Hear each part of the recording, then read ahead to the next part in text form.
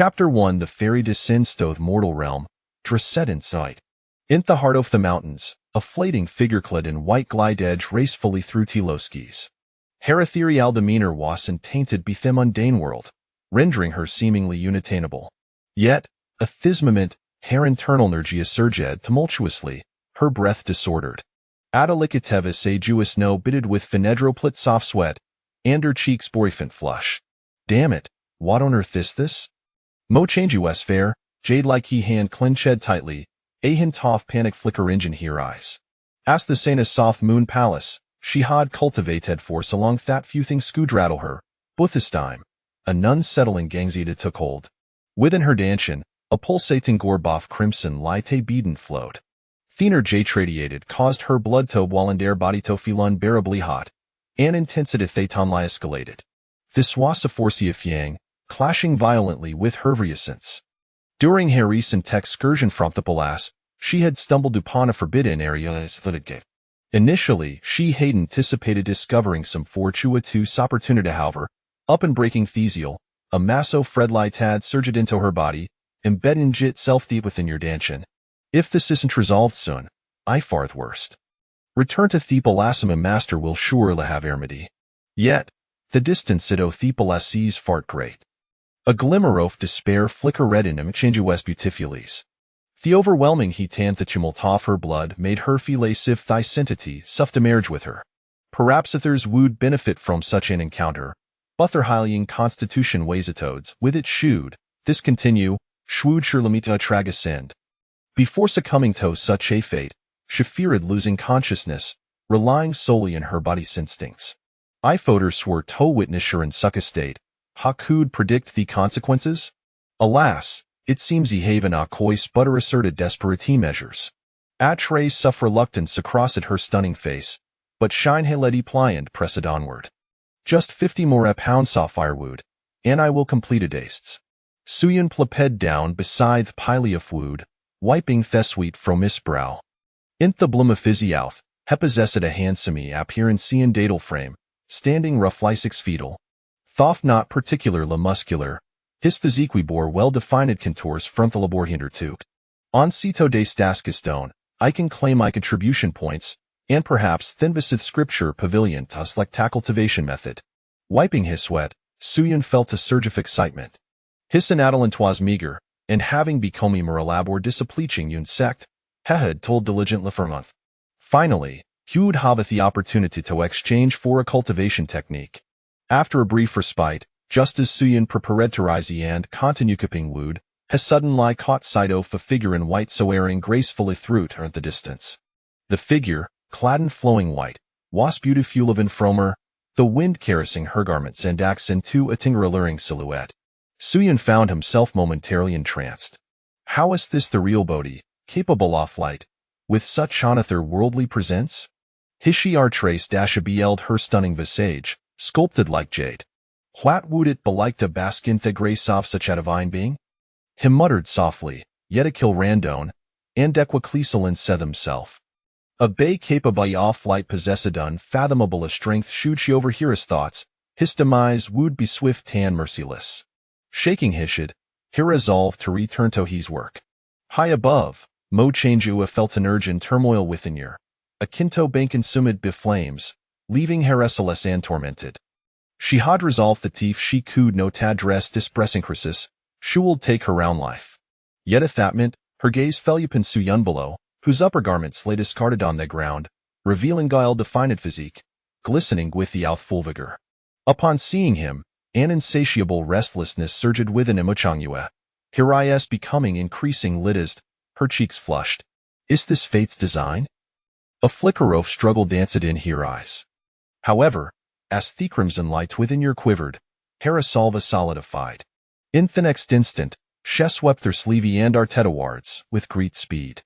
On the hillside, Suyan was startled watched Imochangua, who had initially soared away, no hurtling towards him. Had she truly heard his earlier musings? Mo change Iowa's speed was astonishing before he could ponder further, she stood before him. Senior, I. Suyan began to speak, but Imochangua, her gazific sejupanum, who shed them forceful light at the ground. It was sober. Washa trilitami these and hiri? A kill-gripped Suyun shart. For a cultivator capable of flight, to take his life would be Sephartals esquishinganit. However, just as despair consumed him, has suddenly fell tackling breeze below. Lifting gaze, he was astonished to see her tugging down his trousers. Stunned, Hega speed and shock. Senior, a gentleman may be led but no humiliated. Mo changeio e glanced at the struggling Suyun, her jade hand waving. Instantly, several beams of white a light shot forth, sealing his mount hand binding Heim in place, rendering immobile. Lying on the ground, Suyun sees wouldn't in disbelief fascia bl de mo changeio of tinger skirt, revealing her fair, supple legs, skin as smooth as jade. All heckle doas watch, helplessly, as she proceeded with her next actions. More than in her litter, Moshen Gayu arose. Shedjisted Haratira though her cheeks were flushed, her breath had steadied, and the searing sensation within her had dissipated. Is it gone? She turned at her gaze inward to Herdenshin, discovering that Thekrims nor Badvanishid entirely. These was Therius and four returned Tunner Mousy. With Thasig off relief, Shedder Ned to look at Suyun, Hole pentingant the ground, her beautiful lie as fled with a flicker of murderous intent. I foder swirtle learn off her dalliance with such ayakling, I twooed sure like causing a uproar. After a moment's hesitation, she gradually relaxed her tightly clenched shed fist, her murderous intent fading. Ultimately, this man was her savior, and dit was Uhohud compelled him. To kill Heim of Turby and Grescued would be cruelty she could not commit. With a wavy of her hand, the bending light arounds unvanished. He immediately dressed, casting a complete slow canchunua. He recognized that she had been compelled against their will. Moreover, the experience had been utterly intoxicating. Mo change Iui had fully her composure, Harry no coldicis, Asha spoke softly, Shu diut raisingel were dofto des events, rest assured, countless will comato and shuri artemise. Her snowy whitey attire and frosty demi norandrid heron untouchable, noble fairy. You understand, Su Yun breathed a sigh of relief. He had feared Shemitzel and Sam permanently, Butitsim thought would not bid case. Mo change Iu's gaze remained fikeden Su Yun, Hirias betraying no emotion, leaving Haimung curtain for thoughts. Chapter 2 The lie tinter's body, strengthening throughts. In the next moment, she turned and sword into Theski. In the blink of an eye, she vanished from Su Yun's sight. Staring at the direction in which Emochangi Wadis appeared, Su Yun finally regained his senses. What just happened? Heffeltaz thought you were in a dream. Only Montego had been longing to experience her grace, and now she had initiated an intimate connection with him. Yet, he remained unaware for true identity. Chan. These was the character hedge limb Sedona token hanging from her waist.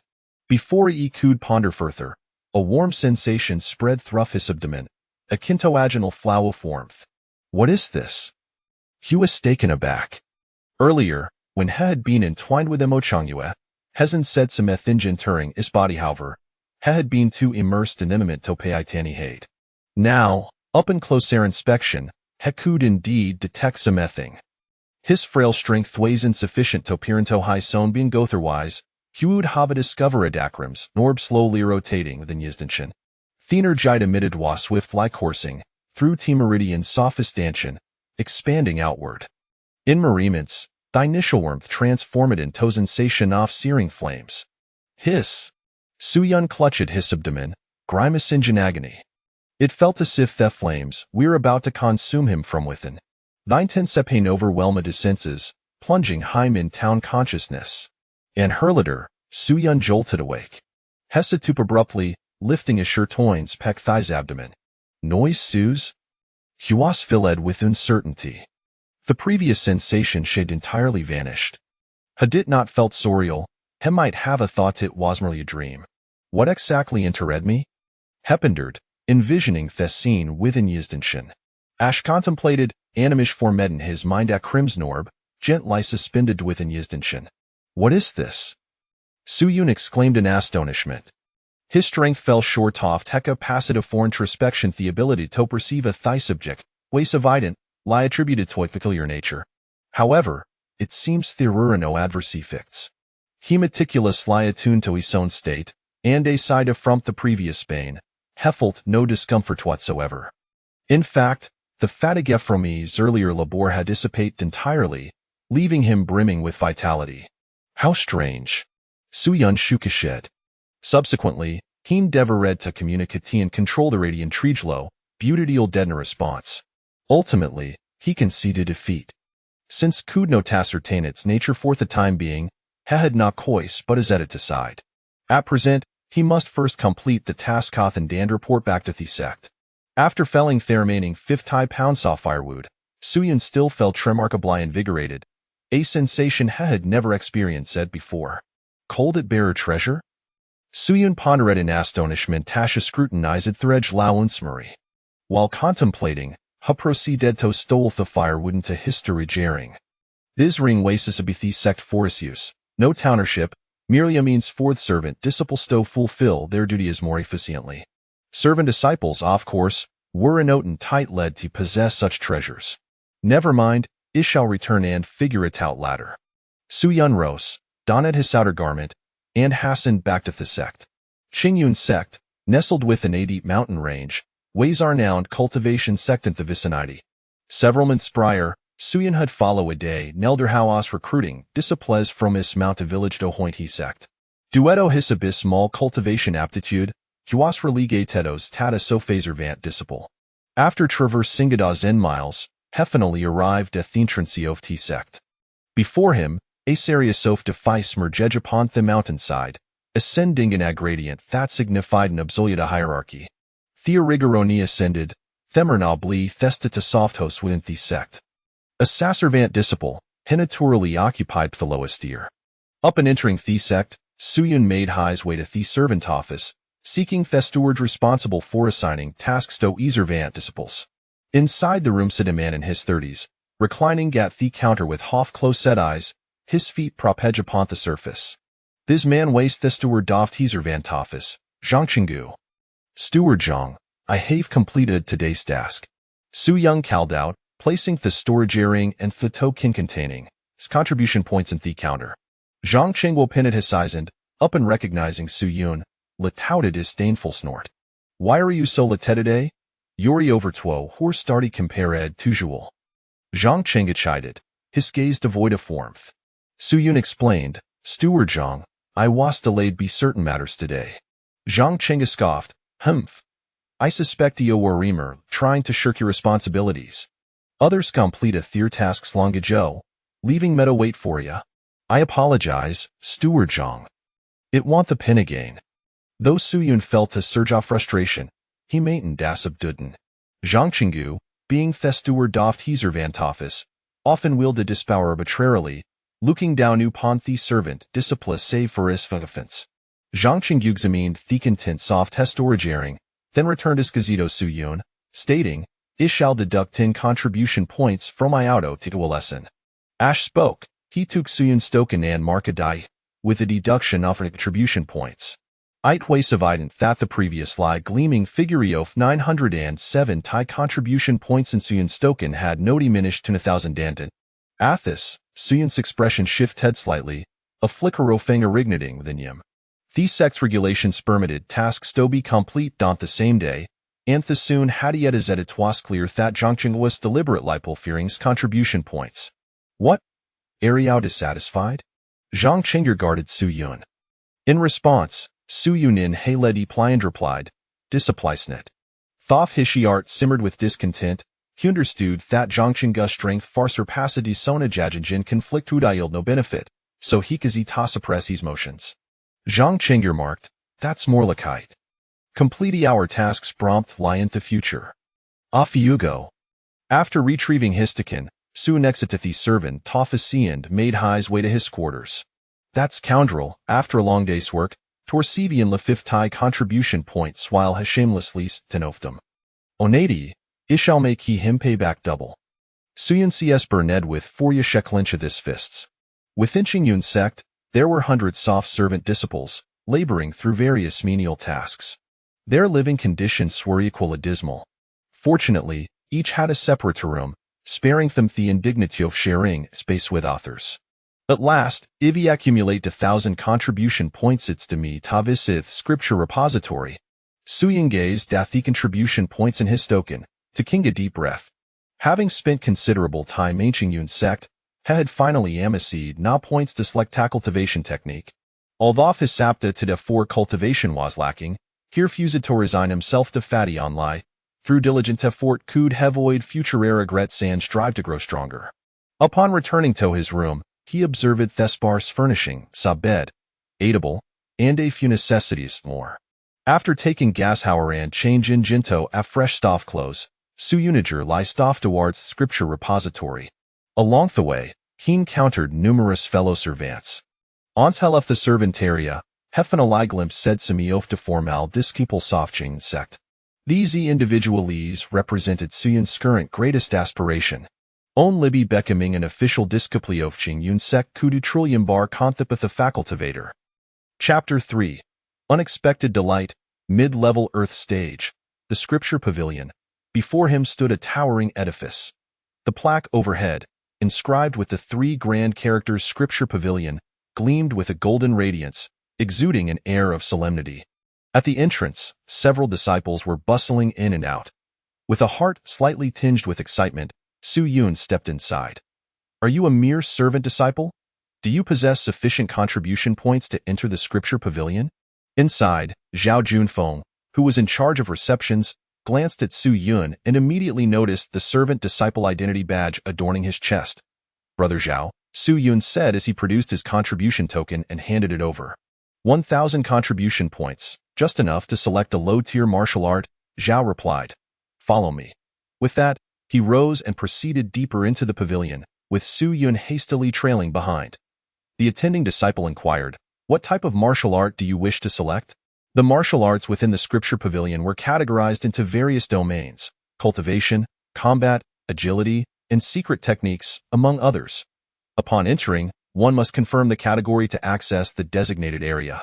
The sect placed great importance on cultivation methods, strictly prohibiting any leakage to outsiders. Su Yun responded, Brother, I wish to select a body refining technique. He had long since resolved that what he needed most at present was indeed a body refining art. The path of cultivation was divided into various realms such as body refinement, Qi Si, Life Palace, True Fire, and Return to Concealment. Currently, apart from the most ordinary Qi guiding technique provided by the Qingyun sect, he possessed no other methods. To truly enter the realm of body refinement, he must cultivate a body refining technique. Very well, come with me, the attending disciple continued, leading Su Yun onward. After traversing a long corridor, they arrived at a chamber dedicated to body refining techniques. The room was modest, and it was entirely unoccupied. After all, within the Qingyun sect, there were very few who required foundational body refining techniques at this stage. The attending disciple looked at Su Yun and said, You have half an hour to select. Thank you, brother, Su Yun responded, watching as the disciple departed before stepping into the room. Inside, several shelves were lined with low-tier body refining techniques. Su Yun took a cursory glance. Meng Miao Gong, Song Lang Gong, 9 transformations of body refinement.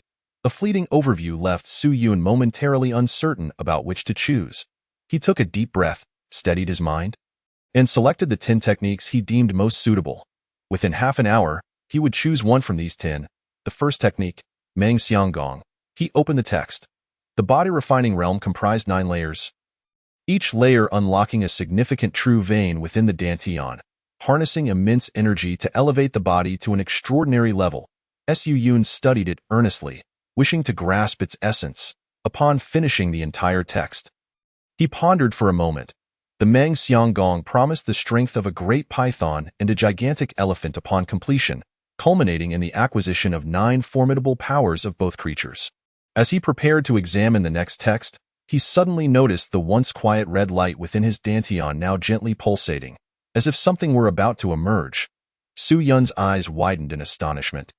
Moments later, lines of text began to materialize within the crimson glow. At the very top, large characters emerged. Meng Xiang Ju. What is this? Su Yun was taken aback. Upon closer inspection, he found that the content of the Meng Xiang Ju was quite similar to that of Meng Xiang Gong. Yet the details were significantly refined. Most crucially, he noted 4 small characters at the bottom. Yellow tier, low grade. At this revelation, Su Yun's gaze sharpened, and his expression became one of shock. This crimson light had actually enhanced the Mang Xiang Gong, elevating it to a higher tier. Martial arts are classified into tiers: low tier, yellow tier, mysterious tier, earth tier, and heaven tier. As for anything beyond heaven tier, Su Yun had never even heard of it. Now, the previously low-tier Mang Xiang Gong, after the enhancement of the red light, had transformed into a yellow-tier, low-grade technique. What extraordinary phenomenon is this red light, so wondrous in nature? Filled with joy, Su Yun wondered if all other techniques could also be elevated in rank. He eagerly seized the nearby Cang Xian Jing and began to peruse it. Sure enough, after reading through it, the red light stirred once more. Moments later, a new technique materialized: Tai Cang Xian Jing, yellow tier, low grade. However, before Su Yun could fully process this, he observed the red light inscriptions of Tai Cang Xian Jing and Mang Xiang Ju slowly merging into a singular, intricate formation of text. Subsequently, it gradually clarified, arranging itself into a brand new martial art: Tai Jiao Xian Jing, yellow tier, upper grade. After finishing the text, Su Yun felt his lips dry. A yellow tier technique was accessible only to formal disciples within the Qingyun sect. And now he had acquired a yellow tier upper grade body refining art. It is crucial to understand that the tier of a martial art determines the potential strength of a cultivator, even among warriors of equal talent. The disparity in power between those cultivating low tier and yellow tier techniques is exceedingly pronounced. Could the remaining techniques also be further fused and enhanced? Su Yun's heart raced with anticipation. Without wasting any time, he immediately set forth to experiment. He rapidly examined each of the body-refining techniques in succession. Upon reviewing the fourth technique and successfully merging 4 martial arts, he obtained a Tai Xinxiang Gong. Classified as a yellow tier, low-grade technique, yellow tier, low grade. Su Yun's heart raced with exhilaration. He had heard that the strongest techniques within the Qingyun sect were merely of the mysterious tier, though he could not ascertain their authenticity. This was not the limit. He would continue merging. Thus, in the ensuing moments, he successfully fused together dozens of body-refining techniques. Ultimately, he achieved a Tai Xian Long Lian Tigong, classified as a mid-level earth tier body-refining technique. Mid-level earth tier. Gazing at the shimmering text within the red light, Su Yun felt a sense of disbelief wash over him. He could be certain that no such powerful technique existed within the entire Qingyun sect. If he continued to merge, could he not attain a heaven-tier technique? With this thought in mind, he pressed on with the fusion. Yet, regrettably, the subsequent body-refining techniques he reviewed could no longer be merged or elevated in tier. Had he reached a bottleneck? This had originated from the fusion of low-tier techniques. It was likely that earth tier represented the pinnacle. Had he initially fused yellow-tier techniques, perhaps he could have touched upon the heaven-tier level. Su Yun speculated inwardly that it would be worthwhile to attempt this in the future, but it was too soon to dwell on it now. With a mid-tier body-refining technique in hand, even if my talent is lacking, I can undoubtedly compensate for it, resulting in a swifter pace of cultivation. Su Yun was elated. This far surpassed his expectations. Half an hour swiftly elapsed. He casually picked the Mang Xiang Gong and prepared to depart. Although he had already acquired an earth tier technique, he needed to maintain appearances to avoid suspicion. After all, a mere servant disciple accumulating 1,000 contribution points to enter the scripture pavilion without taking away a technique would certainly raise eyebrows. Brother Zhao, I have chosen this technique, he announced at the counter outside, addressing the attending disciple from earlier. Chapter 4. Immersed in cultivation, playing along with the scheme. Upon hearing this, Zhao Junfeng casually deducted 1,000 contribution points from Su Yun's token and handed it back to him. He then utilized a sect-specific shadow stone to inscribe the Mang Xiang Gong and passed it to Su Yun. As Su Yun accepted the shadow stone and token, he noticed that only 10 contribution points remained, causing him a pang of regret. This was the result of several months of diligent accumulation. However, with the cultivation technique in hand, his physical prowess would strengthen, allowing him to complete tasks more effectively and thereby earn contributions more easily. Zhao Junfeng fixed his gaze on Su Yun and said, "According to the sect's regulations, the technique inscribed within the shadow stone will vanish within a year. You may only practice it with fellow disciples. If it leaks outside the sect, you shall face severe consequences." Understood, understood, Su Yun nodded, storing the Mang Xiang Gong as he exited the scripture pavilion. He made his way back to the servant quarters, arriving at his room. After closing the door, he sat cross-legged at the table and began to delve into the Tai Xian Long Lian Ti Gong that glimmered with red light. First, he conducted a preliminary review. The body-refining realm involved absorbing the spiritual essence of heaven and earth to unlock 9 true veins. Each unlocked vein would exponentially amplify strength. Just as he prepared to study deeply and commit it to memory, he suddenly realized that this technique was already deeply ingrained in his mind. Having merely glanced through it once, it had wholly imprinted itself upon his consciousness, impossible to forget. Could it be that this red light, upon merging with me, has established a profound connection? The text it conveyed seemed as if he had always known it, completely etched into his heart. Su Yun was astonished. This indeed saved him considerable effort and was a delightful surprise.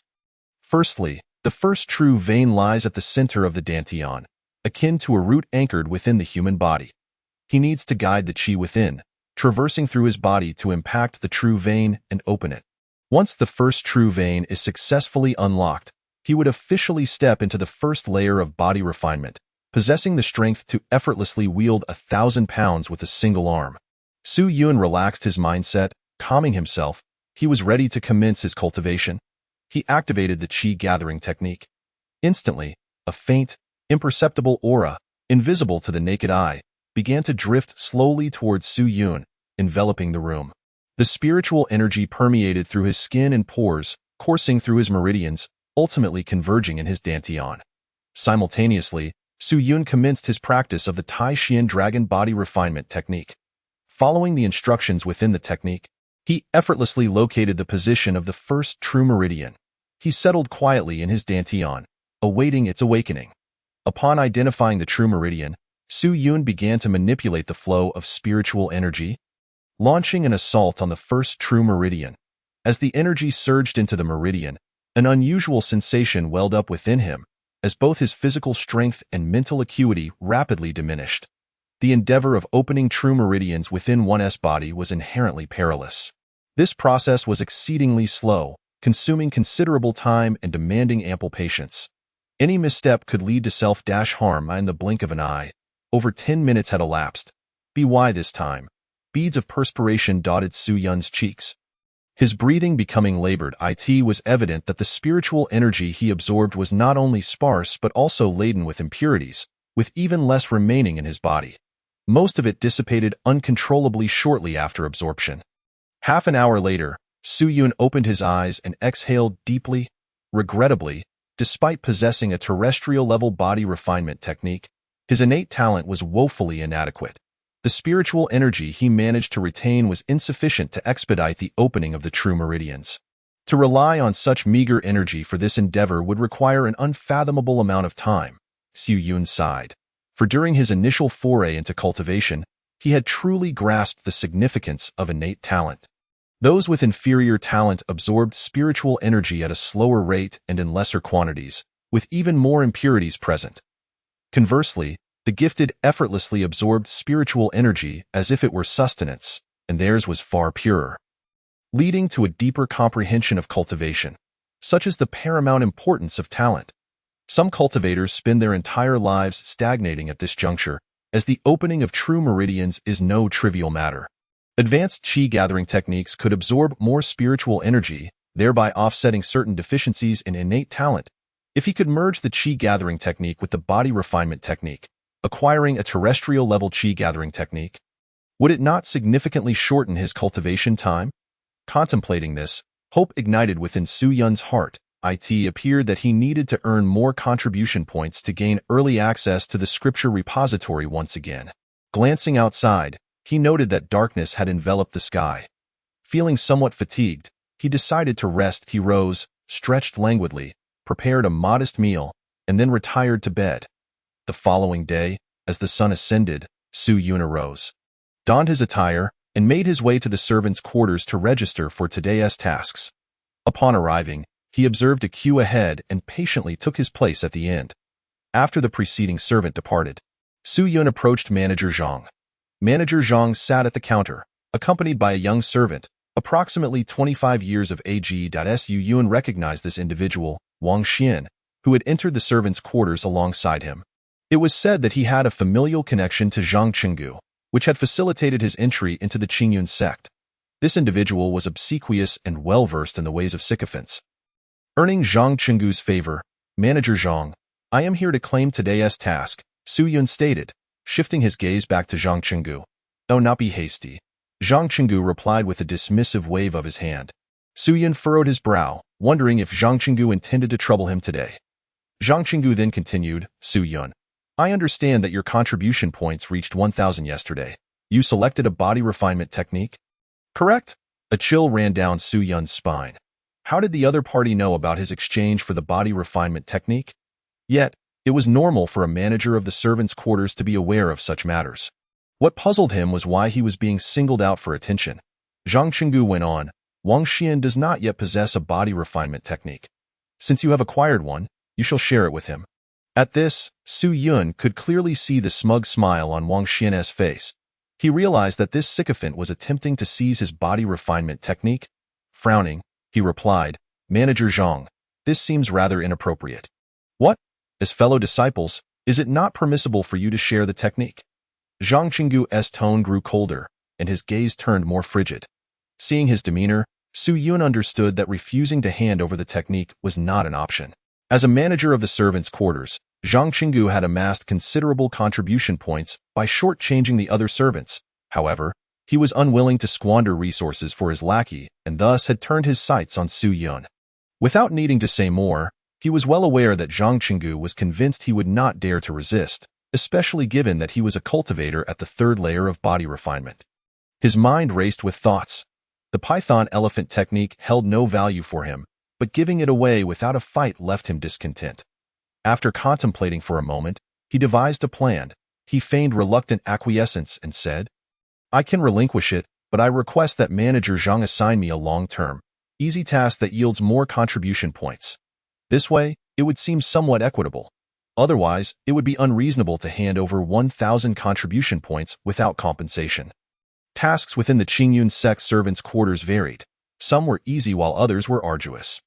Those well connected with Zhang Qinggu typically received the easier, more lucrative tasks, while individuals like himself were relegated to laborious chores like chopping wood and fetching water. Thus, he sought to leverage this opportunity to secure a better assignment with more time for cultivation.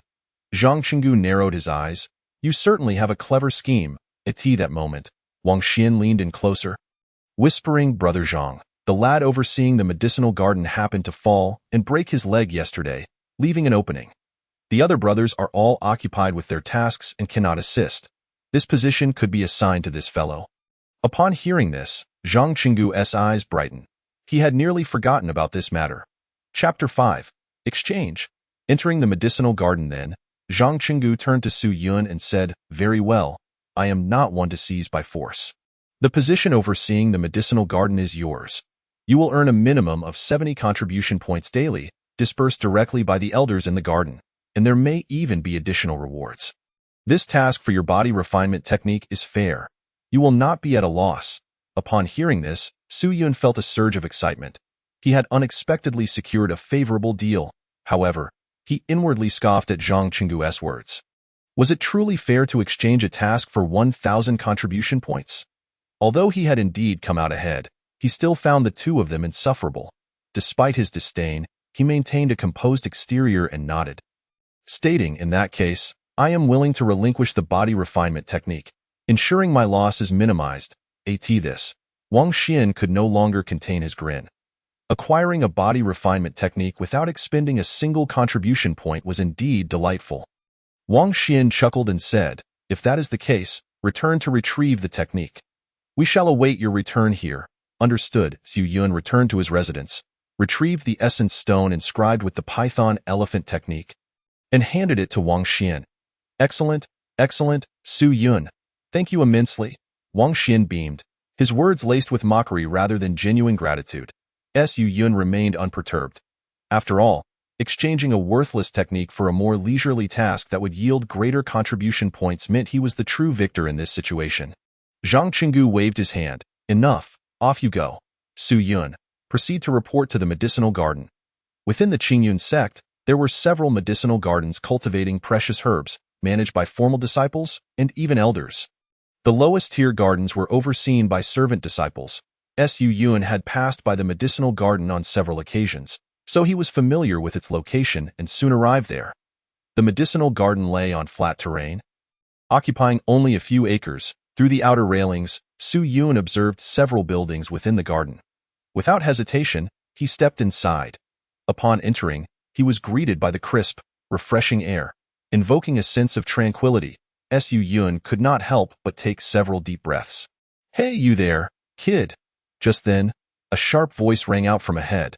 Su Yuan turned promptly to see an elderly man with a head of white hair and a face lined with wrinkles, his skin parched and appearing quite aged. His piercing gaze was fixed firmly upon Su Yuan. This individual was the head of the medicinal garden, holding the title of junior elder granted by the sect, which was rather unique. Su Yuan did not dare to be negligent and quickly approached him. "Elder son," Su Yuan addressed respectfully. The man before him was named Sun Wuyan, a cultivator at the fourth layer of body refinement who had resided in the medicinal garden. Although his cultivation was only one layer higher than Zhang Chenggu's, he possessed the skill of alchemy. This was the reason he could remain in the medicinal garden, as the elixirs he crafted were supplied to the sect, benefiting numerous disciples and securing his position. Even formal disciples treated him with a measure of respect. "You are the new servant? Why did you arrive so late? Do you have any idea how much time you've wasted for me?" Sun Wuyan glared at Su Yuan, his face reflecting displeasure. Su Yuan spoke up. "I apologize, Elder Sunday, some matters delayed me. I, Su Yuan, have come to oversee the medicinal garden." Sun Wuyan, somewhat impatient, retorted, "Enough with the pleasantries. Come with me at once." With that, he turned and strode into the room. Su Yuan inwardly grumbled, noting the elder's irritable temperament, and followed him inside. Immediately, a rich aroma of medicinal herbs enveloped him. His eyes brightened as he beheld an array of alchemical apparatuses.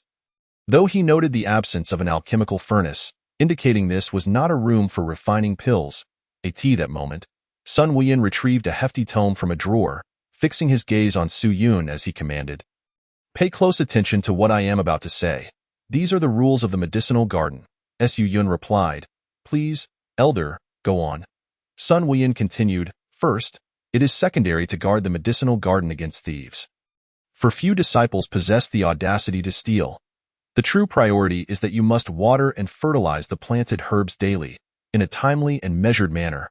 Hearing this, Su Yuan raised an eyebrow. Thinking it was a simple task, sensing Su Yuan's thoughts, Sun Wuyan barked, "Do not mistake tending to herbs for mere gardening. Each spiritual herb requires different care. For instance, some need regular watering while others must be nourished with extracts from other herbal essences. There are even those that can only thrive with the application of potent spirits. Too little or too much will ruin them." Su Yuan fell silent, realizing this task was fraught with complexities. It seemed that while his physical labor would be light, his mental exertion would be considerable. Here are the characteristics of all the spiritual herbs and their cultivation methods. Study them carefully. Sun Wuyan thrust the book into Su Yuan's hands. Flipping through it, Su Yuan discovered each page detailed various traits, cultivation techniques, and medicinal properties of the herbs. Sun Wuyan added, "I have already fertilized all the herbs in the garden once. You have several hours to review this material. Ample time for multiple readings. When the time comes, fertilize the different herbs according to the specifications listed. Pay attention. If you make a mistake and ruin the herbs, you will be held accountable." Su Yuan took a deep breath and replied, "I understand, elder." After delivering his instructions, Sun Wuyan gathered some tools and said, "I am now going to refine some pills. Unless it is of utmost importance, do not disturb me." "Understood," Su Yuan affirmed. With that, Sun Wuyan exited the room. Heading to a larger building to the west, slamming the door behind him, Su Yuan turned his gaze inward. Now, he was alone in the entire medicinal garden. He began perusing the tome of herbal notes in his hands. Though the book appeared thick, the garden did not contain an overwhelming number of herbs. Sun Wuyan had marked what was present, making it manageable. He needed only a general understanding of the classifications. Thereafter, he could cultivate according to the methods outlined. After a thorough reading, Su Yuan set the book down and ventured outside. He approached the area where the spiritual herbs were planted, surveying the various specimens before him. Closest to him was a herb with a blue root and several vibrant flowers, strikingly beautiful. "This is the San Lan Hua, a low-tier spiritual herb," which can be watered to refine the Hui Qi Dan. Looking up, he spotted another herb, entirely green, and murmured, "This is the Yu Zi Jing." Also a low-tier spiritual herb, which can be watered to refine the Bao Yuan Dan. Then he noted, "This is the Tsang Zai Jing." A low-tier herb as well. Su Yun scanned the area, unintentionally voicing his thoughts. Suddenly, he jolted back to reality, his body trembling in shock, his eyes wide with astonishment.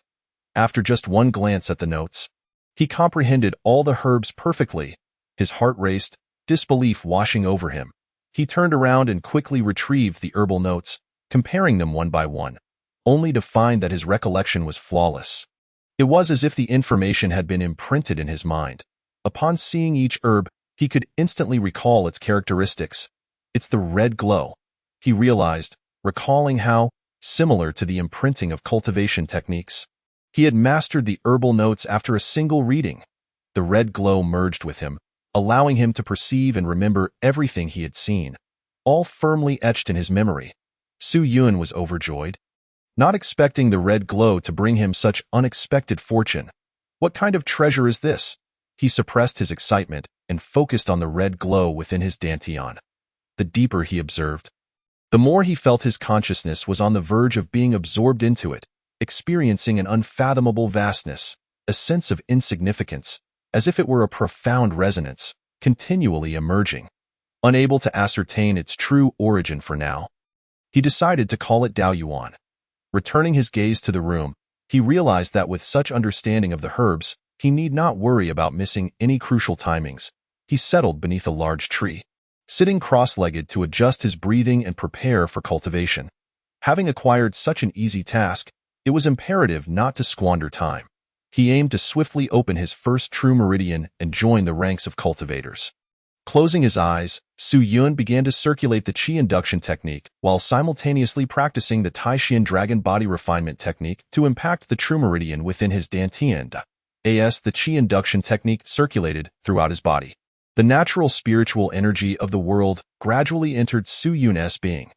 He noticed that the amount of energy he absorbed was significantly greater than when he practiced in his room. Indeed, the spiritual energy in the medicinal garden was abundant, making his cultivation efforts far more effective.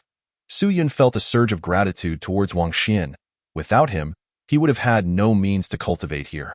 During his cultivation, he observed that the spiritual energy he absorbed through the Qi induction technique, after passing through the Dao Yuan in his dantian, transformed into a remarkably pure essence, devoid of impurities, and exceeded the amount he had previously retained. Splendid. If this continues, the time it takes to open my true meridian will be greatly shortened. Su Yun was elated, realizing he had stumbled upon a tremendous fortune.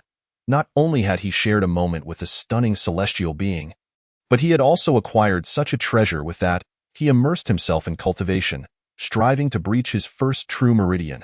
Before long, several hours had passed. Su Yun was drenched in sweat, his breath coming in quick gasps.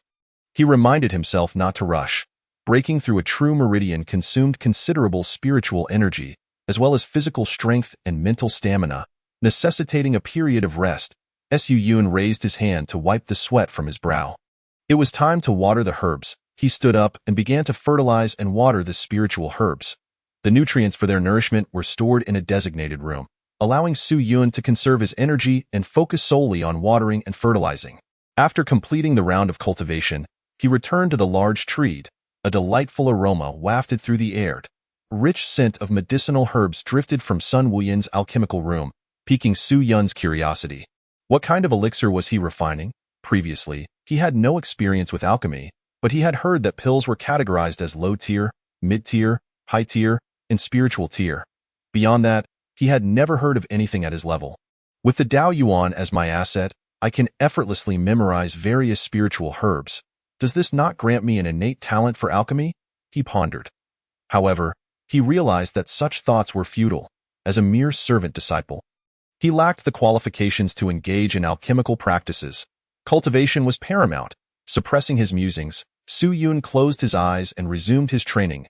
At this juncture, breaking through and shedding his identity as a servant disciple was of utmost importance.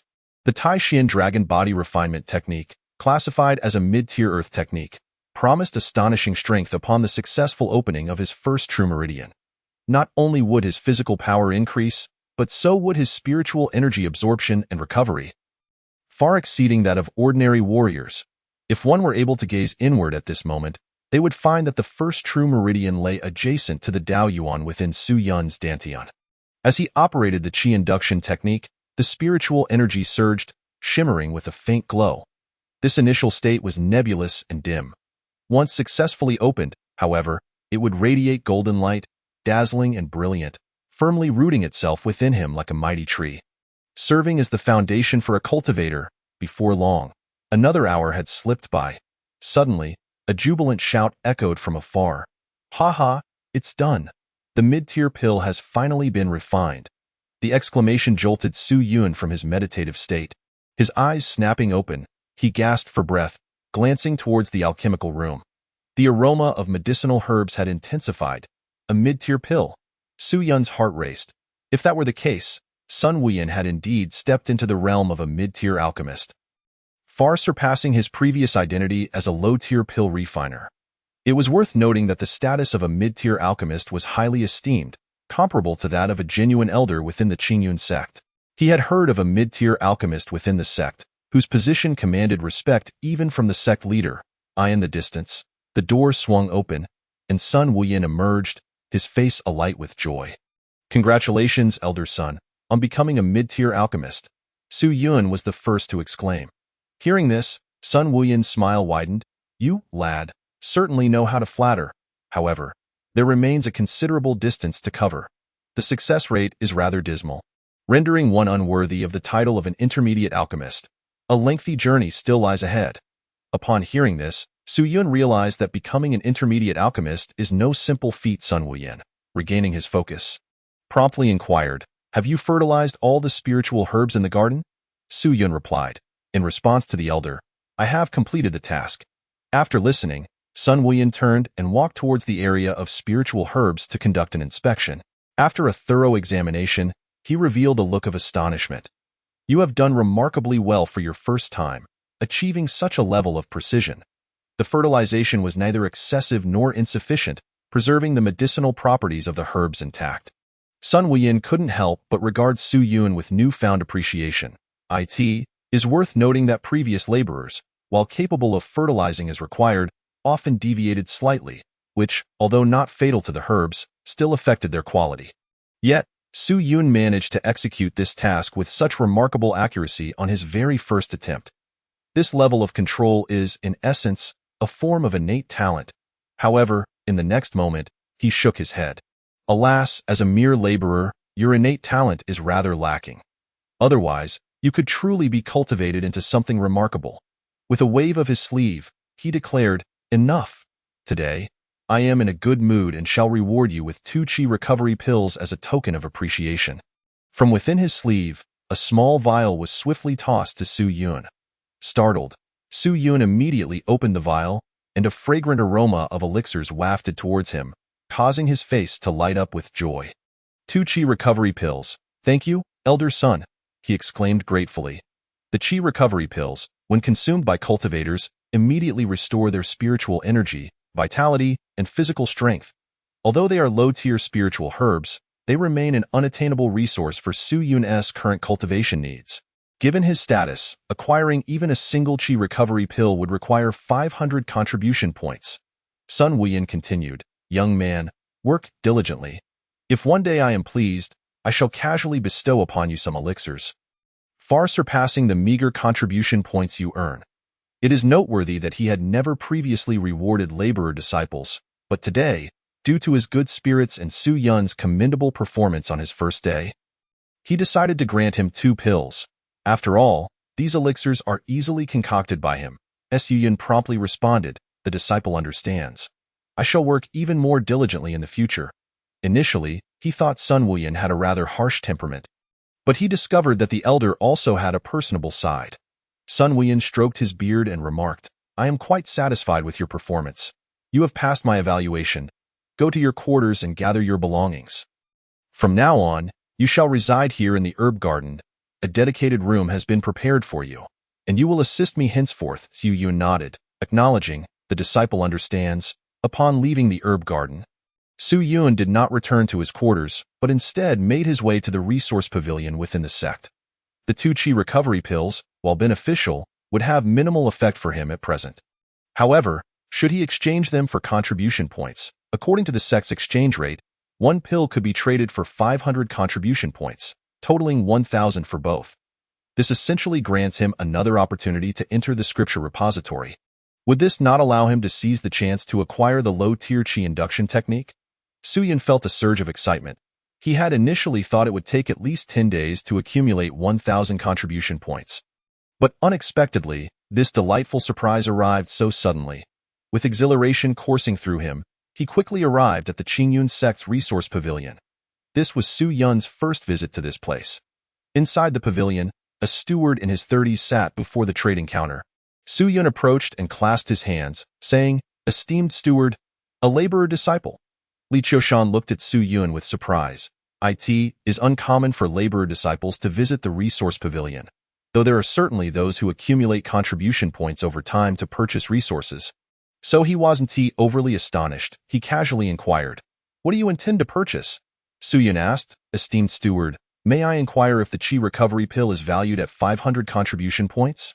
Li Qiushan confirmed, "Indeed, each chi recovery pill is worth 500 contribution points. How many do you wish to buy?" Su Yun replied, "I intend to sell 2 and exchange them for contribution points." As he spoke, he handed the vial containing the chi recovery pills to the steward. Upon hearing this, Li Qiushan was taken aback. Upon receiving the vial and opening it, he confirmed that they were indeed authentic chi recovery pills. This astonished him. How does a laborer disciple possess 2 chi recovery pills for sale? It is noteworthy that even formal disciples rarely possess such pills. Su Yun explained, "Esteemed steward, I have performed well in managing the herb garden." And elder Sun Wuyan was pleased, granting me these 2 chi recovery pills as an exception. His honest explanation alleviated any doubts the steward may have had. Li Qiushan's expression shifted to understanding. "So that's how it is. You truly are fortunate. In light of this," he agreed. "Very well. I shall exchange them for 1,000 contribution points." Su Yun presented his contribution token, watching as Li Qiushan credited him with 1,000 contribution points. "Thank you, esteemed steward," Su Yun said, smiling as he retrieved the token. After collecting his contribution token, Su Yun turned and departed, heading straight for the scripture repository. He wished to delay no longer in case of unforeseen events. After all, while contribution points could be lost, the Tao source within his Dantian, once fused with the technique, would belong to him and could not be taken away by anyone. Before long, he arrived at the scripture repository, where Zhao Junfeng, who had previously assisted him, raised an eyebrow upon seeing Su Yun. "What are you doing back here? You're not considering exchanging the body refining technique you selected yesterday, are you?" Su Yun waved his hand. "No, senior brother Zhao, I intend to select another technique, specifically a chi induction technique." Zhao Junfeng raised his eyebrows higher, teasingly saying, "You only had 10 contribution points remaining yesterday. Did you really manage to acquire over 900 points in a single night?" Su Yun scratched his head. "I was fortunate. Today Elder Sun Wuyan was pleased and rewarded me with 2 chi recovery pills, which I exchanged for 1,000 contribution points. Such a thing occurred?" Zhao Junfeng's eyes widened. He clearly remembered that Sun Wuyan had a notoriously poor temperament and was quite stingy. Today must be an unusual day. He scrutinized Su Yun from head to toe, saying, "This kind of luck is rare for a laborer disciple. Follow me." Su Yun followed him through the corridor and entered a room filled with chi induction technique scrolls.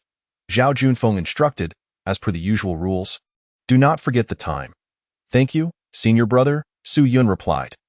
After watching Zhao Junfeng leave, he scanned the room. It remained empty. 1,000 contribution points only allowed access to the low-tier techniques, which laborer disciples need to accumulate over a long time. While formal disciples often disdain low-tier techniques, however, these low-tier techniques are still treasures to me. Su Yun grinned widely. The Kangming technique, the Gathering Spirit technique, and the Sacred Chi skill. Su Yun glanced around and selected the Gathering Spirit technique to begin his study. Following the previous protocol, he quickly perused the scroll. Once he had a rough understanding, he focused on the Tao source within his Dantian. Soon, the Tao source manifested as a red-hued technique, the Spirit Source technique, of yellow rank and low grade. "Excellent," Su Yun felt relieved. Next, he proceeded to fuse it just as he had done previously. After merging several techniques, he successfully acquired a mid-tier Earth-rank Qi induction technique. The Zhongling Classic, another mid-tier Earth-rank technique. Su Yun couldn't contain his joy and laughed heartily. In just the span of 2 days, he had obtained 2 mid-tier Earth-rank techniques, one for Qi induction and one for body refining. Now, with both Qi induction and body refining techniques at his disposal, his cultivation time would be significantly reduced, and he would grow even stronger. Su Yun reveled in his thoughts. With no time to examine the Zhongling Classic, Su Yun hastily took the Gathering Spirit technique and turned to leave the scripture repository. As per the usual practice, Zhao Junfeng handed him the recorded stone and deducted the contribution points from his account. "Thank you, senior brother," Su Yun said before exiting. As he walked along the deserted path, Su Yun felt an overwhelming excitement within him. 2,000 contribution points had secured him 2 mid-tier Earth-rank techniques. If others were to learn of this, they would undoubtedly be rendered speechless in astonishment. However, amidst his joy, he understood the importance of discretion. He was well aware of the saying, "A commoner is innocent." But possessing treasure invites calamity. Su Yun took a deep breath, calming his exhilaration. He needed to gather his belongings and return to the herb garden. Too much time had passed, an elder son might become displeased. Chapter 8. Breakthrough. Su Yun returned to his original dwelling, quickly tidying up. In truth, he possessed little more than some clothing and daily necessities. After wrapping them into a bundle, he made his way back to the herb garden. His new quarters were adjacent to the facilities used for cultivating spiritual herbs. Su Yun pushed the door open and found the amenities to be relatively complete. Overall, it was not much different from his previous living conditions, equally humble. Although the dwelling was similarly modest, the enriched spiritual energy in this location made it far superior to his previous residence. Su Yun felt a surge of excitement. After placing his belongings down and tidying up a bit, the room took on a hint of liveliness. With approximately 5 hours remaining until the next round of fertilization, he found himself with ample free time. Upon his arrival at the medicinal garden, he discovered that Elder Sun Wuyin had once again entered the alchemy chamber, allowing him to devote himself entirely to his cultivation. He settled onto his bed, gradually closing his eyes. The moment his eyelids descended, the Celestial Spirit Sutra inscribed within the Tao source vividly materialized in his mind. The very first glance, it was evident that the concepts described therein transcended the previously learned low-tier Qi guiding technique by an immense margin. It was akin to contrasting a plan for managing a river with one for governing the vast ocean. Taking a deep breath, Su Yun began to attempt the techniques outlined within, channeling the energy through his own meridians. Observant eyes would notice that the pores of his skin seemed to slightly open, as if they were drawing in nourishment from the external world. In the next instant, wisps of spiritual energy began to flow gently towards Su Yun's body, their density surpassing that of the previous Qi absorption techniques. Once the spiritual energy entered his being, it swiftly traversed through his pores and meridians, ultimately converging into his dantian like rivers merging into the sea. Su Yun was astounded by this influx of spiritual energy, which was vastly superior in absorption speed compared to before, clearly on an entirely different level.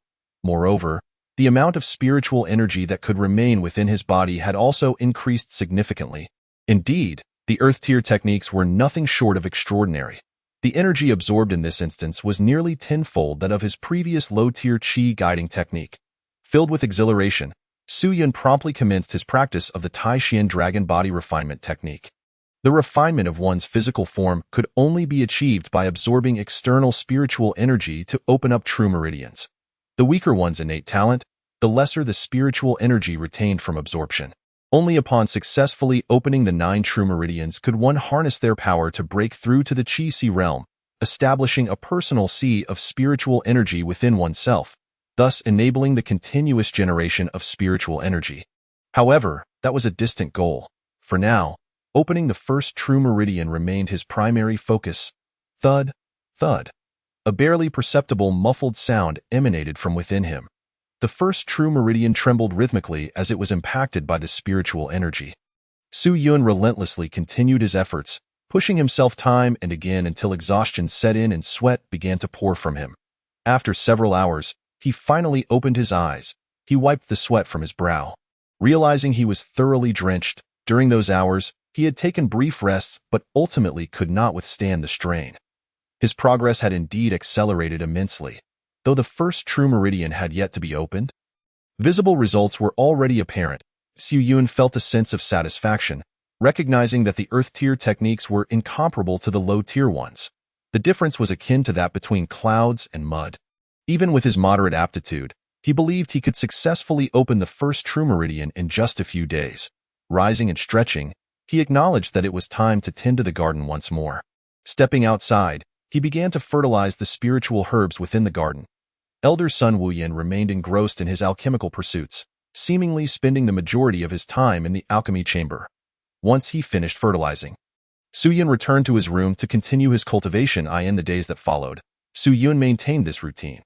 Aside from watering and fertilizing the spiritual herbs, he primarily devoted himself to his cultivation within the confines of his room. After 5 consecutive days, this period was the most effortless since his entry into the Qingyun sect.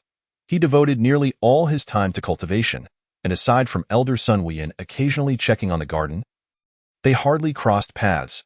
Each morning, Su Yun would sit cross-legged on his bed, drenched in sweat.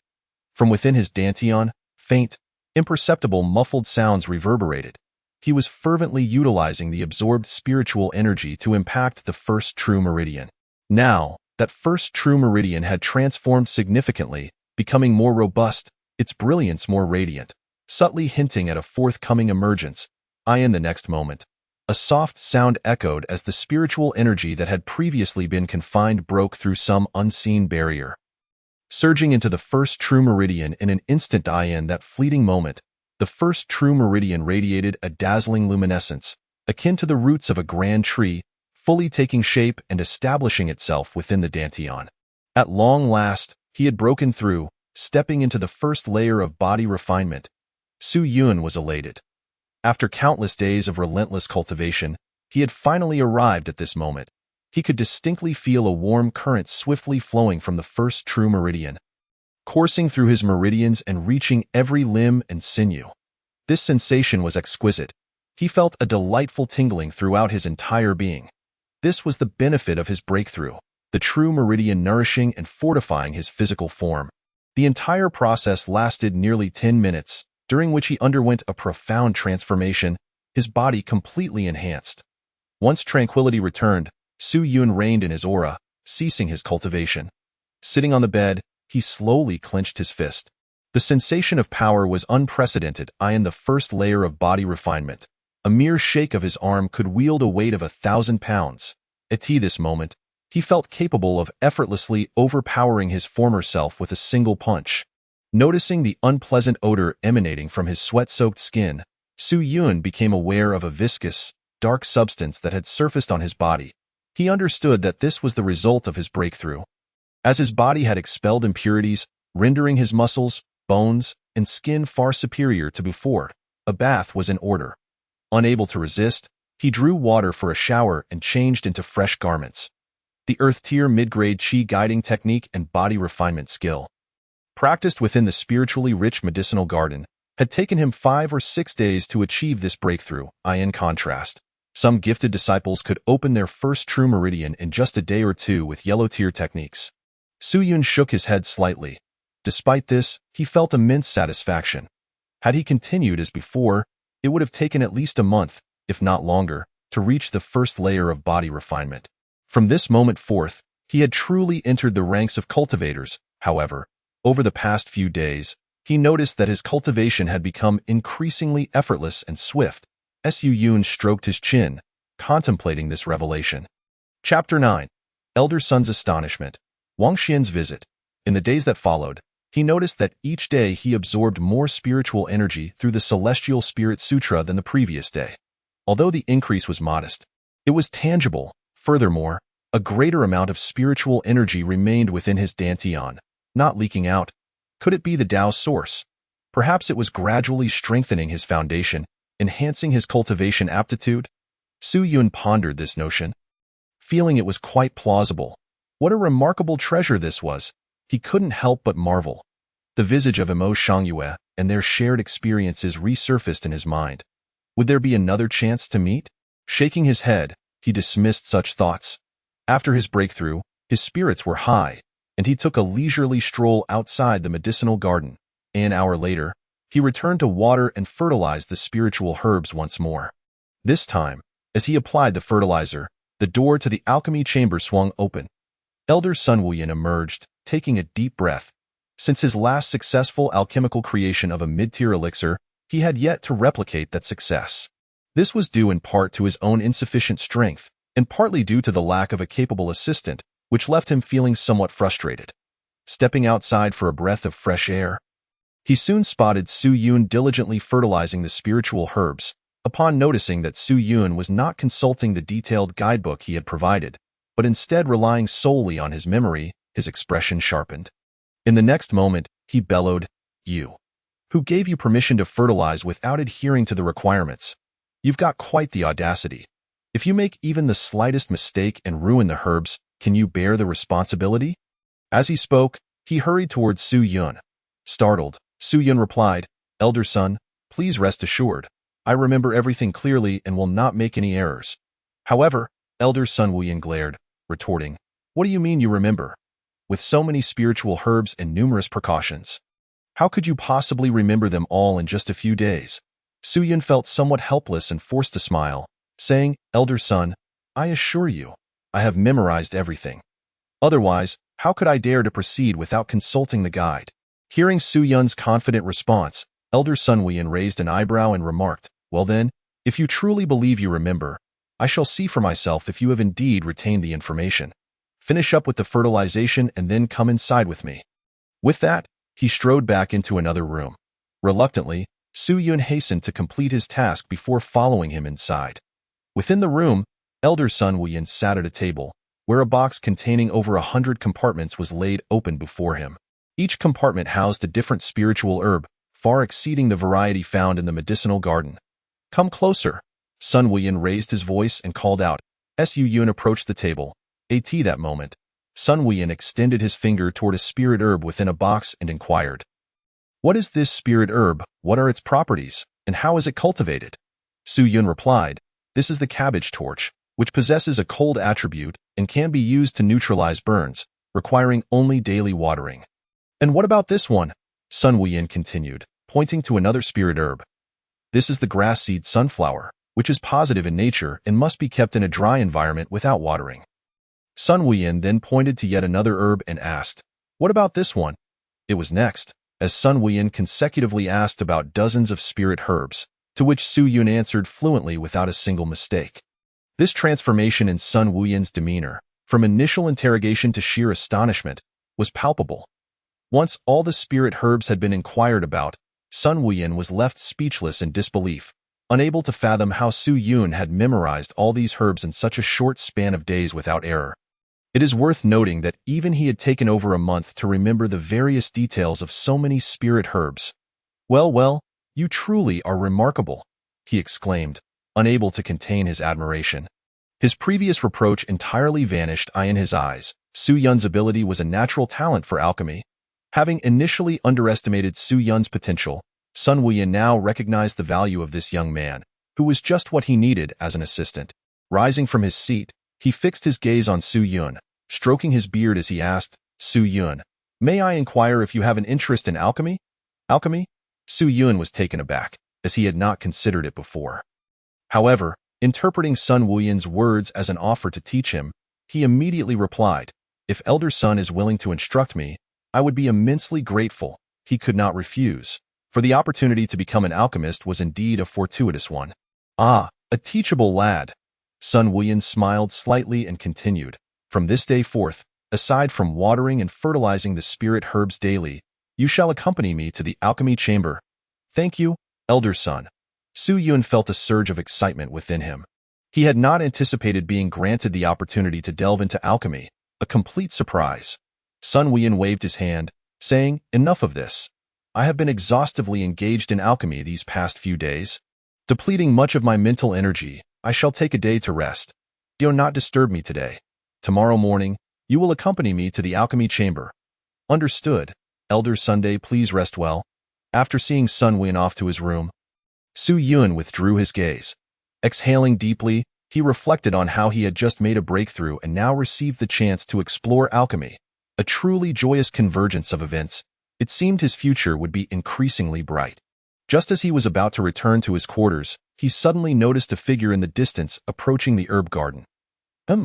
Upon seeing this figure, Su Yun's expression hardened. It was none other than Wang Xian, the very individual who had previously leveraged Zhang Qinggu to seize the python elephant technique. What could this person want? Su Yun narrowed his eyes. Wang Xian had been using Zhang Qinggu's influence to bully the other disciples. A cowardly act indeed. Outside the herb garden, Wang Xian looked up and spotted Su Yun standing outside his room. A smile spread across his face as he waved at Su Yun.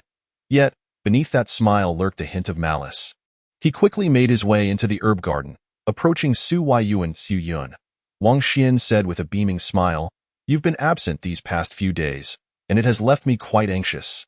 I simply could not wait any longer to come find you." His demeanor suggested a camaraderie that was far from genuine. Su Yun regarded him coolly and asked, "Is there something you need?" "Indeed, there is something." Wang Xian grinned wider. "I require your assistance." Su Yun's heart sank at the thought of this request, and he coldly retorted, "What power do I possess to help you?" Wang Xian continued to smile. "Su Yun, did you visit the scripture pavilion again a few days ago?" Upon hearing this, Su Yun's eyes narrowed slightly. This man had been watching him closely, aware of his visits to the pavilion. Since he had been directly confronted, Su Yun had no choice but to admit that is indeed the case. Wang Xian clicked his tongue and said, "You truly are fortunate. I heard that elder son from the herb garden is quite stingy. I didn't expect you to obtain valuable items from him to exchange for contribution points." A twinge of envy flickered in Wang Xian's expression. Had he known sooner, he would have certainly sought a position in the herb garden. Su Yun felt a chill run down his spine. He had not anticipated that Wang Xian had been covertly observing him and was aware of these matters. This realization unsettled him, prompting him to scrutinize Wang Xian with a newfound wariness. Wang Xian, oblivious to the shift in Su Yun's gaze, pressed on. "So, what did you exchange for at the scripture pavilion? Is it a combat technique?" Contemplating Wang Xian's probing eyes, Su Yun decided to play along. Letting out a light chuckle. "Nothing escapes your notice, senior brother. I did indeed exchange for a boxing technique, though I have yet to enter the body refinement stage and have not begun training." "Indeed!" Wang Xian exclaimed with joy. His speculation confirmed. "You shitty. Since you are not yet prepared to train, why not hand it over to me? Although I haven't entered the body refinement stage either, I am somewhat stronger than you, and I am eager to observe it firsthand." Su Yun's heart sneered. He had anticipated Wang Xian's ulterior motives. Thus, he feigned hesitation, saying, "Senior brother Wang, this." Noticing Su Yun's reluctance, Wang Xian's smile faded slightly, his demeanor turning cold as he sneered. "Su Shidi, I have personally come to seek you out. Do you truly wish to refuse to share the technique? If so, I will have no choice but to inform Manager Zhang, and you may lose not only the technique but also some contribution points." Disdain filled Wang Xian's heart. He found Su Yun's obstinacy tiresome. Su Yun, however, felt a spark of realization. It appeared Zhang Qinggu was still unaware of these developments. He sighed, "Very well, if that is the case. I shall hand it over to senior brother Wang. I only hope you will not forget to return it to me, of course." Wang Xian's smile returned as he patted Su Yun on the shoulder. "If only you had agreed sooner." Su Yun continued, "However, I left the technique at my previous residence and cannot retrieve it at this moment. Elder son requires my assistance shortly. How about this? I will return to fetch it this evening and meet you on the hillside at midnight. Elder son has a peculiar temperament. It is best we do not meet in the herb garden," Su Yun added.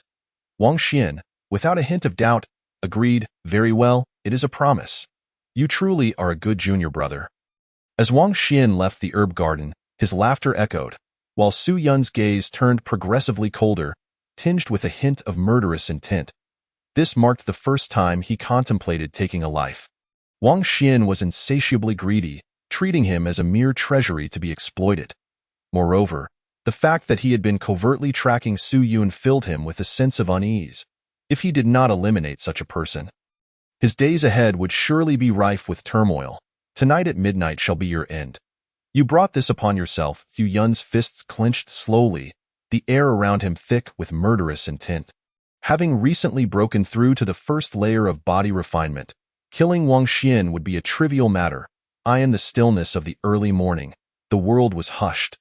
Only the chirping of insects in the grass broke the serenity, creating a sense of calm. A pair of footsteps shattered the quietude as Wang Xian, unable to contain his excitement, made his way to the agreed-upon meeting place. Without spending a single contribution point, he would acquire a body refinement technique and a boxing technique. How fortunate he was to have latched onto Zhang Deji's leg. Su Yun, just a waste of space. Any valuable items he possesses will soon be mine. Wang Xian mused to himself, arriving at the hillside. Upon spotting Su Yun standing beneath a large tree, he hastened his pace. Su Shidi, do you have the technique with you? Wang Xian rubbed his hands together, brimming with anticipation. Of course, I have it with me. Su Yun picked up the shadow stone and handed it to Wang Xian. Wang Xian eagerly accepted the stone. However, upon discovering that it contained the spirit-gathering technique, his brow furrowed in confusion. Junior brother Su, have you made a mistake? Isn't this the qi-guiding technique? Wang Xian, perplexed, prepared to look up at Su Yun. Yet, as he lifted his gaze, he was met with Su Yun's icy visage. Suddenly, a fist loomed before him, rapidly expanding in his vision, leaving him no time to react. His expression turned to one of horror, and before he could utter a word, he was violently struck in the face. Bang! The tremendous force sent him flying several meters away. Dazed and disoriented, his facial bones had already caved in, blood gushing from his mouth and nose, the excruciating pain nearly causing him to faint. Simultaneously, he was filled with dread, his eyes wide with terror. Such strength was not something an ordinary person could unleash. Had Su Yun already broken through to the body-refining realm? Before he could process this revelation, the back of his head was struck again with a heavy blow, bang, accompanied by a dull thud. Wang Xian's skull caved in, blood mingled with brain matter splattering forth. 2 punches, and Wang Xian was slain. Beneath the moonlight, Su Yun's eyes were cold as ice. You worthless creature, who is the useless one now? He wiped the blood from his fist onto Wang Xian's clothing. It was his first kill. Yet aside from the exhilaration, he felt little else, more a thrill than sorrow. Those deserving of death require no further emotions. Su Yun took a deep breath, then reached out to search Wang Xian's body. Regrettably, the contribution token was not on him. He sighed.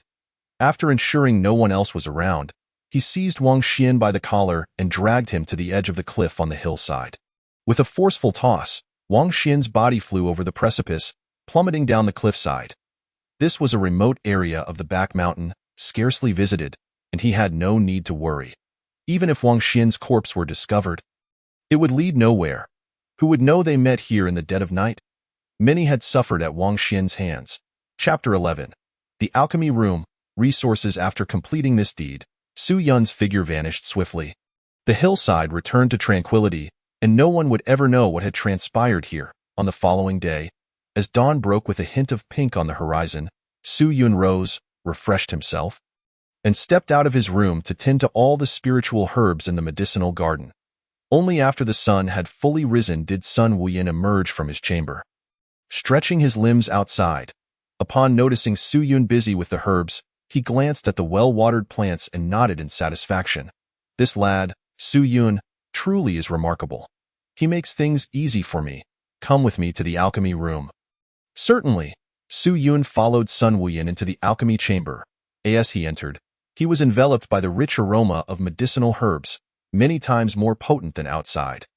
The room was lined with various cabinets labeled with an array of tools and drugs. And in the east, there was a large table laden with an assortment of spiritual herbs. In the center of the room stood a black alchemical furnace, about 1 meter high and half a meter wide. Seeing this, Su Yun was taken aback. He had not expected the furnace to be so modest in size, contrary to his expectations.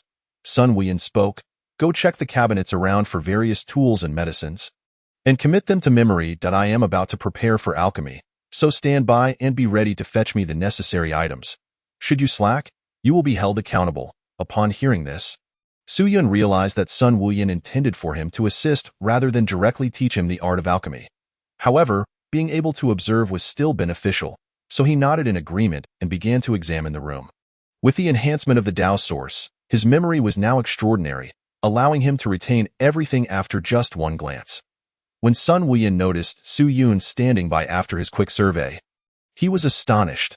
This lad indeed possessed a talent for alchemy. His ability to remember was enviable. Shaking off his thoughts, Sun Wuyin slowly settled in front of the alchemical furnace, regulating his breathing. In the next moment, he ignited the kindling beneath the furnace.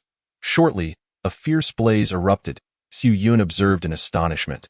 Did alchemists truly use ordinary flames? At that moment, Sun Wuyin instructed, "Bring me the pre-mixed medicinal liquid from the table." Su Yun wasted no time, swiftly retrieving the liquid. Sun Wuyin continued, "Pour it into the furnace." Su Yun complied, pouring all the liquid into the furnace and closing the lid. Afterward, Sun Wuyin fell silent, even closing his eyes. Sitting cross-legged before the furnace like an old monk in meditation, Su Yun stood beside him, quietly observing the alchemical process. In Su Yun's watchful gaze, nearly an hour passed with Sun Wuyin making scarcely a movement. Only occasionally did he instruct Su Yun to adjust the fire's intensity.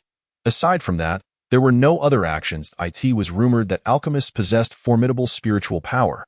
Elder Sun must be sensing the conditions within the furnace, adjusting the flames based on his mental perception to ultimately shape the elixir. Su Yun pondered this in his heart. This was his first experience witnessing alchemy.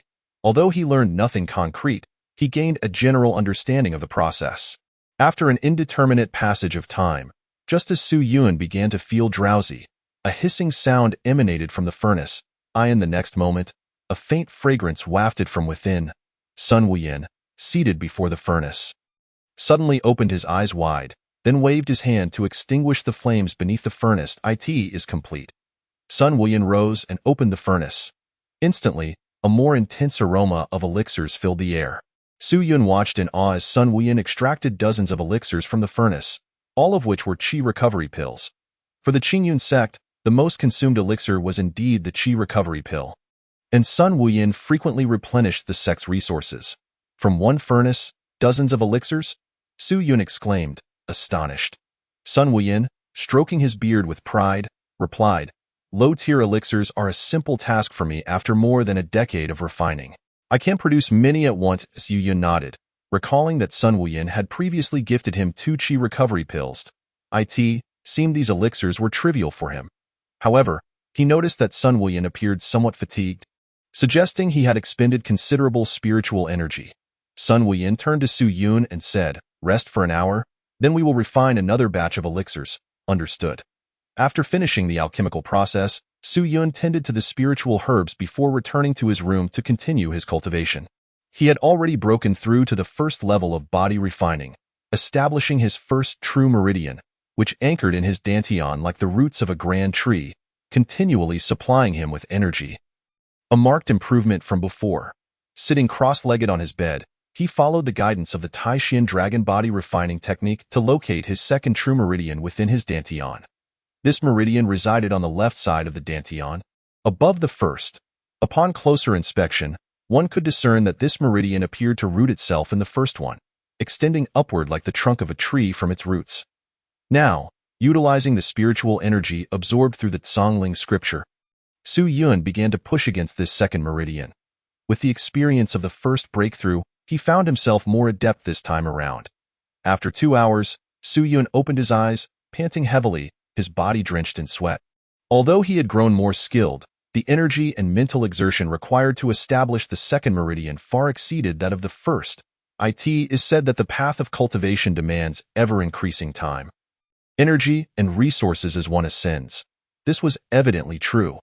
Especially for someone like me, with mediocre talent, the struggle is even greater. Wiping the sweat from his brow, Su Yun took a moment to rest. The 2 hours of cultivation had severely drained his stamina and energy.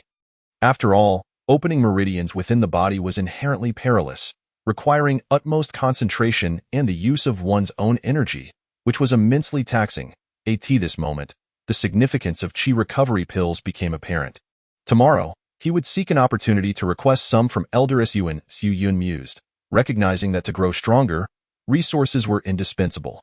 Though Sun Wuyin had a peculiar temperament, he occasionally bestowed rewards upon him. Otherwise, relying solely on the contribution points earned from tasks would be utterly insufficient. Chapter 12.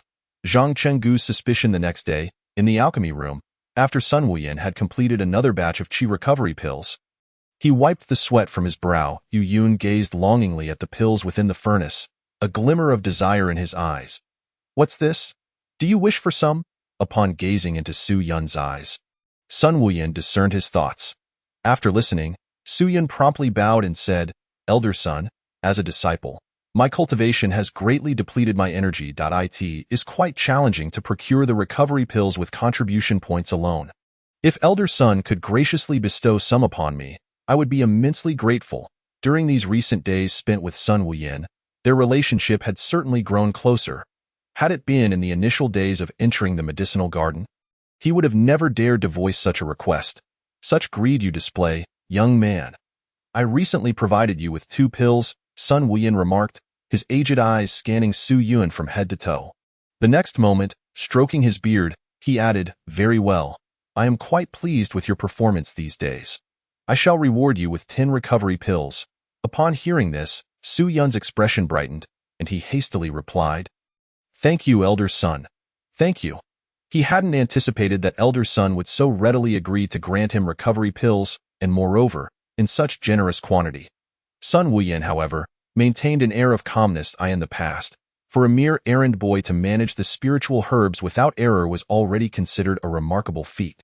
Yet, during this period, Su Yun not only managed the medicinal garden with utmost perfection, but also lent a hand in alchemy during his spare time, significantly alleviating Sun Wuyan's burdens. Thus, it was only natural for him to be generous towards Su Yun. After all, recovery pills were something he could effortlessly concoct. Consequently, he retrieved 10 pills from the alchemical furnace and handed them to Su Yun. "Thank you, elder son," Su Yun said, carefully storing the recovery pills. Completing his tasks, Su Yun returned to his chamber to resume his cultivation. After nearly 2 hours, he felt fatigued and severely drained, drenched in sweat. Without hesitation, he took out a recovery pill and swallowed one. As the pill entered his abdomen, it swiftly dissolved, transforming into a pure essence of spiritual energy that rapidly diffused from his dantian, filling his entire being. Within mere moments, Su Yun's fatigue vanished, and he felt revitalized. "These recovery pills are truly remarkable," Su Yun exclaimed. He wasted no time and continued to immerse himself in cultivation, striving to break through his second meridian. In the following days, apart from assisting elder son with alchemy, Su Yun devoted himself almost entirely to his training. Managing the spiritual herbs was the easiest task for him. One morning, while cultivating in his chamber, after several cycles of circulation, he realized that around 2 hours had elapsed. Yet he still felt invigorated, not exhausted. His physical and mental stamina had significantly improved. "It seems the Tao source truly strengthens my physique day by day." Su Yun reaffirmed this realization. Although the progress was slow, he could sense his foundational abilities and cultivation talent gradually enhancing. Judging by his current pace, it would likely take at least another 10 days, or perhaps longer, to fully open his second meridian. Su Yun contemplated this, considering it an optimistic assessment. He understood the importance of patience and steady progress. Taking a deep breath, he resumed his cultivation. On a certain day, Su Yun exited the medicinal garden with a storage ring in hand. He had not left the garden for some time. This time, he was tasked with delivering recovery pills to the resource pavilion on behalf of Sun Wuyan. A total of 200 recovery pills, along with other medicinal pills, which collectively amounted to several 100,000 contribution points, left Su Yun astounded. And of course, he could only observe, for the pills crafted by Sun Wuyan were accounted for within the sect, and he would face dire consequences if he dared to take even one. Upon arriving at the resource pavilion and meeting Li Qiushan again, he handed over all the pills. Once Li Qiushan finished counting, Su Yun departed from the pavilion. Passing by the errand workers' quarters, he did not linger and intended to return directly to the medicinal garden. However, as he passed by the steward's office, a voice called out to him, "Su Yun, come in." Hearing this, Su Yun halted in his tracks. It was Zhang Chenggu's voice. Taking a deep breath, he entered the steward's office. Inside, Zhang Chenggu reclined in a chair, appearing quite relaxed. Upon seeing Su Yun enter, his half-closed eyes scrutinized him. "Su Yun, it has been a while since we last met. Have you been comfortable in the medicinal garden? Su Yun responded calmly. Steward Zhang, is there something you need?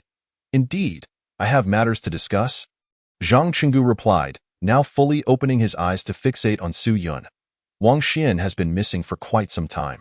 Have you seen him? At this, Su Yun's heart raced. He realized this inquiry was precisely what Zhang Qinggu sought. Wang Xian was one of Zhang Qinggu's most loyal subordinates, and also his relative. Naturally, Zhang Qinggu would not overlook his disappearance. However, Su Yun maintained an outwardly calm demeanor, stating, wasn't senior brother Wang Xian always with Steward Zhang? I have been occupied in the medicinal garden at elder son's request and truly have not seen him. Hearing this, Zhang Qinggu scrutinized Su Yun, momentarily rendered speechless. He knew that Wang Xian had previously seized Su Yun's cultivation technique, which surely left Su Yun feeling disgruntled. If Wang Xian had met with misfortune, Su Yun would undoubtedly be a suspect. Yet, he soon shook his head. He understood Wang Xian's strength. Although he had not yet broken through to the first level of body refinement, his abilities were certainly superior to Su Yun's. Even if Su Yun harbored vengeful thoughts, it would be implausible for him to silently eliminate Wang Xian. After contemplating this, Zhang Qinggu waved his hand dismissively, saying, all right, I understand. If there is nothing else, you may leave. Su Yun nodded and replied, Steward Zhang, I take my leave. He turned and exited the office. Zhang Qinggu watched him depart. Su Yun let out a quiet sigh of relief. For the moment, he had managed to evade Zhang Qinggu's scrutiny.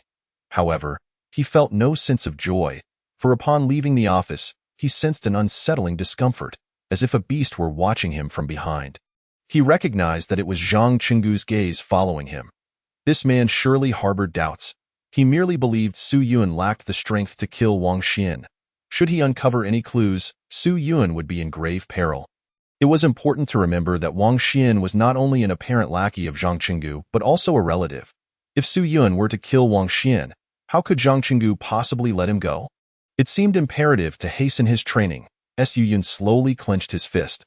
Ultimately, it all boiled down to his inadequately low strength. Chapter 13. The 10 Meridian Pill Formula. Zhang Qinggu possessed the strength of the third level of body refinement. While Su Yun was still at the first level, the disparity was considerable. If Zhang Qinggu wished to eliminate him, it would be as effortless as his own method of dealing with Wang Xian.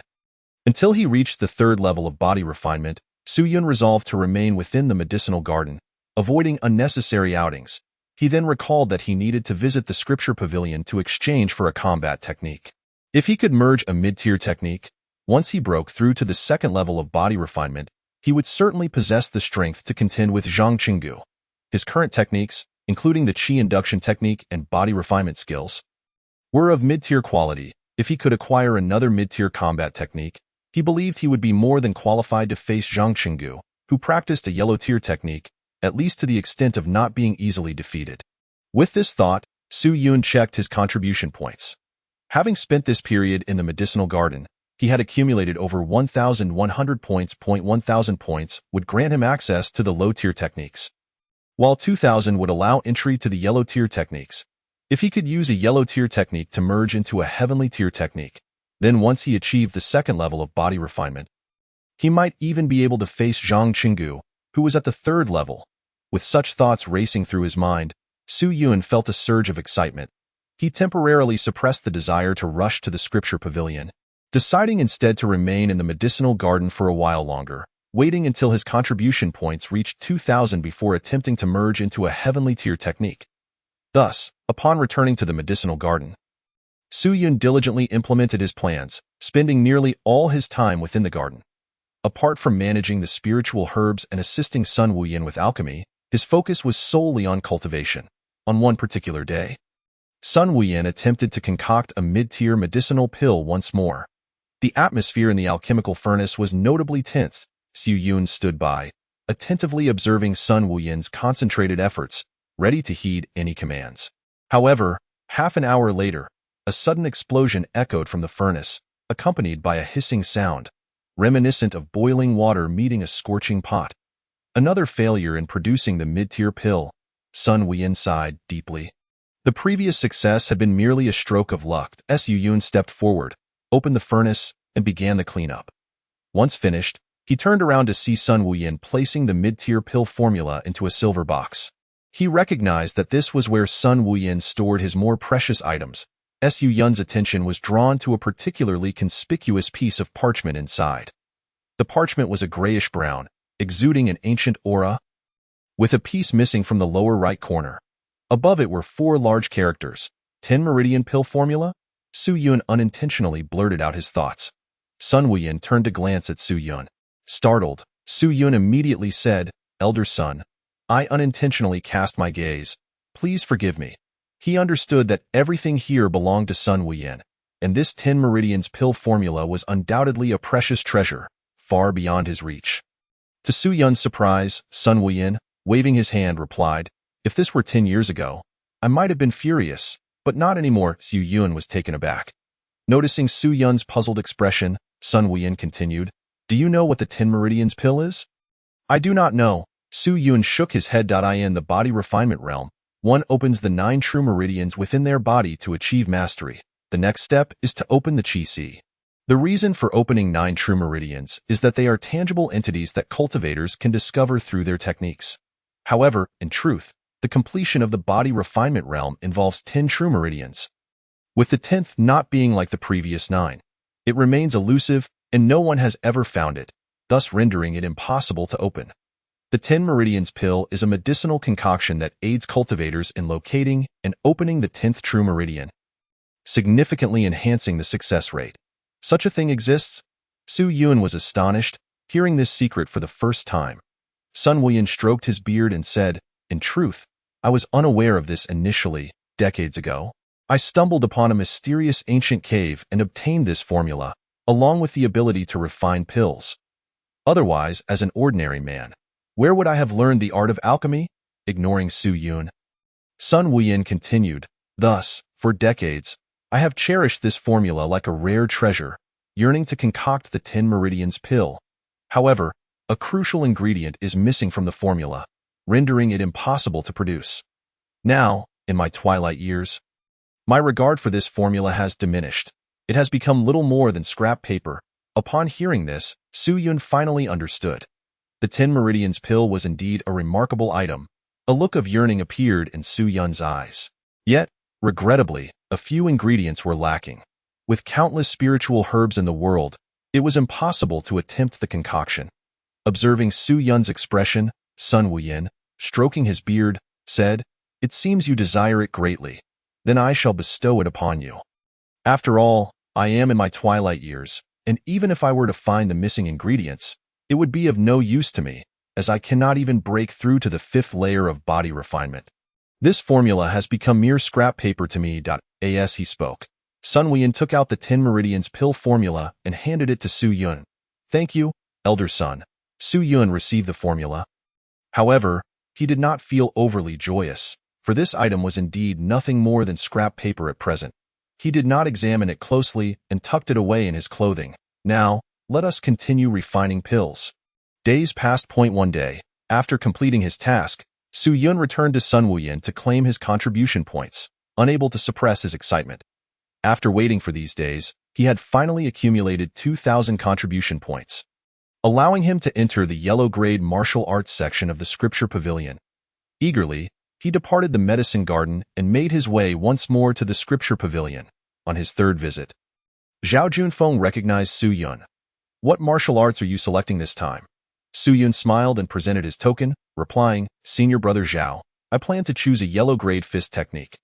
Upon seeing Su Yun's 2,000 contribution points, Zhao Junfeng's expression sharpened. "You've managed to accumulate contribution points rather swiftly." He had seen many servant disciples visit the scripture pavilion, but none had come 3 times in such a short span, especially to select a yellow-grade martial art. He stood up and led Su Yun into the yellow-grade martial arts area. Upon entering, Su Yun noted that the space was evidently larger, with several disciples present. As Su Yun entered, the gazes of the disciples turned toward him, his servant disciple badge being quite conspicuous. Their curiosity piqued, they scrutinized him closely. A servant disciple, daring to choose a yellow-grade martial art? This was indeed their first encounter with such a spectacle. Typically, servant disciples were fortunate to access the lower-grade martial arts section. Ignoring their stares, Su Yun approached the shelves and began to peruse the martial arts. As per usual, he hoped to fuse a heavenly-grade martial art. Su Yun held high hopes, continuing his previous endeavors. As expected, the Tao source began to merge the techniques, from yellow-grade inferior to yellow-grade medium and superior, then to inferior, medium. Earth-grade inferior, medium, and superior. The divine elephant 4 Town's fist, the earth-grade superior, could it still fuse? Su Yun's heart raced, anxiety creeping in. Success or failure hinged on this moment. Suppressing his emotions, he examined the next technique while staying attuned to the Tao source's status. The first technique did not merge into a heavenly grade. The second, likewise. The third. Ultimately, Su Yun found the last fist technique, heightening his anxiety further. Could it be that the highest yellow-grade technique could only fuse into an earth-grade superior? No matter, I will review the last technique first. With this thought, Su Yun opened the final fist technique.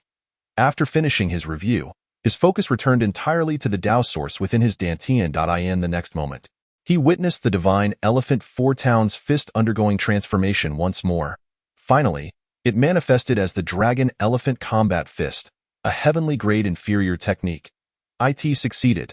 He truly fused and upgraded to a heavenly grade martial art. Su Yun was nearly overwhelmed with excitement, nearly leaping with joy.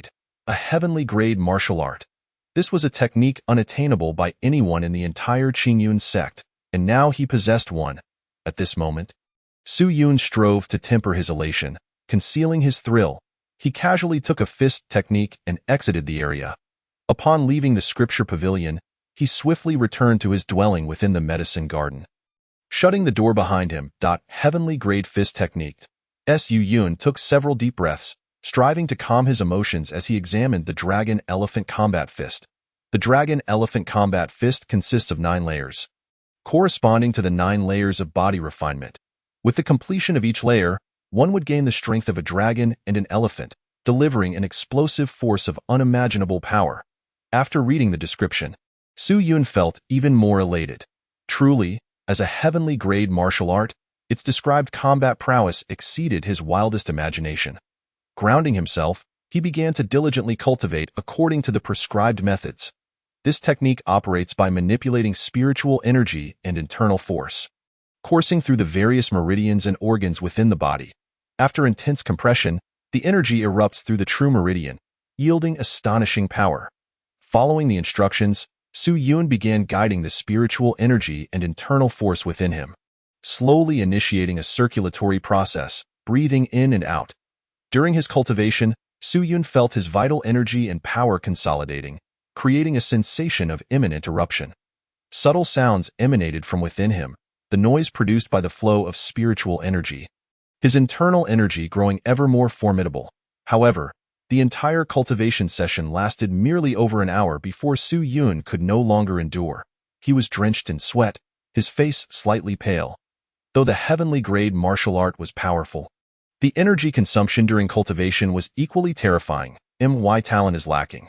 The absorbed spiritual energy from the true meridian is insufficient to sustain the immense consumption. I need more recovery pills. Su Yun took a brief respite to regain his strength. Once restored, he plunged back into his cultivation. In the following 2 days, Su Yun devoted himself entirely to practicing the dragon elephant combat fist, eager to master it swiftly. The 10 recovery pills Elder Sun had provided were exhausted in just 2 days.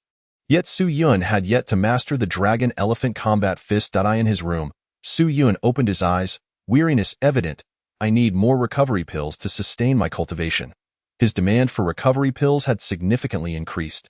Of course, it was generally unwise for individuals to continuously consume pills, as they often contained impurities and toxins that could adversely affect the body. However, Su Yun was different. He could distinctly feel the pills he ingested being processed by the Tao source, which gradually eliminated all impurities and toxins, expelling them from his body. This meant that the concerns others faced were non-issues for him. He could continuously consume pills to aid his cultivation. Thus, he had little to worry about. Except for the matter of acquiring more recovery pills, Su Yun was lost in thought. Given his current contribution points, he simply could not afford to make substantial purchases.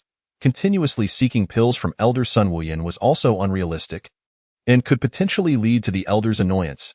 As he pondered these matters, Su Yun rose and ventured outside to tend to the medicinal herbs. Over the following days, after running out of qi recovery pills, Su Yun's cultivation progress noticeably slowed, deepening his yearning for those precious pills. One day, Su Yun, bearing the storage ring, made his way to the resource pavilion to deliver pills for Sun Wuyan. Inside the pavilion, after Li Qiushan had finished his inventory, he nodded and said, "You may leave now." Su Yun turned and exited the resource pavilion. On the way, he suddenly noticed a young disciple being dragged along by two others. The young man appeared pale and weak, his legs dragging along the ground, exuding a sense of severe injury. Su Yun was taken aback. What was happening here? Humph, you really have some nerve, daring to sell the sect's techniques for personal gain. Do you really think the sect won't find out? The elder is merely giving you a warning this time. If it happens again, you might lose your life. The two dragging the young disciple scoffed as they passed by Su Yun. Selling techniques? Su Yun finally understood the situation. The sect's cultivation techniques could be exchanged for contribution points, essentially free, making the unauthorized dissemination of such techniques a serious offense. However, outside the sect, acquiring these techniques required tangible resources for purchase. Some disciples, driven by greed, attempted to exchange the sect's techniques for external cultivation resources. It was indeed audacious. Did they not fear for their lives? Su Yun shook his head. In the next moment, a spark of inspiration ignited within him, and a glimmer of joy appeared in his eyes that, of course, he could sell techniques to obtain qi recovery pills. While selling the sect's techniques was forbidden, the new techniques he had fused from the Tao source could be sold without issue. Su Yun realized that the techniques derived from the Tao source were entirely novel, making them undetectable by the sect. They included yellow, profound, and even earth-level techniques. His heart raced. He possessed such a valuable treasure yet had overlooked this possibility. Chapter 15. Shurian Town, Treasure Pavilion. With this thought in mind, Su Yun swiftly returned to the medicinal herb garden. After reporting to Sun Wuyan, he began his preparations. Although the techniques fused from the Tao source had vanished, their essence resonated with him, and he had long memorized them. Thus, all he needed to do was inscribe these techniques onto shadow stones. Taking a deep breath, Su Yun reflected on the shadow stones, which held little intrinsic value. The true worth lay in the techniques inscribed within. Moreover, techniques inscribed with spiritual energy on shadow stones had a limited duration and would eventually vanish. Once the techniques disappeared, the shadow stones would be rendered useless. Consequently, Su Yun easily acquired about a dozen shadow stones without expending much resource. Without hesitation, he set to work. He began to inscribe the techniques he had memorized onto the shadow stones. This process required minimal effort, merely consuming some spiritual energy. In less than half an hour, Su Yun completed inscribing one technique, the Jiao absorption technique, categorized as a high-quality yellow-level technique. After finishing this technique, he did not pause and continued inscribing the next one. Over the following day, Su Yun inscribed all the techniques derived from the Tao source. The collection included yellow-level techniques across low, medium, and high grades, as well as profound and earth-level techniques. Looking at the shadow stones before him, Su Yun was somewhat taken aback. He counted.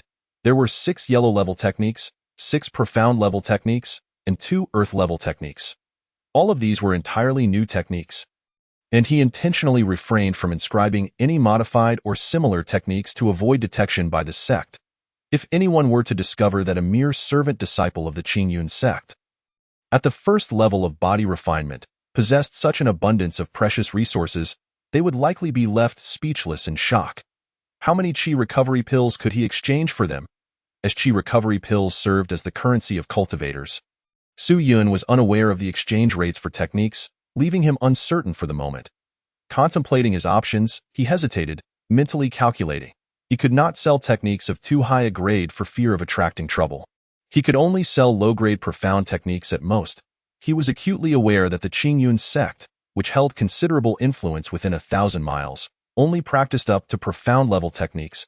If he were to sell earth-level techniques outright, it would surely provoke a seismic reaction among the surrounding cultivation factions.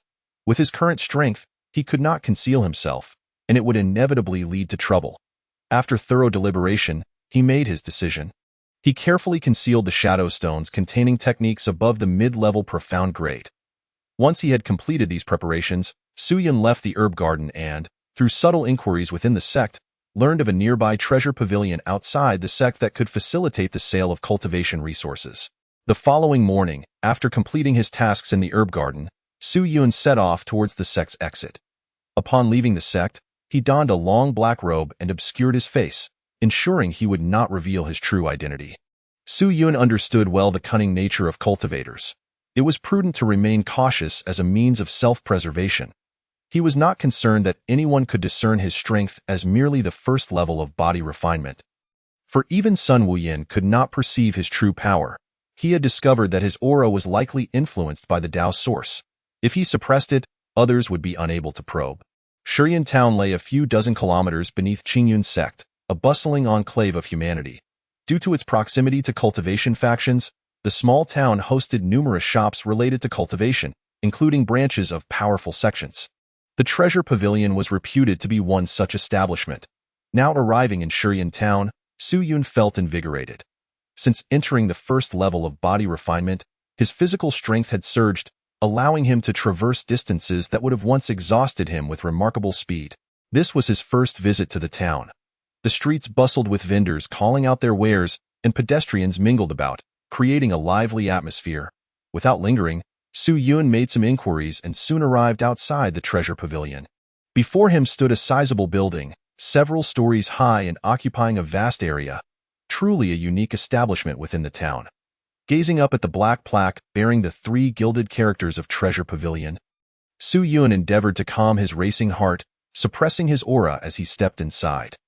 Inside the Treasure Pavilion, the atmosphere was markedly quieter than outside in the main hall of the first floor. Aside from the reception staff, there were no other patrons in sight. This suggested that transactions were conducted privately, away from public view. Su Yun felt a sense of relief. Hidden wealth would not incite the covetousness of other cultivators. Soon, a staff member dressed in the Treasure Pavilion's attire approached Su Yun. "Esteemed sir, what sort of transaction do you wish to conduct?" This individual, in his 20s, wore a friendly smile and exhibited a courteous demeanor. Su Yun, lowering his voice deliberately, replied, "I wish to sell a few techniques." The staff member nodded, saying, "Very well, esteemed sir, please follow me." Su Yun followed him into the inner hall, entering a small room. The room was compact, furnished with only a few chairs and a table, resembling a private chamber. The staff member addressed Su Yun. "This is your first visit, I presume? Our Treasure Pavilion conducts transactions privately, ensuring your confidentiality. Please rest assured." "Indeed," Su Yun nodded. "Please wait here. We will have a specialized transaction officer with you shortly." Seated in the chair, Su Yun watched as the staff member exited. A few minutes later, a man in his 30s, slightly rotund, entered the room. Upon seeing Su Yun shrouded in a black robe, obscuring his features, he displayed no surprise, as he had encountered many reclusive cultivators before. He entered the room and took a seat. Smiling as he spoke, "Greetings, fellow Taoist, I am Qing, an officer at the Treasure Pavilion. May I ask how to address you?" Su Yun continued to lower his voice, replying, "You may call me Black Robe." Qing proceeded, "Very well, Black Robe Taoist. May I inquire what grade of techniques you wish to sell?" "Our Treasure Pavilion offers 10 Qi recovery pills for low-grade techniques, 20 for low-quality yellow-level techniques, 30 for medium-quality, and 40 for high-quality." Hearing this, Su Yun's heart stirred. The cultivation techniques indeed held substantial value. No wonder the sect was so reluctant to allow their dissemination. "I possess 5 yellow-level techniques and 1 low-grade profound technique," Su Yun stated, placing the shadow stones he had concealed on the table. With a clatter, the stones were laid bare as he gazed at the 6 shadow stones that had been poured onto the table. Qing's expression suddenly sharpened. "Profound level martial arts?" he thought, astonished. He quickly picked up each shadow stone to examine them. Indeed, there were 2 sets of low-grade yellow-level martial arts, 2 sets of middle-grade yellow-level martial arts, and 2 sets of high-grade yellow-level martial arts, along with 1 set of low-grade profound-level martial arts. This revelation left Qing visibly moved. Chapter 16, Dragon Elephant Combat Arts, First Layer.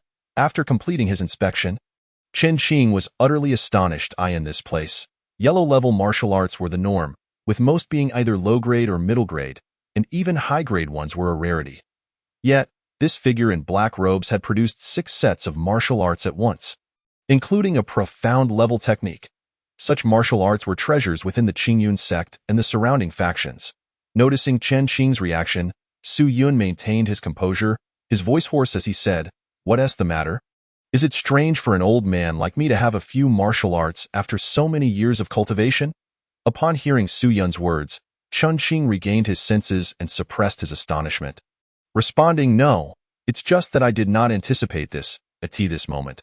The look in his eyes towards Su Yun held a hint of respect. One who could offer low-grade profound-level martial arts for sale likely possessed even rarer techniques. Although he had reached the 9th level of body refinement, he could not discern the true strength of this man. This was sufficient proof that the person before him was no ordinary figure and should not be offended.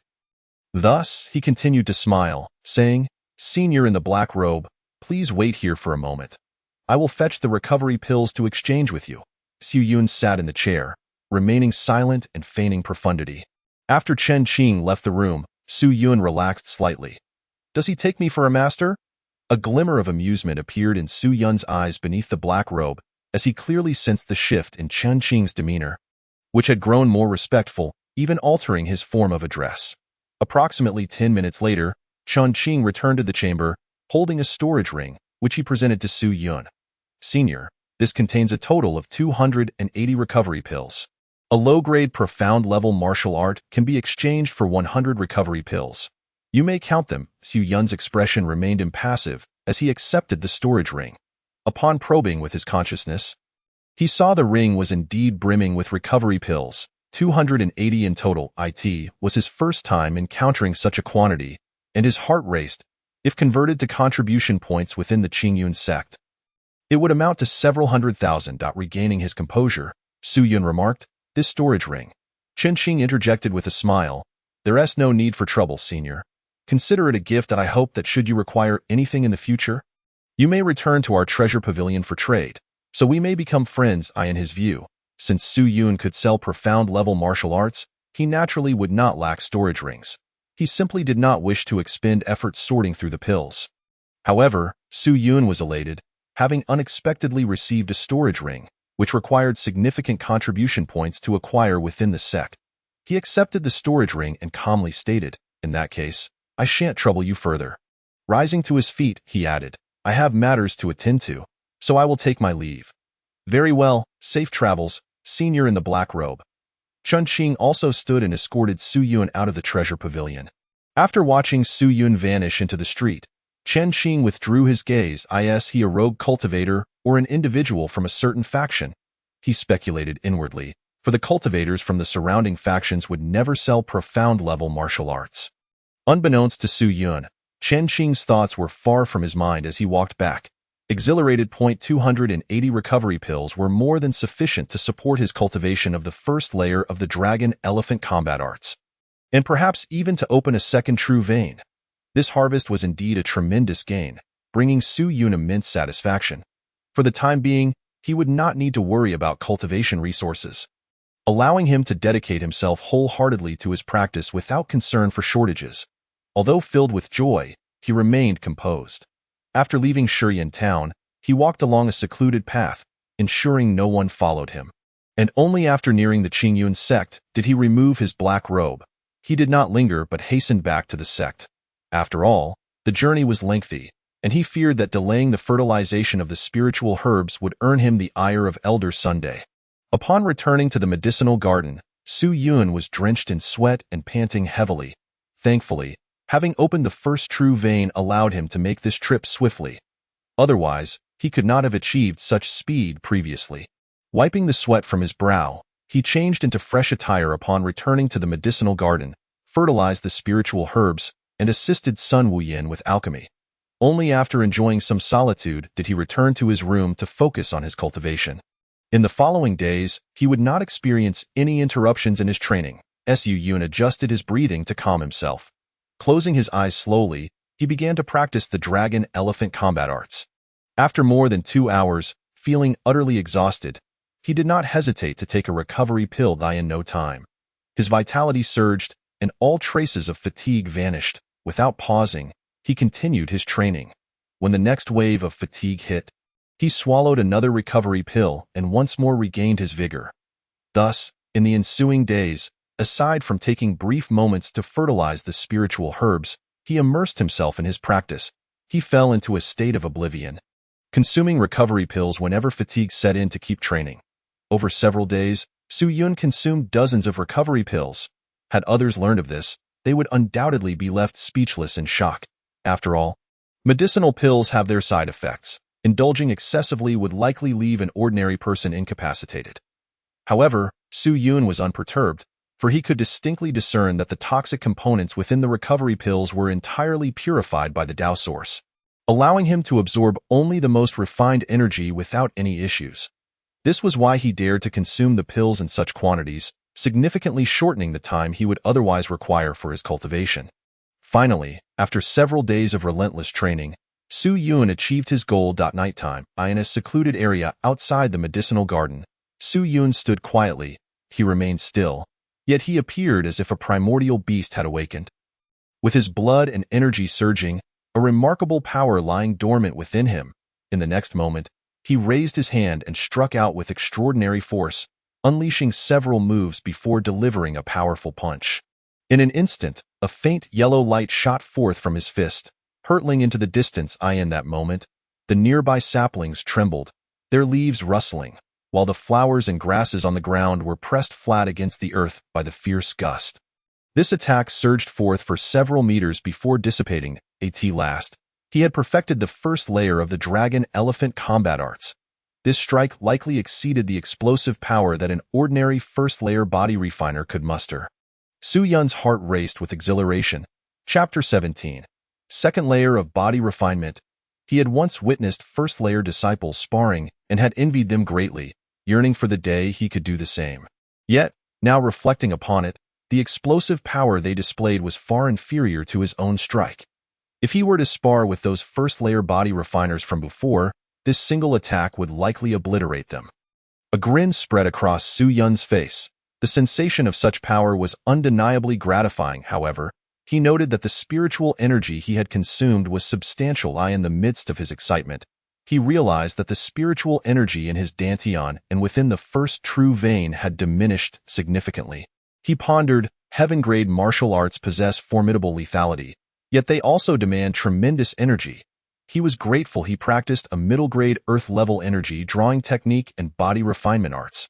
Otherwise, if he had cultivated lower-tier techniques, even yellow-level ones, it would have been impossible for him to practice heaven-grade martial arts. Even if he managed to cultivate them, a single use would likely drain all the energy from his body in an instant. After all, higher-tier martial arts open broader true veins, enabling the generation and storage of greater spiritual energy, inherently surpassing ordinary cultivators. Su Yun assessed his current strength once more, then slowly mused, if only I could have an opportunity for real combat to truly test my abilities. Of course, he had no desire to engage in life-and-death battles with others. If the chance arose, he could venture to the Qianyun mountain range outside the sect to seek ferocious beasts for training. The Qianyun mountain range was teeming with ferocious creatures, with their strength increasing the deeper one ventured. A prime location for disciples from the surrounding factions to hone their skills. Perhaps another time. He thought as he reined in his thoughts and returned to the medicinal garden. It was now deep into the night, and all was silent. Elder Sun Wuyin, having exerted himself greatly while refining pills during the day, slept soundly. Su Yun returned to his room, took a moment to gather his energy, and prepared to resume his cultivation. This Tao source truly is a remarkable item. Were it not for its ability to purify the toxins within the pills, I could never have cultivated day and night like this. Without the recovery pills, it would have taken me at least twice as long to achieve the first layer of the dragon-elephant combat arts. Opening the second true vein should be prioritized. Su Yun set his sights on a goal. Next, he would exert all his efforts to break through the second true vein and swiftly step into the second layer of body refining. For a disciple of the miscellaneous ranks to become an official disciple, they must first reach the third layer of body refining and then participate in the sex trials. Only upon passing would they be granted the status of an official disciple. This day should not be far off. Once he became an official disciple, the resources available to him would significantly increase, allowing him to touch upon higher realms. However, it was still too early to speak of such matters. Presently, he once again activated the Tai Xian Dragon Body Refining Technique, beginning his assault on the second true vein. At this moment, he no longer faced the distress of lacking recovery pills. With no worries at all, he could immerse himself entirely in his cultivation. In the blink of an eye, about half a month passed. During this time, Su Yun was equally devoted to his training. The second true vein had become loose, nearly connected, and Su Yun had a premonition that he might successfully open it in the near future, stepping into the second layer of body refining. On one particular morning, after rising early to fertilize the spiritual herbs, Su Yun continued his training within his room. The surrounding spiritual energy continuously flowed into his body. Within his dantian, the second true vein trembled with vitality. In the next moment, a hissing sound echoed as the dominant spiritual energy from the first true vein surged into the second true vein. Pouring in wildly, visibly, the second true vein thickened in an instant, brimming with resilience, and began to nurture and produce inexhaustible spiritual energy for Su Yun's use. The second layer of body refining. Su Yun's heart swelled with joy. After so much time, he had finally stepped into the second layer. Soon, the pure energy flowing back from the second true vein extended through the major meridians in his body, gradually nourishing and strengthening his physique. On the surface of his skin, a layer of dark, viscous filth oozed from his pores. This entire process lasted for over 10 minutes before gradually concluding. When everything returned to calm, Su Yun finally opened his eyes. He raised his arm and slowly clenched his fist, instantly mobilizing the energy within his true veins with fervor. This sensation thrilled Su Yun. He had once again entered a new realm, feeling the astonishing power contained within his fist. He sensed that a mere swing of his arm would easily surpass 2,000 pounds, far exceeding that figure. The earth-grade body refining technique, upon breaking through a layer, could not possibly yield only 1,000 pounds of strength.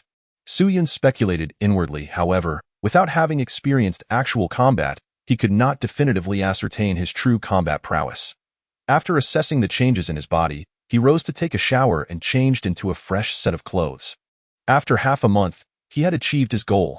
However, the recovery pills had nearly been exhausted, leaving him with very few remaining. Su Yun was astonished. These recovery pills were indeed resource-consuming. In just half a month, he had used over 200 pills. If this were known to some official disciples of the Qingyun sect, they would undoubtedly be left speechless with anger. Even for them, the monthly allocation of cultivation resources from the sect comprised only a few recovery pills. Of course, Su Yun was not worried. After all, he still possessed several profound-level techniques and could exchange them for recovery pills at the treasure pavilion when the time came. After finishing his shower, Su Yun stepped out of his room and stretched lazily under the morning sun. During this time, he had been so engrossed in his training that, although supported by recovery pills, his mind had not relaxed in a long while. "Kid, have you broken through again?" A voice of surprise came from not far away. Sun Wuyan stood in the medicinal garden, gazing at Su Yun in astonishment. At this moment, Su Yun did not deliberately restrain his aura, allowing Sun Wuyan to discern that the energy he was emanating was unmistakably that of the second layer of body refining. Moreover, this aura was exceptionally strong, surpassing his expectations of an ordinary second-layer body refiner, even rivaling that of an average third-layer practitioner. Upon seeing Sun Wuyan in the medicinal garden, Su Yun sheepishly replied, "Just a fortunate breakthrough, a fortunate breakthrough." "You little rascal, you're no simpleton," Sun Wuyan exclaimed, somewhat amazed. He recalled that when Su Yun first arrived at the medicinal garden, he had not even reached the first layer of body refining. Yet, in just a month or two, he had actually stepped into the second layer. Such talent for cultivation should not lead one to the status of a miscellaneous disciple. However, he was unaware that Su Yun's breakthrough was entirely due to consuming recovery pills like water. Having nearly depleted 300 pills during this period, this was nearly the amount of cultivation resources an ordinary disciple would use in a year. "Elder son, what are you doing?" Su Yun noticed Sun Wuyan was currently watering something in the planting area.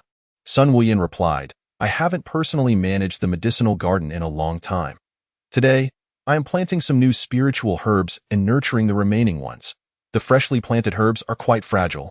So for the next couple of days, I will personally oversee them, and you need not worry that I see." Su Yun understood. Sun Wuyan continued, "Rest assured, The contribution points for these 2 days will be distributed as usual. You won't lose out. In that case, thank you, Elder, Su Yun grinned. The relationship between him and Sun Wuyan had improved considerably. They would occasionally share some light-hearted banter. After stretching outside, Su Yun returned to his room. Just as he closed the door behind him, a thought struck him. For the next couple of days, I don't need to oversee the medicinal garden. It would be an opportune time to venture into the Qinyun mountain range and test my true strength. This idea had been on his mind for some time, but he had been unable to act on it due to his responsibilities in the garden. After all, seeking ferocious beasts in the mountains for training was not as simple as exchanging resources at the treasure pavilion. Finding ferocious beasts required time, and now, the opportunity had finally presented itself. If he could slay a few ferocious beasts and exchange their beast essence for resources, it would be a win-win situation. Each ferocious beast contained true essence within. A first-tier ferocious beast was equivalent to a practitioner at the first layer of body refining, with its beast essence redeemable for 10 recovery pills, a second tier for 20 pills, and so forth, making it quite valuable. However, this approach carried some danger, as sometimes one could be counterattacked by a ferocious beast. Su Yun packed some provisions and, with his storage ring accommodating a few square meters of space, he did not need to encumber himself with these items. After bidding farewell to Elder Sun, Su Yun departed from the sect. The Qinyun mountain range lay diagonally in front of the Qinyun sect, a massive mountain range that stretched endlessly, seemingly without end. Legends spoke of powerful ferocious beasts dwelling deep within the mountains, a place where no one dared to tread. Su Yun's objective this time was naturally to remain in the outer regions, seeking a few second-tier ferocious beasts for training. After trekking for several dozen miles, Su Yun finally approached the Qinyun mountain range. Indeed, it was profound and mysterious. Before him, the mountain range stretched endlessly, resembling a colossal dragon lying upon the ground. In the depths, fog enveloped the area, swirling around the peaks, imparting an air of mystery. Su Yun withdrew his gaze and stepped into the Qinyun mountain range. Along the way, he occasionally glimpsed other practitioners, some donned in uniforms, disciples of various sects, while others were solitary cultivators. However, they merely exchanged distant glances before parting ways. Su Yun remained vigilant, concealing his aura while sensing the surrounding environment. Here, dangers lurked at every turn, requiring utmost caution. Otherwise, he could easily fall prey to a hidden ferocious beast's ambush. Within the mountain range, towering trees loomed, and wild grass thrived, with some thickets even reaching the height of a person, likely harboring ferocious beasts within. After advancing several hundred meters, Su Yun suddenly detected a slender black shadow darting toward him from a nearby tree. His gaze sharpened, and he swiftly raised his hand. In the next moment, he seized it firmly. The sensation in his hand was long, cold, and covered in hard scales. Looking down, he discovered a black snake, approximately 1 meter long, its body adorned with jet-black scales, writhing in agony as Su Yun gripped it tightly. Su Yun could sense the aura emanating from this black snake. It was indeed a first-tier ferocious beast. A first-tier ferocious beast dares to ambush me? Su Yun snorted coldly. In the next instant, he exerted a powerful grip. Crack! A sound of bones shattering echoed from the snake's head. Blood flowed slowly from the gaps in its scales, and it fell lifelessly. Su Yun drew out a dagger and severed the black snake's head, revealing a round crystal core the size of a fingernail, radiating a faint glow. Is this the beast essence? Su Yun examined the beast essence. The spiritual energy it emitted was indeed comparable to that of an ordinary first-layer body refiner. It was worth 10 recovery pills. He grinned widely, never expecting to obtain 10 recovery pills so effortlessly. Of course, this was due to his current status as a second-layer body refiner.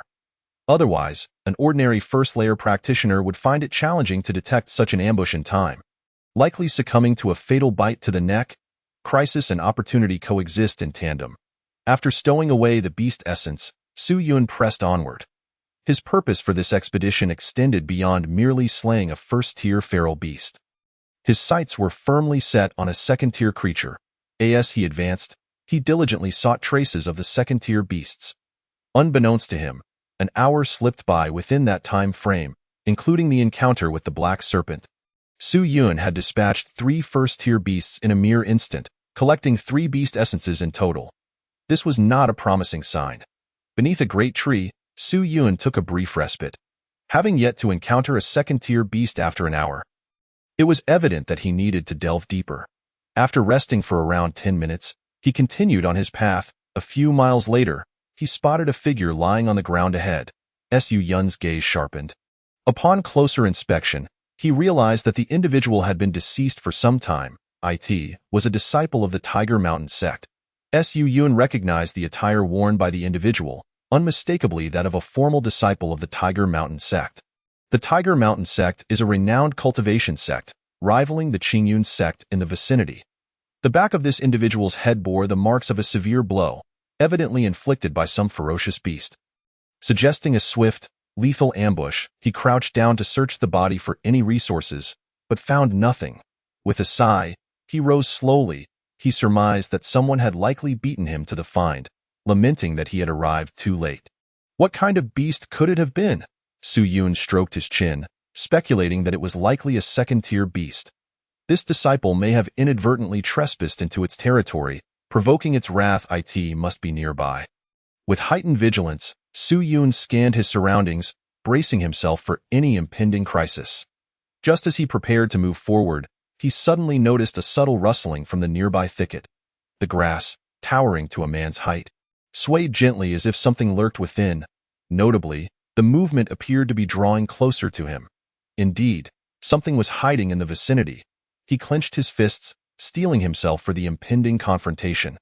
Luckily, his senses were sharper.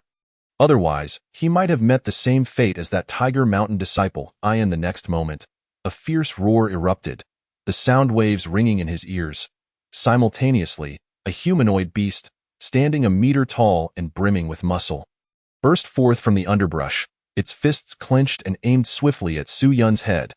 The creature's aura unmistakably indicated it was a second-tier beast. Chapter 19. Third-tier beast roar. This humanoid beast was a simian creature. Its robust form covered in brown fur. Its eyes glowed a faint red, exuding a savage intensity, brimming with primal ferocity. Its fists were colossal, as hard as iron hammers, hurtling directly towards Su Yun's head. Previously, it had executed such a strike to ambush the disciple of the Tiger Mountain sect. Su Yun remained rooted, his brow furrowing in concentration. The beast's speed was astonishing, leaving him no time to evade. Very well, let us see whose strength prevails. A fierce determination ignited in Su Yun's eyes. He did not flinch or dodge, but raised his fists to meet the oncoming attack. The power of his two primary meridians surged within him, an incredible force coalescing in his fists in an instant. The next moment, the two forces collided. Bang! A dull thud resonated. Then, a faint cracking sound echoed. The once ferocious and confident beast's expression shifted dramatically. In unison, a pained roar erupted from its throat, a woo. The tremendous force propelled it back 4 or 5 meters, nearly toppling it over. In stark contrast, Su Yun remained firmly grounded, not retreating an inch. Indeed, excitement glimmered in Su Yun's eyes. He knew that his strength far surpassed that of an ordinary second-layer body refinement practitioner. The might of the Earth-grade body refinement technique was on full display at this moment. The beast, inherently stronger than humans, was repelled by his single punch, its bones fracturing upon impact. Meanwhile, he felt only a slight tingling in his fist, devoid of any discomfort, a woo. The beast that had attempted to ambush Su Yun now regarded him with a look of sheer disbelief. This human possessed strength far beyond its comprehension. Since you seek death, I shall oblige. Without wasting a moment, Su Yun launched his fists forward to strike. Realizing Su Yun's formidable power, the beast dared not linger and turned to flee. Where do you think you're going? Su Yun's eyes narrowed. He would not allow this prize to escape. Dragon Elephant Combat Fist.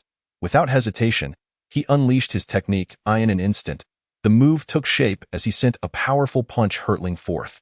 Boom! An explosive surge of spiritual energy erupted, crashing into the beast's back in an instant. Bang! The beast's massive form was sent flying as if struck by lightning, crashing heavily to the ground and perishing instantly. Su Yun approached, observing that the beast's back had caved in, its bones shattered, blood gushing from its mouth and nostrils. The Dragon Elephant Combat Fist had effortlessly dispatched a second-tier beast with a single strike. In truth, he could have vanquished this creature using sheer physical strength alone without resorting to his technique, Su Yun pondered. Had he not feared the beast's escape, he would not have needed to employ his technique. After all, simian beasts are known for their remarkable speed. Lacking any body movement technique himself, he would have been unable to catch up if a distance had opened up. He drew forth a dagger and deftly severed the beast's skull. Extracting the beast essence within, he noted that the essence was nearly the same size as a first-tier essence, yet contained purer and more substantial true energy. Gazing down at the lifeless form of the beast, Su Yun's understanding of his own strength underwent a profound transformation. With my current power, when unleashed, coupled with the Dragon Elephant Combat Fist, I am fully qualified to engage even third-layer body refinement practitioners head-on. Perhaps even defeat them. Should I master the second layer of the Dragon Elephant Combat Fist, I might even stand a chance against fourth-layer practitioners. Su Yun's heart raced with exhilaration. He now grasped the formidable nature of high-tier techniques, which granted him the capability to slay ordinary practitioners of higher realms. The Earth-grade body refinement technique, combined with the Celestial-grade fist technique, far surpassed those practitioners who trained in Yellow-grade or even Mysterious-grade techniques. Next, I shall hunt a few more second-tier beasts and gather more beast essences to exchange for cheap hills, Su Yun mused with satisfaction. Having realized his true combat capabilities, he felt considerably more at ease. No longer burdened by worry, ready to measure his strength against any foe. Within the mountains, a profound stillness enveloped the air, occasionally pierced by the sounds of birds and beasts. Time slipped by, and half a day had passed. Su Yun had ventured several dozen miles into the Qinyun mountain range. Of course, he was still merely on the outskirts. With a swift motion, Su Yun unleashed a surge of spiritual energy, delivering a decisive blow to a green-furred deer beast. Extracting its essence afterward, the massive form of the deer crumpled to the ground, blood gushing forth. He had acquired another second-tier beast essence. Su Yun grinned widely. Over the course of this half-day, he had slain 5 first-tier beasts and 2 second-tier beasts, which, if exchanged for cheap hills, could yield up to 90 pieces. After securing the beast essences, Su Yun surveyed the path ahead. He could not afford to venture deeper. He understood all too well that continuing further could lead to encounters with even more formidable beasts. At that point, he might not even be able to flee. Thus, he decided to cut his losses and prepare to leave. However, just as he turned to depart, he suddenly sensed an overwhelming presence from not too far behind. Heavy thuds echoed. Su Yun's gaze sharpened. This was the sound of a massive creature's weight striking the ground. A formidable beast was approaching. As expected, in the next moment, a series of low growls reverberated through the air. A colossal wolf, towering over 2 meters in height, emerged, blocking Su Yun's path. Its massive head, adorned with brown scales, fixated on Su Yun and the still bleeding carcass of the deer. In the next instant, it opened its gaping maw, revealing razor-sharp fangs, exhaling a putrid breath, thick liquid dripping from its jaws. Su Yun's heart raced with trepidation. This was a third-tier beast. He had not anticipated encountering one just as he was preparing to retreat. Judging by its aura, this creature was no weakling. He glanced at the bleeding deer on the ground, surmising that the rich scent of blood had drawn the attention of this brown wolf. He clenched his fists slowly, adopting a defensive stance. This moment, fleeing would likely result in being swiftly overtaken and tackled by this wolf. Roar! The brown wolf's gaze fixated entirely on Su Yun. Its green eyes seemed to convey a primal intent. First, eliminate the human, then feast upon the meal. In the next heartbeat, its massive form lunged toward Su Yun, its razor-sharp claws slicing through the air, aimed directly at him. Unsurprisingly, should he be caught by those claws, he would at the very least suffer grievous injuries. Su Yun, too, did not dare to underestimate the threat. He swiftly dodged the attack and simultaneously delivered a powerful punch to one of the wolf's legs. Bang! The tremendous force caused the brown wolf to stagger, its legs trembling precariously, almost toppling to the ground. A surge of pain radiated from its legs, igniting a sudden fury within the creature. Chapter 20. It was merely a servant. How could a feeble human inflict injury upon it? A flicker of rage ignited in its emerald eyes. In the next moment, it lunged forward with renewed ferocity. this time employing both fangs and claws, intent on seizing Su Yun and sinking its teeth into his skull. Yet, in Su Yun's eyes, the advancing brown wolf revealed its vulnerable abdomen, exposed before him. He keenly observed that the scales on the wolf's body did not extend to cover its belly. This was its weak point. Now was the moment. A glint of determination flashed in Su Yun's gaze as he unleashed the dragon elephant combat fist, launching an assault towards the wolf's abdomen. This once-in-a-lifetime opportunity was one he could not afford to squander. Bang! Su Yun's strike struck the brown wolf first, sending the massive creature, which was less than half a meter away from his head, crashing to the ground, lying on its back. Su Yun keenly noticed that two of the wolf's ribs had shattered from his blow. Seizing the chance to finish it off, without a moment's hesitation, he leaped forward, drawing forth a dagger and plunging it violently into the wolf's throat. With a fierce motion, he slashed, swoosh. The wolf's neck was cleaved open, nearly severing its head, as blood gushed forth. Only then did Su Yun exhale a sigh of relief. However, at that instant, the brown wolf let out a furious roar, one of its claws striking violently towards Su Yun. Su Yun's gaze sharpened, and he swiftly retaliated with a punch. Bang! He was sent reeling backward. Stumbling several meters, the brown wolf struggled to rise, its green eyes now filled with terror. It was still not dead. A jolt of surprise coursed through Su Yun. It seemed he should have aimed for the wolf's head with that dagger. Nevertheless, the brown wolf was now at its last breath, angrily thrashing as it attempted to lunge at Su Yun. Yet, the blood gushing from its neck rendered it unable to gather strength, and it staggered. Collapsing to the ground, observing the wolf's final breaths, Su Yun finally let out a long sigh. That was a close call. He wiped the sweat from his brow. This encounter with a third-tier ferocious beast had granted him a clearer understanding of his own strength. The brown wolf had underestimated him, revealing its weakness, which he had exploited to swiftly bring it down. Su Yun was acutely aware that his ability to slay the beast was entirely due to its underestimation of him. Had the wolf been on high alert, engaging him in a fierce battle, relying on its formidable scale defenses and sharp claws, the outcome would have been uncertain. However, he also realized that he could indeed injure a third-tier beast with a full-powered strike. If it were a martial artist at the third level of physical refinement, the fight would have been even easier for him. Su Yun silently compared.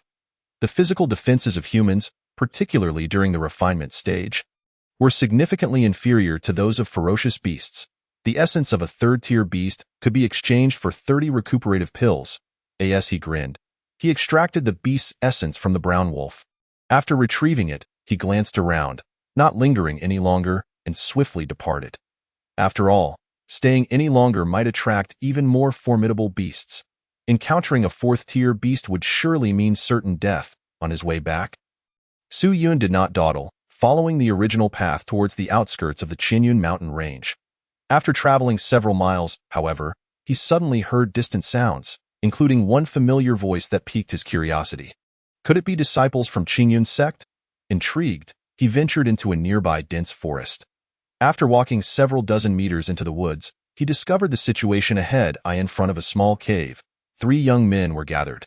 All of them wore the distinctive attire of the Hushan sect, their auras resonating at the second level of physical refinement. Hushan sect members. Su Yun raised an eyebrow.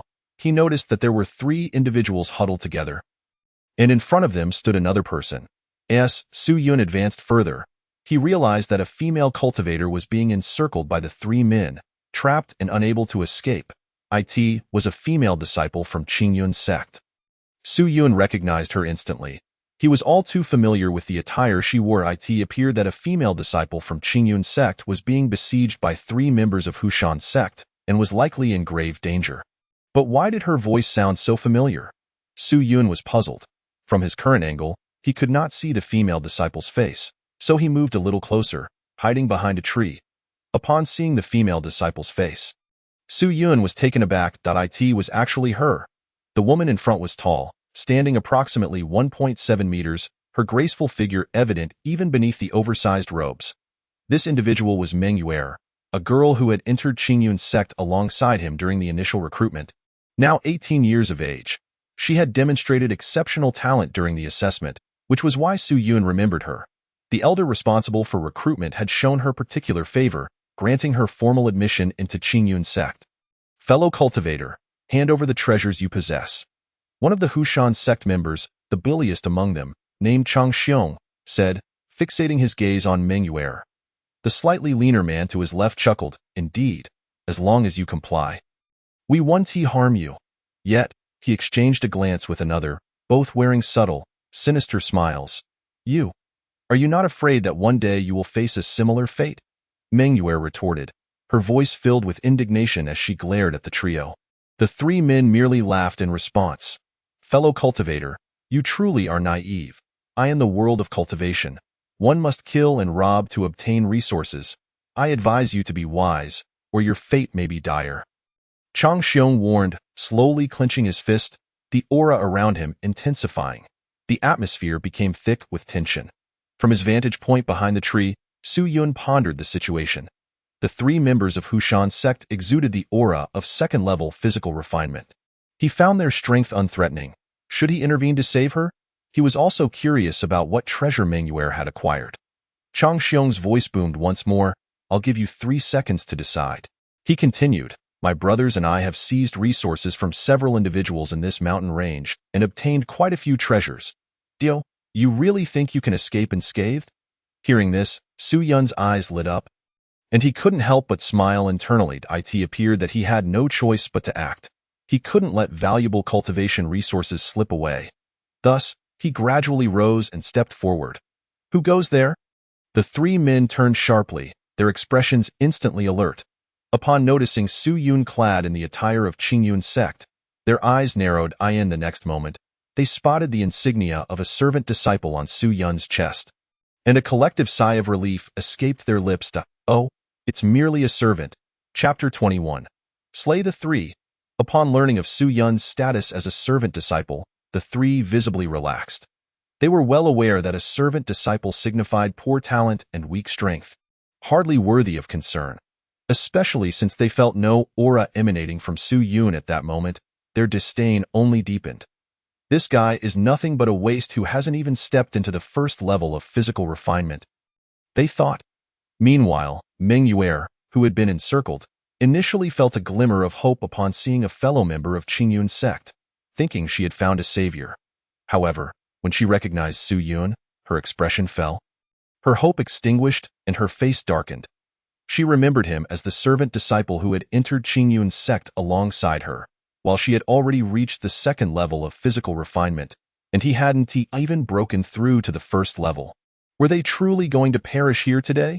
Chang Xiong of Hushan sect barked at Su Yun. You there, come here. Seeing this, Su Yun feigned a hint of trepidation, a reluctant demeanor as he slowly approached. Soon, he found himself encircled by Chang Xiong and his companions, standing beside Meng Yuer. Chang Xiong let out a cold laugh, saying, a servant disciple causing a commotion in Qingyun mountain range, truly asking for death. Do you have any cultivation resources? He asked, as if hoping to gain something even from a mosquito's leg.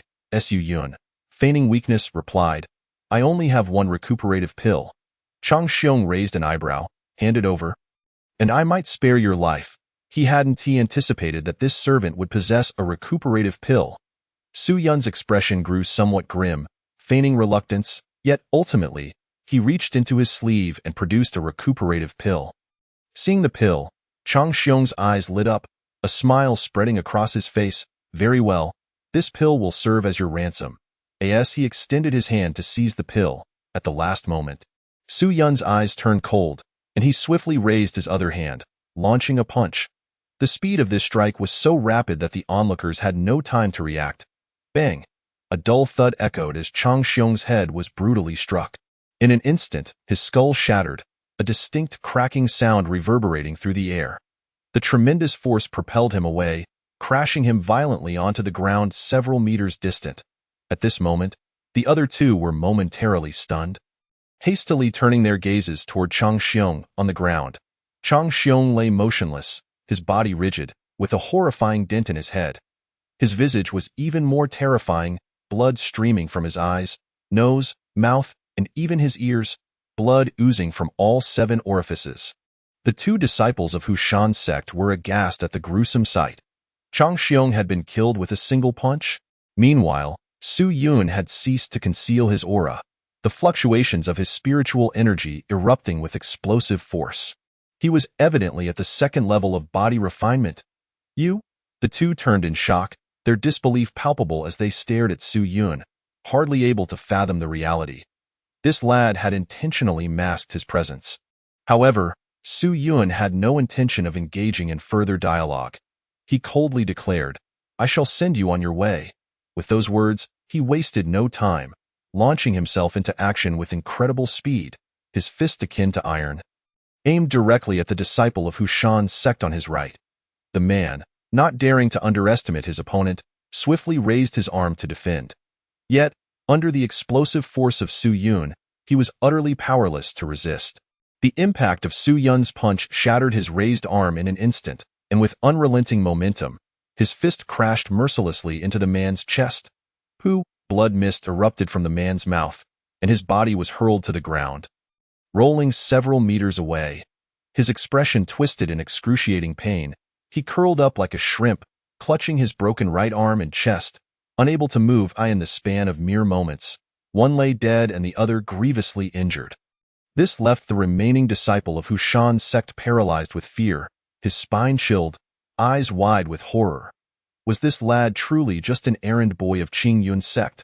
How could he possess such ferocity and terror? Although both were at the second level of body refinement, Su Yun's strength completely overwhelmed Chang Xiong and his companion. Without a second thought, he turned and fled. It was absurd. With Chang Xiong and his ally dispatched in an instant, he dared not linger, attempting to escape. Su Yun scoffed, observing the man employing his movement technique, swiftly distancing himself by 2 meters. Su Yun wasted no time. He fervently channeled the spiritual energy from his 2 primary meridians. Unleashing the Dragon Elephant Combat Fist with a thunderous roar, the disciple of Hushan's sect, still within the attack range of the Dragon Elephant Combat Fist, was struck squarely in the back. With a resounding thud, a massive blood hole was blasted through his back, piercing through his chest. Blood sprayed everywhere. Gasping, he halted, slowly lowering his head to gaze at the blood-soaked wound in his chest, his expression revealing an incredulous terror. Moments later, he collapsed, lifeless on the ground. At last, Su Yun let out a slow breath of relief. He turned his attention to the other Hushan disciple, who writhed in pain on the ground, and approached him with a cold demeanor, extracting a dagger to plunge into his heart. Instantly, the man's body stiffened, his eyes wide in shock as he gazed at Su Yun, life slipping away amidst a look of terror. Thus, all 3 disciples of Hushan's sect were slain. After completing this grim task, Su Yun finally relaxed. This outcome had been meticulously calculated. He was acutely aware of his own strength, and these 3 posed no threat whatsoever. However, Meng Yuer, standing at a distance, was utterly dumbfounded, staring at Su Yun in disbelief. Within mere moments, 3 cultivators at the second level of body refinement had been annihilated by Su Yun as if they were mere livestock. This was beyond her comprehension. Her gaze towards Su Yun was filled with a mixture of awe and incredulity. Wasn't he the errand boy with exceedingly poor talent? How had he suddenly reached the second level of body refinement? Moreover, his combat prowess was several times greater than hers, entirely beyond comparison. Su Yun paid her no mind, instead rummaging through the bodies. Among them, only Chang Xiong possessed a storage ring, containing a mere 3 first-grade beast cores and 1 second-grade beast core. Additionally, the 3 of them collectively had 5 recovery pills. Su Yun curled his lip in disdain. No wonder Chang Xiong had been so wide-eyed at the mention of a recovery pill. Their resources were pitifully scarce. However, 4 beast cores could be exchanged for 50 recovery pills. This venture had indeed been worthwhile. After collecting all the resources, Su Yun turned to Meng Yuer. Upon meeting his gaze, she finally snapped back to reality. Thank you for saving me. Your name is Su Yun, right? She stammered, still reeling from the earlier shock. Su Yun raised an eyebrow, surprised that Meng Yuer remembered him. Yet, he was indifferent to this, instead fixing his gaze on her and inquiring, "What treasure did you obtain that led these 3 to corner you here?" Chapter 22. High-grade spiritual herb. Upon hearing Su Yun's question, Meng Yuer was momentarily taken aback. She hesitated, nervously clutching the hem of her garment. Before finally admitting, I unexpectedly acquired a high-grade spiritual herb. I didn't want these three to see it, but they pursued me relentlessly until they cornered me here. High-grade spiritual herb. Su Yun's heart raced at her words. He had been overseeing a medicinal garden filled primarily with low-grade herbs, with only a few mid-grade ones scattered about. This meant that even elder son Wu Yin had seldom encountered high-grade herbs. Yet Meng Yuer had stumbled upon one. Su Yun licked his lips, asking, "What kind of spiritual herb is it? May I take a look?" Taking a deep breath, Meng Yuer retrieved it from her storage ring. Instantly, a herb exuding a faint fragrance appeared in her hand. This herb was a bluish-green, its stem and roots resembling jade, strikingly translucent, adorned with 4 leaves that exuded an aesthetic appeal. 4-leaf ghost orchid. Su Yun recognized the herb at a glance. He had seen it in the thick compendium of spiritual herbs gifted to him by elder son Wu Yin.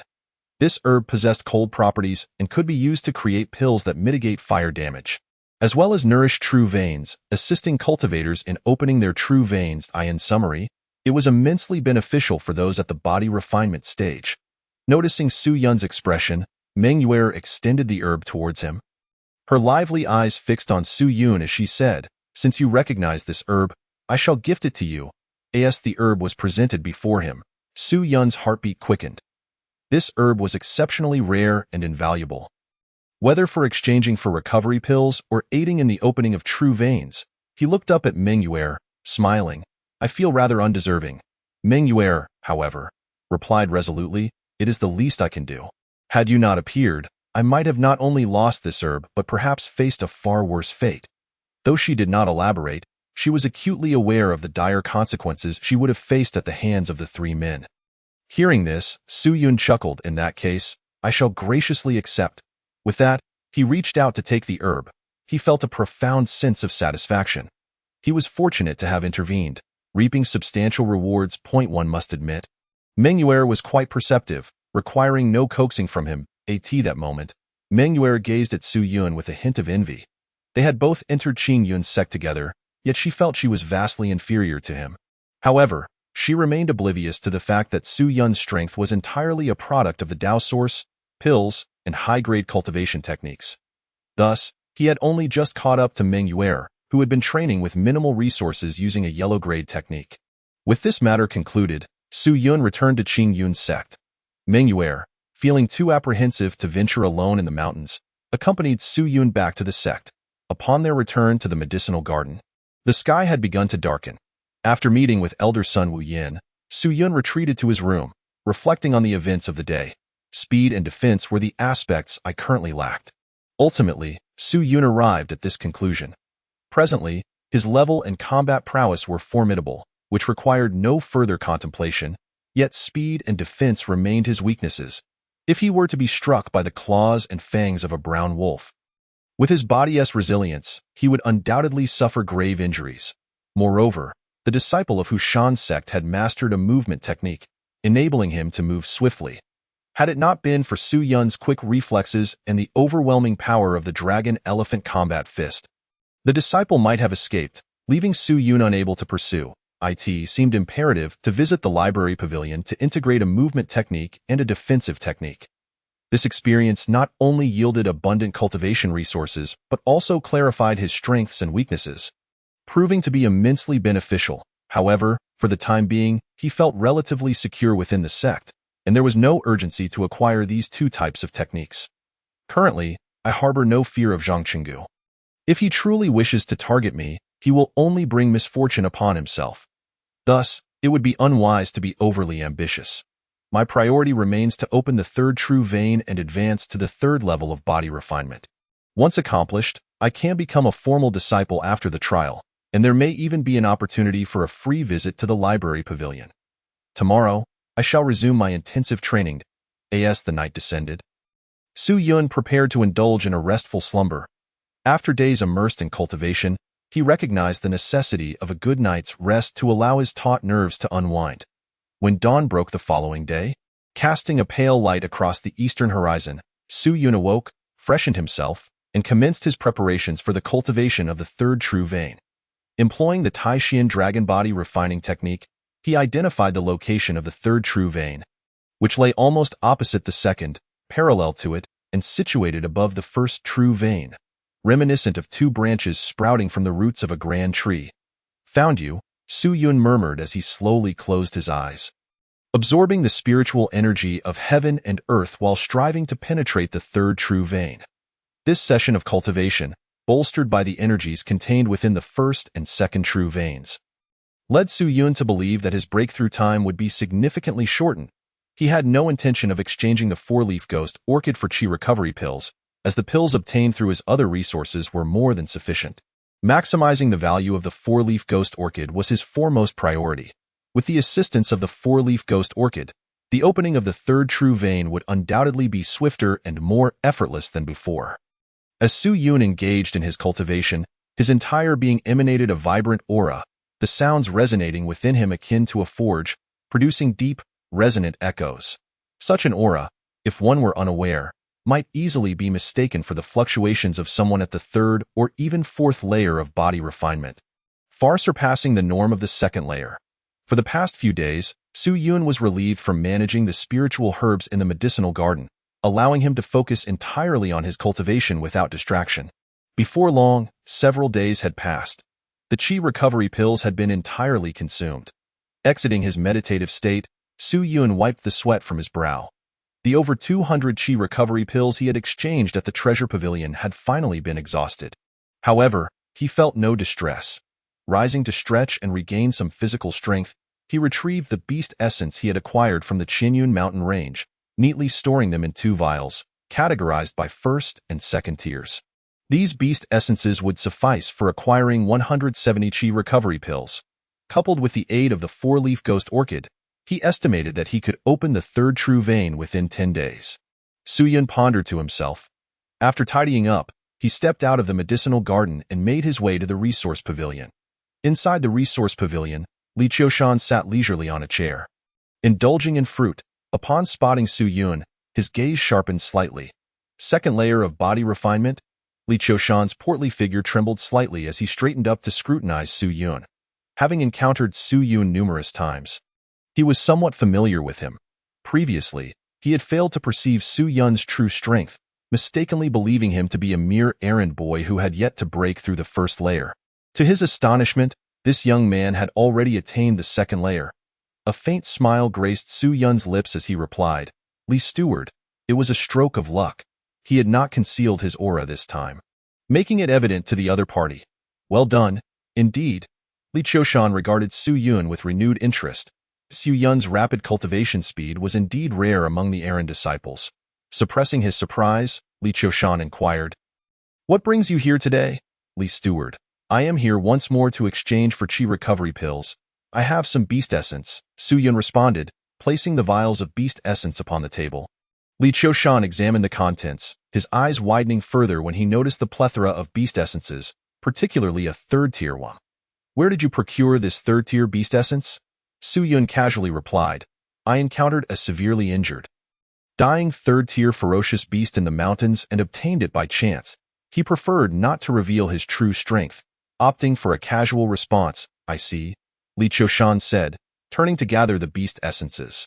After counting out 170 chi recovery pills in front of Su Yun, he handed them over. "Thank you, Li Steward," Su Yun said, accepting the pills and preparing to depart. That moment, Li Qiushan raised his hand and called out, "Wait a moment." Su Yun, puzzled, asked, "Is there something else, Li Steward?" Li Qiushan scrutinized Su Yun once more before asking, "Are you planning to use these chi recovery pills to make a concerted effort to break through to the third layer of body refinement and participate in the sect's official disciple trials?" Su Yun did not deny it and replied directly, "Indeed, my aptitude is rather poor, and I must rely on more pills to make up for it." It was evident that a second-layer errand disciple aiming to break through to the third layer and become an official disciple was not a matter requiring speculation. Li Qiushan continued, "Then let me ask you, do you know about the trials?" Su Yun pondered briefly before responding, "I am not entirely sure. I have only heard that one must enter a secret realm to complete the tasks assigned by the sect, but the specifics remain unclear. That is about the gist of it. However, it is important to note that while the secret realm is not vast, it is not small either. The tasks assigned by the sect may involve gathering unique spiritual herbs found within the secret realm or hunting specific ferocious beasts to obtain beast essences. Some items only exist in particular regions. Without a map of the secret realm, completing the tasks may require considerable effort and entail traversing unnecessary paths. Upon hearing this, Su Yun's heart stirred. He had not previously heard of such details. He inquired, "Might I ask, steward, how many contribution points is a map worth?" Noticing Su Yun's expression, Li Qiushan grinned and lowered his voice, saying, "This item is not sold by the sect. These maps were compiled by previous adventurers who ventured into the secret realm, dedicating their time and effort to gather information and create these maps." Surprised, Su Yun regarded Li Qiushan with newfound interest. It seemed there was more to his generous disclosure than met the eye. Thus, he refrained from pressing further, opting to wait for Li Qiushan to elaborate. As anticipated, Li Qiushan continued, "If you desire it, I can provide you with a copy." Su Yun smiled and asked, "Li Steward, is there something you need me to do in return?" Li Qiushan raised an eyebrow, realizing that this young man was quite perceptive. Su Yun was no fool. It was clear that Li Qiushan, having no prior connection to him, suddenly divulging so much information and offering him an exclusive map for free must have ulterior motives. A smirk crept upon Li Qiushan's lips, the flesh on his face appearing somewhat comical. "Indeed, there is a task I need your assistance with. In a certain area of the secret realm, there lies a black gold chest. If you possess the capability to retrieve it, I will reward you with an additional 100 chi recovery pills." Su Yun's heart raced at the mention of 100 chi recovery pills. He was taken aback. As far as he knew, Li Qiushan was a steward within the sect, his cultivation level reaching the 7th, 8th, or even 9th layer of body refinement. The prospect of something that could entice even him into seeking assistance was intriguing. However, he astutely noted the phrase, "if you have the capability." He pondered for a moment before asking, "What exactly am I to retrieve, and what dangers might be involved?" Years ago, as a formal disciple, I was fortunate enough to enter the secret realm under exceptional circumstances and caught a distant glimpse of it.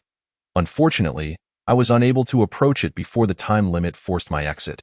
Since then, I have not had the opportunity to return. Li Qiushan shook his head and said, "As for the dangers, I cannot say for certain. However, I have previously entrusted numerous errand disciples to retrieve it." But, he chuckled softly, leaving the statement incomplete. Su Yun discerned the implication. It was evident that there were indeed dangers, which explained Li Qiushan's demeanor. After contemplating for a while, Su Yun nodded and said, "All right, I can agree to your request." "Splendid," Li Qiushan exclaimed, rummaging through his storage ring before producing the map and handing it to Su Yun. Though this map is not entirely complete, it covers the majority of the areas and is sufficient for navigation. I have marked the location of the item I seek on the map. With a pat on Su Yun's shoulder, he added, "Although you are currently only at the 2nd layer of body refinement, I have high hopes for you. You will surely ascend to the 3rd layer and participate in the trials soon." This is a heartfelt sentiment. He believed that with Su Yun's youth and rapid advancement to the 2nd layer, a breakthrough to the 3rd layer was hardly surprising. Thus, he decided to secure a deal with Su Yun in advance to avoid missing out later. After receiving the map, Su Yun clasped his hands and smiled. "Thank you, Li Steward, I shall take my leave." "Very well," Li Qiushan replied, watching as Su Yun turned to depart. Once outside the resource pavilion, Su Yun strolled along the path back, his mind racing with thoughts. He understood that he had to accept Li Qiushan's terms, otherwise the map would not have been offered. Whether he would ultimately proceed with the task remained to be seen, as any endeavor involving danger warranted careful consideration. Nevertheless, he found himself intrigued by the nature of the treasure in question. Of course, it was premature to dwell on such matters, as he had yet to break through to the 3rd layer of body refinement. However, with these chi recovery pills, along with the 4-leaf ghost orchid, a breakthrough to the 3rd layer was surely within reach. Returning to the medicinal garden, after fertilizing the spiritual herbs, Su Yun earnestly resumed his cultivation within his chamber. He perceived that the progress of opening the 3rd true meridian had reached nearly 30% in his estimation. Within the room, the spiritual energy surged, flowing towards Su Yun's body like an overwhelming tide. The energy absorbed by his physique coursed through the vast network of meridians, resembling a multitude of galloping spirit serpents, ultimately converging in his dantian, where it collided with the energies of the 2 established true meridians, vigorously impacting the 3rd true meridian. Each impact resonated with a dull thud. When his physical stamina waned significantly, Su Yun promptly consumed a chi recovery pill, instantly revitalizing himself, and resumed his relentless assault on the third true meridian. The chi recovery pills lay beside him, readily available for use. Time slipped away gradually. Cultivation was a tedious endeavor. Throughout entire days, Su Yun devoted every moment of his free time to his practice. On this particular day, as he lay upon his bed, Su Yun opened his eyes. With a mere thought, he retrieved the four-leafed ghost orchid from his storage ring. It was time to utilize it. Su Yun's expression turned serious. If one could peer inward, they would discover that the third true meridian within his dantian was now nearly manifesting, possessing the capacity to generate spiritual power to a significant extent. However, the final fraction was the most challenging to achieve, requiring more precise control during the impact. Otherwise, not only would he fail to establish the true meridian, but the rampant spiritual energy could also inflict harm upon himself. Now was an opportune moment to employ the four-leafed ghost orchid, which could safeguard his true meridian while greatly accelerating the impact without the fear of injury. It all depended on you. Without hesitation, Su Yun formed the four-leafed ghost orchid into a ball and swallowed it whole, at the level of physical refinement he had attained. Absorbing the medicinal properties externally was exceedingly difficult. Ingestion was the most effective choice. Boom. Once the four-leafed ghost orchid entered his body, its medicinal potency surged forth like a gushing spring, penetrating into Su Yun's flesh and blood. This medicinal power astonished Su Yun. He felt an indescribable sense of euphoria enveloping him, as though wrapped in a gentle energy that shielded him from harm. Truly, it was an extraordinary high-grade spiritual herb. In his elation, Su Yun rapidly harnessed this potent energy, channeling it through his meridians until it converged within his dantian in an instant. The two established true meridians, along with the yet-to-be-formed third true meridian, were entirely enveloped, akin to a protective shield safeguarding them. Moreover, the pure medicinal energy was swiftly cleansing and impacting the three true meridians, enhancing their resilience and vitality. Su Yun was immensely pleased. Under these conditions, the timeline for his breakthrough appeared to be considerably hastened. After a day had passed, a resounding boom echoed within Su Yun's body as the third true meridian solidified, successfully established. The energies from the two true meridians surged forth like a deluge into the newly formed true meridian. The spiritual energy spring of the third true meridian had been completely opened, and Su Yun could distinctly sense the production of spiritual energy within, accompanied by a stream of pure energy beginning to flow back into himself. This reciprocated energy was even more refined and abundant than the combined output of the previous two true meridians. Su Yun was astonished, not anticipating such an unexpected delight. If the energy that previously flowed back from the breakthrough could be likened to mere raindrops, then now it was akin to a rushing river. It seemed that with subsequent breakthroughs, the benefits would only multiply. This was also the advantage of higher realms, an innate superiority that overshadowed lower realms. Whether in strength, physique, or the very bones and flesh were far superior. Of course, this was contingent upon cultivating advanced techniques. Otherwise, if the strength cultivated through lower-tier techniques equaled that of higher-tier ones, the value of advanced techniques would not be so exceedingly precious. After all, these were methods created by far more powerful cultivators, and the principles and structures involved were not comparable to ordinary techniques. Once the breakthrough concluded, Su Yun took a slow, deep breath. Third layer of physical refinement. Su Yun gradually clenched his fist. The surging power and spiritual energy within him filled him with an unprecedented sense of strength. After a brief moment of circulating his cultivation technique, the vital energy within him surged wildly, spilling over his skin, making him appear like a formidable beast, exuding an aura of intimidation. Were Elder Sun present, he would undoubtedly be rendered speechless in shock. For Su Yun had just broken through to the third layer of physical refinement, and his aura alone completely overshadowed that of Zhang Qinggu, and by a significant margin. With my current strength, Zhang Qinggu is no longer a match for me. Yun's gaze was indifferent. He no longer regarded his opponent with any concern. Should he unleash his full power, a single strike from the dragon-elephant combat fist would likely leave Zhang Qinggu with nothing but dust. With urgency, he had finally stepped into the third layer of physical refinement during this trial period for the outer disciples. Qingyun sect recruited disciples annually, and the assessment for outer disciples to become formal disciples was conducted every 3 months. If one missed it, they would have to wait until the following year. Xu Yun originally believed he had no hope. However, unexpectedly, during a woodcutting task, he not only encountered the aloof fairy but also obtained the precious Dao source. Allowing him to catch up, with only a few days remaining, he needed to register promptly. Xu Yun stood up, stretching his limbs. After taking a bath to cleanse himself of dirt, he changed his clothes and made his way to the registration pavilion of the Qingyun sect. This was the designated place for recording the information of all disciples within the sect, and registration for the annual trials also took place here. Upon arriving, Xu Yun found the hall nearly empty, with only one individual reclining in a chair, dozing. This person was Zhou Cheng, the steward of the registration pavilion. Steward Zhou. Xu Yun began. Zhou Cheng opened his eyes, groggy from sleep, and glanced at Xu Yun. Noticing his name tag, Xu Yun continued, Steward Zhou, I am here to register for the formal disciple assessment. Zhou Cheng retrieved the registration book and casually inquired, What year did you join Qingyun sect? Xu Yun replied, I joined this year. This year?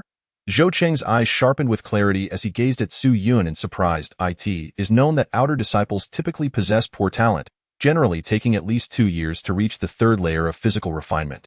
For one to achieve this within a year was exceedingly rare, and to do so in merely 3 months, he had never witnessed. Moreover, the spiritual energy radiating from Xu Yun unmistakably indicated he had reached the third layer of physical refinement. This lad, how could someone with such talent be an outer disciple? After a moment, he suppressed his astonishment and continued to ask, Name and age. Xu Yun truthfully reported. As he spoke, he unconsciously glanced at the list above. This glance caused his expression to stiffen. He noticed 4 or 5 names on the list, with the first name at the top being none other than Zhang Qinggu, the overseer of the outer disciples. Chapter 25. Preparing to kill Zhang Qinggu? Upon seeing this name, Xu Yun couldn't help but exclaim, his brows furrowing. Zhou Cheng, who was recording, nodded and said, Indeed. Isn't he the overseer of your outer disciples? It is said he has been in the outer disciple department for many years and has become quite the seasoned veteran, only breaking into the third layer of physical refinement last year. I have heard of him. He is participating in the formal disciple assessment as well. Xu Yun was somewhat astonished, not having anticipated this. However, upon further reflection, it was indeed reasonable.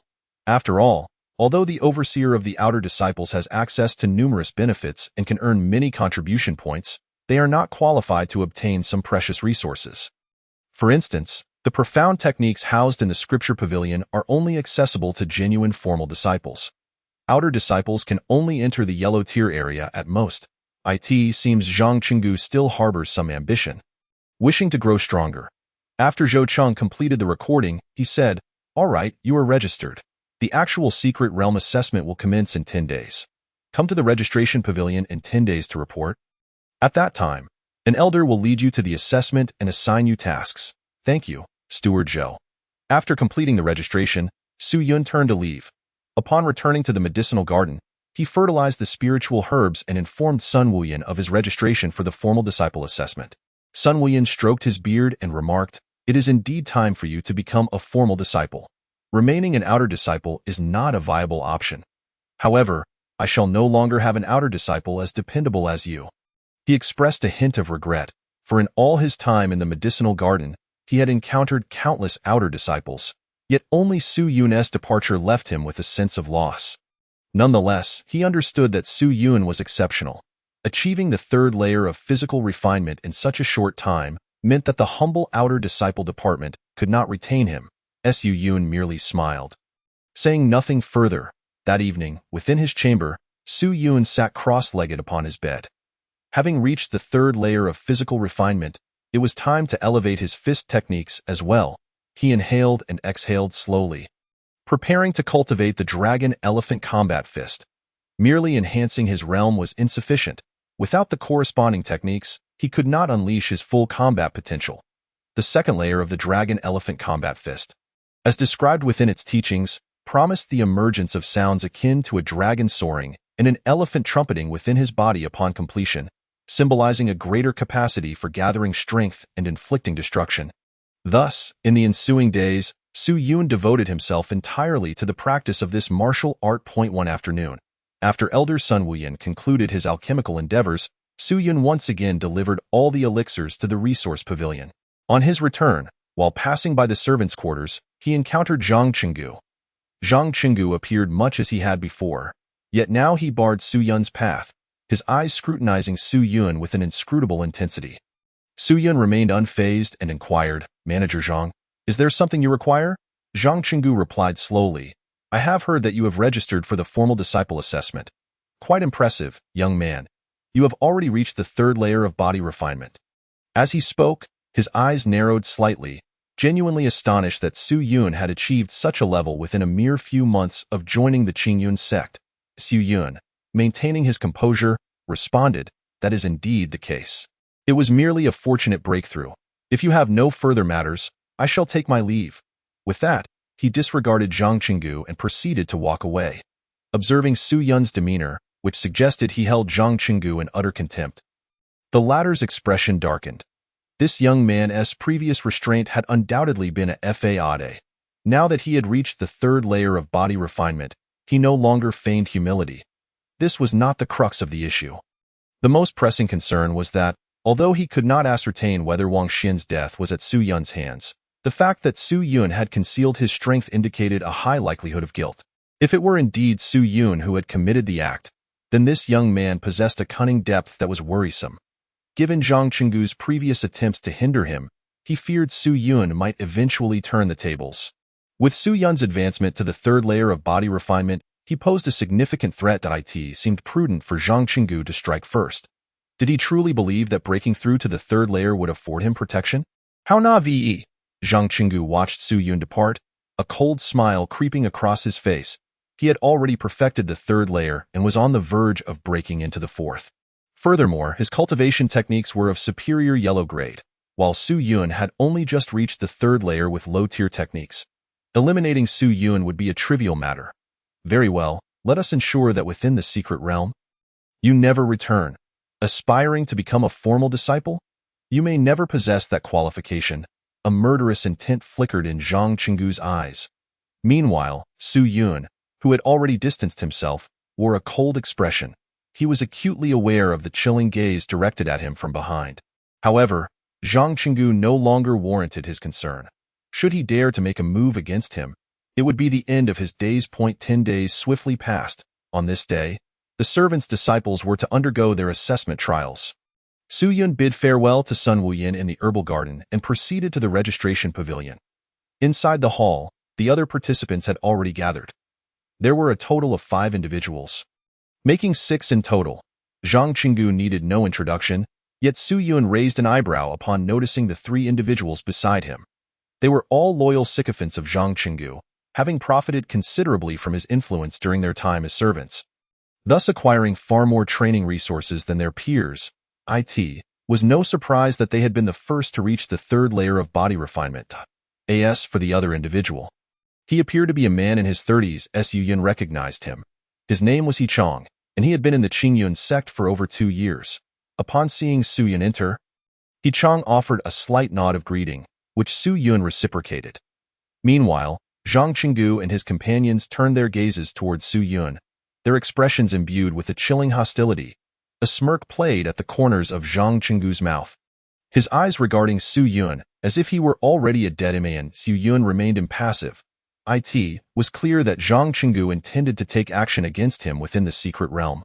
Indeed, while it was ill-advised to harm fellow disciples within the sect, the secret realm provided a perfect cover for such deeds. He felt calm, hoping only that these individuals brought with them a greater abundance of training resources. "Is everyone present?"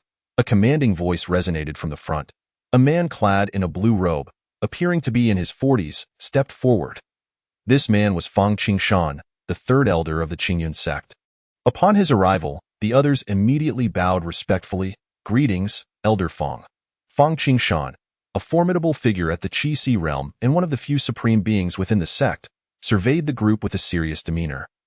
Zhou Cheng, the registrar, respectfully announced, "Elder Fang, 6 individuals are participating in this trial, and they are all present."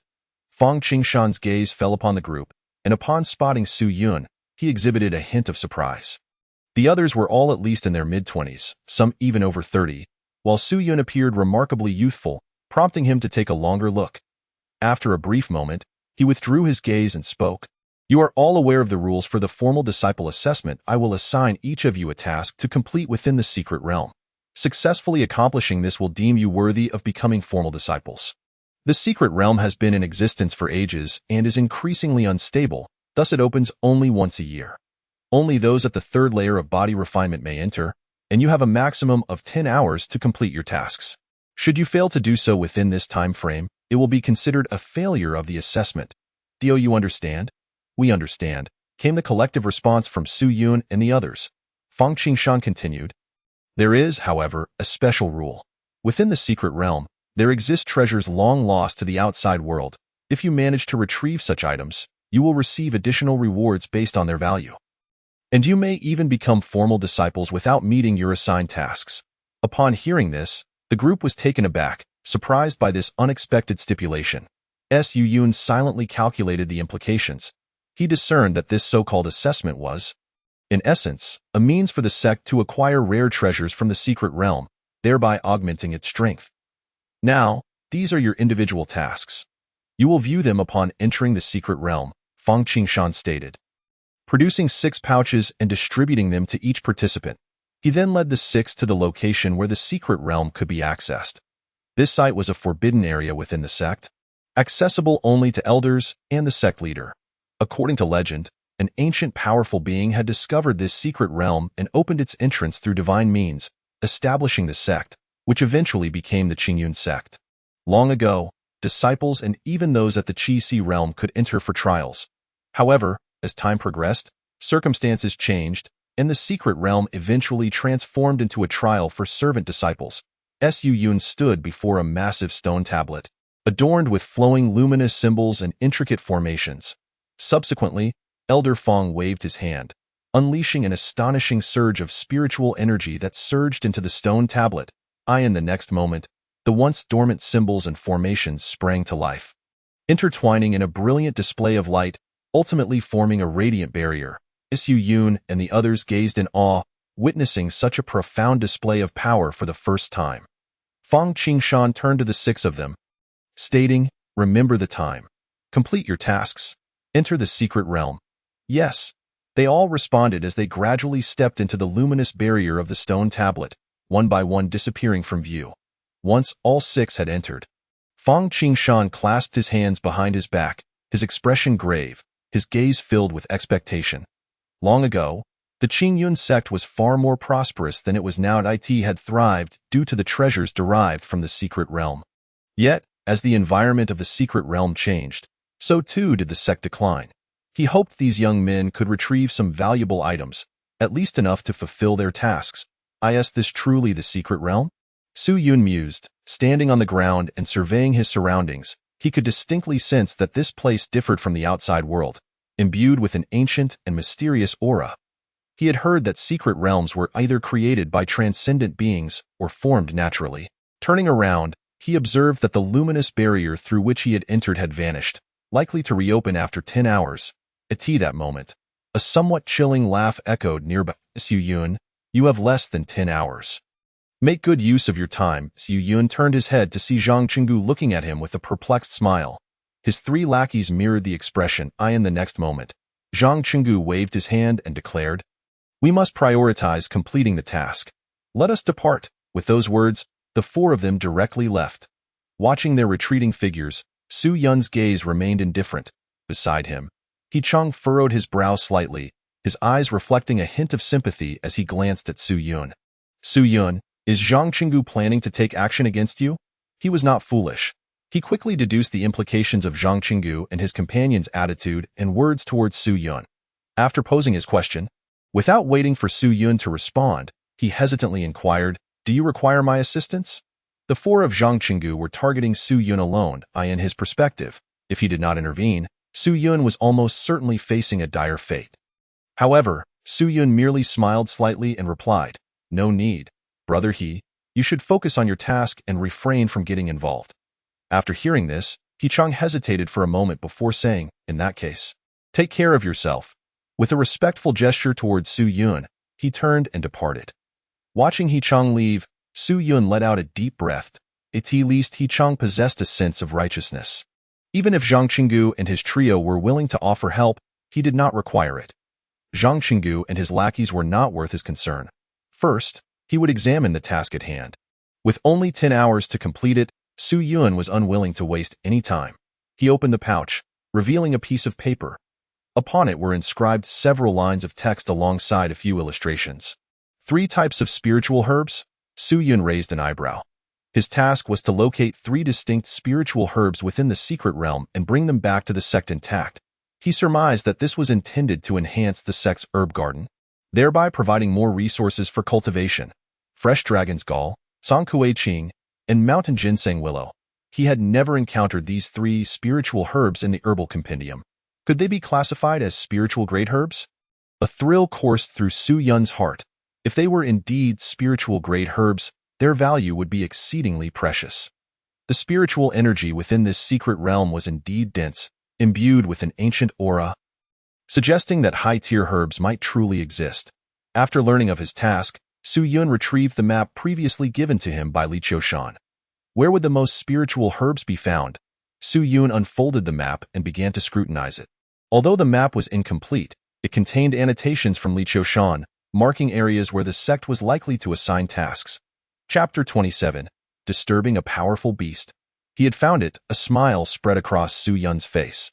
On the map, there was a region specifically circled by Li Qiushan, annotated with notes indicating. This area is rich in spiritual energy, with fertile soil conducive to the growth of precious spiritual herbs. Truly, Elderly had been immensely helpful. Had it not been for the map provided by Li Qiushan, he might have had to rely on sheer luck to find his way around. But now, things were different. After confirming his location on the map, Su Yun folded it up. The journey was approximately 10 kilometers away. Taking a deep breath, he set off. At a distance of 10 kilometers was nothing for him now, and he soon reached his destination. Here, a series of peaks connected to form a vast valley. Even from the entrance, Su Yun could feel the rich spiritual energy emanating from within. Indeed, this was a place where spiritual herbs thrived. Given the circumstances, there should be more than just those herbs. Perhaps he could make a significant harvest. Filled with excitement, Su Yun did not hesitate and swiftly entered the valley. However, upon entering, he discovered that the number of spiritual herbs was rather limited. Before his eyes, there were no more than 10 spiritual herbs. What was going on? Su Yun was perplexed. Logically, with such dense spiritual energy, there should be a profusion of herbs growing here. Approaching closer, he examined the herbs. The aroma was intoxicating, and the spiritual energy was exceptionally rich. Merely standing nearby, he could feel the overwhelming potency of the herbs, which was truly astonishing. This aura indicated that they were spiritual-grade herbs, surpassing the quality of high-tier spiritual herbs. Indeed, the growth environment for spiritual-grade herbs was quite tyrannical, consuming most of the nutrients in the area, rendering lower-tier herbs incapable of survival in the same location. Su Yun understood the reason. Upon inspecting the remaining herbs, he noted that their energies were comparable to the one before him, suggesting they were of the same grade, spiritual grade. Su Yun retrieved the pouch Elder Fong had given him. Comparing the appearance of these herbs with the illustrations, ultimately, he discovered that both fresh dragon's gall and mountain ginseng willow had 2 specimens each, but there were no Songkue Qing herbs. Su Yun first collected the 2 types of herbs, placing them into the pouch. Then, he glanced at the remaining herbs. These were all precious treasures. A single spiritual-grade herb held immense value. Ha ha, they are all mine.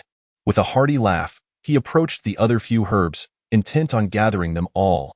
Just as he stepped forward, a tremendous roar erupted, its sonic wave deafening. Ahead, a terrifying figure rose from the ground, a monstrous beast measuring over 10 meters in height, instantly blotting out the sun and blocking Su Yun's path. Dust and debris cascaded from its body as it unleashed an overwhelming aura. In an instant, Su Yun felt his eardrums vibrate painfully. His chest constricted, and he struggled to breathe. He halted, staring at the colossal beast before him, his pupils narrowing in shock. The next moment, without hesitation, he turned and channeled all his spiritual energy, his feet racing towards the valley's exit. At the very least, it was a beast of the 6th or 7th tier. Su Yun was astounded, daring not to linger any longer, disregarding the other spiritual herbs entirely. This beast was far too terrifying. Even its roar left him feeling uncomfortable, and if he were to be struck even once, he would surely be crushed into a pulp. He fled with all his might towards the valley's exit. Behind him, the roar continued, and he could hear the thundering sound of the beast's massive feet striking the ground. It was pursuing him. Damn it. Su Yun felt a surge of anxiety, urging himself to draw upon every ounce of spiritual energy as he sprinted for his life. Ultimately, he burst through the narrow mountain pass, just managing to evade the enormous beast. After dashing several hundred meters further, he turned to see the colossal creature abandoning its pursuit and retreating back into the valley. Only then did he allow himself a sigh of relief. Phew! He gasped for air. That was the guardian beast of the spiritual grade herbs. How careless of me. I should have anticipated this. Yu Yun shook his head. With so many herbs present, how could there not be a guardian beast? Fortunately, he had prioritized completing his task and managed to collect the 2 required herbs. Otherwise, had he been greedy and attempted to harvest the remaining herbs, he might never have completed the task. Wiping the cold sweat from his brow, Su Yun reflected on the overwhelming aura of the beast, which had instilled fear in him, making it impossible to risk gathering another herb. He had initially been able to gather the herbs because the beast had been sleeping within the secret realm. It was only his prolonged stay and laughter that had awakened it. He shook his head. It seemed he would need to exercise caution in all future endeavors. No wonder it is said that within secret realms, opportunities and dangers coexist. Su Yun had now witnessed this firsthand. He still needed one more herb. Sitting on the ground, he frowned slightly. Where could he find Song Kue Qing? He lifted a leg, resting one hand on his knee, and scanned the surroundings. Just as he was about to withdraw his gaze, he caught a glimpse of a faint light flickering on a distant peak. Su Yun's eyes brightened. Previously, his attention had been focused on the valley, and now he finally noticed the situation on the peak. Could it be Song Kue Qing? Su Yun rose, concealing his aura, and cautiously made his way toward the flickering light atop the peak. This time, he was exceedingly careful, fearing he might disturb the massive beast once more. However, it was fortunate that this was on the outer peak. Had it been within the valley, he would not have dared to investigate, even if given 100 chances. Approximately half an hour later, Su Yun stealthily arrived at the location. Sure enough, the source of the faint light was indeed a spiritual herb, its body shimmering with a crystalline yellow hue, and its roots resembled amber, translucent and revealing a soft yellow glow swirling within. That was the pure essence of the herb's potency. Su Yun quickly retrieved the diagram to confirm, and indeed, it was Song Kue Qing. Excellent, excellent, what a delightful surprise. Su Yun beamed with joy. Had it not been for the beast driving him out, he might have simply harvested the herbs and turned to search elsewhere for Song Kue Qing. Carefully, he extracted it from the soil, ensuring the roots were intact. The sect required the herbs to be fresh and complete. Any damage would not count as fulfilling the task. Once secured, Su Yun let out a sigh of relief. The sect's task was now complete. All 3 spiritual herbs had been successfully acquired, solidifying his status as a formal disciple. Of course, this was largely thanks to Li Qiushan. Otherwise, had he been left to search alone, it would have taken an insurmountable amount of time, even if he had started from the initial location and searched all the way here. It would have taken at least several more hours. Next, it was time to check the other location. Su Yun retrieved the map. On it, there was a particularly conspicuous marked area, which indicated the treasure that Li Qiushan had entrusted him to seek. Upon inspection, he noted that it was approximately 20 kilometers away from his current location. He wondered if there would be formidable beasts guarding it. After a moment's contemplation, he acknowledged that if there were, he would indeed be at a loss. Chapter 28. The fury of Zhang Qinggu. As he advanced along the route indicated on the map, Su Yun finally arrived at his destination. To his astonishment, it was remarkably conspicuous. Upon observing the scene ahead, he was taken aback. Merely 100 meters away stood a towering platform, rising several meters above the ground. Atop the platform rested a small box of obsidian hue, quietly positioned in plain sight. The surroundings were eerily tranquil, Su Yun released his spiritual sense to investigate but detected no signs of ferocious beasts nearby. Nonetheless, he remained cautious. According to Li Qiushan, others had previously been entrusted to retrieve this obsidian box. Yet all had failed, presumably perishing in this very location. He took a step forward, approaching slowly. At the base of the platform lay a thicket of grass, nearly half a person's height, concealing the ground beneath. As Su Yun neared, he prepared to step onto the platform with utmost care. However, when he was approximately 10 meters away, on the verge of entering the grassy area, he suddenly halted. For within the thicket, he discerned a pale object. Upon closer inspection, his pupils constricted in shock. It was a skeleton. Su Yun dared not advance recklessly, pausing in his tracks. The skeleton lay less than a meter before him. Would he too face misfortune if he ventured further? He furrowed his brow. Had the skeleton not been so close, he might have overlooked it entirely. Could this be one of the nameless disciples sought by the stewardly? A chill ran through him. This individual had clearly sought the obsidian box but had met his demise here. Consequently, Su Yun refrained from proceeding. It was evident that hidden dangers lurked within this place. He scrutinized the underbrush surrounding the platform, soon discovering 5 more skeletons, all reduced to bones. Surely, some concealed mechanism was at play. He lingered at the edge of the thicket, hesitant to step inside. He certainly did not believe he could retrieve the obsidian box unscathed. Yet, he could not discern the nature of the danger. For a considerable time, he meticulously examined the area, searching for any clues to the mechanisms concealed within. After over an hour had passed, he found nothing. Su Yun stood in place, stroking his chin in resignation. If it proved futile, he would have to depart. After all, he would not risk his life for an unknown entity. As he pondered, he suddenly noticed several figures approaching from a distance. Turning his gaze, he spotted 4 figures several hundred meters away, hastening towards him. Su Yun raised an eyebrow. The 4 were none other than Zhang Qinggu and his companions. He surmised they had likely completed their own tasks, for their numbers afforded them the means to accomplish their goals more swiftly. Zhang Qinggu and his companions had indeed finished their task. Though they lacked a map like Su Yun, they possessed ample knowledge about the secret realm from their previous experiences. Upon nearing and catching sight of Su Yun and the obsidian box atop the platform, Zhang Qinggu's eyes gleamed with delight. The next moment, he grinned malevolently and said, "Su Yun, I never expected to encounter you here. I thought I'd allow you to linger a bit longer, only to eliminate you at the exit. But it seems I needn't wait so long. Even the heavens seem unwilling to let you live." Upon hearing this, the other 3 exchanged glances, each reflecting disdain in their eyes. For the 4 of them, all at the 3rd level of physical cultivation, it would be a mere trifle to eliminate Su Yun. Looking at the quartet, Su Yun maintained an indifferent expression and replied, "Zhang Steward, what do you mean by that?" "What do I mean?" Zhang Qinggu sneered.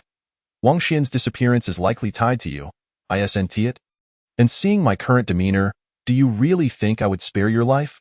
Upon hearing this, Su Yun prepared to drop the pretense, but before he could speak, he noticed Zhang Qinggu's gaze fixated on the box atop the platform.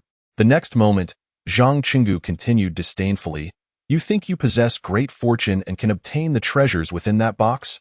How utterly deluded." With his hands clasped behind his back, he assumed an air of superiority and added, "Very well, I shall grant you a final glimpse of what treasures lie within that box before your demise." He then gestured to one of his lackeys, commanding, "Go retrieve the box." "Understood." The lackey promptly complied. Su Yun's eyes brightened momentarily, a sardonic smile creeping onto his face as he remained silent. The lackey stepped forward, entering the thicket. However, the instant his body crossed into the underbrush, an unexpected phenomenon occurred. The ground seemed to awaken, surging with a sudden movement. A faint glow emerged, illuminating the thicket. In the next moment, the lackey's entire body was struck as if by lightning, crashing violently into the foliage. Rendered immobile, it was as though an immense force had ensnared him to the ground. This unforeseen turn of events left everyone present aghast. Before their eyes, the individual lay prostrate on the grass. His expression twisted in agony, completely unable to move, emitting a chilling scream of despair. Soon, crimson droplets began to seep from his exposed skin, and blood flowed freely from him. In mere moments, he was transformed into a bloodied mess. With a soft pop, his body collapsed entirely, as though some terrifying force had siphoned away all his energy and flesh, drawing it into the earth.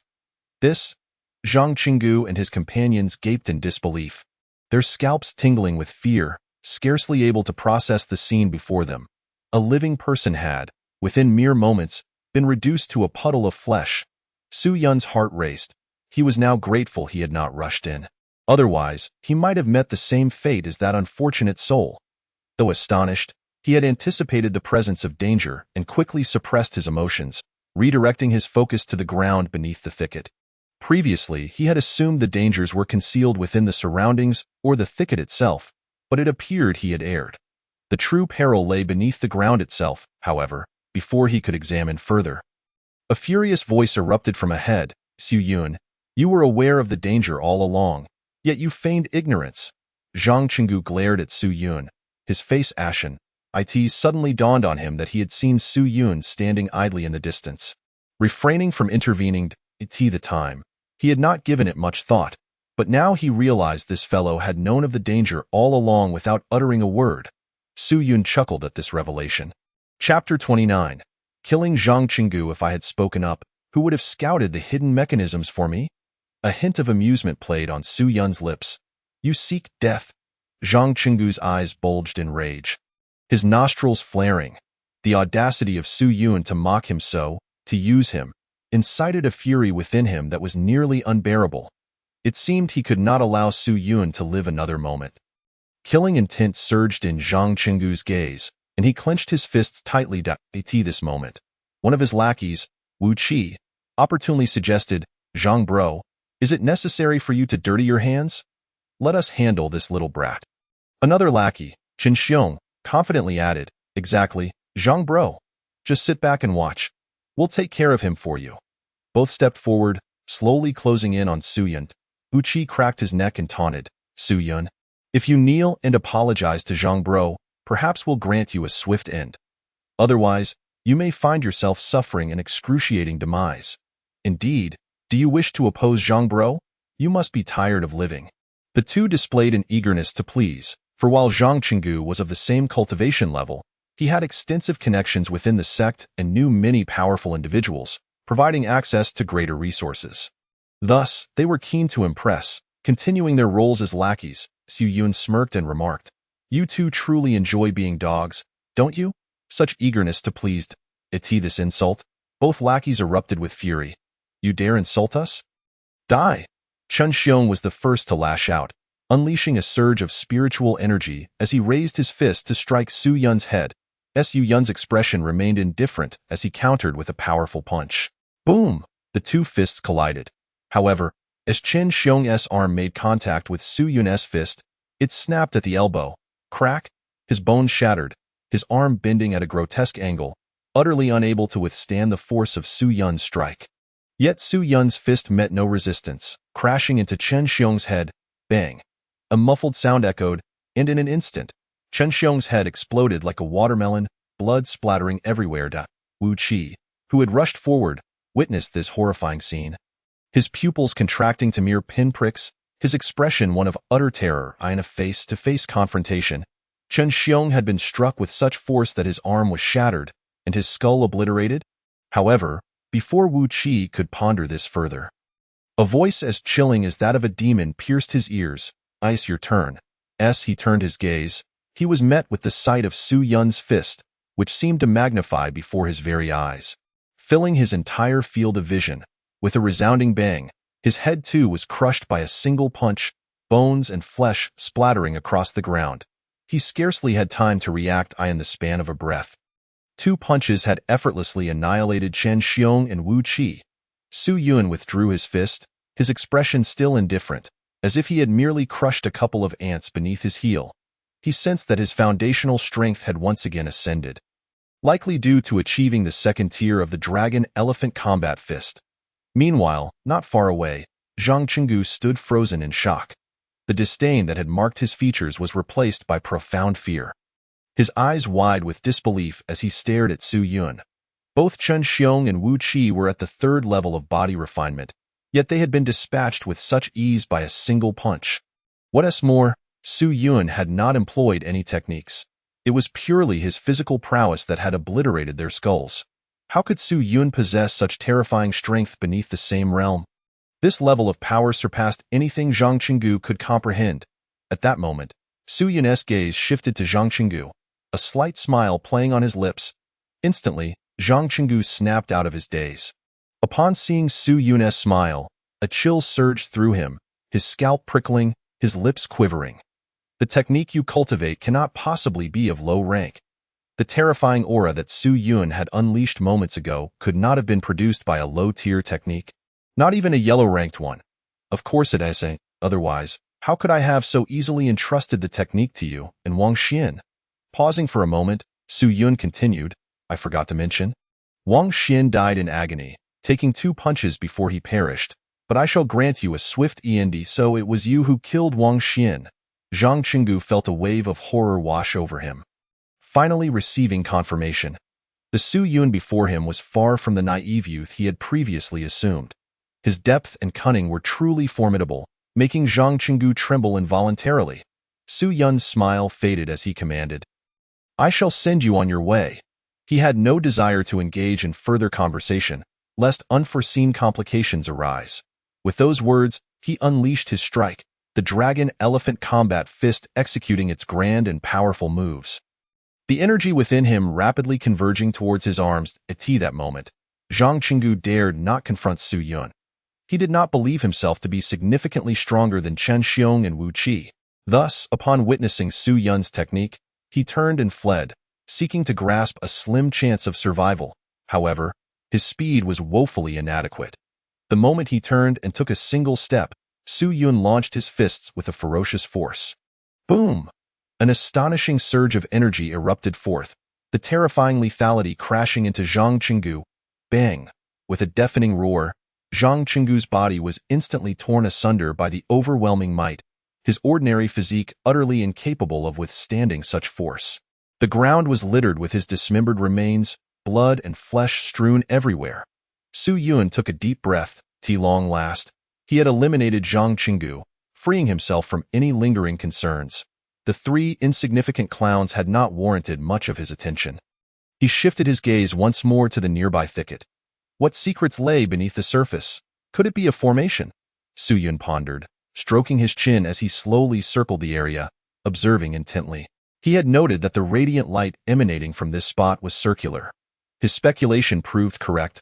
Through careful observation, he discerned the intricate patterns hidden beneath the grass. In the next moment, Su Yun sat down on the ground, extending his consciousness, focusing intently on the patterns of the formation below. Soon, a complete diagram of the formation materialized in his mind. How did it operate? Su Yun rose, tossing the corpses of Chen Xiong and Wu Qi into the formation one by one.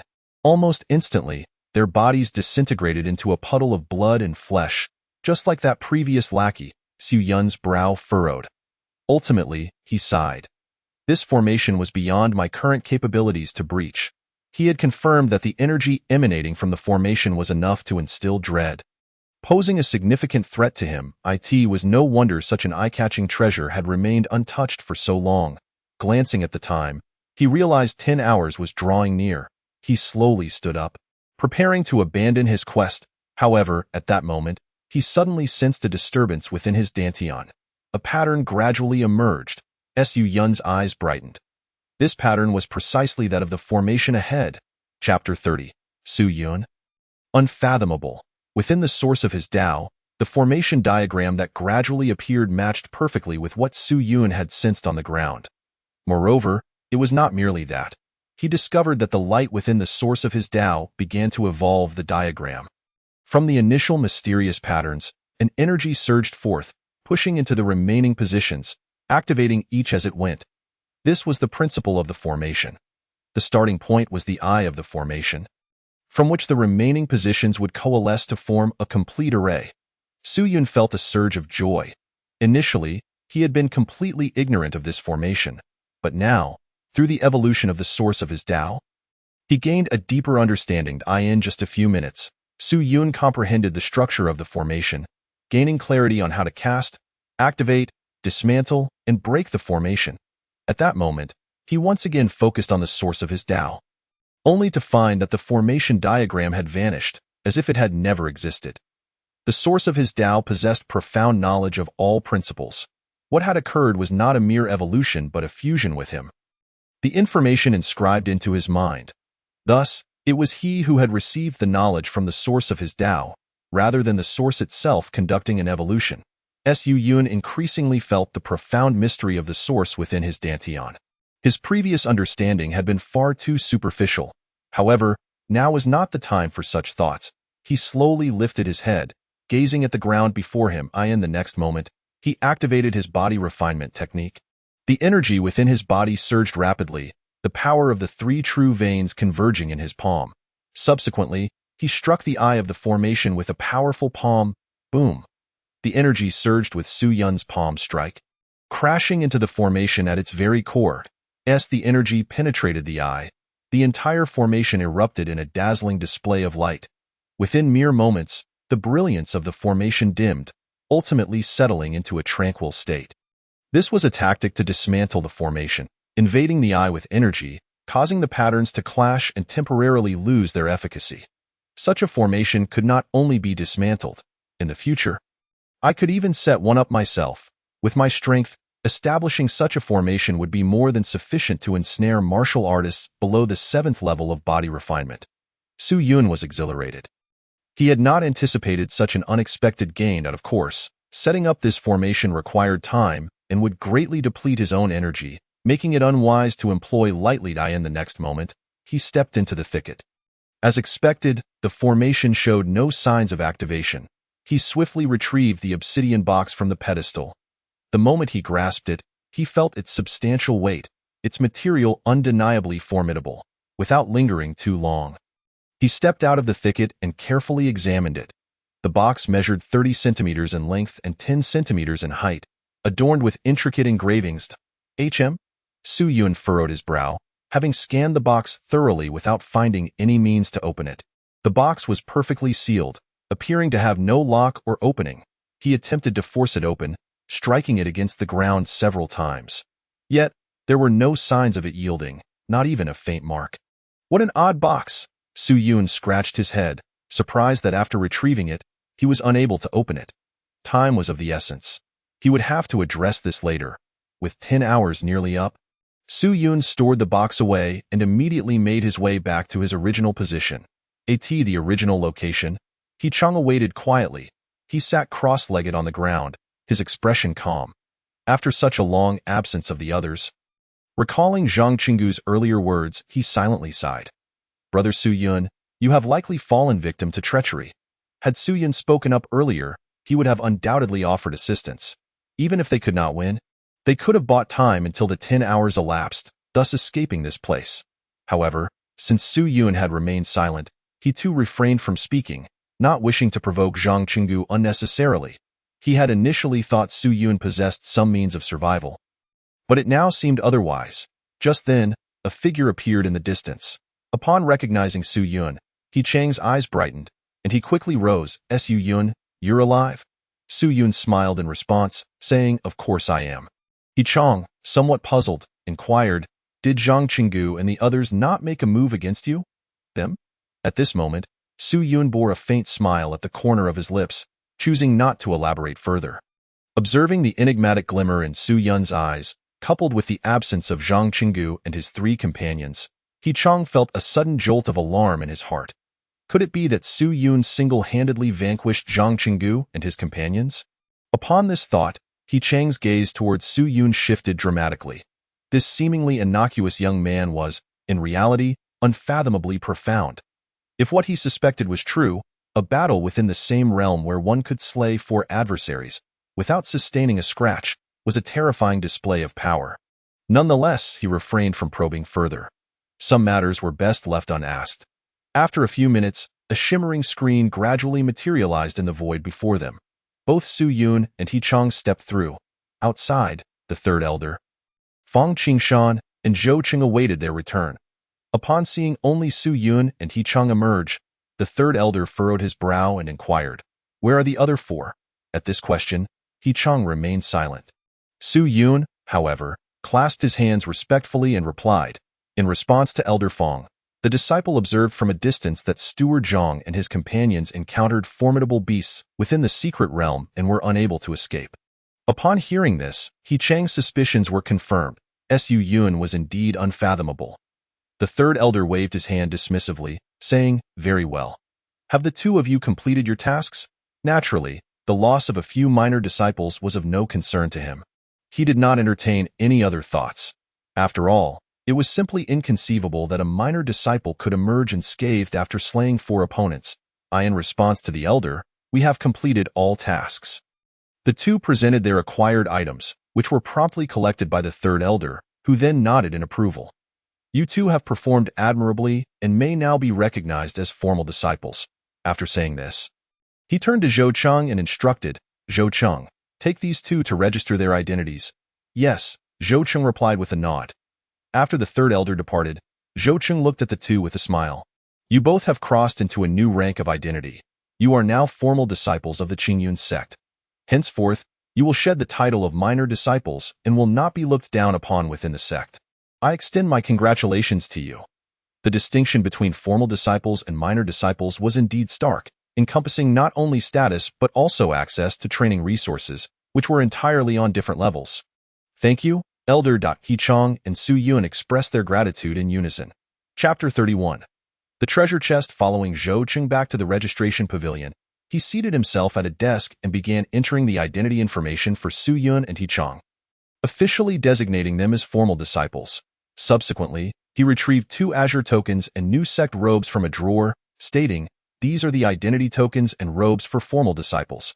The two accepted them gratefully. Zhou Cheng continued, "As formal disciples, you are entitled to receive 3 recovery pills each month from the resource pavilion using your identity tokens, along with 1 complimentary visit to the scripture pavilion.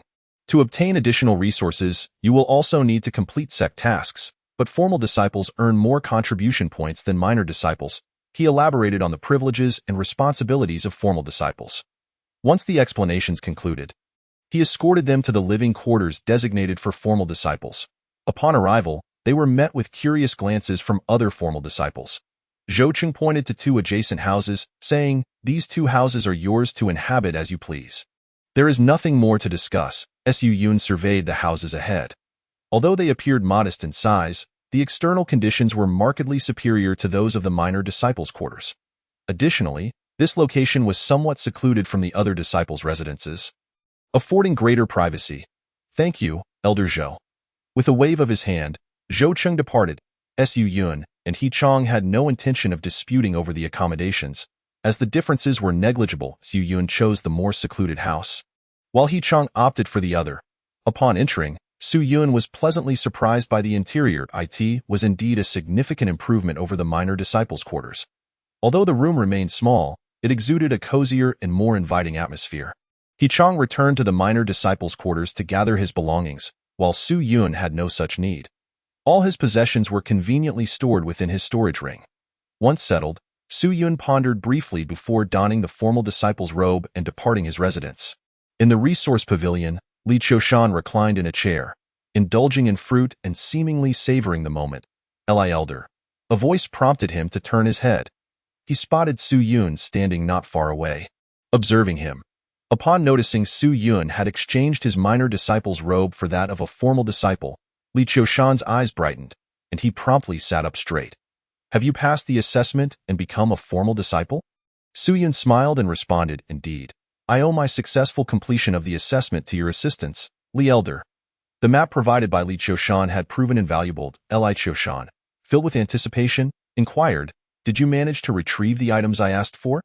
Su Yun shook his head slightly. "I apologize, Li Elder, but my strength was insufficient, and even Steward Zhang and his companions perished during the retrieval." He had no intention of handing over the mysterious black gold treasure chest to Li Qiushan, as he had expended considerable effort to acquire it. Moreover, he had an inkling that the contents of the chest were extraordinary, making it difficult for him to part with it. Hearing this, Li Qiushan felt a twinge of disappointment. However, he quickly regained his composure and waved his hand dismissively. "Never mind. I had little hope to begin with. After all, several others had failed before you." At this moment, Su Yun produced a storage ring and placed it on the table, saying, "Li Elder, this contains some resources from Steward Zhang and his companions. After their demise, I retrieve them and now present them to you as a token of gratitude for your assistance in helping me complete the assessment." Ultimately, Li Qiushan had genuinely aided him, and although he had concealed certain truths, he still wished to express his gratitude. Thus, he gathered the cultivation resources from Zhang Qinggu and his companions, returning the map to Li Qiushan as a gesture of thanks. Upon inspecting the contents of the storage ring, Li Qiushan's eyes sparkled with excitement. As Zhang Qinggu had been the steward of the minor disciples, he had accumulated a fair amount of cultivation resources over the years. Consequently, Li Qiushan wore a beaming smile as he accepted the storage ring. He then extracted 3 recovery pills and handed them to Su Yun, stating, "These are your cultivation resources as a formal disciple." "Thank you." Li Elder Su Yun accepted the recovery pills gratefully. After bidding farewell to Li Qiushan, he returned to his residence. Once inside and having closed the door, he retrieved the treasure chest he had previously acquired. Examining it meticulously from all angles, ultimately, he discovered a narrow seam for opening, though the craftsmanship was so exquisite that it was nearly imperceptible. Most importantly, it remained locked. Was there perhaps a special method required to unlock it? Su Yun pondered, stroking his chin in contemplation. "Let me try once more." Taking a deep breath, he placed his hands on either end of the chest and exerted force. This time, he harnessed the power of his true veins. Channeling energy from within his body into his hands, a faint yellow spiritual energy radiated from his palms. In the next moment, a subtle thread of energy seemed to seep into the treasure chest. Su Yun's eyes lit up. Could it be that this chest required a substantial infusion of spiritual energy to unlock? Without hesitation, he began to pour his spiritual energy into it fervently. However, after depleting a significant portion of his energy, the chest showed no signs of yielding. He shook his head slightly, preparing to abandon the effort when he suddenly noticed 3 shallow markings on the chest, emitting a faint glow. What is this? He scrutinized closely. The chest bore a total of 10 similar shallow marks on its surface. Previously, he had not paid them much attention due to the numerous patterns adorning the chest, but upon closer inspection, these 10 shallow marks appeared distinct from the other etchings. 3 had illuminated while the remaining 7 showed no signs of activation. Why was that? Su Yun stroked his chin, sinking once more into thought.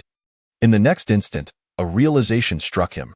Just now, he had infused his true vein power, which had caused the markings to glow. The 3 glowing marks corresponded precisely to his 3 true veins. With this thought, his heart raced. Could it be that each mark indeed corresponded to a true vein?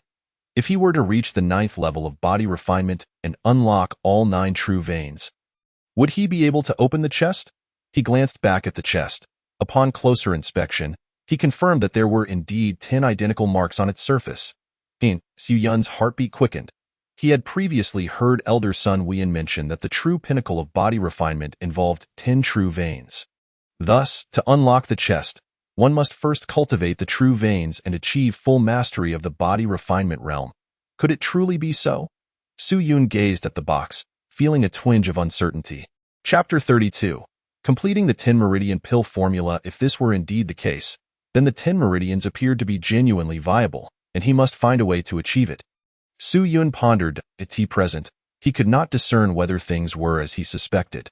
He could only wait until he opened the 4th true vein to give it a try.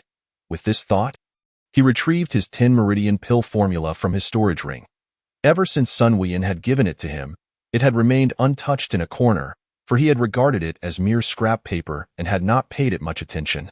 However, now that the 10 meridians might indeed unlock the treasure chest, he realized he needed to scrutinize it more closely. Upon inspection, he noted that the formula listed 10 herbs, yet one corner was missing, indicating at least 2 or 3 herbs unaccounted for. Yu Yun took a serious look at these herbs for the first time. He discovered that he recognized only 8 of them, all of which were high-tier herbs. The remaining 3 were unfamiliar to him. They were likely spirit-grade herbs, he mused. After thoroughly examining the formula, he sighed. Spirit-grade herbs were not particularly difficult to find, though they would require a substantial expenditure of resources. Yet, how could he make up for the missing herbs whose identities remained unknown? Su Yun prepared to put away the formula. that moment, he suddenly noticed an unusual stir within the Tao source. Could it be? His eyes brightened, and his heartbeat quickened. Within the Tao source, the details of the 10 meridian pill formula began to materialize gradually. Initially, it mirrored the herbs listed on the paper, appearing one by one within the Tao source. Su Yun's heart raced. He had almost forgotten this possibility. The Tao source comprehended the essence and recognized the 10 meridian pill formula. Could it potentially reveal the remaining herbs? With a mixture of anticipation and anxiety, the 11th herb, white dragon fragrance, slowly emerged within the Tao source. Not only that, but the 12th herb, 100 twin lotus, along with the Qing snow ling vine, soon followed. A total of 3 herbs materialized. Subsequently, a line of small text appeared. Intermediate grade pill. Elated, Su Yun could hardly believe that the Tao source had completed the list of required herbs for the 10 meridian pill. This was an unexpected delight. Furthermore, he had not anticipated that the pill capable of unlocking the 10 meridians would only be of intermediate grade. Indeed, pills for the body refinement stage would not be too high in grade. It was merely that the formula had been lost to time, rendering it exceedingly precious and seldom known among the populace. He felt a surge of excitement and rubbed his palms together. There were 13 herbs in total, 5 of which he did not recognize. Yet, this was of little consequence, as they could be researched. All he needed to do next was gather these herbs and concoct the 10 meridian pill. Su Yun thought with delight. Although he was not adept at alchemy, there was ample time ahead, and he might yet master the art of pill making. Truly, the Tao source was unfathomably mysterious. Su Yun marveled, feeling increasingly that this Tao source was a primordial essence, capable of perceiving all, allowing him to acquire knowledge beyond measure. It was an invaluable treasure. Suppressing his excitement, Su Yun calmed himself. With nightfall upon him, he needed to rest and would prepare to tackle the remaining tasks the following day. The next day, at the break of dawn, Su Yun rose, donned his sect robes, and exited his quarters. Even as a formal disciple, he was required to complete sect tasks. Otherwise, he would not qualify to remain within the sect. Su Yun made his way to the registration pavilion to accept a task. The sect did not support idlers. Those who wished to remain must contribute. Upon arriving at the registration pavilion, Su Yun encountered Zhou Cheng. Su Yun clasped his hands and said, "Elder Zhou, I am here to receive a sect task." Zhou Cheng, upon hearing this, opened a small booklet before him and placed it on the table, saying, "Be forthright and fair. Do not engage in nepotism. Review these tasks and select what you wish to undertake." Upon hearing Zhou Cheng's words, Su Yun felt a flicker of respect for him. Zhou Cheng possessed greater strength and authority, yet he was not like Zhang Qinggu, exhibiting genuine integrity. Su Yun lowered his gaze to examine the tasks listed. There were various duties: overseeing, cleaning, assisting the elders of the sect, and so forth, quite a number of tasks. However, most of them had already been claimed. After a thorough scan, one task caught his eye and held it captive. Alchemist Elder, task, Apothecary Assistant, 100 contribution points per day. Upon reading this, Su Yun's eyes sparkled with enthusiasm. He immediately exclaimed, "Elder Zhou, I wish to accept this task." Observing Su Yun pointing at the task in the booklet, Zhou Cheng's previously indifferent expression shifted to one of intrigue. "Are you certain you wish to undertake this task?" "Indeed," Su Yun affirmed with a nod. The Qingyun sect had only 2 alchemists, the first being Sun Wuyan. This particular alchemist was the sect's intermediate grade alchemist. His interest lay not in the 100 contribution points, but in the opportunity to engage with an intermediate grade alchemist, which could potentially lead to further insights into the art of alchemy. Moreover, the herbs he did not recognize from the 10 meridian pill formula could likely be gleaned from this individual. Furthermore, the 10 meridian pill was indeed an intermediate grade pill. Thus, this task was perfectly suited to him. At that moment, he noticed a peculiar expression on Zhou Cheng's face and inquired, "Elder Zhou, is there something amiss?" "No, nothing at all." Zhou Cheng waved his hand dismissively. "Since you have accepted it, then prepare to head over this afternoon. I shall personally escort you to meet the alchemist." Although Zhou Cheng said this, Su Yun could still detect something unnatural in his demeanor, leaving him puzzled. Upon reflection, he realized there was indeed something off. An intermediate-grade alchemist was a figure whom even the sect leader would treat with utmost respect. Their status was exalted. How could such an individual lack an apothecary assistant? Shouldn't numerous people be vying for the position? With this thought, he furrowed his brow slightly. His intuition warned him that this might not be straightforward. However, he truly needed to connect with the intermediate-grade alchemist, and given his current status, this was his only opportunity. Besides, being Sun Wuyan's assistant had been a task others were reluctant to take on, primarily due to Sun Wuyan's eccentric temperament. Thus, he subconsciously assumed that this intermediate-grade alchemist might also possess a peculiar disposition, making the position less appealing, which he considered inconsequential. After tidying up, Su Yun followed Zhou Cheng to the domain of the intermediate-grade alchemist. The alchemist, Zhang Shui Qian, held a distinguished position, possessing his own domain atop the ethereal peak of Qingyun sect. Nestled in an exquisite environment, as they ascended the mountain, Zhou Cheng regarded Su Yun and ultimately could not help but say, "Su Yun, be cautious upon accepting this task." "Cautious of what?" Su Yun inquired. Zhou Cheng shook his head, replying, "It is hard to say. Just exercise vigilance." Su Yun was taken aback. However, since Zhou Cheng did not elaborate, he could not pry further. "Isn't this Zhou Cheng? What brings you to my ethereal peak today?" Upon reaching the summit, before he could assess the surroundings, he was met with a sultry voice filled with playful banter. Chapter 33. The enigmatic senior sister before him, a figure reclined lazily upon a stone. Su Yun blinked in surprise. This was a female cultivator. The woman possessed a curvaceous figure, exuding a sensuous allure, and even clad in loose sect robes, her shapely form remained apparent, radiating a mature and voluptuous charm. She appeared to be around 30 years of age. At this moment, she propped her head with one hand, her enchanting phoenix eyes sparkling with mischief as they scrutinized Zhou Cheng and Su Yun. At this sight, Su Yun felt astonished. Who might this be? Upon recognizing the woman, Zhou Cheng immediately offered a sheepish smile, saying, "Junior Sister Wang, I trust you have been well. I am here today because a disciple has taken on the apothecary assistant task, and I brought him along." He introduced Su Yun. "This is junior brother Su Yun." Su Yun offered a respectful bow. He had not anticipated that Zhang Shui Chen would have such an alluring female disciple. Judging by her aura, she was likely at least a 6th or 7th layer body refinement cultivator. Wang Shuiying remained reclined on the stone, her eyes roving over Su Yun. Zhou Cheng continued, "Junior sister, where is Master Zhang?" Wang Shuiying replied, "Master is currently resting and has instructed me not to disturb him." Upon hearing this, Zhou Cheng nodded and said, "Since junior sister is here, I shall take my leave for now. If there are any rules, please inform Su Yun." With that, he prepared to turn and depart. Just as he was about to leave, Su Yun caught a low whisper, "Be extra cautious, especially of this woman." When he regained his composure, he noticed that Zhou Cheng had already walked several meters away. This made Su Yun somewhat alert. Zhou Cheng warned him to be wary of Wang Shuiying. It seemed this woman might not be as simple as she appeared. "What are you dawdling for? Come here quickly." A soft voice snapped Su Yun back to reality. Wang Shuiying, still reclining on the stone, gazed at him with her beautiful eyes, assessing him intently. Su Yun approached with a smile and said, "Senior sister, I am Su Yun, and I hope to receive your guidance here in the future." Wang Shuiying regarded Su Yun's youthful face and asked, "How old are you, junior brother? You're so young yet already at the 3rd layer of body refinement?" Su Yun replied, "Junior brother is 17 this year and has fortuitously reached the 3rd level of body refinement.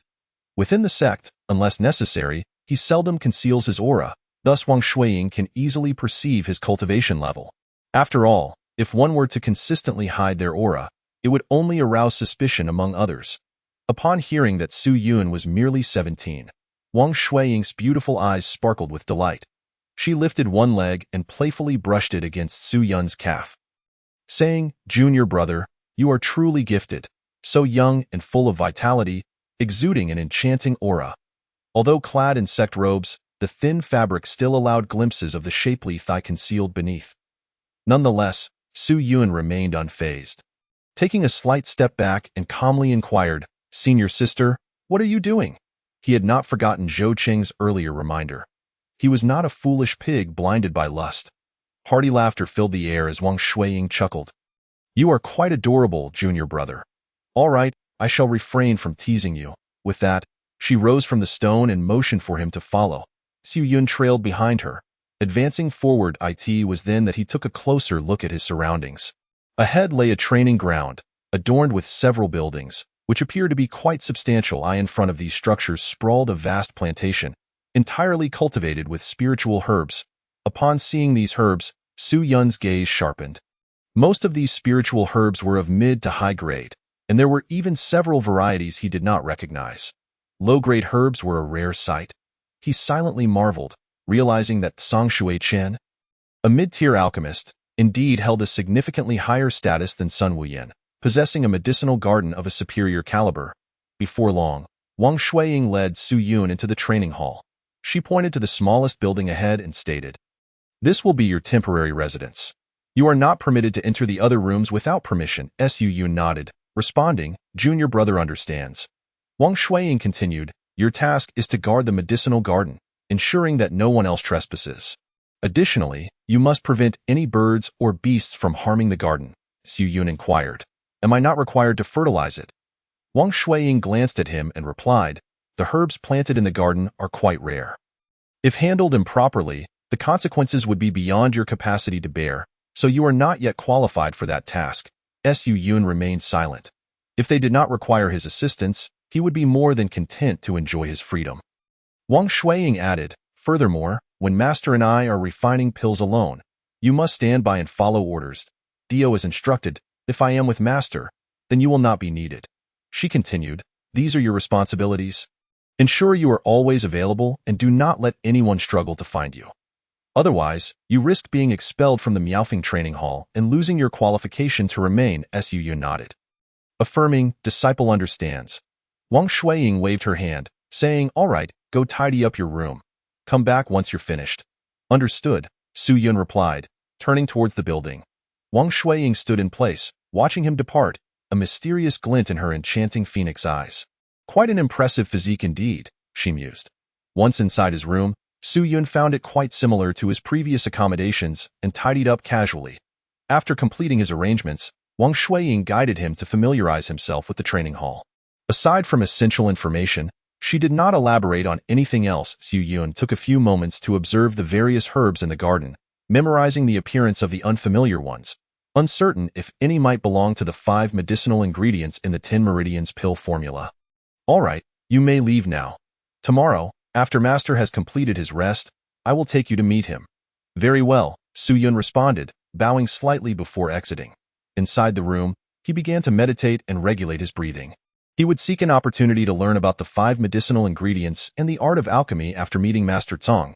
He reviewed his current objectives. First and foremost, there was no need to elaborate on the 10 Meridians pill formula. Secondly, given his current strength, he lacked both movement techniques and protective arts. After encountering that terrifying beast in the secret realm, he became acutely aware of the importance of speed in combat. If one's speed faltered, not only would they be unable to catch the enemy, but they might also find themselves unable to escape a fatal blow. In previous encounters, he had decisively defeated his opponents by employing the dragon-elephant combat fist unexpectedly. Had he hesitated even slightly, they would have escaped. Reflecting on this, he murmured to himself, "It is time to integrate a movement technique and a protective art." However, he pondered, "Do I possess the qualifications to enter the Xian tier martial arts area and merge a technique that surpasses the Tian tier?" Chapter 34. A visit to the treasure pavilion. Su Yun's heart raced with anticipation. If he could indeed merge a technique that transcended the Tian tier, what kind of existence would that be? With such thoughts, he stood up and made his way to the scripture pavilion. He had yet to utilize his contribution points, which had now accumulated to over 2,000, along with several recovery pills and opportunities for free entry. So he was not concerned about his qualifications. Upon arriving at the scripture pavilion, he encountered Zhao Junfeng, who greeted him. "Junior brother," Zhao said, raising his head to see Su Yun. However, upon noticing Su Yun's sect robes, he expressed surprise. "You've officially become a disciple." Su Yun smiled and replied, "Junior brother has fortuitously passed the assessment." "Quite impressive," Zhao Junfeng praised. He recalled how Su Yun had not even broken through the first level of body refinement before, and now he had reached the 3rd level. This young man's cultivation talent was remarkable. After exchanging pleasantries, Su Yun cut to the chase and asked, "Senior brother, I wish to enter the Xian tier area." "Am I qualified? The Xian tier area?" Zhao Junfeng raised an eyebrow. He then slowly explained, All formal disciples are entitled to enter the Xian tier area to select martial arts. However, the resources required are substantial. Ordinary disciples typically shy away from it and only venture into the Huang tier area. After all, Xian tier martial arts are the highest tier within our sect and are not easily revealed. Upon hearing this, Su Yun pressed further. What resources are required? Zhao Junfeng extended his hand, displaying 5 fingers. 100 recovery pills are needed to enter the Xian tier area once. 100. Su Yun's heart skipped a beat. This price was indeed exorbitant. It should be noted that a formal disciple only receives 3 recovery pills worth of resources monthly. If he did not hoard them, it would take over 3 years to accumulate enough. Zhao Junfeng chuckled. Xian tier techniques are the foundation of our sect. If one lacks the ability to gather 100 recovery pills, they naturally lack the qualifications to enter the Xian tier area. In other words, these techniques are not intended for ordinary disciples. Junior brother understands, Su Yun replied, comprehending that these recovery pills served as a filtering threshold, ensuring that only talented and capable disciples could practice Xian tier techniques. He recalled that within the treasure pavilion, even low-tier Xian techniques could be exchanged for 100 recovery pills. In that light, it did not seem so extravagant. Junior brother takes his leave, Su Yun said, bowing as he turned to depart. Zhao Junfeng's expression remained indifferent. He had anticipated that Su Yun would not possess such a quantity of recovery pills. Even if he did, most people would hesitate to part with them. After leaving the scripture pavilion, Su Yun began to deliberate internally. If he could merge a technique that surpassed the Tian tier, what would 100 recovery pills matter? He still had several Xian tier techniques, which could be exchanged for recovery pills at the treasure pavilion, enabling him to return to the scripture pavilion for the integration of techniques. With this thought, a smile spread across Su Yun's face. By the way, the treasure pavilion has a vast array of resources. I wonder if they have any of the medicinal ingredients from the 10 Meridians pill formula. After a moment's reflection, he concluded that a trip to the treasure pavilion was indeed necessary. Without delay, taking advantage of the early evening, he left Qingyun's sect and headed straight to the treasure pavilion in Shiyan town. On a secluded path, Su Yun retrieved a spacious black robe from his storage ring, donning it to conceal his form entirely. This time, his journey to Shiyan town was swifter. Although he had not practiced speed techniques, his strength far exceeded before, allowing him to move with agility. Upon entering the treasure pavilion, the staff who had previously assisted him immediately approached. Black-robed sir, you're back. As staff members of the treasure pavilion, their keen eyesight allowed them to recognize Su Yun at a glance, despite his previous visit being limited. Su Yun replied in a hoarse voice, I am here once again to exchange for martial arts. Very well, please follow me. Su Yun was guided once more into a private chamber, where he took a seat. After a few minutes, a familiar figure entered the room. Black-robed senior, we meet again. The newcomer was none other than Chen Qing, who wore a broad smile as he sat down. Su Yun refrained from unnecessary chatter and placed 3 shadow stones directly on the table. Observing Su Yun's straightforwardness, Chen Qing also chose not to linger on idle talk and picked up 2 of the shadow stones for inspection. 1 was of inferior grade, while the other 2 were of medium grade. Upon realizing this, Chen Qing's eyes narrowed, revealing a look of astonishment. The enigmatic figure in the black robe had indeed proven to be unfathomable, directly producing 3 sets of profound techniques, with 2 being of medium grade. Su Yun spoke in a low voice, as per our usual arrangement, I wish to exchange these for replenishing pills. Very well, no problem. Please wait here for a moment, esteemed elder in black. Chen Qing's demeanor had grown more respectful than before. After saying this, he rose and departed. Soon, he returned to the secret chamber, holding a storage ring. Esteemed elder, 100 replenishing pills for the inferior grade, and 150 for the medium grade in total. There are 400 replenishing pills. Chen Qing handed the storage ring to Su Yun. Upon receiving it, Su Yun did not meticulously count the contents. He trusted that the other party would not play tricks.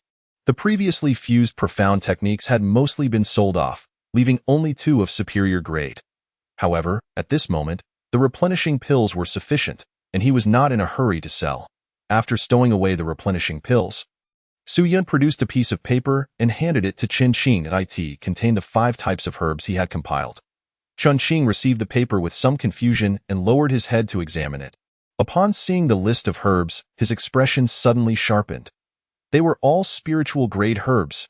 he couldn't help but exclaim, as a steward of the treasure pavilion, with considerable strength and insight, he was well versed in such spiritual medicines. Su Yun inwardly acknowledged his accurate guess. Nevertheless, he maintained a calm facade and inquired, "Do you have these herbs in your possession?" Qin Qing looked at Su Yun, a hint of perplexity in his eyes, and asked, "Esteemed elder, may I inquire what purpose you have for these herbs?"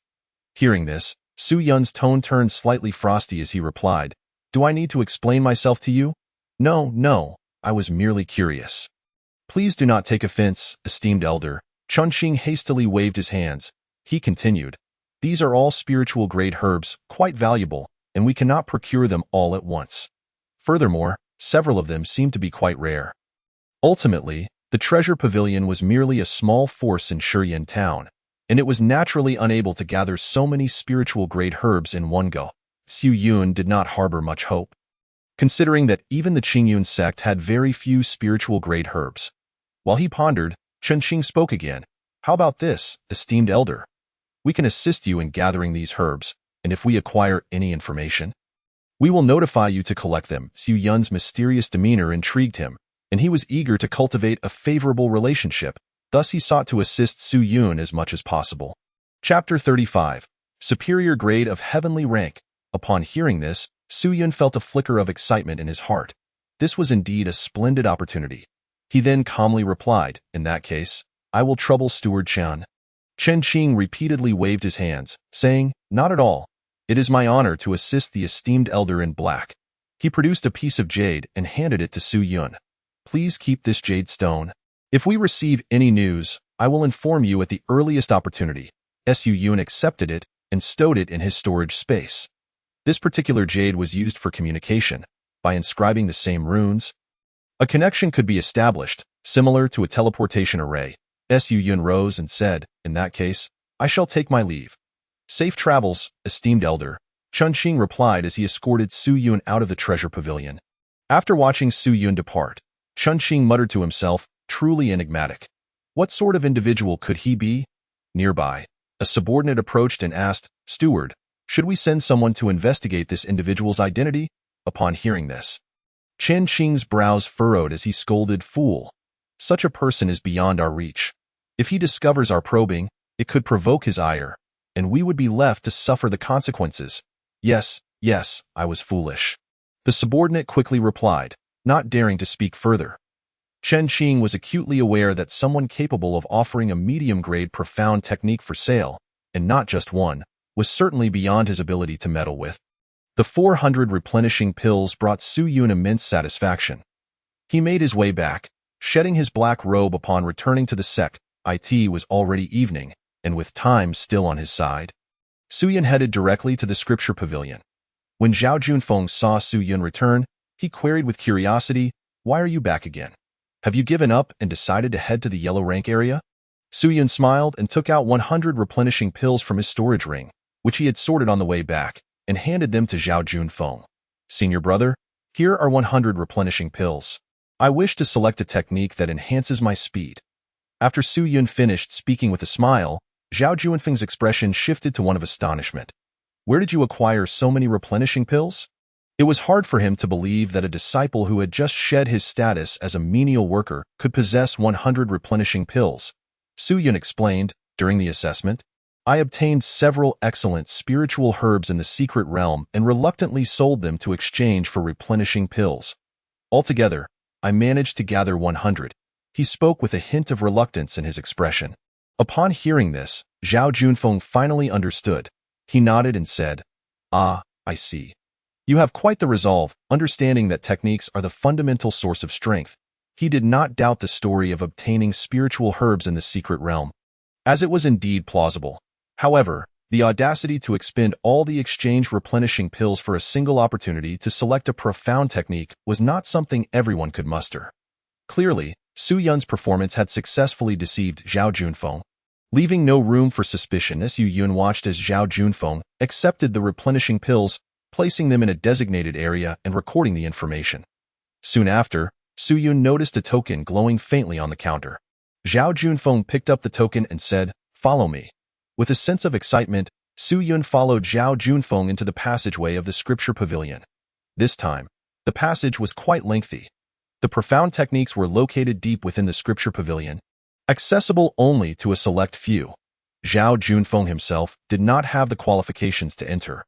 Only when the token was imbued with the spiritual energy of 100 replenishing pills would it automatically reveal a mark. With this mark, the door to the profound area could be opened. After the door was opened, Zhao Junfeng turned back and said, "As per usual, you have half an hour." "Understood, senior brother," Su Yun replied as he stepped into the room. Inside, it was silent and still. It could be said that very few disciples of the Qingyun sect ever entered this space. Su Yun, filled with excitement, quickly approached the bookshelf. However, upon seeing the techniques displayed there, his expression slightly changed. The number of techniques available was significantly less than that of the yellow rank and lower rank techniques, at least half as few. This was something Su Yun had not anticipated. Yet, it made sense, as the profound techniques were indeed the highest grade within the sect, scarce and precious. However, it appeared that fusing these techniques to create one that surpassed the heavenly rank would be exceedingly challenging. Su Yun took a deep breath. Regardless, he decided to give it a try. Thus, he suppressed his emotions and began to study the techniques before him. All were profound techniques related to enhancing speed and agility. After reading through 2 of them, he successfully fused them into a new technique within his Dao source. It was of medium grade. Continue. Su Yun diligently continued to read through the remaining techniques one by one. In this manner, as he immersed himself in study, the fused techniques in his Dao source advanced from medium grade to superior grade, then to inferior, medium, and finally superior grade of the earth rank. Next, they progressed to inferior, medium, and superior grades of the heavenly rank. However, upon reaching the superior grade of the heavenly rank, he found he could not elevate it further. It had reached a standstill. The reason was simple. The profound techniques were now exhausted, and their quantity was limited. How unfortunate that he could not fuse a technique beyond the heavenly rank. Su Yun shook his head. If others were to learn of his dissatisfaction, they would undoubtedly be infuriated. After all, only medium-grade profound techniques existed within the Qingyun sect, and he had just fused a superior-grade heavenly rank technique. Yet he was still disappointed. Fuyao Tiania. Su Yun softly whispered these 4 characters. This was the name of the superior-grade heavenly rank agility technique he had fused. Indeed, such a technique was a rare treasure. Su Yun felt a surge of excitement as he briefly scanned the description. It left him in awe. Should this technique be leaked, it would surely cause a seismic upheaval in this region. After completing the fusion, Su Yun casually picked up a technique and prepared to leave. Zhao Junfeng, with a hint of envy on his face, reminded him, "Remember, profound techniques are not to be equated with lower-grade techniques. If you disclose this to anyone and it's discovered, the only outcome would be death." Even among fellow disciples of the sect, Su Yun nodded and replied, "I understand, senior brother." He then glanced around and lowered his voice, saying, "But senior brother, please do not disclose this matter to anyone." Zhao Junfeng waved his hand and assured, "Rest assured, I am not that kind of person." "Then I thank you, senior brother." Su Yun clasped his hands in greeting. If the other members of the sect were to discover that he had obtained the profound tier technique, it was likely that some would covet it, possibly even plotting against him in the shadows. Thus, he had to exercise utmost caution. After completing the inscription, he took the shadow stone and left the scripture pavilion. With the quantity of recovery pills he possessed, he could naturally re-enter the protective technique area and integrate another technique. However, producing 200 recovery pills at once would undoubtedly cause a stir within the Qingyun sect, making it impossible to keep such a matter under wraps. Having just become an official disciple, presenting such a large quantity would surely attract the attention of other disciples. It was best to bide his time and seek an opportunity to integrate a protective technique later. Su Yun suppressed his emotions. At this stage, he needed to focus on perfecting the Fuyo Tianya technique, avoiding the pitfall of overreaching. Chapter 36.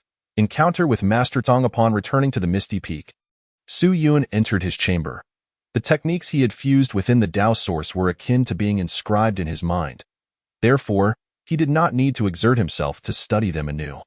He could simply practice according to their descriptions. Fuyo Tianya comprised 9 levels, and it was rumored that upon reaching completion, one could achieve the ability to traverse great distances in an instant, soaring upwards with remarkable speed. After mastering the first layer, both his speed and agility would be significantly enhanced, allowing him to move as lightly as a swallow, darting over grass with ease, far surpassing ordinary techniques. Taking a deep breath, Su Yun began to regulate his breathing and calm his mind. First, he needed to operate the flow of spiritual energy within his body's true veins as described in the technique. By guiding the spiritual energy to circulate through his major meridians, and then adding footwork, he would achieve success. At this point, Su Yun focused on mastering the initial step, intending to incorporate the auxiliary footwork once his internal power was sufficiently developed, which would expedite his progress. In his room, Su Yun sat cross-legged on the bed, resembling an old monk in deep meditation. However, the fluctuations of energy within him were erratic, making it difficult to discern his state. The night swiftly passed. When Su Yun opened his eyes again, he realized that dawn had arrived. Unbeknownst to him, an entire night had slipped by. Aside from consuming a recovery pill, he felt remarkably well. Su Yun sensed his condition with some surprise. Over this period, the Tao source had gradually strengthened his physique and cultivation foundation. He was now markedly different from 3 months prior. Su Yun could distinctly perceive his transformation. While the changes might not have been apparent when comparing a day or two ago, they were striking when contrasted with several months back. He had practically mastered the technique in just one night. It seemed that mastering the first layer of Fuyo would take no more than a few days. Su Yun was quite pleased with his current pace. Glancing at the sky, he rose from his bed to stretch his limbs. After consuming a light meal, he departed his room and made his way to the main hall of the dojo. After parting ways with Wang Shuiying yesterday, he had informed her that he would wait for her here this morning. About 10 minutes later, the door to Wang Shuiying's room opened, and she stepped out with grace. A gentle breeze caressed her slender form, accentuating her curvaceous figure. Su Yun couldn't help but marvel at her physique. Yet, the more striking her appearance, the more cautious he became. Recalling Zhou Cheng's words, he didn't believe she had spoken without reason. "Junior brother, you rose quite early," Wang Shuiying remarked, a smile gracing her lips as she looked at Su Yun. "Senior sister," Su Yun greeted respectfully. Wang Shuiying waved her hand invitingly, her tone playful. "Master is already in the alchemy chamber at this hour. Come with me." "Very well." Su Yun followed Wang Shuiying into the depths of the alchemy chamber. Upon entering, he was met with the fragrant aroma of herbs, reminiscent of the alchemy chamber of Sun Wuyan. Surveying the surroundings, he noted that it was significantly larger than Sun Wuyan's chamber, filled with cabinets and drawers, all meticulously labeled. In the center of the room stood an alchemy furnace, a turquoise structure resembling bronze, comparable in size to that of Sun Wuyan. At that moment, by the table in front, a middle-aged man, appearing to be around 50, with graying temples yet still possessing a head of dark hair, was meticulously organizing herbs. Su Yun recognized him as Zhang Shuichen, the only mid-tier alchemist of the Qingyun sect. "Master," Wang Shuiying greeted as she approached him. Zhang Shuichen did not raise his head, saying, "You're here. Hurry up and get ready. We need to begin refining pills. The explosive spirit pills required by the sect have yet to be completed, and we must expedite the process." "Master," Wang Shuiying replied, "a new apprentice herbalist joined yesterday."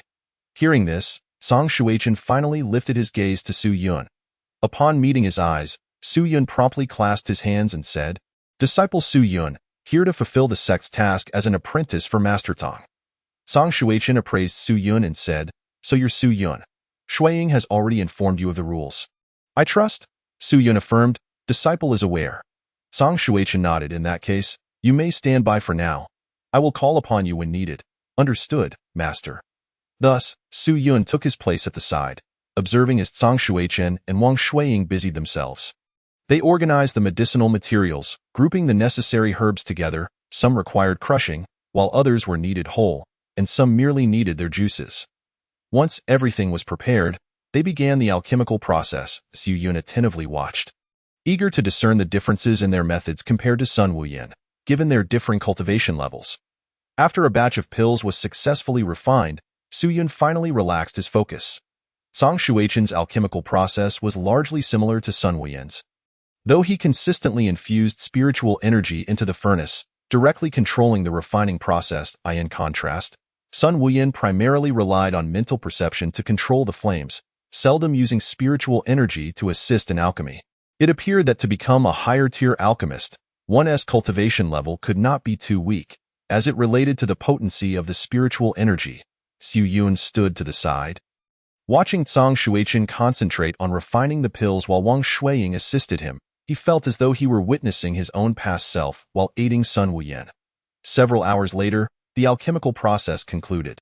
Zhang Shuichen took a deep breath, wiping the sweat from his brow, and declared, "The explosive spirit pills required by the sect have been successfully refined.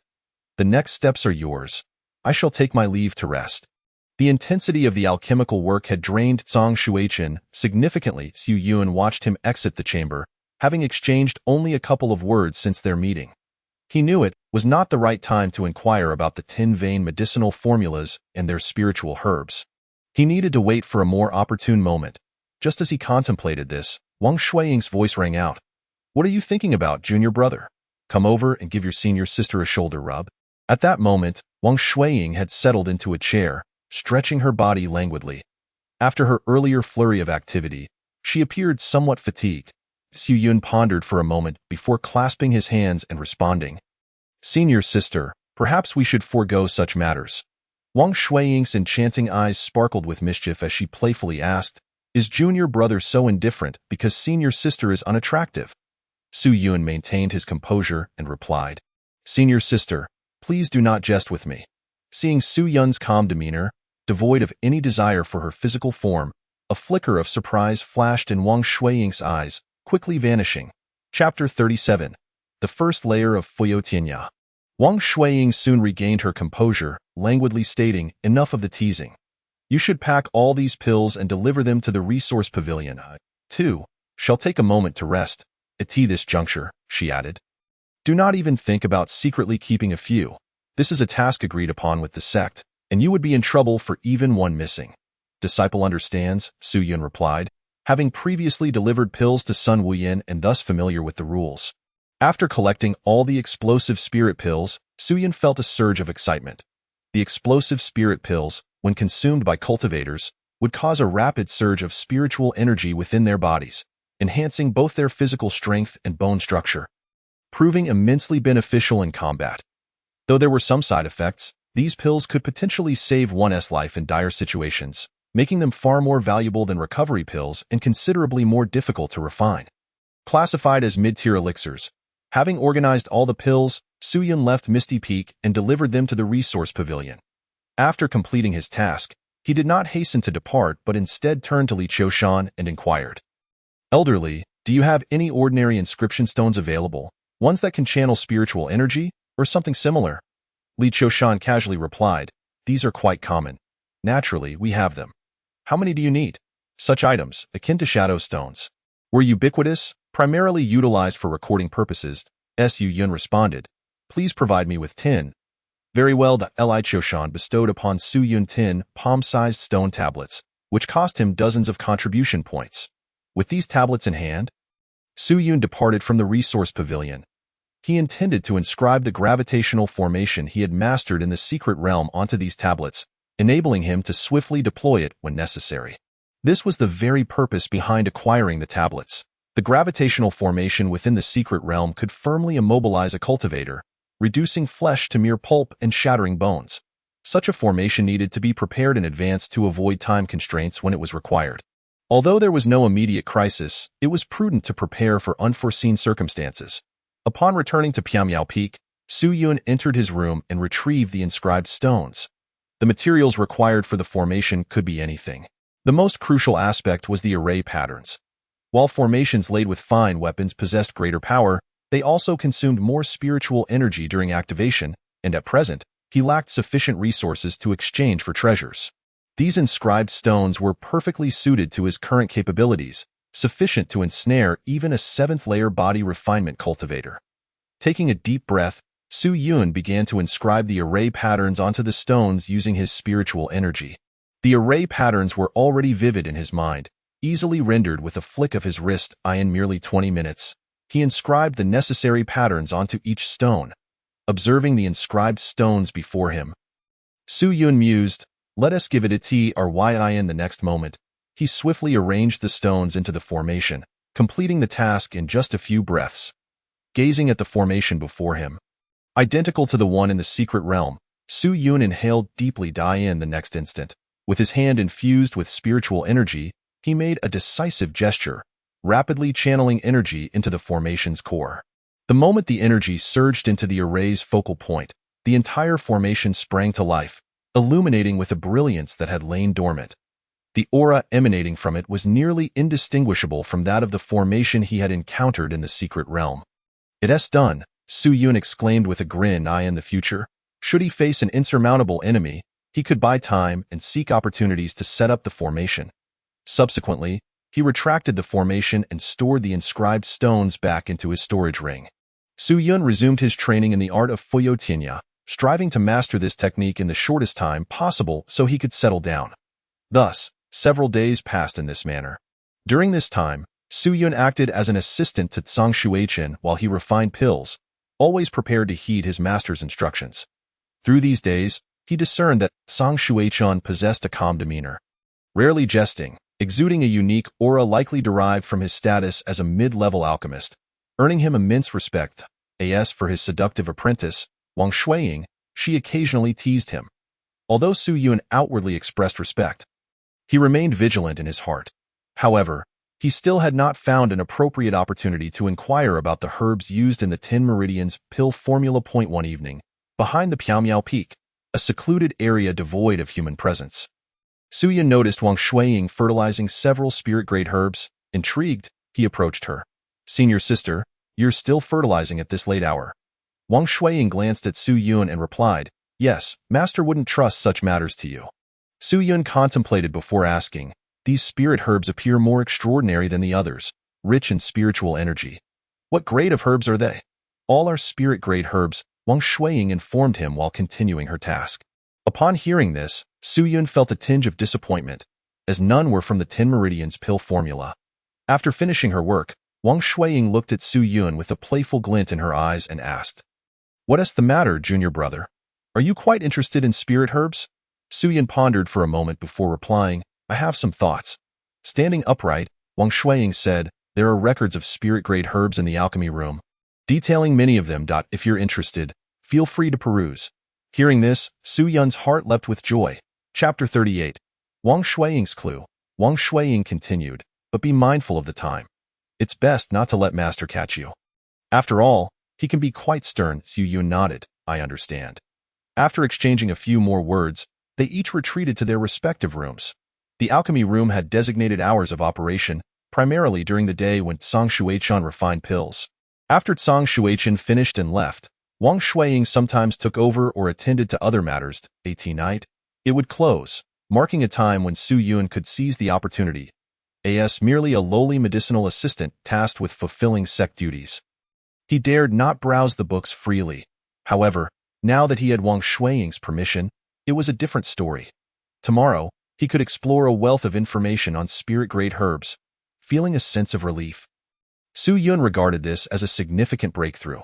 Nevertheless, he remained focused on his training, eager to advance Fuyotianya to its second layer. Since this technique did not require the opening of true meridians like body refinement techniques or the exertion of immense strength like martial arts, his progress was swift. The next day, after Tsang Shueichin finished refining pills, only Su Yun and Wang Shuiying remained in the alchemy room. Seizing the opportunity, Su Yun couldn't resist approaching the cabinet and retrieving the thick volume detailing spirit herbs. This tome was considerably thicker than the one by Sun Wuyin and contained an extensive array of spirit-grade herbs. He hoped it could provide insights into the 5 herbs he sought. As he perused through the pages, he diligently examined the descriptions of the spirit herbs. These were all spirit-grade herbs, and he intended to familiarize himself with each, not just the 5 he was particularly interested in. After half an hour, as he turned to the next page, his eyes suddenly brightened. Qing Shui Ling Tung. A smile crept onto his face. After so long, he had finally found one of the spirit-grade herbs listed in the 10 Meridians pill formula.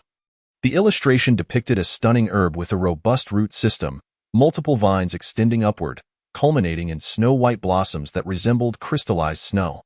Secretly, Su Yun committed the appearance of this spirit herb to memory. A spirit-grade mid-tier herb, he mused. Such herbs held considerable value.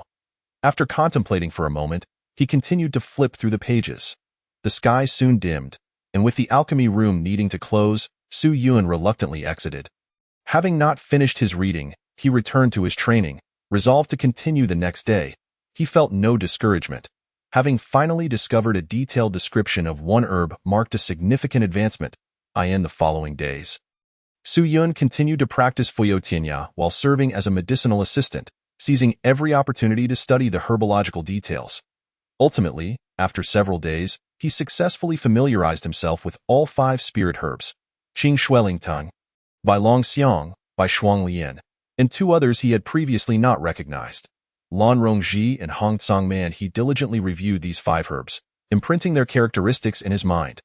When he encountered them in the future, he would be able to recognize them at a glance. During this time, Su Yun successfully advanced Fuyotianya to its 2nd layer. That evening, on the mountainside behind Piaomiao Peak, Su Yun's figure darted through the air. His movements ghostly and elusive, leaving no trace of his landing point. After about 10 minutes, he paused, wiping the sweat from his brow, exclaiming in delight, "The 2nd layer not only enhances speed, but also grants an extraordinary agility that renders my movements unpredictable in combat."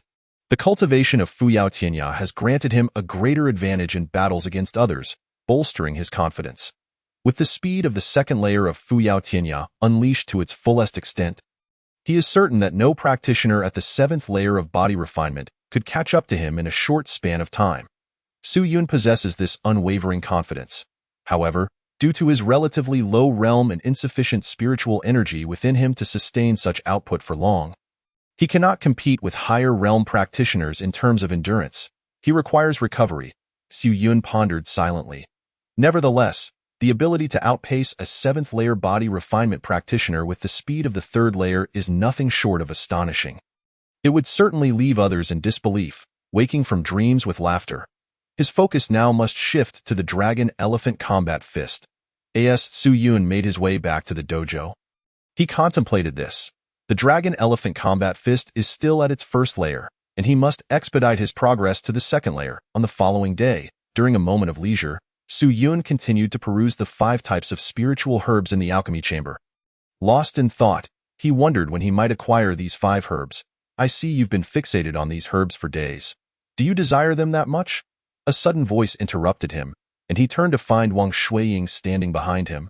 Eyeing the page on Bai Long Xiang he had opened, Su Yun smiled faintly, closing the book as he replied, "Who wouldn't want such a spiritual herb? It is indeed a precious commodity." Upon hearing this, Wang Shuiying's beautiful eyes sparkled, and she smiled slightly as she said, "The ones you are looking at are rare spiritual-grade herbs, which are quite valuable and seldom appear on the market. However, I know a reclusive alchemist who has a few Bai Long Xiang, though he would never reveal them easily." As she spoke, Wang Shuiying yawned, preparing to turn away. Su Yun's heart stirred. He pressed on with a question. "Sister, is that truly the case? Do you have a friend with Bai Long Xiang?" Wang Shuiying continued, "Of course, it is true. Although I am not as formidable as our master, I am at least a low-tier alchemist, and it is not strange to have some alchemist friends." This statement was entirely reasonable. Su Yun endeavored to suppress his excitement and continued, "I wonder if you could introduce me. I wish to acquire a Bai Long Xiang." Su Yun had tasked the people of Dianbao Pavilion with collecting these 5 herbs. Yet after such a long time, there had been no news, underscoring their rarity.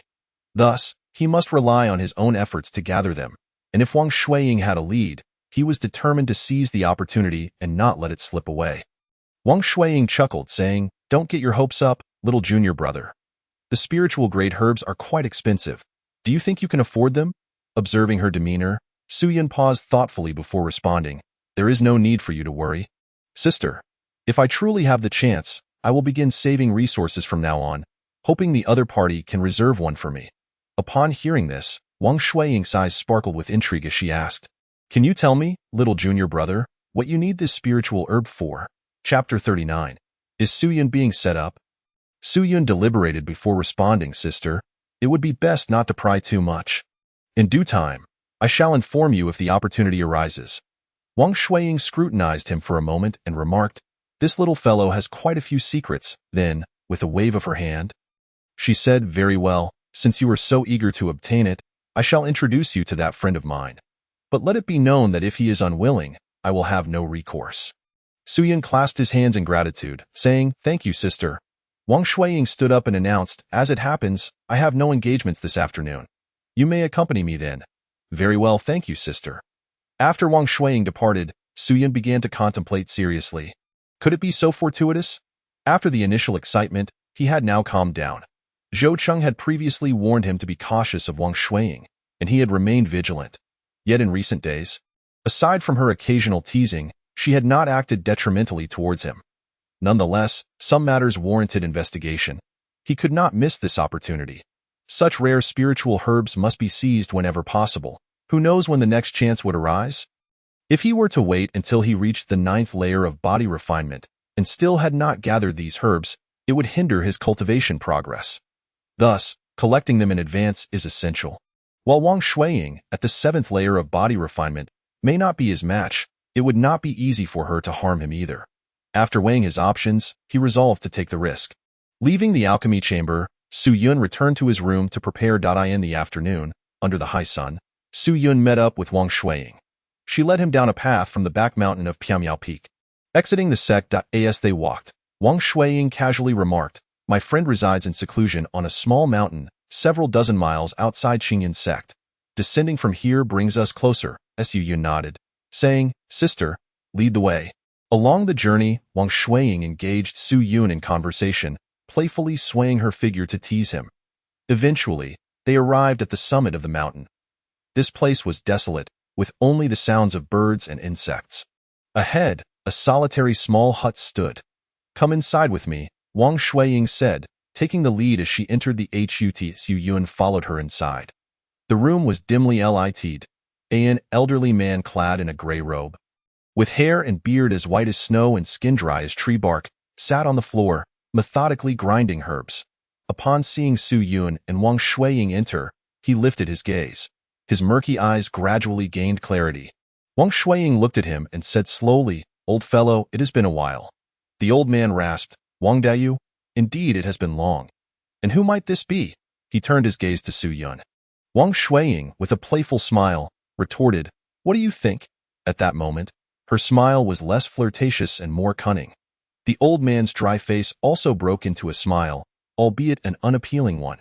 He scrutinized Su Yun, and his eyes grew brighter as he praised, "Not bad, not bad. A splendid physique." His clouded old eyes seemed capable of seeing through Su Yun entirely. Su Yun was not foolish.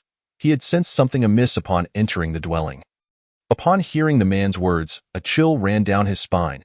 Indeed, Wang Shuiying had lured him here under false pretenses. Zhou Cheng's warnings were correct. Wang Shuiying was indeed suspicious. However, he had not anticipated that she could conceal her intentions for so long before striking. What could they possibly want? This old man spoke of his physique as if it were something desirable. Yet, despite his clarity of mind, he feigned confusion and asked, "Sister, what is the meaning of this?" Instead of fleeing immediately, he stealthily shifted his stance. Wang Shuiying's strength was formidable, and this old man seemed no less powerful, likely at the same level. He needed to proceed with caution. Seeing his reaction, Wang Shuiying laughed heartily, covering her mouth as she said, "Oh, my foolish junior brother, there are no spiritual herbs here. I brought you here solely to extract your blood for cultivation." "Sister, you?" Su Yun's expression changed, taking 2 steps back as if startled. Wang Shuiying continued with a seductive smile, "Did you think I was genuinely trying to help you? Those previous herb gatherers could not resist my allure, and they fell prey easily. I never expected you to possess such fortitude, forcing me to wait until now for the chance to deceive you." Giggling with delight, she showed no concern that Su Yun might escape. As a practitioner at the 7th layer of body refinement, and with this gray-robed old man being at the 9th layer, what hope did Su Yun have of evading them? She relished the shock on Su Yun's face as he learned the truth. It was a source of amusement for her. Although she held a position of respect within Qingyun sect, she did not wish for her master to discover this. The old man, adept at alchemy, required the blood and flesh of practitioners, thus luring Su Yun here. Upon realizing this, Su Yun understood fully. No wonder Zhou Cheng had warned him.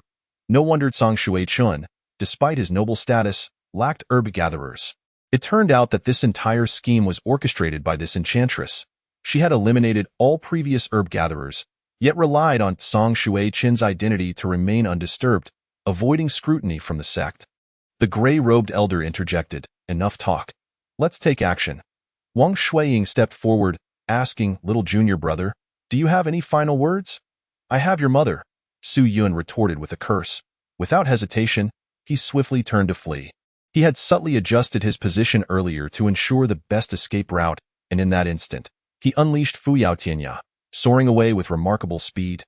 In that moment, both Wang Shuiying and the old man were taken aback by his quick reaction. Wang Shuiying's expression hardened as she commanded, "Stay here. I will catch him. He cannot escape." As she spoke, a gust of wind surged beneath her feet as she dashed out. The old Taoist remained remarkably composed. Continuing to grind his medicine, he had no faith that Su Yun could escape the grasp of Wang Shuiying, who had reached the 7th level of body refinement. Outside, amidst the mountains and forests, Su Yun was currently wearing a grim expression. This time, he had indeed fallen victim to Wang Shuiying's deceit. However, he had no choice. He could not overlook the lead regarding the white dragon fragrance. Even if faced with the same situation again, he would still take the risk, uncertain as he was. Su Yun, you cannot escape. Surrender obediently, and your senior sister will grant you a swift end. Came Wang Shuiying's cold voice from behind.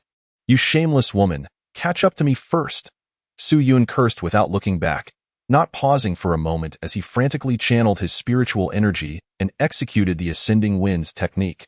In just a few breaths, he had increased the distance between them even further. Behind him, the previously confident Wang Shuiying's expression shifted, losing her earlier composure. How can this brat be so fast? She thought in disbelief, realizing that despite being a 7th-level body refinement practitioner using her full speed, she was gradually falling behind Su Yun. He must possess a high-grade technique, perhaps even an Earth-grade one. The realization shocked her to the core. This seemingly unremarkable boy had such formidable speed. My dear junior brother, your secrets are truly astonishing, she thought, a greedy glint appearing in her fox-like eyes. Once she captured Su Yun, his techniques would undoubtedly be hers. I shall see how long your spiritual energy can sustain you. Su Yun's speed was impressive, yet the consumption was equally immense. She was certain she could outlast him. Thus, she exerted her full force, relentlessly pursuing him, denying him any chance of escape. In the forest, a chase ensued. With two figures weaving through the trees. Whoosh!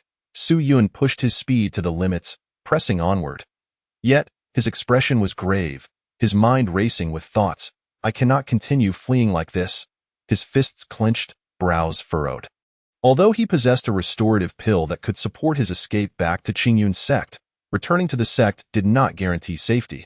He was merely a recent disciple elevated from the ranks of menial labor. Without any backing, while Wang Shuiying was a 7th-level body refinement practitioner and a low-tier alchemist, backed by Song Shui-chen, with such strength and identity, how could he contend with her within the sect? He feared he would eventually meet his demise. The safest course of action would be to ensure she could never return to the sect. A cold glint appeared in Su Yun's eyes, and murderous intent surged within him. With this thought, he abruptly halted.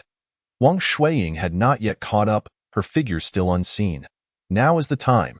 He swiftly retrieved the array stones he had previously inscribed from his storage ring, laying them out on the ground with great haste. Naturally, he concealed each stone beneath the fallen leaves and grass. In mere moments, he had completed the formation. Gazing at the array before him, his heart raced violently. Fortunately, he had prepared in advance.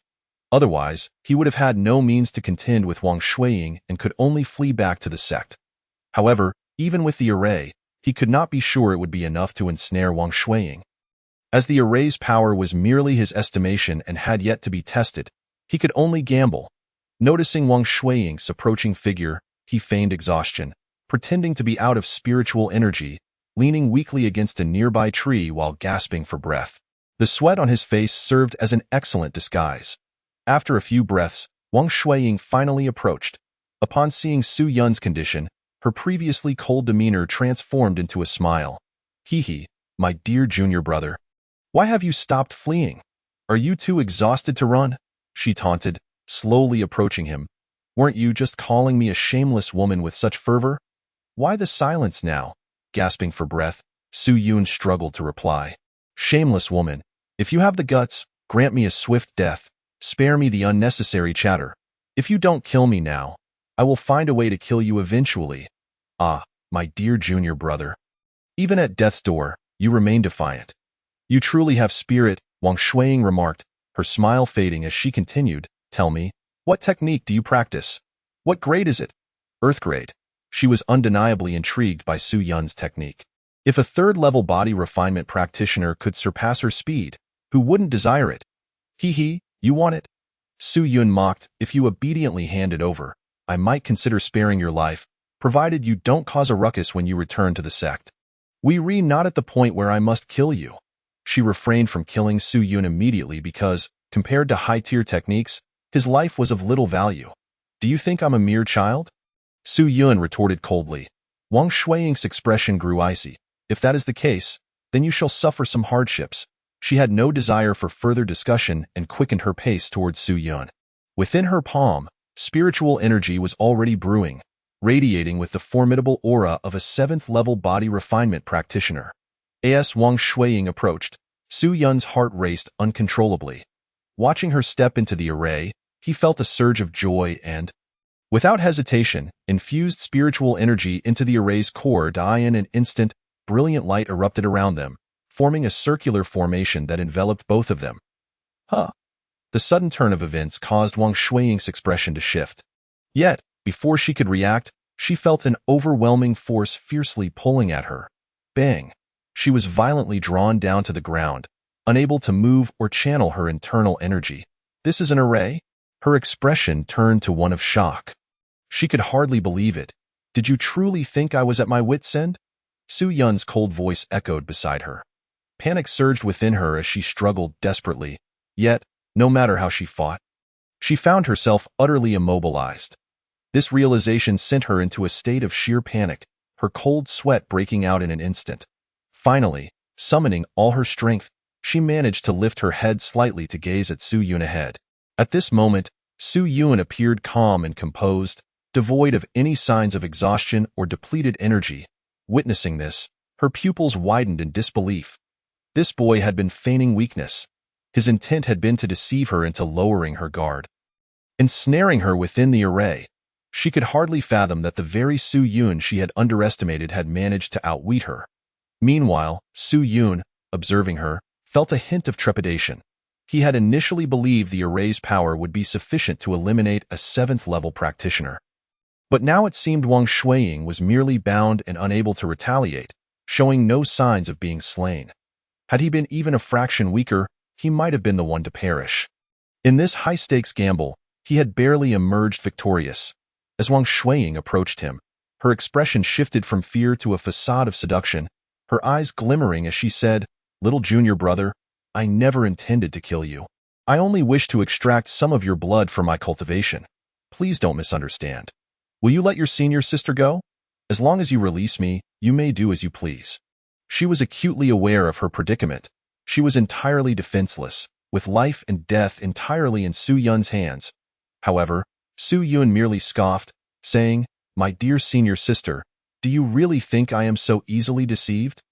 Do you believe that by stalling for time, that old Taoist in gray robes might sense something amiss and come to rescue you?" Upon hearing this, the charming smile on Wang Shuiying's face froze instantly. Chapter 41. The Fatal Strike. She had not anticipated that Su Yun could see through her intentions so clearly. Was this truly the same junior brother whom she had easily manipulated before? "Senior sister, your junior brother is sending you on your way," Su Yun declared as he approached Wang Shuiying. Squatting down before her, the next moment, a gleaming dagger appeared in his hand. The cold glint of the dagger elicited a look of fear from Wang Shuiying for the first time. "Junior brother, please don't. Spare your senior sister. Whatever you wish to do, I will comply, I swear," she pleaded, experiencing the terror of death for the first time. Yet Su Yun's gaze was icy, and he plunged the dagger into Wang Shuiying's heart with fierce determination. Thud!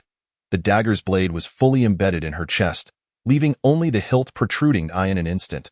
Wang Shuiying ceased her pleas for mercy, her beautiful eyes wide with disbelief as the excruciating pain in her chest forced her to gaze incredulously at Su Yun. Yet, without a moment's hesitation, Su Yun withdrew the dagger and plunged it back in with renewed ferocity. In the span of a single breath, he struck her multiple times, shattering her heart, before finally retracting the blade. Blood surged forth from her wounds, rapidly staining Wang Shuiying's garments crimson. At that moment, her expression remained one of shock, fury, and disbelief, yet it was overshadowed by immense suffering. She could feel her life ebbing away swiftly. Ultimately, she succumbed to death, never imagining that she would perish at the hands of a mere cultivator at the third level of body refinement. Su Yun, on the other hand, breathed a sigh of relief. A perilous gamble had concluded, finally eliminating this threat. With her life extinguished, Wang Shuiying's body began to disintegrate under the influence of the formation he had set. When Su Yun dismantled the array, although her body had not completely decomposed into a puddle of flesh, it was nonetheless a gruesome sight, a horrific mess of blood and tissue. However, he did not lower his guard, remaining vigilant. He had not forgotten the gray-robed elder within the chamber. This individual's aura was profound, far more unfathomable than Wang Shuiying's. Should the elder pursue him, even with his cultivation of the soaring sky, escape would be impossible. After tidying up, he swiftly departed the scene, heading towards the Qingyun sect. Why is it taking so long? In the room, the gray-robed elder furrowed his brow, his withered and frightful visage growing even more unsightly. Could something have gone awry? A sense of foreboding crept into his heart. In a flash, he vanished from the room. Soon, he arrived at the place where Su Yun and Wang Shuiying had been. Upon catching sight of a corpse on the ground from a distance, his pupils dilated in shock as he hurried closer. Although the body was a mangled mess, a quick examination confirmed it was indeed Wang Shuiying. How could this be? Extreme astonishment flickered in his murky old eyes. A mere cultivator at the third level of body refinement, Su Yun, had slain Wang Shuiying, a practitioner at the seventh level, and in such a brutal manner. If not for the overwhelming stench of blood emanating from the corpse, he might have doubted his own failing eyesight. This young man was remarkable. He must possess an extraordinary treasure. As he emerged from his shock, his eyes gleamed with greed. Such an opportunity must not be missed. He had to devise a plan to capture Su Yun. Back at the Qingyun sect, Su Yun had returned to the Misty Peak. To avoid detection, he deliberately exited through a secluded path on the back mountain of Misty Peak. Ironically, the one who perished was Wang Shuiying herself. This turn of events left him free from suspicion. Su Yun chuckled coldly to himself, recognizing how Wang Shuiying had ensnared herself, leading to her own demise. All while remaining undiscovered, he and Wang Shuiying had descended the mountain together, but he returned alone to Misty Peak. Throughout the entire process, no one was aware of what transpired. Even Zhang Xuechan remained blissfully ignorant, still deep in slumber as he recuperated from his alchemical endeavors. At this moment, Su Yun felt a profound sense of relief. The warning from Zhou Cheng had proven invaluable, for had he remained oblivious, he might have fallen victim to Wang Shuiying's hidden capabilities. Fortunately, there was no longer any threat. This experience had thoroughly revealed to him the formidable power of formations, with Wang Shuiying serving as an unwitting test subject. However, while formations could indeed eliminate practitioners at the seventh level of body refinement, they required prior preparation. Engaging in direct confrontation left no opportunity for deployment. His true strength, at present, would at most allow him to contend with those at the fifth level. Against those at the sixth level or higher, retreat would be the wisest course of action. As the interlude concluded, Su Yun settled down to continue his cultivation. About 2 hours later, the sounds of shouting and cursing from outside jolted him from his meditative state. Shuiying, where have you gone? The spirit herbs still need fertilizing. Zhang Xuechan's furious voice rang out. It was then that Su Yun recalled the spirit herb garden had yet to be fertilized. With Wang Shuiying dead, no one would tend to the garden, assisting Zhang Xuechan with his alchemical work. This thought sparked an idea in his mind. Was this not an excellent opportunity for him to showcase his abilities? He had been seeking a chance to get closer to the alchemist, yet had found no suitable moment until now. Promptly, he stepped out of his room, in the distance. Zhang Xuechan was fertilizing the spirit herbs while grumbling about Wang Shuiying's absence. Upon noticing Su Yun's approach, He asked in a low voice, Su Yun, do you know where your senior sister Wang has gone? Su Yun responded with a cupped fist, Songdan sure, the disciple does not know. Song Shuai-chan, visibly irritated, retorted, this is unacceptable. I don't want to get involved with the fertilization of spirit herbs, but with Wang Shuiying gone, I must take charge. Observing Song Shuai-chan's demeanor, Su Yun cautiously suggested, Songdan sure, if you are at ease, perhaps you could entrust the garden to me? Entrust it to you. Song Shuai-chan looked at Su Yun in surprise before shaking his head. You lack experience with alchemy and spirit herbs. You would only hinder the process. However, Su Yun boldly asserted, Songdan sure, I previously managed the herb garden for Elder Sun Wu Yin, and I am well acquainted with many spirit herbs. Elder Sun has always entrusted it to me without concern. Why not let me give it a try? Oh, you have such experience. Song Shuai-chan's eyes brightened at Su Yun's words. He then stood up and said, in that case, come here and demonstrate your skills. Very well. Su Yun stepped forward, took the items from Song Shuai-chan's hands, and began tending to the spirit herbs. Within the garden, there were many unfamiliar herbs, yet during this time, he had reviewed the herb manuals in the alchemy room, becoming thoroughly familiar with all the detailed explanations. Thus, he worked with remarkable skill and ease, showing no signs of hesitation or error. Before long, Su Yun had completed the cultivation of all remaining spirit herbs. Beside him, Song Shuai-chan watched in astonishment, his gaze towards Su Yun now reflecting a newfound respect. Chapter 42. Fourth level of body refinement. Not bad, you little rascal. For the first time, Song Shuai-chan praised Su Yun. Previously, he had regarded Su Yun merely as an ordinary apprentice tasked with completing sect duties. However, the abilities displayed by Su Yun had shifted his perception. It was worth noting that he had never formally taught Su Yun how to manage the herb garden. This was entirely Su Yun's own skill. The spirit herbs in this garden included many that were not found at Elder Sun Wu Yin's, necessitating learning here. Yet, Su Yun had mastered them all without a teacher. Such capability was no small feat. Hearing Song Shuai-chan, who was usually so stern, compliment him, Su Yun seized the moment to inquire, Songdan sure, will you be refining alchemy next? Song Shuai-chan waved his hand dismissively, saying, not for now. Shuiying hasn't returned. I truly don't know where she has gone. We'll resume once she returns. Understood. Su Yun nodded. He longed to reveal that Wang Shuiying was deceased and would never return, yet he held his tongue. After all, there was no rush. With Wang Shuiying gone, he would be the sole assistant to Song Shuai-chan in his future alchemical endeavors. Thus, he anticipated learning even more about alchemy. Song Shuai-chan looked at Su Yun and said, I'm heading back to rest now. You should do the same. Very well, Su Yun nodded. No need to rush. At most, it would take 2 or 3 days. After watching Song Shuai-chan return to his room, Su Yun also went back to continue his cultivation, as expected. Just as Su Yun had envisioned, 3 days later, Song Shuai-chan could hardly remain still. He needed to begin refining alchemy.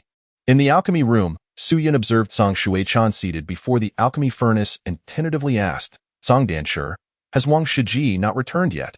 Song Shuai-chan's face darkened as he replied, I have no idea where that insolent girl has gone. Regardless, I will be refining alchemy now. You will assist me, and I will teach you some alchemical knowledge. The disciple understood. Su Yun's heart leaped with joy. It was finally his turn. During the past 3 days, Su Yun had managed the herb garden. On the first day, Song Shuai-chan had kept a watchful eye, but seeing Su Yun perform flawlessly without any mistakes, he had finally relaxed, beginning to view Su Yun in a more favorable light. Song Shuai-chan looked at Su Yun and continued, remember, while I am refining, do not speak to me unless I instruct you to. Otherwise, you will disturb my concentration. Alchemy requires complete focus, utilizing mental perception, spiritual energy assistance, and control over the flames and the unformed pills within the furnace. If any step goes awry, it could lead to failure in the refinement, Su Yun replied. The disciple understands. Thus, during the subsequent alchemical process, he stood by, obediently following the directives of Song Shuai-chan. This time, being in closer proximity, Su Yun observed with meticulous attention that the spiritual energy infused into the alchemical furnace by Song Shuai-chan appeared to possess a distinct quality. How remarkably pure the spiritual energy was.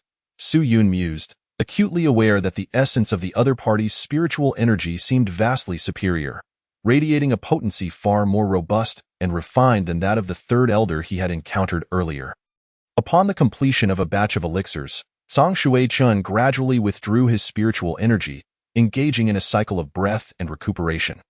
Once he had finished his adjustment, he cast a glance at Su Yun and remarked, "You have performed admirably. During the recent alchemical endeavor, Su Yun had flawlessly executed all of Song Shui-chun's instructions, which brought him considerable satisfaction. Previously, these tasks had been managed by Wang Shuiying, who, as a low-tier alchemist, had naturally executed them competently. However, he had not anticipated that Su Yun would also excel to such a degree. Su Yun humbly responded, "This is what a disciple ought to do." Song Shui-chun regarded Su Yun and continued, "I noticed a trace of confusion in your eyes earlier. Is there something you do not understand?" The disciple observed that Song Danshi's spiritual energy seemed to possess a higher tier. If spiritual energies were categorized by rank, it felt as though Song Danshi's was elevated above that of an ordinary person. Su Yun initially struggled to articulate this observation, ultimately deciding that describing it in terms of tiers was more fitting. If the spiritual energy of an ordinary person is deemed low tier, then Song Danshi's energy appears to reside in the mid-tier, perhaps even brushing against the high-tier realm. This revelation took him by surprise, as it was the first time he had sensed such a disparity in another practitioner. No previous individual, not even the third elder Fong Qingshan, had imparted this feeling to him. Upon hearing this, Song Shui-chun gazed deeply at Su Yun and said, "Your perceptive abilities are indeed extraordinary. Your intuition is correct. This is due to the flawless qi cultivated by this alchemist, transcending the ordinary." Song Shui-chun's expression revealed a hint of pride, for this was the source of his formidable strength. Upon reaching the pinnacle of physical cultivation, a practitioner constructs their qi, which can be classified into ordinary, flawless, pure gold, and divine source. The ordinary qi is the lowest tier, the standard for most practitioners. Flawless requires certain capabilities, supplemented by elixirs, to achieve. Pure gold represents a qi as solid as gold, with blood vitality akin to a dragon, teeming with spiritual energy, necessitating formidable root and talent. Divine source, the highest tier of the qi, upon its formation, pulses endlessly like a second life source for the practitioner. "I understand now," Su Yun replied after absorbing Song Shui-chun's words, realizing the knowledge of qi realms. Although this information was not secret, his prior status as a lowly servant had precluded him from access. Indeed, had he not acquired the body-refining techniques, he would have remained ignorant of how to open his true meridians. Flawless qis are already rare, while pure gold ones exist only among the prodigies of great powers. And divine sources are spoken of only in historical legends. Song Shui-chun's expression briefly flickered with reverence, though it quickly returned to normal. He waved his hand dismissively, saying, "Never mind, discussing such distant matters with you is unnecessary. Focus earnestly on your cultivation. Achieving an ordinary qi already surpasses countless practitioners, I understand." Su Yun acknowledged with a bow. "Very well, take a brief respite, then we shall continue to refine another batch." In the ensuing time, Su Yun increasingly impressed Song Shui-chun, leading to a complete transformation in his status, akin to becoming Song Shui-chun's disciple. Although no formal apprenticeship had been established, he had nonetheless imparted a wealth of alchemical knowledge. During this period, Su Yun's gains were significant, and he did not neglect his own cultivation, successfully advancing the dragon-elephant combat fist to its second layer, experiencing a dramatic increase in strength. Furthermore, the fourth true meridian was on the verge of being opened. Progressing swiftly. Of course, these achievements were largely attributable to the qi recovery pills. His rapid advancement was entirely the result of the elixirs. During this time, Su Yun had lost count of how many qi recovery pills he had consumed. One day, seated upon his bed in meditation, he was drenched in sweat. In the next moment, his aura surged dramatically, radiating outward and shaking the very fabric of space. Were anyone present, they would undoubtedly perceive this formidable presence. Remarkably, he had reached the fourth layer of body refinement. Chapter 43. Song Shui-chun. Are you willing to attempt alchemy? After about half an hour, the aftereffects of Su Yun's breakthrough subsided, leaving him feeling exhilaratingly refreshed. Each subsequent breakthrough brought with it even greater benefits. Now, he was considerably stronger than when he was at the third layer of body refinement. Rising, he took a shower and donned fresh garments. then assessed his own strength. Fourth layer of body refinement, second layer of the dragon elephant combat fist, second layer of the soaring sky technique. With my current capabilities, I could face off against a practitioner at the sixth layer without issue. And I even possessed the strength to contend with those at the seventh layer.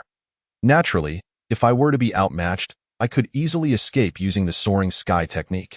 Taking a deep breath, Su Yun reflected that if he were to face the current Wang Shuiying in combat, he would no longer be in such a passive position.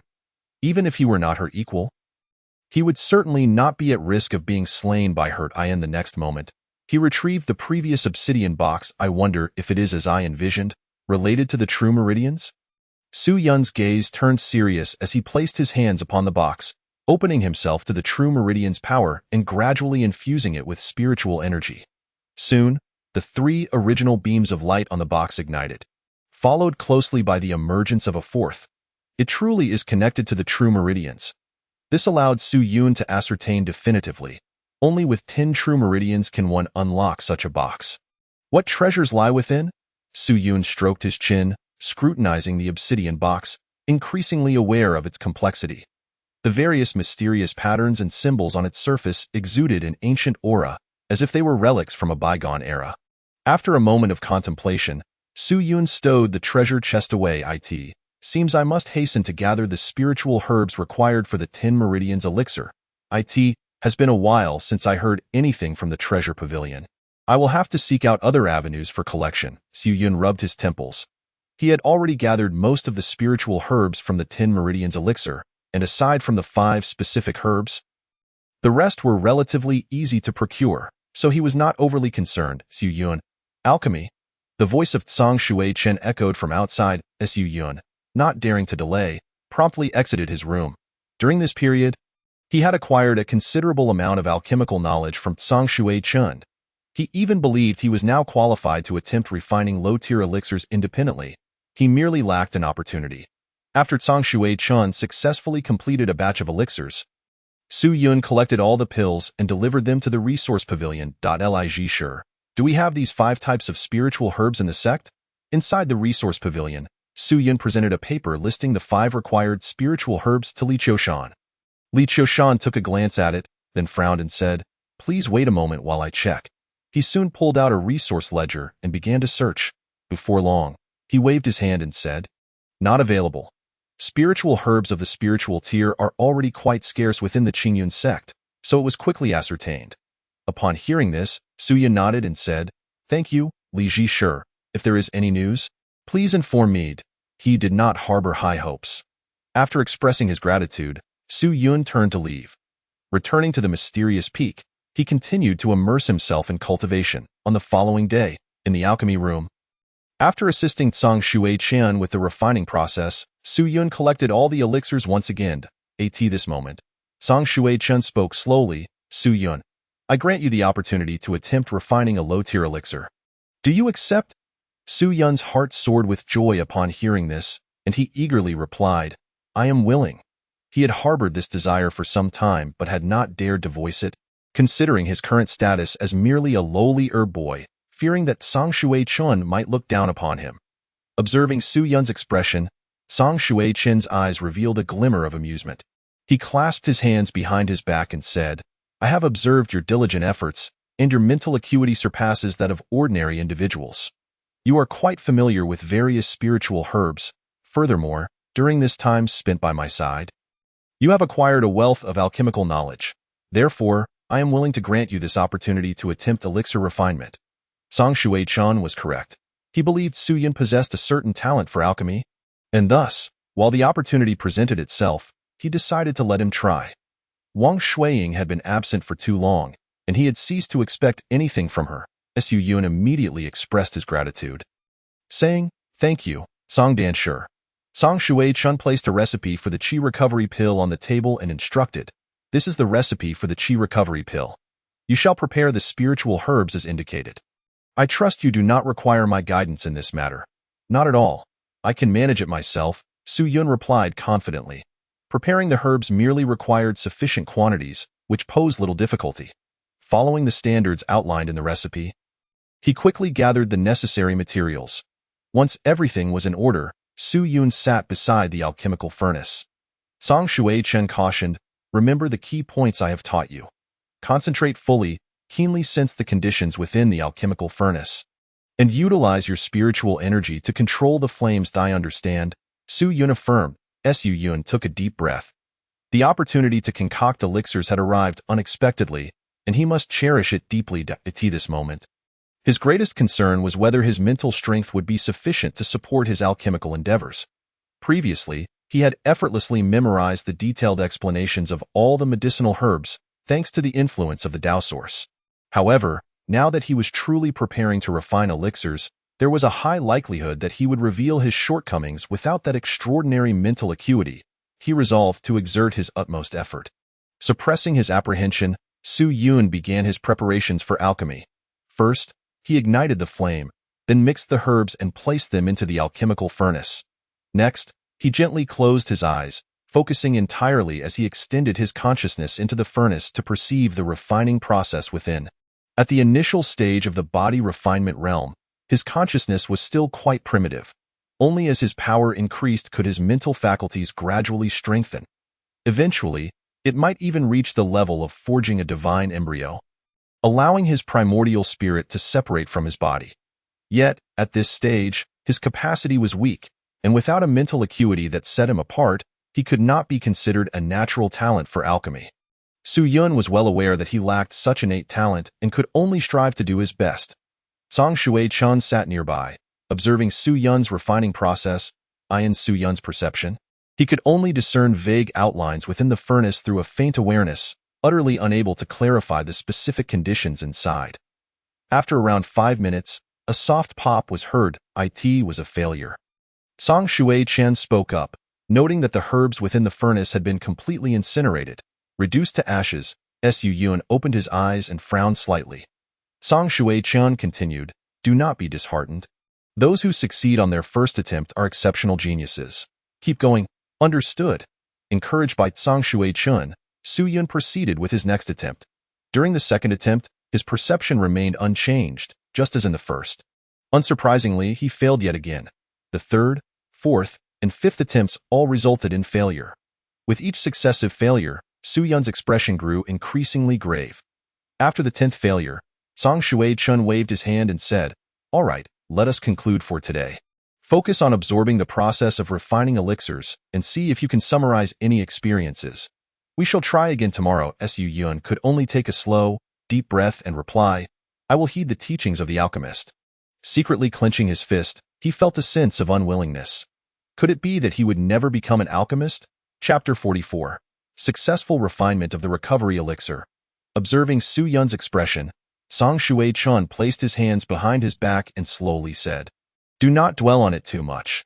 You have only attempted 10 times. If you can refine the recovery elixir within 100 attempts, it would demonstrate your considerable talent. It is entirely normal to fail thousands of times.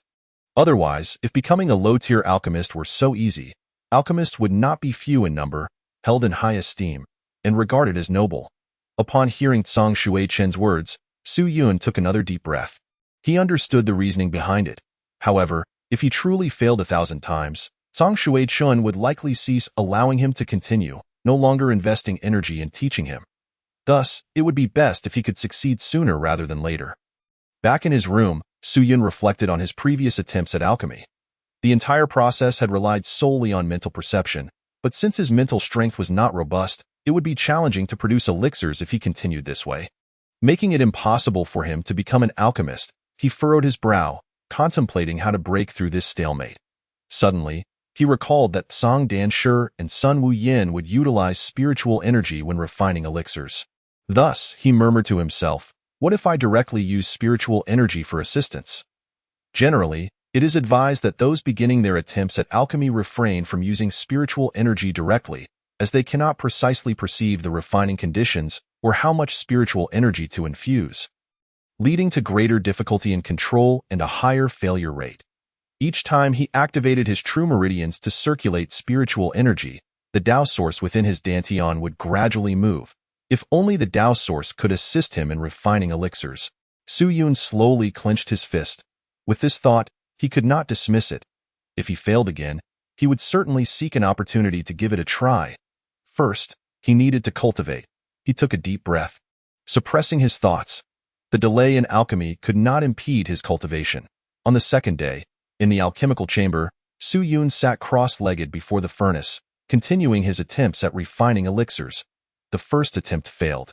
The second attempt also ended in failure, followed by another failure. After failing dozens of times, Su Yun's gaze grew increasingly grave. He longed to try using spiritual energy, but Song Shui-chen's instructions kept him from daring to do so until the last moment. As this would be akin to defying him and showing disrespect, if he succeeded, all would be well. But if he failed, his path in alchemy under Song Shui-chen would likely come to an end. Ultimately, he refrained from using it. Thus, on this day, he similarly failed to refine the recovery elixir on the third day. The fourth day. All resulted in failure. On the fifth day, after 10 failures, Su Yun's fists were tightly clenched. His expression solemn. He must try the idea he had considered yesterday. Otherwise, if he continued to fail, Song Shui-chen would surely conclude he lacked the talent for alchemy and would not allow him to waste any more herbs. Although the herbs for refining the recovery elixir were of low rank, he could not afford to waste them like this. Now was his best opportunity. If Song Shui-chen no longer granted him chances, it would become even more difficult for him to find ways to refine elixirs in the future. Watching Song Shui-chen organize the herbs, who was not fully focused on him, Su Yun decided that on his 11th attempt, he would not adhere to Song Shui-chen's instructions. When he began refining the elixir, he directly opened his true meridians, circulating spiritual energy and infusing it into the alchemical furnace. As the spiritual energy enveloped the furnace, Su Yun instantly felt the Tao source in his dantian slowly activate, as if it had been awakened. Indeed, Su Yun's heart leaped with joy. This condition of the Tao source was a precursor to merging techniques, exploring array structures, and so forth. His heartbeat quickened, uncertain if it would assist him in refining elixirs. In mere moments, a transparent alchemical furnace gradually materialized within the Tao source. Inside it, a mixture of medicinal liquids was merging. Undergoing refinement under the furnace's flames, Su Yun's heart soared with delight. He had made the right gamble. By overlaying spiritual energy and enhancing his mental perception, the Tao source that merged with him would activate. The entire situation within the furnace was crystal clear to him.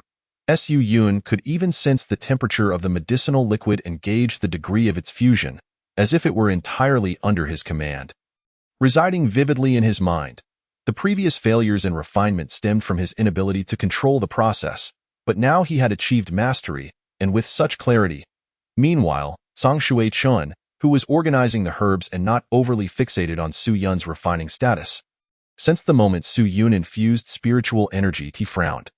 Impatience could lead to a lack of precision in controlling the spiritual energy and the specifics of the refining process, resulting in adverse effects. Initially, he had thought Su Yun diligent, grounded, and composed. However, he did not anticipate that Su Yun could not contain himself and disregarded his guidance, causing his impression of Su Yun to diminish. Yet, as he awaited Su Yun's inevitable failure to admonish him, he was suddenly taken aback to find that the refining conditions had not deteriorated after the infusion of spiritual energy. In fact, the situation within the furnace was more stable than before, progressively moving towards the formation of the elixir. His expression turned astonished as he focused his mental perception. Within the furnace, during the refining process, whenever the temperature surged dangerously high, threatening failure, Su Yun promptly infused more spiritual energy to envelop the liquid. Stabilizing the temperature. As a result, the liquid gradually recovered. Additionally, when the temperature dropped too low, again on the brink of failure, Su Yun would again regulate the spiritual energy to raise the temperature. Thus, he maintained the temperature of the liquid without significant fluctuations, continuously forging and melting it. After approximately an hour, the medicinal liquid within the furnace began to show signs of solidifying, gradually transforming from a liquid state to a solid form. The potency of several herbs was slowly merging, undergoing a qualitative change. Song Shui-chen watched in astonishment. He had never anticipated that Su Yun, in his eagerness, would use spiritual energy, resulting not in setbacks but in a smooth refinement process, nearing the successful creation of the recovery elixir. Finally, after nearly 2 hours, a muffled sound resonated from the furnace. This was the sound of all the medicinal properties merging completely into one. Simultaneously, a faint aroma of the elixir wafted from the furnace. He had truly succeeded. Song Shuai-chen's expression shifted, a mixture of surprise and realization dawning upon him. He had never seen someone in the initial stages of alchemy successfully enhance their chances of success by utilizing spiritual energy. However, the evidence stood before him. Su Yun was now gasping for breath, soaked in sweat from the exertion. His first attempt at alchemy had lasted so long, and even with the assistance of the Tao source, it had still consumed a significant amount of his mental energy. Nonetheless, his eyes sparkled with joy. He had succeeded in his refining. Chapter 45. 9 Dragons and Heavenly Prowess. He paid no heed to wiping the sweat from his brow. Swiftly rising to extract the chi recovery pill from the alchemical furnace, in his grasp, the hue, fragrance, and medicinal potency of the chi recovery pill mirrored precisely that of the one he had previously encountered. His disciple had succeeded. Unable to contain his excitement, Su Yun called out to Song Shuai-chen. Indeed, indeed, Song Shuai-chen replied, his expression revealing admiration. The earlier intention to reprimand Su Yun had long been cast aside. After the initial joy, Su Yun composed himself and said, Master Tsong, I did not heed your teachings and relied on spiritual energy to refine the pill. I beg for your forgiveness. Song Shuai-chen waved his hand dismissively and remarked, It matters not. Your use of spiritual energy as an aid actually yielded superior results. It appears this method of refinement is more suited to you. Su Yun had genuinely used spiritual energy to assist in crafting the chi recovery pill. He could only attribute this to individual differences, as some alchemists indeed possessed varying refining habits. Not everyone was the same. Over the past few days, Su Yun had faced hundreds of failures before finally producing the chi recovery pill. His talent was not particularly remarkable. One could say it was merely average, comparable to that of his former disciple, Wang Shuiying. Though slightly inferior, of course, Wang Shuiying had received more extensive instruction, was more powerful, and possessed greater spiritual strength. Thus, in a true comparison, Su Yun was not necessarily inferior to Wang Shuiying. Song Shuai-chen pondered for a moment before continuing. Although you have successfully refined the chi recovery pill once, it does not signify that you have become a low-tier alchemist. To attain that status, one must be capable of refining multiple types of low-tier pills, with a success rate of at least 99%. Barring occasional errors, you have merely produced the chi recovery pill for the first time. Further practice and experience are essential. Su Yun nodded in acknowledgement, saying, I understand. He was well aware that he still had quite a distance to traverse before becoming a true low-tier alchemist. For instance, although Sun Wuyan had previously refined a mid-tier pill, it had only been a singular occurrence, thus precluding him from achieving the rank of mid-tier alchemist. However, with the assistance of the Daoyuan, he felt confident that in the ensuing period, he would master the ability to refine low-tier pills. By then, becoming a low-tier alchemist would be nearly assured. Song Shuai-chen continued, once you can successfully refine low-tier pills, the chi recovery pills and other low-tier pills required by the sect will be entrusted to you. This is also one of the objectives of my teaching you. Previously, all the low-tier pills had been refined by Wang Shuiying, but now that she had gone missing, the responsibility would fall to Su Yun, while Song Shuai-chen would only need to oversee mid-tier pills. Su Yun nodded in agreement. Thus, in the time that followed, Su Yun seized every moment to consolidate his practice. With the capability of Daoyuan, he became increasingly adept at pill refinement, and his success rate began to rise while the time taken for success diminished. In a mere 10 days, he reduced the time required to refine the chi recovery pill from 2 hours to just 1, and could now produce several at once, with a success rate hovering around 80 to 90%. This prompted Song Shuai-chen to express his admiration. He was thoroughly pleased with Su Yun's performance. During this period, while Su Yun focused on pill refinement, he did not neglect his cultivation. He ascended the ranks of the Fuyo Tianya. Reaching the 3rd level once more, late at night, on the back mountain, a figure suddenly darted past. Moments later, a faint afterimage lingered in place before gradually dissipating. Su Yun had already soared away, widening the distance. At the 3rd level of Fuyo Tianya, he could even produce afterimages. Su Yun was elated. If he were to launch a surprise attack in combat, he could potentially eliminate an opponent in an instant, leaving them none the wiser, believing he still stood in place. when in reality, it was merely an afterimage, deceiving their vision. He should integrate a protective technique.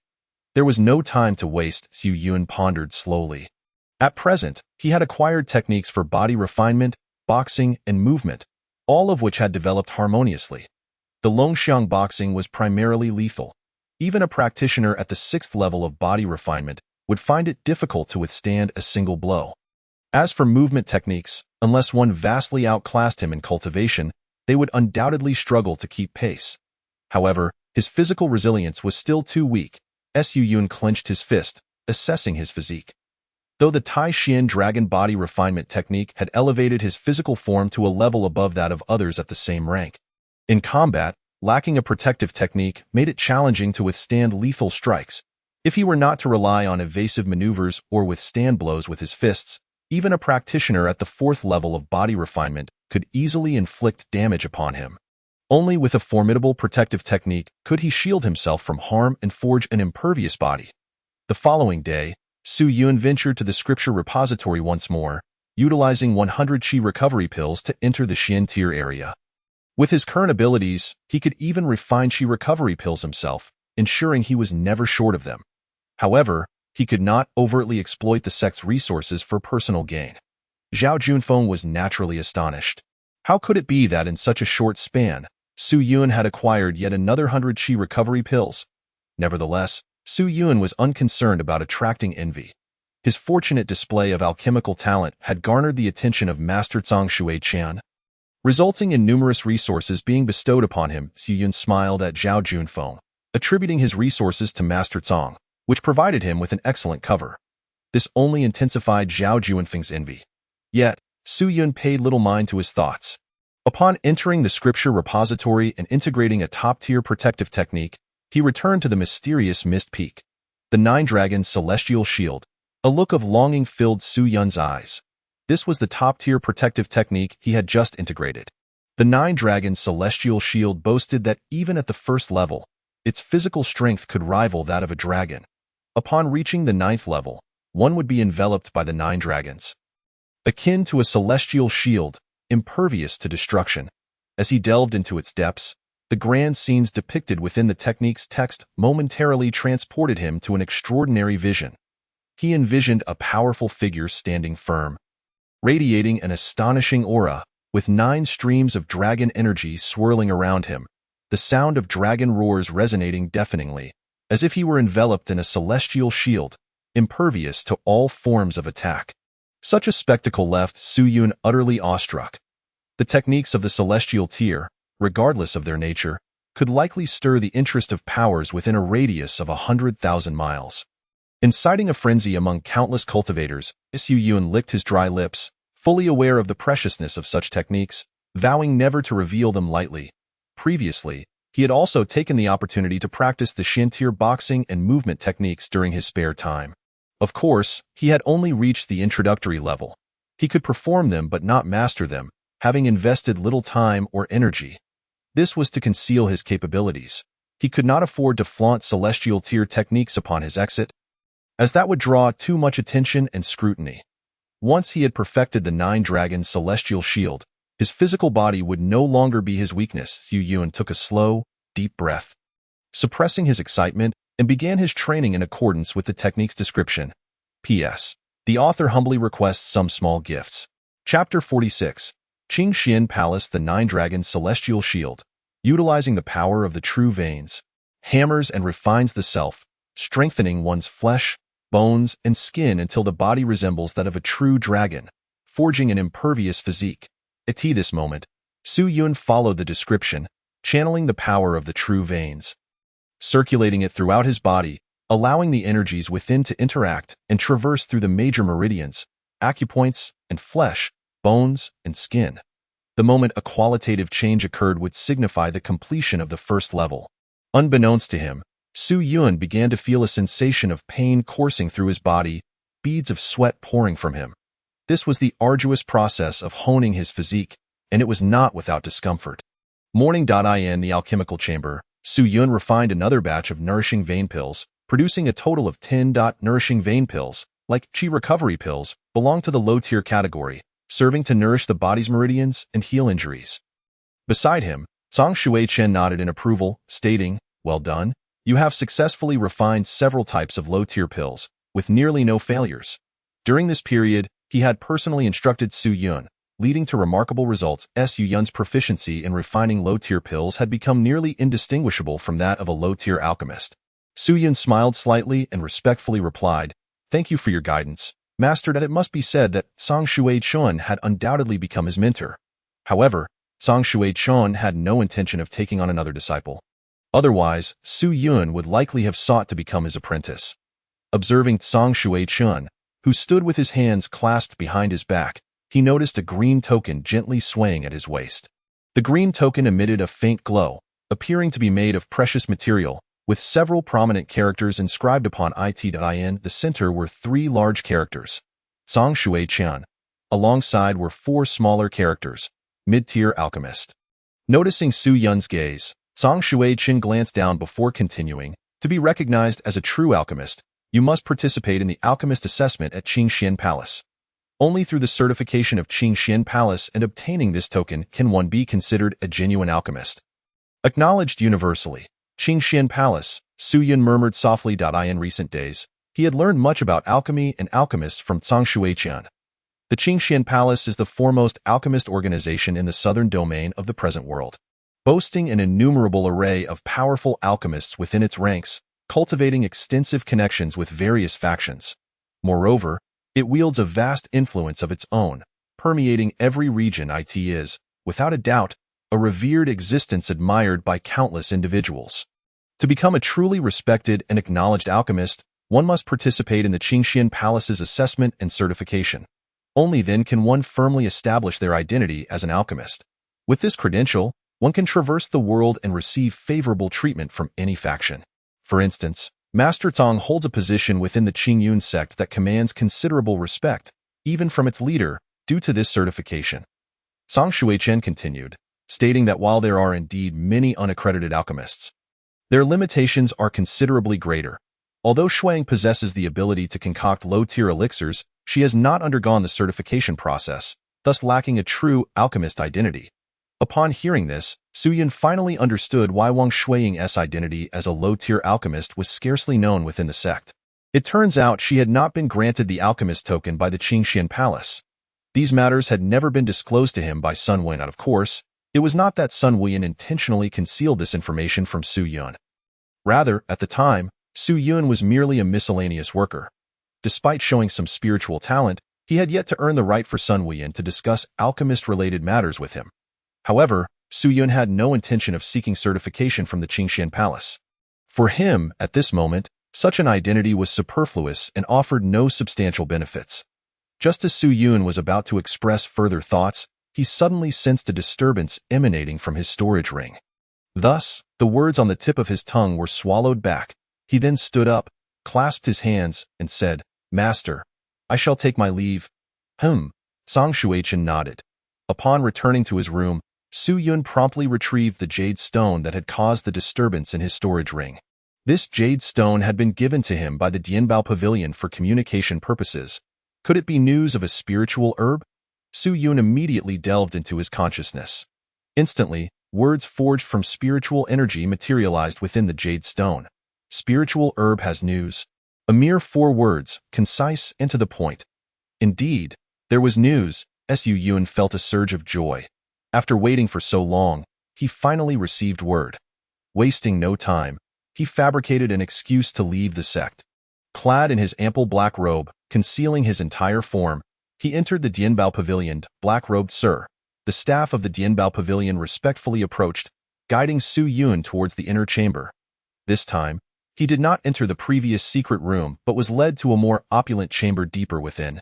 This room was significantly more luxurious than the small secret chamber Su Yun had visited before, adorned with decorations and various items that far surpassed those in the smaller chamber. "What is this?" Su Yun inquired. The attendant of the Dianbao Pavilion replied, "Esteemed black-robed sir, this is as instructed by the pavilion master."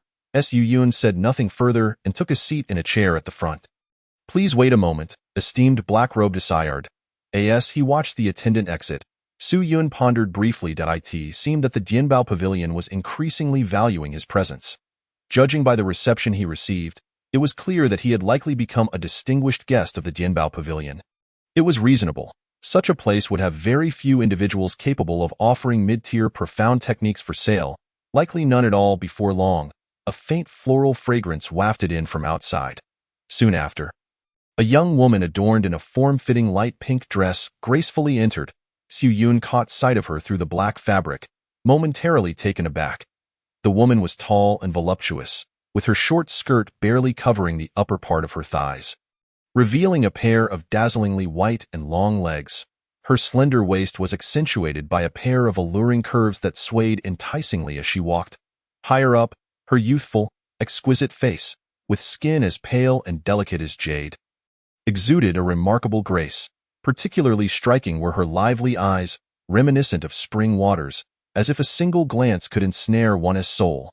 This surprised Su Yun. He had not anticipated such a captivating woman's arrival. If Wang Shuiying was a deliberately seductive temptress, then the woman before him radiated an effortless allure. Lacking any pretense, she possessed an innate charm. Could this young woman possibly be the pavilion master of the Dianbao Pavilion? In the next moment, she spoke. "You must be the esteemed black-robed senior mentioned by Elder Chen." Her voice was soft, her lips curled into a gentle smile, and her almond-shaped eyes crinkled slightly, making her look exceedingly enchanting. Chapter 47. Qing Shuang, Floating Pagoda City. Su Yun remained seated and did not rise, hoarsely inquiring, "May I ask who you are?" "I am Qing Shuang, the interim pavilion master of this Dianbao branch in Shiyan Town," she replied, taking a seat beside Su Yun, her shapely legs elegantly crossed, enhancing her allure. So she is the pavilion master, Su Yun realized. This statement not only confirmed her status as the highest authority in the pavilion, but also hinted that the Dianbao Pavilion was indeed a branch of a formidable power. Just as rumored, Qing Shuang placed her hands neatly on her lap and regarded Su Yun, saying, "Esteemed black-robed senior, I have previously heard Elder Chen mention you, and I am delighted to finally make your acquaintance." Su Yun responded coolly, "Does the pavilion master have business with me?" Despite her youthful appearance, she exuded a remarkable aura. Su Yun found it impossible to discern her true cultivation level. Compared to the auras of Wang Shuiying and Zhang Shuichen, she must be at least at the 9th level of body refinement, possibly even at the Sea of Qi level. He speculated that Qing Shuang was likely from the headquarters of the Dianbao Pavilion. Otherwise, possessing such strength at such a young age would indicate extraordinary talent. Qing Shuang smiled gently and said, "Not at all. It is merely that esteemed black-robed senior's visit to the pavilion for a transaction warranted my personal appearance as a sign of respect." Indeed, Qing Shuang held Su Yun in high regard. In such a small locale, someone capable of offering mid-tier profound techniques for sale was likely of the same caliber as the sect masters of Qingyun sect or Hushan sect. Furthermore, the spiritual herbs he sought were exceedingly rare. She speculated that Su Yun might be an alchemist. Thus, she felt compelled to meet him personally, hoping to forge a connection. Now that she had seen him in person, she found herself unable to perceive Su Yun's strength, further solidifying her suspicions. It was noteworthy that she was already a first-level cultivator of the Sea of Qi, but could not gauge Su Yun's realm. Indicating that he was likely superior in strength, Su Yun maintained a calm demeanor. Qing Shuang was unaware that her inability to discern his cultivation level stemmed from the Dao source within his dantian. He directly broached the topic, saying, "Regarding the message you sent me earlier, there is news about the spiritual herbs. Esteemed black-robed senior, this branch of the Dianbao Pavilion indeed does not possess those rare spiritual herbs. After disseminating inquiries to other branches, I found only a single instance of the Qingshueling vine," she remarked, spreading her hands. From her palms emerged a Qingshueling vine. In an instant, an astonishing aura of spiritual energy permeated the air, exuding a refreshing medicinal power that quickly filled the room. Yu Yun's heart stirred. The spiritual herb was approximately 20 centimeters long, with its stem entirely emerald green, composed of several vines, and crowned with a flower resembling ice and snow with 4 petals. This was undeniably the Qingshueling vine. Though he felt a surge of excitement within, he maintained a composed exterior and replied, "In that case, I will take it. What is its worth in Qi recovery pills? I shall pay you now." However, Qing Shuang merely smiled, placing the Ling vine on the table and stating, "If esteemed black-robed senior desires it, I would like to gift it to you." Her eyes twinkled with warmth as she gazed at Su Yun, her delicate hands resting gracefully on her lap, offering the Ling vine with utmost sincerity. At this moment, Su Yun's brows furrowed slightly. He slowly replied, "Regardless of its worth, I can pay.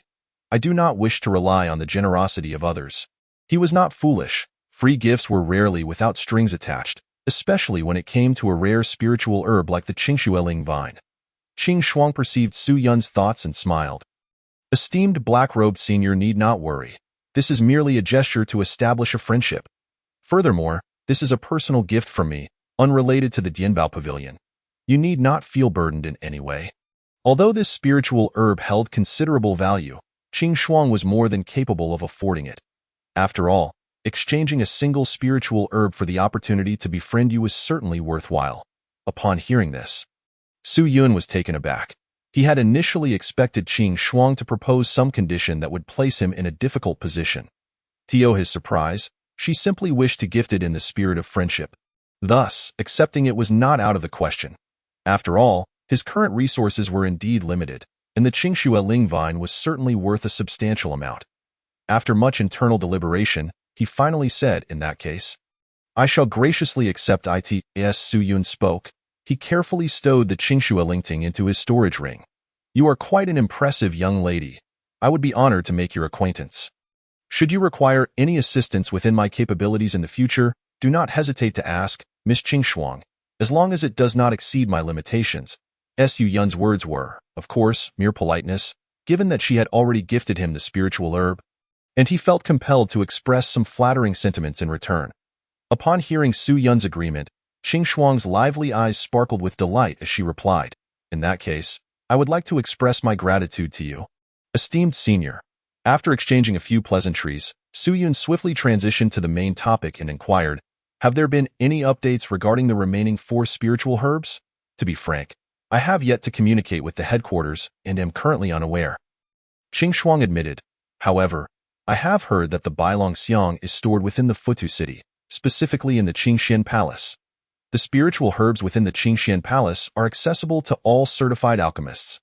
Yet the conditions for ordinary cultivators are considerably more stringent." Qingxian Palace? Su Yun was taken aback, and then a thought struck him. Indeed, the Qingxian Palace is a pivotal organization for alchemists, undoubtedly possessing an immense foundation, making it quite plausible that they harbor such rare spiritual herbs. Chastising himself for having overlooked such an important detail, he realized that the benefits of being a certified alchemist were greater than he had initially perceived. The privilege of accessing resources ahead of others was, after all, a significant advantage. Qing Shuang continued, "The esteemed black-robed senior may not be familiar with this area. Futu City is the largest ancient city nearby. Housing a branch of the Qingxian Palace, it is approximately several hundred kilometers from here." Su Yun pondered her words, surmising that she likely viewed him as a cultivator from another region. However, he chose not to elaborate further and instead rose to his feet, saying, "In that case, I extend my thanks for the spiritual herb you have graciously bestowed upon me. Miss Qing Shuang, I shall take my leave now." With a smile, Qing Shuang replied, "I wish you success in acquiring the resources you seek, esteemed black-robed senior." She then produced a black token, engraved with the character Dian. "Esteemed black-robed senior, this is a guest token for my Dianbog. With this token in hand, you will receive VIP treatment at the Dianbog branches in nearby towns and cities. Then I am most grateful to you, Miss Qing Shuang." After accepting the token, Su Yun departed from the Dianbog. Once he had left, Qing Shuang gradually retracted her smile. How intriguing! While concealing one's identity is understandable, why does this black-robed figure wear gloves? She found herself quite captivated by the mysterious black-robed individual. Chapter 48. 2 Dragon Energies Guarding the Body. Upon returning to the Piamiao Peak, Su Yun began by soaking the Ling ting in a specially formulated medicinal liquid. This liquid was crafted to preserve the herb's potency and vitality, preventing it from withering due to the absence of soil nutrients. After all, he could not simply plant the precious herb within the sect, as it would likely expose his secret. Once he had secured the herb, Su Yun felt a wave of relief wash over him as he contemplated his next steps. seemed imperative to visit the Qingxian Palace in Futu City to obtain certification as an alchemist. During his time at the Dianbog, he not only acquired a Qingshueling but also garnered crucial information that shifted his initial perspective. However, he knew he must not act hastily. He would first focus on cultivating the Zhulong Tiangang to the second layer, enhancing his physical body by several levels, and advancing the Fuyo Tianya to the fourth layer before making the journey. Xu Yun understood that venturing outside would likely involve substantial dangers, necessitating sufficient self-defense capabilities. Strengthening his physical resistance and agility were of utmost importance. Thus, in the days that followed, he devoted more energy to his cultivation. During the day, he also engaged in alchemical endeavors, predominantly creating low-tier pills through various experiments. Initially, he required 2 hours to refine a single Huichi Dan, but over time, he managed to shorten this to 1 hour, then half an hour, and ultimately began attempting to produce multiple pills at once. Gradually, he made significant progress. Presently, he could refine an entire batch of Huichi Dan, yielding around 100 pills in merely half an hour. This remarkable improvement garnered praise from Tsang Shui Qian, of course. This entire process spanned over a month, facilitated by the assistance of Dao Yuan. After approximately a month and a half, one day, while Tsang Shui Qian was sound asleep in his chamber, Su Yun was diligently practicing his techniques. Sitting cross-legged on the mat within his room, an explosive surge of energy erupted from his body, unleashing a formidable wave of vitality. To his astonishment, 2 ethereal dragon figures manifested around him, exuding an intense aura. These 2 dragon energies swirled around Su Yun, resembling 2 true dragons protecting him. With the Zhulong Tiangang at the second layer, he had successfully cultivated his protective technique to this stage. Su Yun opened his eyes, which gleamed with brilliance. After a month and a half of effort, he had finally reached this milestone. Feeling the powerful defense enveloping him, akin to a protective barrier, he raised his hand and released a surge of energy, striking his chest with a punch. Clang!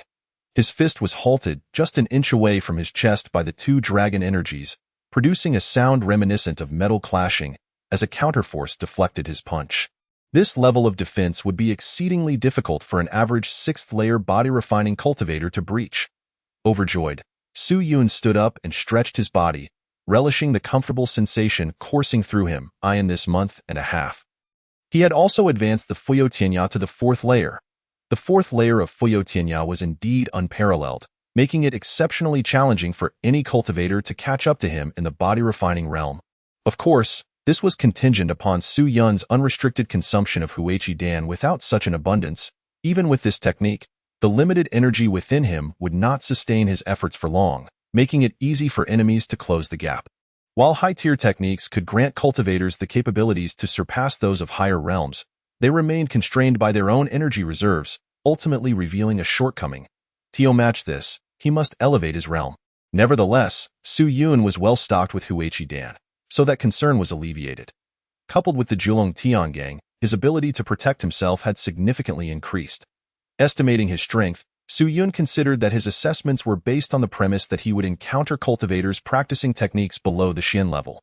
Should he face 7th-layer body-refining cultivators wielding earth-grade techniques, even with his 4th-layer Fuyo Tianya, escaping such pursuers would prove exceedingly difficult. Yet, Su Yun remained unperturbed. In this relatively small area, cultivators practicing Xian-level techniques were scarce, and he had yet to encounter any practicing earth-grade techniques.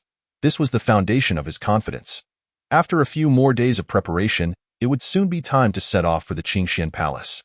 In the following days, Su Yun accelerated his alchemical efforts, completing the low-tier pills required by the sect as per the task entrusted to him by Tsang Shui Qian. Once everything was finished, he finally breathed a sigh of relief. Looking at Tsang Shui Qian, he stood up and said, "Master, I have successfully refined the necessary pills for the sect and am now prepared to head to Qingxian Palace for the alchemist certification examination." "Very well," Tsang Shui Qian nodded. "Go with confidence. With your current strength, simply perform as you normally would." I understand. Su Yun was pleased to receive Tsang Shui Qian's approval for his journey to obtain alchemist certification. After all, Su Yun was his disciple, and should he gain some renown in the future, it would undoubtedly reflect well on his master. With Tsang Shui Qian's consent, Su Yun felt reassured. Returning to his room, He gathered his belongings, then briefly rested in the chamber where he had first become a formal disciple before stepping out and preparing to descend the mountain. Outside, several disciples were bustling about. Su Yun, it has been a while. Where are you headed? Coincidentally, Chang returned from outside and was slightly taken aback upon seeing Su Yun.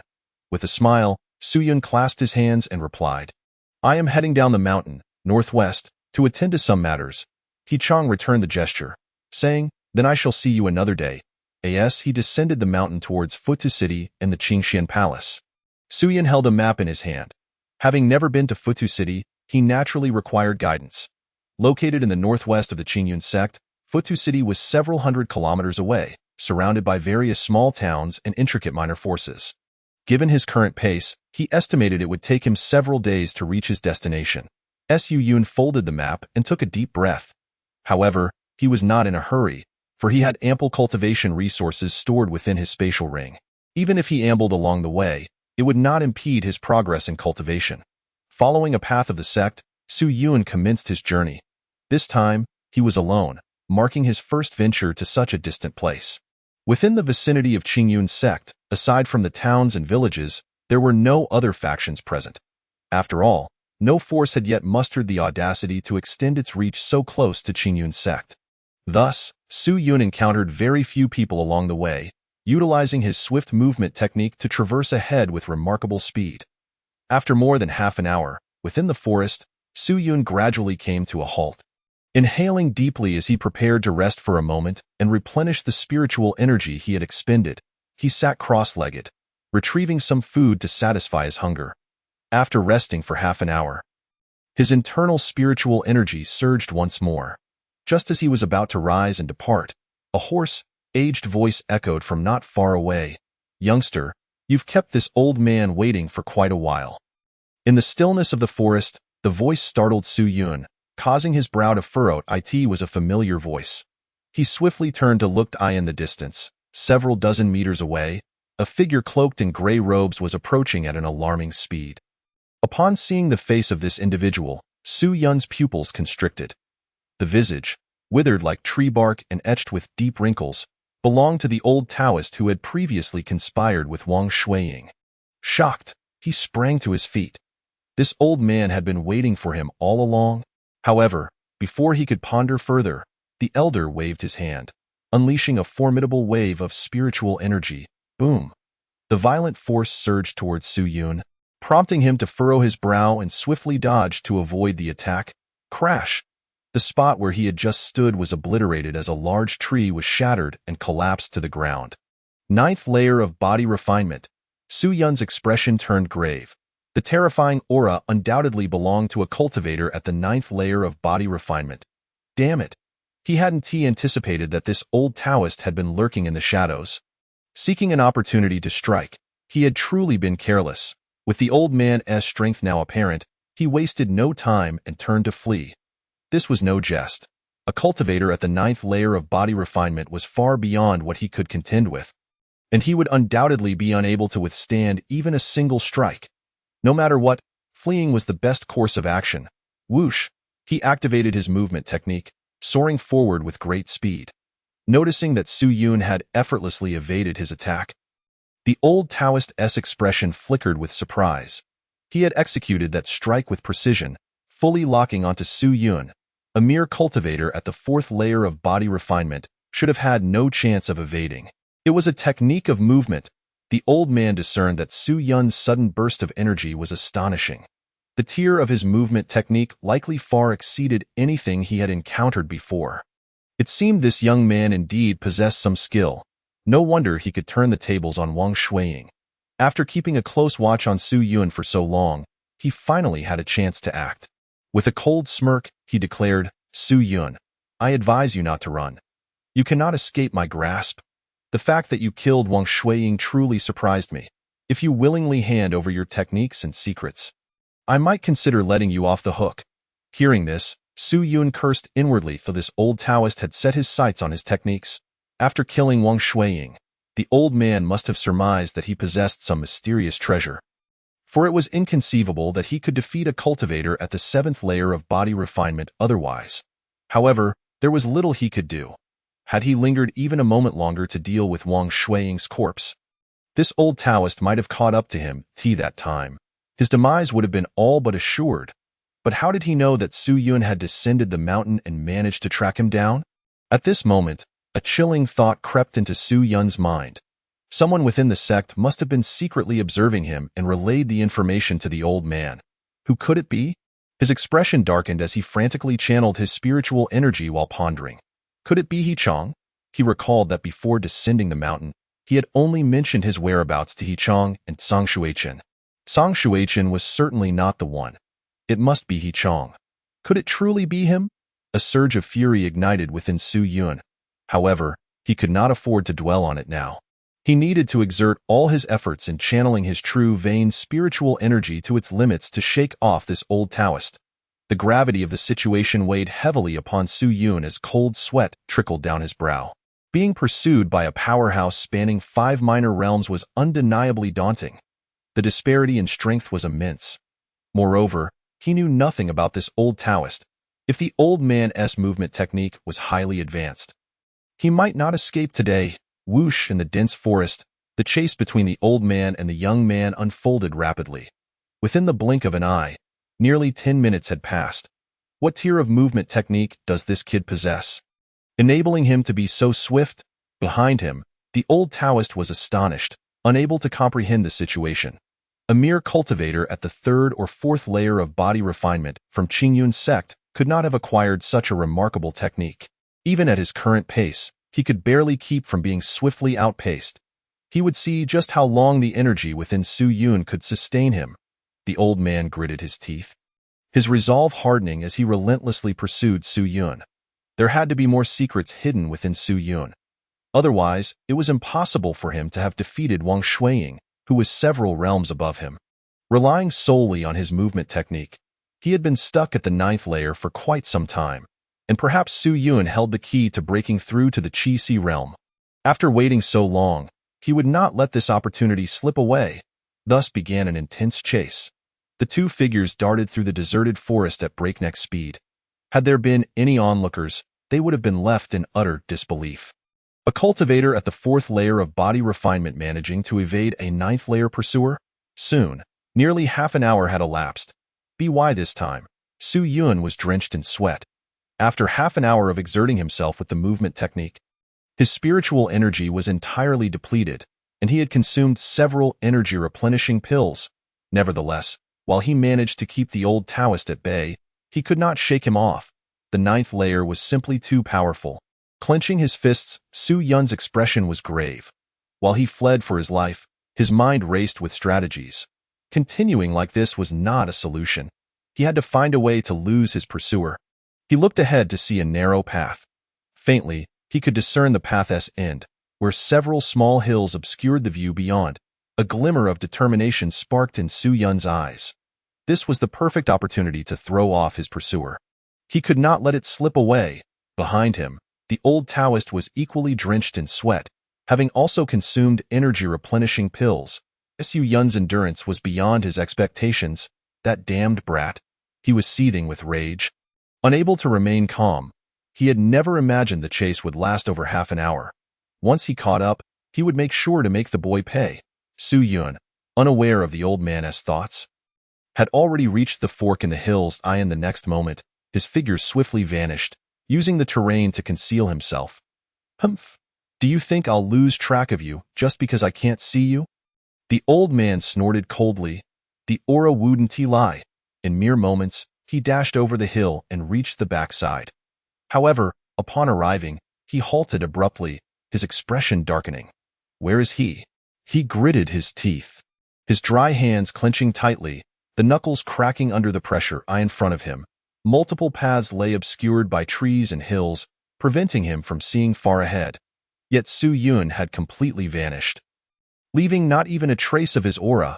After pursuing for nearly an hour, he had ultimately allowed the boy to escape, wasting several energy-replenishing pills in the process. This infuriated him, his eyes burning with rage as his chest heaved violently. Just moments ago, he had been confident that as long as he clung to Su Yun's aura, he could catch him. Yet in an instant, that aura had vanished entirely. The secrets harbored by this young man are truly beyond measure. The old Taoist gradually subdued the anger bubbling within him, his gaze as frigid as winter frost, a mere cultivator at the 4th level of body refinement, capable of concealing his own aura to the extent that not even a trace could be detected by him. Was indeed far beyond his expectations. I shall not let you escape, he vowed silently. With a flick of his long sleeves, he dashed towards the northwestern path. Approximately 10 minutes after his departure, a figure emerged slowly from a patch of grass 100 meters away. It was none other than Su Yun, who had finally shaken off the pursuer. After arriving at the fork in the mountains, he had immediately concealed his aura and hidden himself in the distant underbrush. Thanks to the support of the Tao source within his dantian, no trace of his presence leaked out, leading the old Taoist to believe he had taken another route. In reality, he remained concealed just 100 meters away. Observing the old Taoist, this damned old man is relentless in his pursuit. Su Yun clenched his fist, cursing under his breath. He had heard every word the old Taoist had uttered with crystal clarity. Casting one last glance in the direction of the old Taoist's retreat, he turned and set off down a different path, determined to avoid another encounter. As he traversed the trail, Su Yun's expression grew grave. Being hunted by a cultivator at the 9th level of body refinement was no trifling matter. If it weren't for the numerous recuperative pills, he had to sustain him after nearly an hour of exertion. He might have already fallen into the old Taoist's clutches. I must devise a strategy. I cannot simply sit and await my fate. As he pondered his options, Su Yun continued on his way. Unbeknownst to him, half an hour slipped by ahead. The landscape undulated with a series of small mountains, stretching endlessly in the distance. He could vaguely discern some shadowy structures atop the mountains, suggesting a formidable presence. Where am I? Su Yun suddenly snapped back to reality, realizing he had inadvertently wandered into another's territory. He quickly retrieved the map he had prepared earlier to ascertain his precise location. From where he had been pursued, he identified it as the domain of Mangpan Mountain. Su Yun stowed the map and surveyed his surroundings. Mangpan Mountain was a sizable organization, reputed to have 3 mountain lords, with the 2nd and 3rd being at the 9th level of body refinement, while the chief mountain lord had even stepped into the Qi realm. This force was significantly weaker than the Qingyun sect, yet their reputation loomed large within a 100-mile radius, possessing considerable territory. After contemplating his options and assessing the surroundings, Su Yun resolved to circumvent this power and approach Fudisheng from a different direction, avoiding any further encounters with the old Taoist. However, just as he was deep in thought, a sudden surge of spiritual energy caught his attention from afar. Turning to investigate, he spotted a rotund, middle-aged cultivator clad in blue brocade, his bald head gleaming as he sped swiftly along the path. Despite his corpulent figure, the man moved with remarkable speed, closing the distance to Su Yun in the blink of an eye, radiating a spiritual energy indicative of the 7th level of body refinement. However, Su Yun remained unfazed, as it was evident that the man was not heading toward him. Sure enough, as he drew near, the rotund cultivator merely cast a fleeting glance at Su Yun before darting past him without a backward glance. In an instant, he had covered several dozen meters. Su Yun's eyes narrowed. Such agility, could it be a ground-level technique? He wondered, astonished. The previous technique practiced by Wang Shuiying was significantly slower than that of this rotund cultivator. Just as he marveled at the sight, a series of spiritual energy fluctuations approached from behind, accompanied by a cacophony of shouts. "You scoundrel! Halt! Damn it!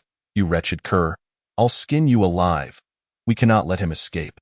He must return the stolen spiritual herbs." From behind emerged 4 or 5 figures, their spiritual energy resonating at the 7th level of body refinement, their faces twisted with rage as they pursued the rotund cultivator. These individuals bore the insignia of Mangpan Mountain. Stealing spiritual herbs? Su Yun's expression turned peculiar as he glanced at the rotund figure ahead. Consequently, he took a slight step back, intending to allow these pursuers to pass. However, at that moment, the rotund cultivator suddenly turned around, shouting at Su Yun, "Brother, why aren't you running? Don't let them reclaim the spiritual herbs I gave you." After this exclamation, he swiftly turned and fled once more. This declaration left Su Yun momentarily stunned. The pursuers from Mangpan Mountain also paused in confusion. Then, in unison, they fixed their gazes upon Su Yun. their eyes brimming with a desire to rend the rotund man to shreds. A jolt of apprehension surged through Su Yun's heart, prompting him to exclaim, "No, esteemed friends, he is deceiving you. I was merely passing through." Yet before he could finish, the members of Mangpan Mountain charged at him, shouting, a mere fourth-level brat, seeking death. Unbeknownst to them whether the rotund cultivator's claims held any truth, capturing Su Yun was merely a trivial matter. Seeing this, Su Yun's complexion darkened. Damn it! His face turned ashen. And in the next instant, he pivoted and fled. A seventh-level cultivator might have been a worthy challenge, but against so many, he had no choice but to escape. Cursed glutton, he muttered darkly, having narrowly evaded the old Taoist's pursuit. He found himself ensnared by this rotund man's reckless words, drawing the ire of Mangpan Mountain's members. Ahead, the rotund cultivator glanced back, observing Su Yun's predicament, and a satisfied grin spread across his face, his comical bulk appearing rather absurd. Thus, another chase ensued. Yet this time, Su Yun felt considerably more at ease. Even employing the mysterious ground-level technique, he managed to outpace the enraged pursuers, gradually widening the distance between them. Before long, he had vanished from their sight. As he glanced ahead, he noticed that the rotund cultivator was also speeding away. The gap between them increasing rapidly. It must be a ground-level technique, Su Yun surmised. Realizing that despite utilizing his own mysterious technique, he could not catch up with the rotund man. This revelation filled him with both anger and astonishment. The rotund cultivator was no ordinary individual. Mastering a ground-level technique in such a setting implied either an affiliation with a major power or a personal stroke of fortune. Chapter 51. The 100 Forms Technique. Another encounter with the rotund cultivator as Su Yun pressed on. He refrained from employing the soaring technique and relied instead on his mysterious ground-level technique to distance himself from the pursuing members of Mangpan Mountain. However, the rotund Taoist had already vanished from sight. In the distance, he could faintly see a town looming, a place called Fengyuan City. As he approached, the name of the town became clear. Upon entering the town, Su Yun took a quick survey and found it to be not much different from Shurian Town. While walking, he pondered deeply. He could not ascertain whether the old Taoist was aware of his intended journey to the Qingxian Palace in Fudisheng. If he proceeded without caution and the old Taoist was already lying in wait nearby, it would be akin to walking into a trap. Thus, he refrained from rushing forward, steadfast in his contemplation of countermeasures. It seems I must undergo a transformation to return to the Qingxian Palace for the assessment. He mused, taking a deep breath, recognizing this as the only reliable course of action. He understood that there existed secret techniques capable of altering one's physique, appearance, and aura through cultivation. Only with a complete transformation could he elude the old Taoist's scrutiny. Otherwise, with a pair of watchful eyes lurking in the shadows, it would be challenging for him to find peace of mind, particularly as he was a cultivator at the 9th level of body refinement. A sudden ambush could prove perilous. After much deliberation, Su Yun finally reached a decision. He wondered whether this town harbored a treasure pavilion. If he sought a method to alter his appearance, the pavilion would undoubtedly be the most suitable option. After a bit of inquiry, Su Yun learned the location of the treasure pavilion within the town. Upon arriving there and making his inquiries, he discovered that they indeed possessed such cultivation techniques. Young brother from Qingyun sect, what do you think of this technique? A trader in the room produced a shadow stone and handed it to Su Yun. Su Yun probed it with his consciousness. The 100 Forms Technique. He conducted a cursory examination. According to the description, once mastered, it would allow the practitioner to compress and release their internal blood and spiritual energy through the power of their true veins, thereby altering their aura. Additionally, by adjusting the positions and shapes of their bones, one could achieve significant changes in physique and appearance. Satisfied, Su Yun nodded in approval. After exchanging 10 recuperative pills, he completed the transaction and departed the treasure pavilion. He refrained from using the token given by Qing Shuang, as this was merely a transaction for a minor technique and not worth such a gesture. The 100 Forms Technique, being a special secret method, did not fall under any grade classification, thus it was relatively inexpensive. Su Yun found a suitable inn within the town and stepped inside. He addressed the innkeeper. I require a room in a quieter location. Very well, esteemed sir. The innkeeper responded with utmost respect. Su Yun, still adorned in the attire of the Qingyun sect, was instantly recognizable as one of its disciples, even to those of common standing. Esteemed sir, your room has been prepared at the corner of the third floor. It is quite secluded. Please follow me, the innkeeper said reverently as he guided Su Yun up to the third floor of the inn. Upon reaching the third floor, the tranquility was indeed palpable. Su Yun entered his room and nodded in approval at the well-equipped amenities. The innkeeper addressed him, Esteemed sir, there is a designated dining area for cultivators on the second floor, where the fare is crafted from spirit ingredients. Should you wish to dine, you may descend at any time to sample the offerings. Su Yun raised an eyebrow, pleasantly surprised to discover that the inn also provided meals made from spiritual delicacies. He waved his hand dismissively. Very well, I understand. You may leave now, of course, the innkeeper replied. Once inside his room, Su Yun securely locked the door. He sat cross-legged on the mat and retrieved the shadow stone of the 100 transformations technique. He resolved to master this technique before embarking on his journey to the Tower City. He had already decided to settle in Fengyuan City for the time being. This technique was not overly complex. He estimated he would achieve mastery within a few days, which would completely alter his appearance and aura. By that time, even the gray-robed old Taoist and Song Shui Chun would fail to recognize him. While Su Yun immersed himself in his cultivation within the inn, disturbances brewed outside. The spiritual herb garden at Mangpan Mountain had been raided, resulting in the loss of dozens of spiritual herbs, including several high-grade varieties. This was a catastrophic event for Mangpan Mountain. The news caused quite a stir in Fengyuan City, for Mangpan Mountain was the most formidable force in the vicinity, housing 3 powerful mountain lords whom no one dared provoke lightly. Now, someone had audaciously stolen such a significant quantity of spiritual herbs. Within Fengyuan City, many were engaged in fervent discussions regarding the incident. It was said that Mangpan Mountain had dispatched numerous cultivators to scour the surrounding mountains and towns in search of the thieves. Naturally, Su Yun remained unaware of these developments as he concentrated on his training.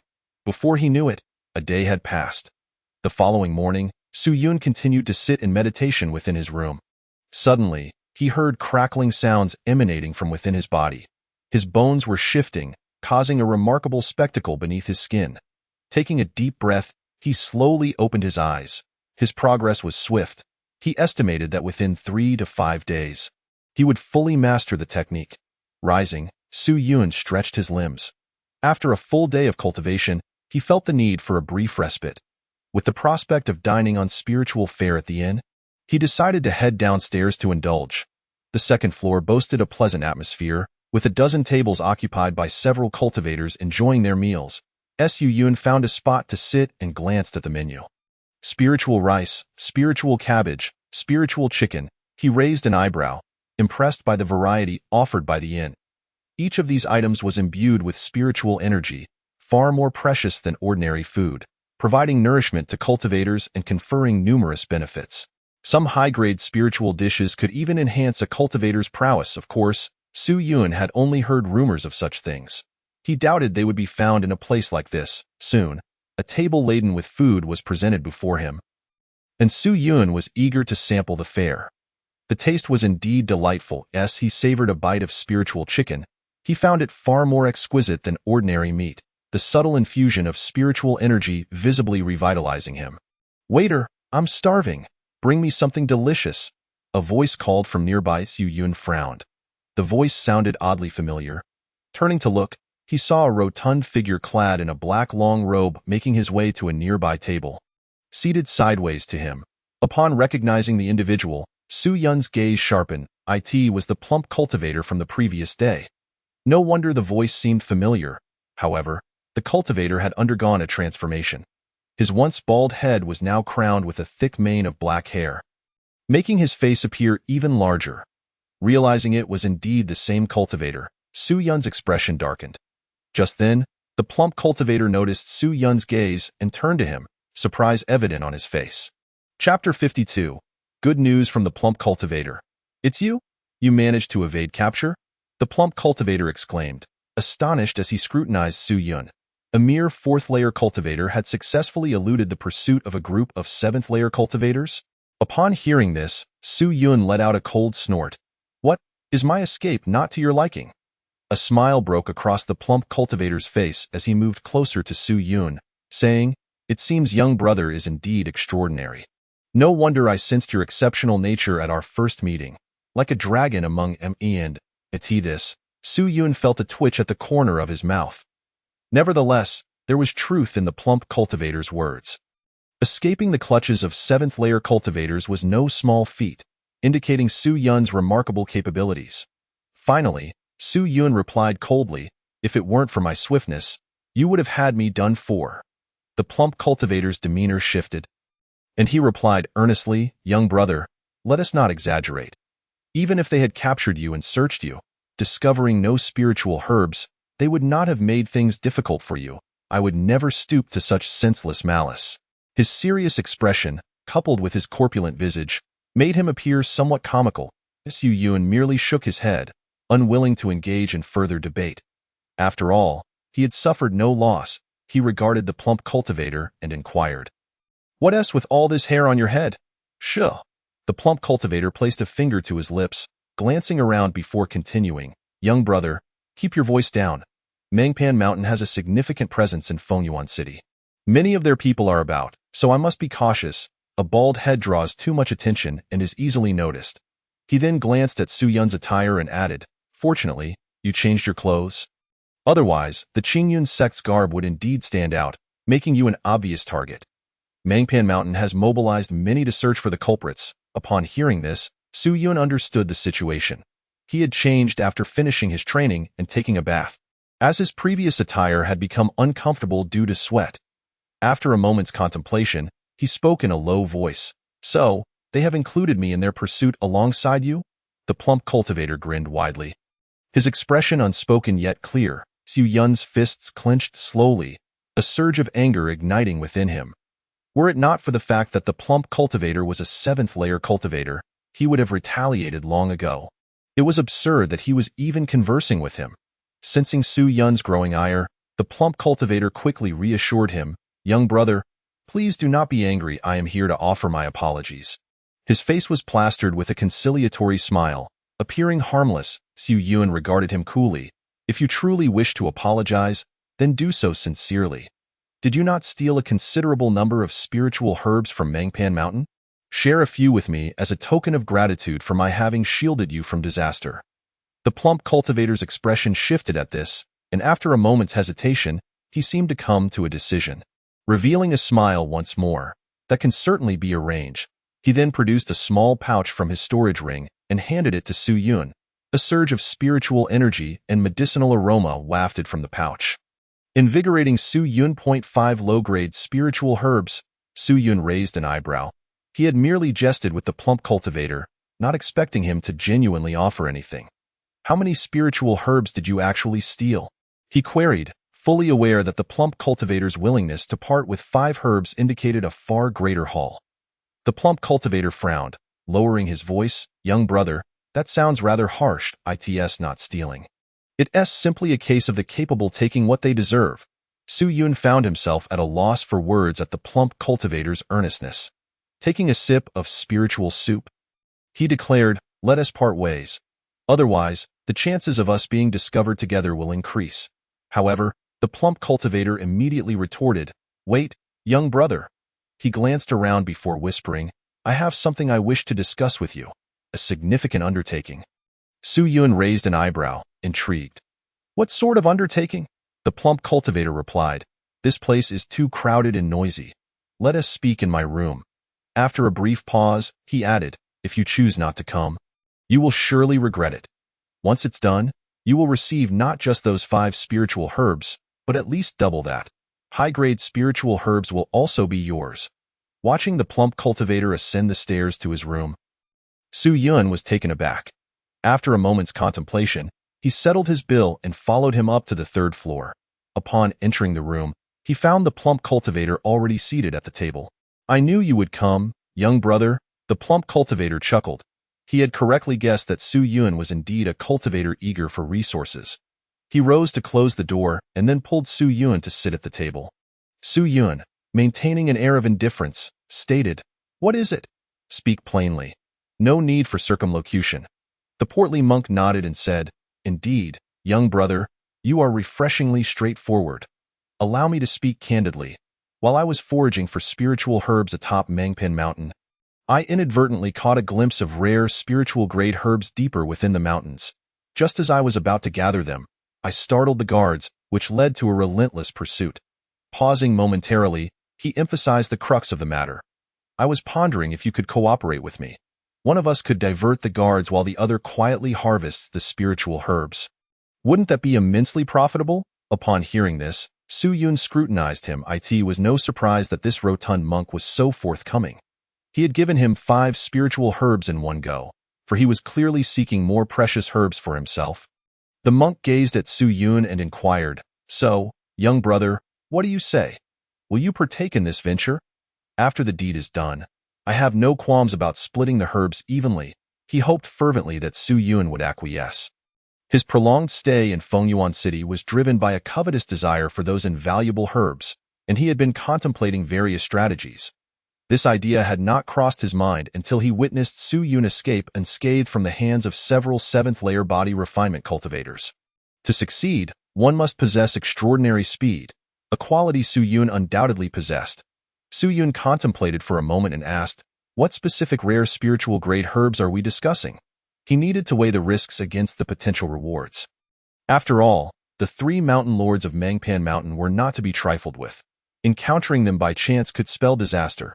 If the herbs were of a mundane nature, they would hardly warrant such a perilous endeavor.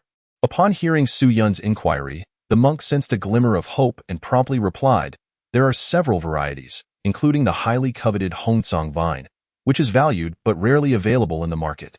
Hongsong vine. Su Yun's heart raced at the mention. The monk's casual remark sent shockwaves through him, awakening a surge of excitement within. The Hongsong vine was one of the rare ingredients in the 10 Meridians elixir formula. Exceedingly rare, with neither the Qingyun sect nor the treasure pavilion of Shurian town possessing it. Go discover that it was cultivated in this lesser power of Mangpan Mountain was utterly beyond his expectations. Though he was internally astonished, he maintained a composed exterior. Fixing his gaze on the monk, he slowly inquired, "Are you certain you saw it clearly? It would not do to mistake it for some lower-grade herb that bears a resemblance." He sought confirmation, wary of the monk possibly misjudging, as he was unlikely to be well-versed in spiritual-grade herbs. The monk patted his chest confidently, asserting, "My vision does not deceive me. It is undoubtedly Hongsong vine, along with several other spiritual-grade herbs. Although Mangpan Mountain is a minor power, it is not unusual for them to come upon seeds of such herbs by chance." After receiving affirmation, Su Yun began to contemplate. If the Hongsong vine was indeed present, he would have to take the risk and seize this opportunity. Nevertheless, he feigned reluctance, intending to take advantage of the situation to negotiate further with the portly monk. The monk continued to entice him, "Young brother, what are you hesitating for? Those are spiritual-grade herbs. Even acquiring one would be a boon." Resting his hands on the table, Su Yun replied nonchalantly, "I can agree to your proposal. But you must be the one to lure away the guards of Mangpan Mountain while I collect the herbs. Otherwise, the matter is off the table." Upon hearing this, the monk's expression brightened, and he promptly responded, "Naturally, I am at the 7th layer of body refinement. I would never send you into danger. Just focus on gathering the herbs while I draw them away." He agreed with remarkable swiftness, showing no hesitation whatsoever. Yet, Su Yun understood that this rotund fellow was unlikely to keep his word. After all, he had previously duped him, appearing affable on the surface while harboring ulterior motives. Su Yun considered the possibility that the monk might attempt to trick him into drawing away the guards. This, however, was not his primary concern. He had his own countermeasures in mind. Thus, he continued, "Add 5 more spiritual herbs to the deal, and I will agree." He was not about to let this lucrative opportunity slip away. When the monk heard Su Yun's demand, his face fell slightly. However, upon reflecting on the prospect of acquiring even more valuable herbs, he gritted his teeth and said, "Very well, no problem." Saying this, he once again produced 5 additional spiritual herbs and placed them on the table. With that, an agreement was reached. Su Yun smiled as he collected all the herbs. Having been cheated once yesterday, he had now turned the tables and secured a total of 10 spiritual herbs, thus recovering his losses. Following this, Su Yun conferred with the portly monk for a while before returning to his room to make some preparations. Although he had yet to fully master the 100 forms technique, he could still subtly alter certain features, such as the position of his eyebrows or the condition of his skin. While these changes would not alter his appearance drastically, coupled with a change of attire, he hoped to evade recognition by the likes of Tsongshui Chun and the old gray-robed Taoist. However, for the people of Mangpan Mountain, who had only seen him once, he would likely remain unrecognizable. Once he was ready, Su Yun exited his room and met up with the portly monk at tea that moment. The monk was sporting a wig atop his head, his eyebrows darkened with makeup, and a false beard affixed to his chin. Seeing the monk's appearance made Su Yun stifle a laugh. As they walked through Fengyuan City, they encountered numerous individuals clad in the garb of Mangpan Mountain. Scanning the streets in their hands, they held wanted posters featuring the likenesses of both Su Yun and the monk. Both men proceeded with caution, wary of being recognized. Fortunately, even when they brushed past the guards, they remained undetected. After all, the likenesses on the posters were not entirely accurate. The monk let out a sigh of relief. Grateful to remain incognito, he quietly advised Su Yun, "Be cautious, young brother.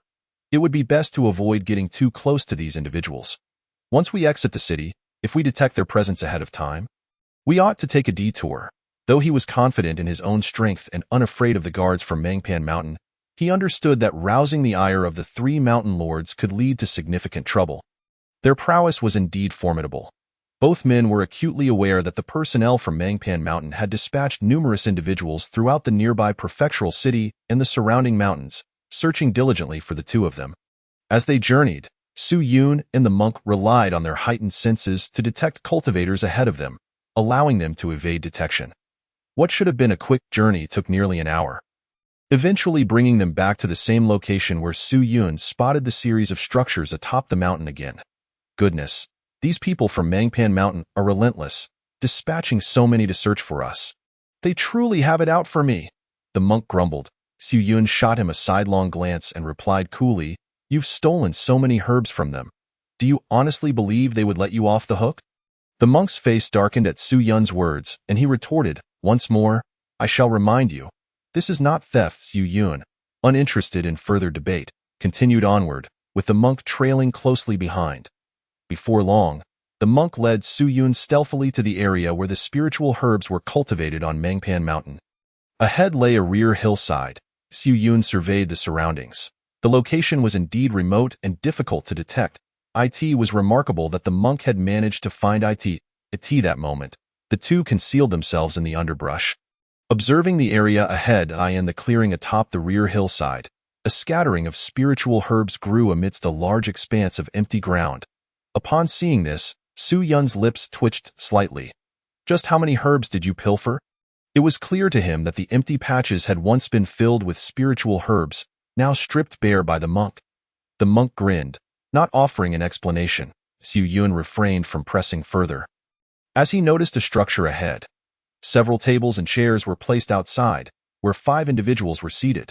Upon closer inspection, he recognized them as the very 7th-layer body refinement cultivators who had pursued them earlier. The guards were indeed vigilant. The monk crouched low and whispered, "Su Yun, brother, I will create a distraction to draw them away.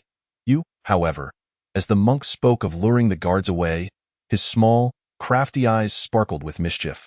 He aimed to placate Su Yun, gain his trust, and then promptly trick him into attracting the guard's attention, leaving him free to harvest all the herbs for himself. What a clever fellow I am. Yet, just as he finished speaking, he turned to look at Su Yun. To his astonishment, the young man had vanished. Where had he gone? After scanning the area and failing to locate Su Yun, the monk felt a wave of foreboding wash over him. He was incredulous. How had Su Yun, a mere 4th-layer body refinement cultivator, managed to depart silently without his notice? This exceeded all his expectations. The Su Yun he knew had never exhibited such remarkable stealth. At this moment, he promptly produced the jade stone in his hand, intending to contact Su Yun. Previously, he had given Su Yun the jade stone precisely for the convenience of communication after the task was accomplished. However, just as he retrieved the jade stone, a sudden shout echoed from ahead. That wretched fat man had returned, hiding in the bushes. The voice startled the rotund cultivator, causing the flesh on his face to quiver. In front of the house, several cultivators from Mangpan Mountain, who had initially appeared calm, some resting, others meditating, instantly turned their heads to look at it. That moment, the fat cultivator instinctively glanced up in that brief instant. His gaze met that of the Mangpan Mountain cultivators. Disastrous. The fat cultivator's expression darkened immediately. That damned fatso dared to return. Damn it. He was truly courting death. Brothers, let us take him down. The Mangpan Mountain cultivators, upon realizing the fat cultivator was indeed present, were immediately engulfed in rage, their eyes turning red with fury. How did that fatso think of them? He had come multiple times to steal their spiritual herbs. Damn it, Sue, I curse your ancestors. The fat cultivator's face soured, and after cursing, he turned tail and fled. How could he not understand that the voice that had just shouted was Su Yun, who was hiding in another location? He had originally planned to set a trap for Su Yun, intending to lead the Mangpan Mountain cultivators away. Unexpectedly, he had fallen into Su Yun's trap instead. His face darkened. For the first time, he realized Su Yun's cunning was profound, not inferior to his own. Moreover, this fellow had hidden strength that had not yet been revealed, able to evade his senses. Otherwise, he would not have been so careless. Indeed, his previous intuition was correct. Su Yun was no ordinary individual. Of course, now was not the time to ponder such matters as he dashed away into the distance. At the same time, he turned back to provoke the Mangpan Mountain cultivators. A bunch of useless fools. I, the Fat Lord, can come and go as I please. What can you do about it? This statement instantly ignited the already simmering rage of the Mangpan Mountain cultivators, driving them into a frenzy as they chased after him. Witnessing this scene, the fat cultivator finally felt at ease to continue his escape. His provocations were, of course, aimed at buying more time for Su Yun. Otherwise, if the Mangpan Mountain cultivators regained their composure, it would be dire. Although he had been outsmarted by Su Yun, he could only place his hopes on Su Yun now. Outside and inside the house, there was not a soul in sight. Suddenly, from a nearby thicket, Su Yun sprang into action. Still trying to set me up? Su Yun grinned. He had thoroughly grasped the foolish intentions of the fat cultivator. Now, with no one guarding the area, he swiftly leaped to the back mountain, heading straight for the house. As for the spiritual herbs outside, he spared them a glance, for the fat cultivator had already informed him that all the spiritual-grade herbs were inside the house. Under strict supervision, this time, he had come specifically for the Hongsang vine. Upon entering the house, a rich medicinal aura and fragrance assaulted his senses. Inside, several herbs radiating a faint spiritual light were rooted in the soil. The moment he stepped into the room, 3 spiritual herbs immediately captured Su Yun's attention. These 3 herbs were identical, entirely blood red, their stems glistening like translucent rubies, resembling bright red amber. The leaves sprouting from their tops were also red, with several tendril-like vines hanging down. It was indeed the Hongsang vine. Su Yun was overjoyed. Its shape and aura were exactly as he had seen in the Tsangshui Chinshulu. Without a moment's hesitation, he began to harvest them, proceeding with utmost care, fearful of causing any damage. Meanwhile, the Mangpan Mountain cultivators were panting heavily, unable to keep up with the fat cultivator ahead. One of the leaders suddenly furrowed his brow and said, "This fat cultivator seems to be moving much slower than before, yes, as if he is deliberately toying with us, neither shaking us off nor allowing us to catch up." Confusion flickered in his eyes. The next moment, he widened his eyes and quickly turned to the others, asking, "Who just shouted that the fat man is hiding in the bushes?" The others exchanged glances, and in an instant, their expressions soured. They were all familiar with one another and realized that the voice did not belong to any of them. Damn it, this was their scheme. They had fallen into a trap. Quick, let us head back. They were not fools. Initially, their anger had clouded their judgment, but now they fully understood. Thus, they all turned and sprinted back toward the small house ahead. The fat cultivator continued to push forward, glancing back after a few minutes only to discover he was no longer being pursued. They had caught on. The fat cultivator halted, stroking his chin. However, during this time, it should have been enough for Su Yun to harvest the herbs, right? Kid, you better have gathered the herbs. Otherwise, I'll make you pay. Inside the house, Su Yun carefully extracted the 3 Hongsang vines, placing each one into the prepared medicinal solution within his storage ring. After securing them, he let out a sigh of relief. He then swiftly harvested the remaining 4 spiritual-grade herbs in the room, storing them in his ring. Apologies to my friends from Mangpan Mountain, he thought regretfully as he exited the house. Looking at the herbs before him, he hesitated. Would it be too excessive to completely plunder all the spiritual herbs from Mangpan Mountain? He pondered this, yet his hands moved swiftly, and within mere moments, he had harvested 3 low-grade spiritual herbs. It really is you. Suddenly, furious shouts echoed from a distance. Su Yun's heart jolted as he looked up to see the returning cultivators from the 7th layer of body refinement. Their eyes bloodshot with rage, as if they wished to tear him apart. You think you can catch me, Im Tong Dao? Su Yun shouted, unhesitatingly activating his movement technique to flee. If the fat cultivator were here, he would surely be cursing. Im Tong Dao was his name. Chapter 55. Is it still amusing? Su Yun grinned as he soared into the distance. These individuals had failed to catch him before, and now, after pursuing the fat cultivator for so long, panting heavily, they were even less likely to succeed. Thus, in less than 10 minutes, he had successfully shaken them off, after glancing behind him and confirming no one was in pursuit. Su Yun finally relaxed. He had truly obtained the Hongsang vine. Su Yun had not anticipated that fleeing from the gray-robed old man would lead him to unexpectedly acquire the Hongsang vine. In light of this, he felt he ought to thank that old man. However, at that moment, the jade stone in his storage ring stirred. Su Yun took it out and examined it. It contained a message from the fat cultivator. Did you succeed? Where are you? Upon reading this message, Su Yun chuckled. Just seeing it made him envision the fat cultivator's anxious expression. After being tricked by him, if the fat cultivator had not obtained the spiritual herbs, he would surely be infuriated. He chose not to respond, instead placing the jade stone back into his ring. Let him find me later. A smirk played on Su Yun's lips. He had no intention of rushing to share the spiritual herbs he had obtained with the fat cultivator. That fellow was no good, and if he could avoid him, he retrieved the map and examined the situation around Fengyuan City and Mangpan Mountain. Ultimately, he formulated a plan. He would not return to Fengyuan City, but would head northwest. Passing through Guitong City for a rest, Su Yun made his decision. Now that the spiritual herbs of Mangpan Mountain had been plundered again and the spiritual-grade herbs were entirely gone, they would likely dispatch a considerable number of personnel to search Fengyuan City and the surrounding mountains. And perhaps even the 3 mountain lords would personally take action. Thus, returning to Fengyuan City was out of the question. Guitong City was not close, and it lay outside the influence of Mangpan Mountain, making it a safer destination. With this thought, Su Yun soared into the air, heading directly for Guitong City. When the coast was clear, he unleashed his movement technique, fleeing from Mangpan Mountain's territory at the fastest speed. Along the way, he encountered numerous cultivators from Mangpan Mountain, but skillfully evaded them all. He pressed on, swallowing recovery pills to restore his energy, and after running for over an hour, he finally distanced himself from the core area of Mangpan Mountain's influence. How wonderful it is to possess high-level movement techniques. Su Yun marveled. If he had been practicing a yellow grade technique, or even a mysterious grade one, it would have taken him at least 2 or 3 times longer.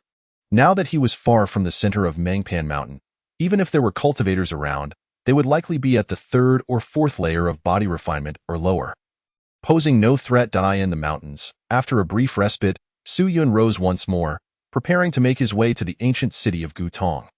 Approximately 10 minutes later, 3 figures emerged along the narrow mountain path ahead. Crossing paths with him, a cursory glance revealed that the trio exuded an aura indicative of their cultivation at around the 5th level of body refinement. Yet they were not affiliated with Mangpan Mountain. Recognizing this, Su Yun felt no apprehension and intended to depart unperturbed. However, upon noticing him, one of the individuals displayed a flicker of surprise, scrutinizing Su Yun with keen eyes. Subsequently, he leaned in to whisper to his companions. This unexpected attention piqued Su Yun's wariness. He was unfamiliar with these individuals. Why were they behaving in such a manner? After a brief exchange among the trio, they gradually obstructed Su Yun's path, encircling him. May I inquire what your intentions are, esteemed fellow travelers? Su Yun remarked. his expression nonchalant as he surveyed the trio, mere fifth-level body refiners, emanated a cultivation aura that he discerned was merely of the yellow tier.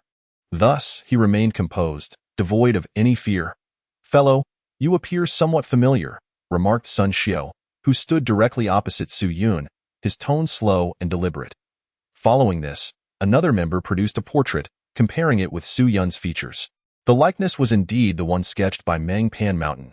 As Su Yun's eyes narrowed in realization, he understood that these individuals were indeed affiliated with Meng Pan Mountain, albeit lacking their customary attire. After a moment of comparison, another individual exclaimed to Sun Xiao, "Elder brother, this is the person we are to apprehend on the orders of the Second Mountain Lord." "Second Mountain Lord?" Su Yun raised an eyebrow. And before he could respond, Sun Xiao continued, "You are Su Yun, correct?" Upon hearing his name, Su Yun's expression hardened, and he coldly queried, "How did you come to know my name?" Since his departure, aside from the rotund cultivator with whom he exchanged names, no one else was privy to his identity. How could these individuals be informed? Sun Xiao grinned widely, saying, "Indeed, it is you. You are quite the intriguing character, being singled out for capture by the Second Mountain Lord. Yet here you are, brazenly pilfering spiritual herbs from Meng Pan Mountain. This has conveniently spared us the trouble of tracking you down." This remark caused Su Yun's eyes to narrow further, a chill creeping into his heart. The individuals before him were not from Meng Pan Mountain. So, who was this Second Mountain Lord they spoke of? He was acutely aware that, apart from Meng Pan Mountain, there existed 3 other formidable factions in this region. Casting a steady gaze upon the trio, Su Yun declared, "Reveal the name of your Second Mountain Lord, and I shall spare your lives." Upon hearing this, Sun Xiao and his companions momentarily froze. The next instant, they erupted into laughter, as if he had uttered the most ludicrous jest. "You slay me? Spare us?" Sun Xiao clutched his abdomen, his eyes squinting in mirth, finding it utterly humorous that a mere 4th-level body refiner would demand such a thing from 3 5th-level cultivators. A glint of murderous intent flickered in Su Yun's eyes, eyeing the next heartbeat. A resounding crack echoed as the individual holding the portrait had his head explode like a ripe watermelon. Blood and brain matter splattering the ground, Su Yun's figure, which had previously stood still, now dissipated and reappeared beside the fallen man in an instant. The remaining 2 were frozen in shock, their expressions reflecting horror. Blood had splattered onto their faces, the warm sensation and metallic scent sending chills down their spines. They could scarcely believe what had transpired. One punch had annihilated a 5th-level body refiner. They had not even witnessed how Su Yun executed the blow. What terrifying speed was this? Did they still find it amusing? Su Yun regarded Sun Xiao and his companion with cold detachment. Without hesitation, he activated his technique once more, appearing before the second assailant in a flash. With a resounding impact, his fist pierced through the man's chest. The latter's eyes bulged in terror, blood vessels bursting as he gazed in shock at Su Yun, who stood before him. He had no time to react. As his heart was obliterated, he finally registered Su Yun's presence. As he glanced down, he saw Su Yun's hand protruding from his chest, an agonizing pain engulfing his consciousness. Withdrawing his hand, Su Yun observed the gruesome wound left behind. A final thud resounded as the man's lifeless body collapsed to the ground. Su Yun then wiped the blood from his hands and turned to Sun Xiao. "Now, can you disclose the identity of your Second Mountain Lord?" Chapter 56. The Withered Elder. "Can you now reveal the identity of your Second Mountain Lord?" Su Yun inquired, his expression unfazed, as if he had merely crushed a couple of insignificant ants. Devoid of any emotional turmoil, thud. Sun Xiao collapsed onto the ground, his legs giving way beneath him. His face was a mask of sheer terror, and the gaze he cast towards Su Yun was filled with profound dread. This Su Yun had casually dispatched his 2 companions with effortless punches, and he had not even perceived how the attacks were executed. Initially, the Second Mountain Lord had instructed them to report Su Yun's whereabouts using jade stones, forbidding any unauthorized actions that might expose their mission. However, upon seeing Su Yun's cultivation at merely the 4th level, they had completely disregarded that order, intent on capturing him to present before the Second Mountain Lord for commendation. Now, the gravity of their oversight dawned on Sun Xiao. The Su Yun before him possessed an unfathomable strength. As Su Yun advanced step by step, cold sweat trickled down Sun Xiu's brow. He hastily pleaded, "Please, spare me. I will tell you everything. I am from Yun Mountain, and it is the order of our second mountain lord, the Withered Elder, to capture you." At this juncture, Sun Xiu had completely relinquished any will to resist. Even the thought of fleeing was beyond his capacity.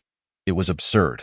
Having witnessed Su Yun's instantaneous elimination of 2 men, how could he possibly escape? Yun Mountain, the Withered Elder. Upon hearing this, Su Yun's brows furrowed slightly. He was certain that he had no prior dealings with anyone from Yun Mountain. He had never even heard of this Withered Elder. Yet, a sudden realization struck him as he recalled a figure, the old Taoist in gray robes. This individual was at the 9th level of body refinement, and the second mountain lords of Yun Mountain and Mangpan Mountain were also at the 9th level. Realizing the connection, Su Yun inquired, "Is the Withered Elder the one who dons a gray robe, with skin resembling withered branches, and possesses alchemical skills?" Sun Xiu nodded vigorously. Yes. Our second mountain lord fits that description perfectly. He was abroad until recently, when he suddenly instructed us to capture a young man named Su Yun based on the portrait from Mangpan Mountain. If I had known your strength, I would never have dared to act." As Sun Xiu pleaded for mercy, Su Yun mused that indeed, this Withered Elder was the same old specter he had encountered. Go think that this ancient being was the second mountain lord of Yun Mountain. He reflected that it was likely the people from Mangpan Mountain had disseminated news of his whereabouts, prompting the Withered Elder to send forth his own men to apprehend him. The situation had become increasingly dire. Su Yun sighed, realizing that he now faced adversaries from both Mangpan Mountain and Yun Mountain. The region's cities and mountains had transformed into a veritable net, making it exceedingly difficult for him to evade capture, even with his heightened senses. They possessed communication jade stones, and should they coordinate their efforts, he would be ensnared without hope of escape. He resolved to seek out a secluded cave, cultivate the 100 aspects technique, and then make his departure. Su Yun made a resolute decision. With this thought in mind, he departed from his original location, seeking out a secluded cave in the vicinity, where he immersed himself in the cultivation of the 100 forms technique. Meanwhile, within the bustling city of Fengyuan, a figure emerged, clad in a gray robe, with skin as parched as a withered branch. It was the Elder of Witheredwood. Su Yun, you have ventured into the territory of Mangpan Mountain to pilfer spiritual herbs. What a surprising turn of events. I trust you have not yet managed to escape the clutches of Mangpan Mountain's influence. The Elder of Witheredwood licked his cracked lips. Prior to this, he had advanced northwestward, arriving at a town on the northern edge of Mangpan Mountain, where he fortuitously learned of Su Yun's whereabouts. Consequently, he promptly alerted the people of Yun Mountain and hastened his own arrival. The entire domain of Mangpan Mountain was abuzz with activity, an uproar of commotion. Hundreds of individuals were mobilized. Even the third mountain master had taken action, vowing to capture the thief of the herbs. Yet, unbeknownst to Su Yun, he remained in a concealed cave at the periphery of Mangpan Mountain's influence, diligently practicing the 100 forms technique. Before long, half a day slipped by. As Su Yun was engrossed in his training, he suddenly sensed an approaching presence from outside. Su Yun furrowed his brow. How could someone have located him in such a hidden spot? However, in the next moment, he recognized a familiar figure. It was the plump cultivator. Su Yun, you made it quite challenging for me to find you. The plump cultivator, with an expression of discontent, entered the cave. Upon realizing it was the plump cultivator, Su Yun breathed a sigh of relief, though a flicker of suspicion crossed his mind. How did you know I was here? You tricked me once, escaping with the spiritual herbs. How cunning you are. The plump cultivator gritted his teeth. At that moment, Su Yun recalled the piece of jade the plump cultivator had given him and silently berated himself for being careless. That jade was originally the plump cultivator's. It must have been marked to allow him to pinpoint Su Yun's location. After all, the plump cultivator was at the 7th layer of body refinement, adept in earth-grade techniques, and quite adept at concealing his true capabilities. It was not surprising that Su Yun had failed to detect the mark he had left behind. He then forced a smile, saying, "What nonsense are you speaking? I have been pursued relentlessly by those people, fleeing in a panic. Even the people from Yun Mountain are after me. It has been quite a struggle, and I could only hide in this cave. Is that so? The plump cultivator snorted. However, he had indeed seen the bodies of 3 individuals on the small path upon his arrival. All were at the 5th layer of body refinement and were not affiliated with Mangpan Mountain. Chapter 57. Completion of the 100 Forms Technique. The plump cultivator scrutinized Su Yun before finally waving his hand, saying, "Forget it. Hand over the spiritual herbs you obtained and let us share. You have already tricked me once. This time, I demand the lion's share, or it would be unjust." Upon hearing this, Su Yun retrieved the spiritual herbs he had gathered, including a few low-grade spiritual plants. Of course, he only produced one of the red song vines. The plump cultivator's brows raised upon seeing this, and he asked, "Why is there only this few? You only have one red song vine?" Su Yun smiled at the plump cultivator, replying, "There were 3 red song vines in total. I kept 2 for myself. All the other spiritual herbs I harvested are right here for you to take." The plump cultivator was already aware of how many spiritual herbs Su Yun had previously seen. He simply hadn't had the opportunity to collect them. He understood well that the plump cultivator was formidable, with high-tier techniques that were well concealed, and he questioned whether he could truly contend with him. Thus, he willingly presented all the remaining spiritual herbs to the plump cultivator. After all, without the plump cultivator's aid, he would not have obtained these herbs. Securing 2 red song vines, along with the 10 low-grade spiritual herbs the plump cultivator had previously given him, was already quite a boon. The plump cultivator, after hearing Su Yun's words, gazed at him in surprise. The spiritual herbs before him indeed matched what he had seen earlier, confirming that Su Yun had not withheld anything from him. This revelation took him aback. He had initially suspected Su Yun might be hiding some for himself. Looking at Su Yun, he restored his smile and said, "Very well. Since Brother Su Yun is so forthright, I shall not quibble further. You may keep the 2 red song vines." With that, he gathered the spiritual herbs. Although he had been tricked by Su Yun before, the sight of these spiritual herbs was enough to dispel any lingering displeasure. Moreover, he recognized that Su Yun was also a concealed talent, a body refinement of the 4th layer, capable of dispatching 3 5th-layer cultivators without sustaining a scratch. Such an accomplishment was beyond the capabilities of an ordinary individual. Therefore, he had no desire to make an enemy of Su Yun. Contentedly collecting the spiritual herbs, the plump cultivator turned to Su Yun and said, "Su lad, what are you doing hiding here? The people from Mangpan Mountain and Songyun Mountain are scouring the area. You should seize the opportunity to slip away." Su Yun waved his hand dismissively, stating, "There is no need for your concern. You have secured your resources and made a part. Heh. If that is the case, then I shall not linger. May we meet again by fate in the future. Farewell." With that, the plump cultivator turned and exited the cave. Watching him depart, Su Yun slowly withdrew his gaze and resumed his cultivation. Over the following days, Su Yun remained within the cave, diligently practicing in solitude. One day, in the stillness of the cave, Su Yun sat cross-legged. In the next moment, a series of cracking sounds emanated from within his body. Simultaneously, beneath his skin, all his bones began to shift and contract. The sight of bones moving beneath the skin was quite astonishing. In the blink of an eye, Su Yun's height, originally near 1.80 meters, transformed into that of a man around 1.70 meters, with a slightly broader frame. Concurrently, his previously fair complexion darkened, taking on a dull hue. His delicate visage had morphed into that of a middle-aged man, an ordinary figure who could easily blend into a crowd. Moreover, his aura was suppressed to the 3rd layer of body refinement.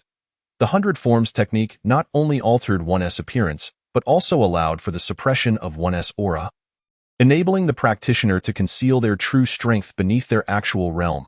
"Now, no one should recognize me," Su Yun mused, examining his altered form and touching his face, breaking into a grin. This was his first true application of the 100 Forms technique after mastering it. The process of altering the internal structure of his bones and meridians was somewhat uncomfortable, yet manageable. Maintaining the 100 Forms technique required the consumption of spiritual energy. Fortunately, Su Yun's reserves far surpassed those of cultivators at the same level. Allowing him to sustain it effortlessly, he felt quite satisfied. After changing into a new set of clothing, he ventured out of the forest, pondering whether the forces of Mangpan Mountain and Songyun Mountain had ceased their intense hunt after several days. As he walked, he soon spotted several individuals from Mangpan Mountain ahead. Upon closer inspection, he discerned 4 people. Aside from the leader, who was at the 3rd layer of body refinement, the others were at the 1st and 2nd layers. As they approached Su Yun, they raised their hands to signal him to stop. Su Yun's heart raced. Could they possibly recognize him? In the next moment, one of them produced a likeness of him, asking, "Have you seen this person?" Hearing this, Su Yun shook his head, replying, "I have not." The individual then stowed the image and waved his hand, saying, "You may go." After watching the group depart, Su Yun could not help but smile faintly as he left the spot himself. Thus, he continued on his way, experiencing a few more encounters with those searching for him, yet none recognized him. Eventually, he arrived at the ancient city of Guetong. First, he purchased a fitted outfit from a clothing shop that suited his current appearance. Then he took a bath at an inn to wash away the grime of the past few days. Sitting at a table on the 2nd floor, he began to dine. After having tasted a spiritual meal once before, Su Yun had grown fond of it and seized the opportunity to indulge again. After all, with his current supply of recovery pills, he had no shortage of resources. Seated on the 2nd floor, Su Yun gazed down at the bustling crowd below, occasionally spotting individuals from Tsangyun Mountain passing by, comparing their likenesses to his image. It seemed the hunt was relentless. Su Yun raised a cup of spiritual wine, downing it in one gulp, as a surge of murderous intent filled his gaze. For the first time, he had been pursued to such an extent by a single individual, igniting a fierce anger within him. Once he advanced in cultivation, he vowed to make the Elder of Withered Wood pay dearly for his actions. As he continued his meal, Su Yun's attention was suddenly drawn to 5 women clad in white garments, exuding an extraordinary aura as they walked together toward the opposite end of the town. Each of them possessed striking beauty and an exceptional demeanor, starkly contrasting with the mundane nature of the small town. Su Yun thought, intrigued. Their attire did not resemble that of local cultivators, suggesting they belonged to a grand sect. The familiar white garments stirred a sense of recognition within him. Su Yun sipped his drink while scrutinizing the attire of the group before him. A vague familiarity tugging at his memory, yet he could not pinpoint where he had encountered such an appearance. In the next moment, he noticed that several of the women had a green token affixed to their waists. Upon glimpsing a single character inscribed upon it, he felt a jolt of recognition. Zen, Chapter 58. The Zen Moon Palace. Setting down his cup, Su Yun took a closer look and confirmed he had not been mistaken. The character Zen was one he had seen before, belonging to a stunning female cultivator who had descended from the heavens during his days as a lowly servant. Could these individuals be affiliated with a formidable faction? Su Yun pondered that moment. A few cultivators at a nearby table also noticed the women downstairs, their faces lighting up with envy and admiration. The female cultivators from the Zen Moon Palace, though merely a small branch in the ancient capital, were undeniably enchanting. Indeed, it was said that these women had come from the main palace of the Zen Moon Palace for external training, making them even more alluring. How delightful it would be to find one as a partner. Shoo! These women seemed to be at the 6th or 7th level of body refinement. If they overheard us, our lives would be in jeopardy. Zen Moon Palace. Su Yun listened intently, finally uncovering the identity of this faction. The Zen Moon Palace, a prestigious sect in the southern region. As he absorbed the conversations around him, Su Yun felt a stirring in his heart. He learned of the sect's terrifying strength, renowned as one of the premier sects across the entire southern domain. He understood well that the southern territory was vast and expansive. To be recognized as a leading sect, there was no small feat. Smaller sects like the Qingyun sect were as numerous as stars in the sky, mere fireflies compared to the brilliance of the moon. He speculated that she must be one of the prodigies of the Zen Moon Palace. Su Yun recalled the female cultivator from that day, capable of traversing the sky with ease. Such a feat was achievable only by a powerful individual at the Life Palace realm, surpassing even the sect leader of the Qingyun sect. The disparity in their ages indicated her astonishing talent. Would he ever have the chance to see her again? Su Yun momentarily lost himself in thought. However, he soon shook his head, deciding to set aside such musings for the moment. His immediate objective was to rest briefly at the inn before heading directly to the floating pagoda city to authenticate his identity as an alchemist. The Zen Moon Palace members seemed to be searching for someone. They appeared rather anxious. At the nearby table, several cultivators continued their conversation, one of them questioning, "You don't know yet? The day before yesterday?" It was said that the Zen Moon Palace obtained an extraordinary treasure, intending to secretly return it to the main palace to present to their powerful members, only to have it stolen. It was only through vigorous searches that the city's cultivators learned of this. Good heavens! Who would dare to be so audacious? Do they wish to court death by stealing from the Zen Moon Palace? This individual was astonished, his expression one of disbelief. While the Zen Moon Palace was merely a small branch here, its reputation was resounding. Though they did not govern the city, the nearby four mountains, along with the more distant Qingyun sect and Tiger Mountain sect, all treated them with utmost respect, wary of provoking their ire, and yet, someone had the audacity to pilfer their treasure. The thief was said to be a portly cultivator. Upon hearing this, Su Yun, who had been drinking, nearly choked. He set down his cup, a peculiar expression crossing his face. A thief with such audacity, and a rotund one at that. Who else could it be but Yin Tong? What treasure had this fellow pilfered now? Su Yun couldn't help but chuckle. He hadn't anticipated that after leaving, the portly cultivator would come to the ancient capital to continue his thieving exploits.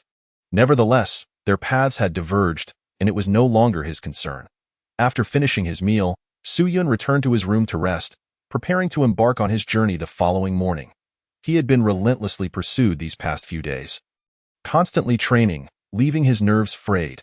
It was time to unwind. In the dead of night, when the world was shrouded in silence, Su Yun was deep in slumber within the inn. Suddenly, an unusual noise broke the stillness. Instantly, Su Yun's eyes flew open, clarity washing over him after a brief moment of confusion. He turned to see a shadow leaping through the window, tumbling into the room. Who goes there? Su Yun's brows furrowed. He activated his true veins, a flicker of light shimmering in his grasp, ready to strike at any moment. "It's me, don't attack." A familiar voice emerged from the darkness. Su Yun raised an eyebrow.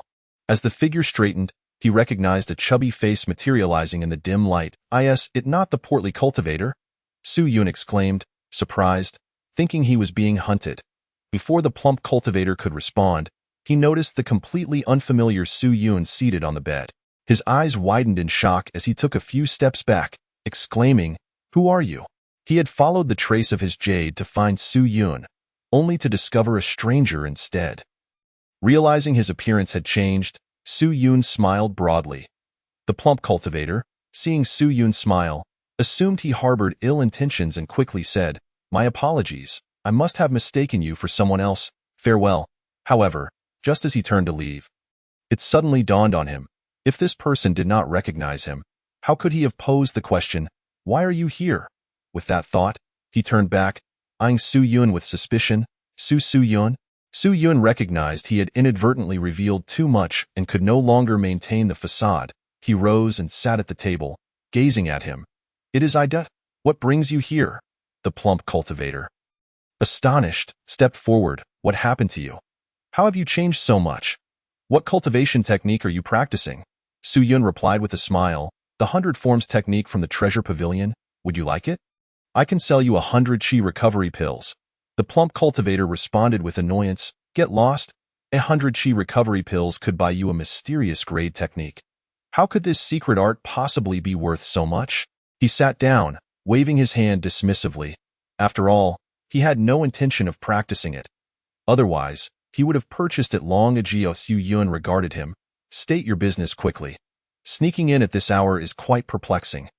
The plump cultivator leaned in and whispered, "I, the esteemed fat lord, have good news for you." Su Yun raised an eyebrow. "Good news? What is it? I heard you stole something from the Zen Moon Palace to give to me." "You know about that?" The plump cultivator's face turned somewhat awkward. He continued in a low voice, "The Zen Moon Palace members are indeed formidable. They nearly caught me several times, not even comparable to the useless ones from Mangpan Mountain. But they still could not capture me." He concluded with a hint of pride. Su Yun waved his hand. "Enough with the idle chatter. Get to the point. I do not wish to listen to your self-aggrandizing tales at this late hour." "Heh." The plump cultivator chuckled, his flesh quivering. He then produced a palm-sized treasure chest, crafted entirely of pure gold, placing it upon the table. "Behold, I bring you a treasure. Is that not good news?" Chapter 59. the Bodhi seed. The Zen Moon Palace has arrived. Gazing at the treasure chest upon the table, Su Yun remained motionless. "What is this?" he inquired, fixing his gaze on the plump cultivator. The plump cultivator, still wearing a smile, replied, "Why not open it and see for yourself?" Su Yun pondered for a moment, then reached out to open the chest. Upon lifting the lid, he beheld an oval-shaped bead, no larger than a thumb. Translucent and resembling jade, with a faint glow swirling within. Su Yun raised an eyebrow. "What is this?" As he spoke, he picked up the bead, feeling a surge of pure energy coursing through it, as if it were integrating into his being, bringing him a profound sense of relaxation and comfort. It was akin to a warm current flowing through his body, bathing his spirit in a gentle warmth. "What is this?" His expression turned to one of astonishment as he scrutinized the bead. The plump cultivator chuckled. "I don't know what it's called, but it's a fine item that can nourish the spirit and enhance mental strength." Su Yun, still holding the bead, asked, "Did you steal this from the Zen Moon Palace?" The plump cultivator replied with a grin, "As I said, to the capable go the spoils." Su Yun glanced at the treasure chest, noticing 2 empty slots without beads. "There were 3 in total, and you kept 2 for yourself? Didn't you?" The plump cultivator nodded. "Smart of you, Su Yun." "That is indeed the case." Su Yun held the bead. "Now, tell me, what is it that you wish for my assistance with?" The object in question indeed captivates him. It possesses the ability to nourish one's consciousness and strengthen mental prowess, a treasure he undoubtedly requires. As a practitioner of alchemy, one must recognize that a weak mental capacity will hinder progress, limiting one to the ranks of a mere intermediate alchemist at best. With the prospect of acquiring a treasure that enhances mental faculties, he cannot afford to let this opportunity slip away. After all, his own mental strength is rather feeble, and his ability to concoct elixirs relies heavily on the source of his Tao. He must seize every chance to bolster his mental fortitude. At that moment, the portly cultivator straightened his posture and spoke. "There's no need for assistance. I came to know you were nearby and thought to present you with one of the 3 I possess. Given that I cannot utilize all 3, retaining them is of little consequence." "Is that so?" Su Yun said, twirling the bead in his hand while scrutinizing the rotund cultivator. His words seemed innocuous, yet an instinctual warning resonated within him, suggesting that this individual was not as benevolent as he appeared. He risked being discovered by the disciples of Chanyu Palace, all for the sake of delivering a treasure. If there is nothing further, I shall take my leave. Prolonged delays might attract unwanted attention from Chanyu Palace, and if they come knocking, it could implicate you as well with that." The portly man rose to depart. Pausing at the window, he turned back and said, "Do not discard that jade stone. If you find yourself in need, feel free to reach out. You never know when mutual assistance might be required." Having spoken, he leaped away. Vacating the room. In the dimly lit chamber, Su Yun remained momentarily stunned by the sudden departure of the portly cultivator. He gazed down at the bead in his hand, curiosity piqued. Perhaps he should attempt to absorb the energy contained within. He began to channel the power of his true veins, manifesting a pulling force to draw in the energy embedded in the bead. In an instant, a warm current, tenfold purer than before, surged into his body, racing towards his sea of consciousness, nurturing his awareness and refining his mental strength. This process persisted for nearly 10 minutes before Su Yun finally halted and opened his eyes. "What an extraordinary treasure!" he exclaimed, his gaze sparkling with wonder. After 10 minutes of absorption, he sensed a significant enhancement in his mental acuity, his perceptive abilities markedly heightened. Regrettably, the energy was not abundant, and he had depleted it within that brief interval. Su Yun picked up the bead once more, examining it closely. Soon after, he detected the energy within it gradually replenishing. Regeneration? Delight surged within him. With this remarkable treasure, his mental strength could receive continual enhancement in the future. It must be said that although the portly cultivator's actions were dubious, the benefits derived were indeed astounding. Just as he prepared to rise, he suddenly sensed several auras approaching his room with great speed. He furrowed his brow, swiftly concealing the treasure and the bead, and no sooner had he done so than a loud crash reverberated through the air as the door was forcefully kicked open. Several female cultivators clad in white appeared at the threshold, disciples of Chanyu Palace. Su Yun was taken aback. Had they followed the portly cultivator here? There were 3 of them. The two flanking her were at the 6th level of body refinement, while the leader was at the 7th level, exuding an overwhelming aura that sent shivers down Su Yun's spine. This individual, known as Shan Yu, was a key figure in the local branch of Chanyu Palace in Gutong City. Su Yun had spotted her while dining on the 2nd floor not long ago. A rush of apprehension flooded Su Yun's heart as he surmised that her cultivation technique must be of at least high-grade profound level. Shan Yu fixed her piercing gaze upon Su Yun. "The Bodhi seed is in your possession, Bodhi seed. Is that the name of this bead?" Su Yun waved his hands in protest. "You misunderstand, ladies. The rotund cultivator barged in here earlier, seemingly intent on harming me, but then fled in haste, likely sensing your pursuit and fearing to linger. He had no intention of taking the fall for the portly man's misdeeds, however, upon hearing this." Shan Yu's eyes blazed with intensity as she retorted, "Do not attempt to wriggle out of this. The seal of the treasure box is upon you." At her words, Su Yun's expression faltered. He felt a wave of darkness wash over his face as realization dawned. That wretched portly man had indeed set him up. The treasure box bore the mark of the Chanyu Palace, a mark he could not erase, by feigning generosity and gifting him a bead. The portly cultivator had cunningly transferred the mark onto him, diverting the palace's attention away from himself and onto Su Yun instead. A classic case of golden cicada shedding its shell, clenching his fists. Su Yun knew that the rotund cultivator had ulterior motives. Shan Yu pressed on, "Hand over the Bodhi seed at once, and I may spare your life." In the next moment, Su Yun replied, "Since you have seen through my ruse, I shall return it to you." He quickly retrieved the treasure box and hurled it out of the window. The three women gasped, their attention fixated on the treasure box, and rushed forward to catch it. Seizing the opportunity, Su Yun swiftly employed his technique and darted out of another window, leaping down to the street below. Inside the inn, Shan Yu grasped the treasure box, opening it only to find it utterly empty. "Cursed fool, I've been deceived," she fumed, her face flushed with rage as her chest heaved violently. She turned to her companions and commanded, "Immediately inform the senior sister to cease the pursuit of that rotund man and apprehend this individual." After issuing her orders, she wasted no time and leaped out of the inn, landing deftly on the street. Chapter 60. Arrival at Futu City the following morning.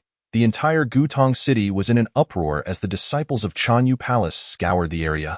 However, this time, the target of the hunt had shifted from the portly cultivator to Su Yun.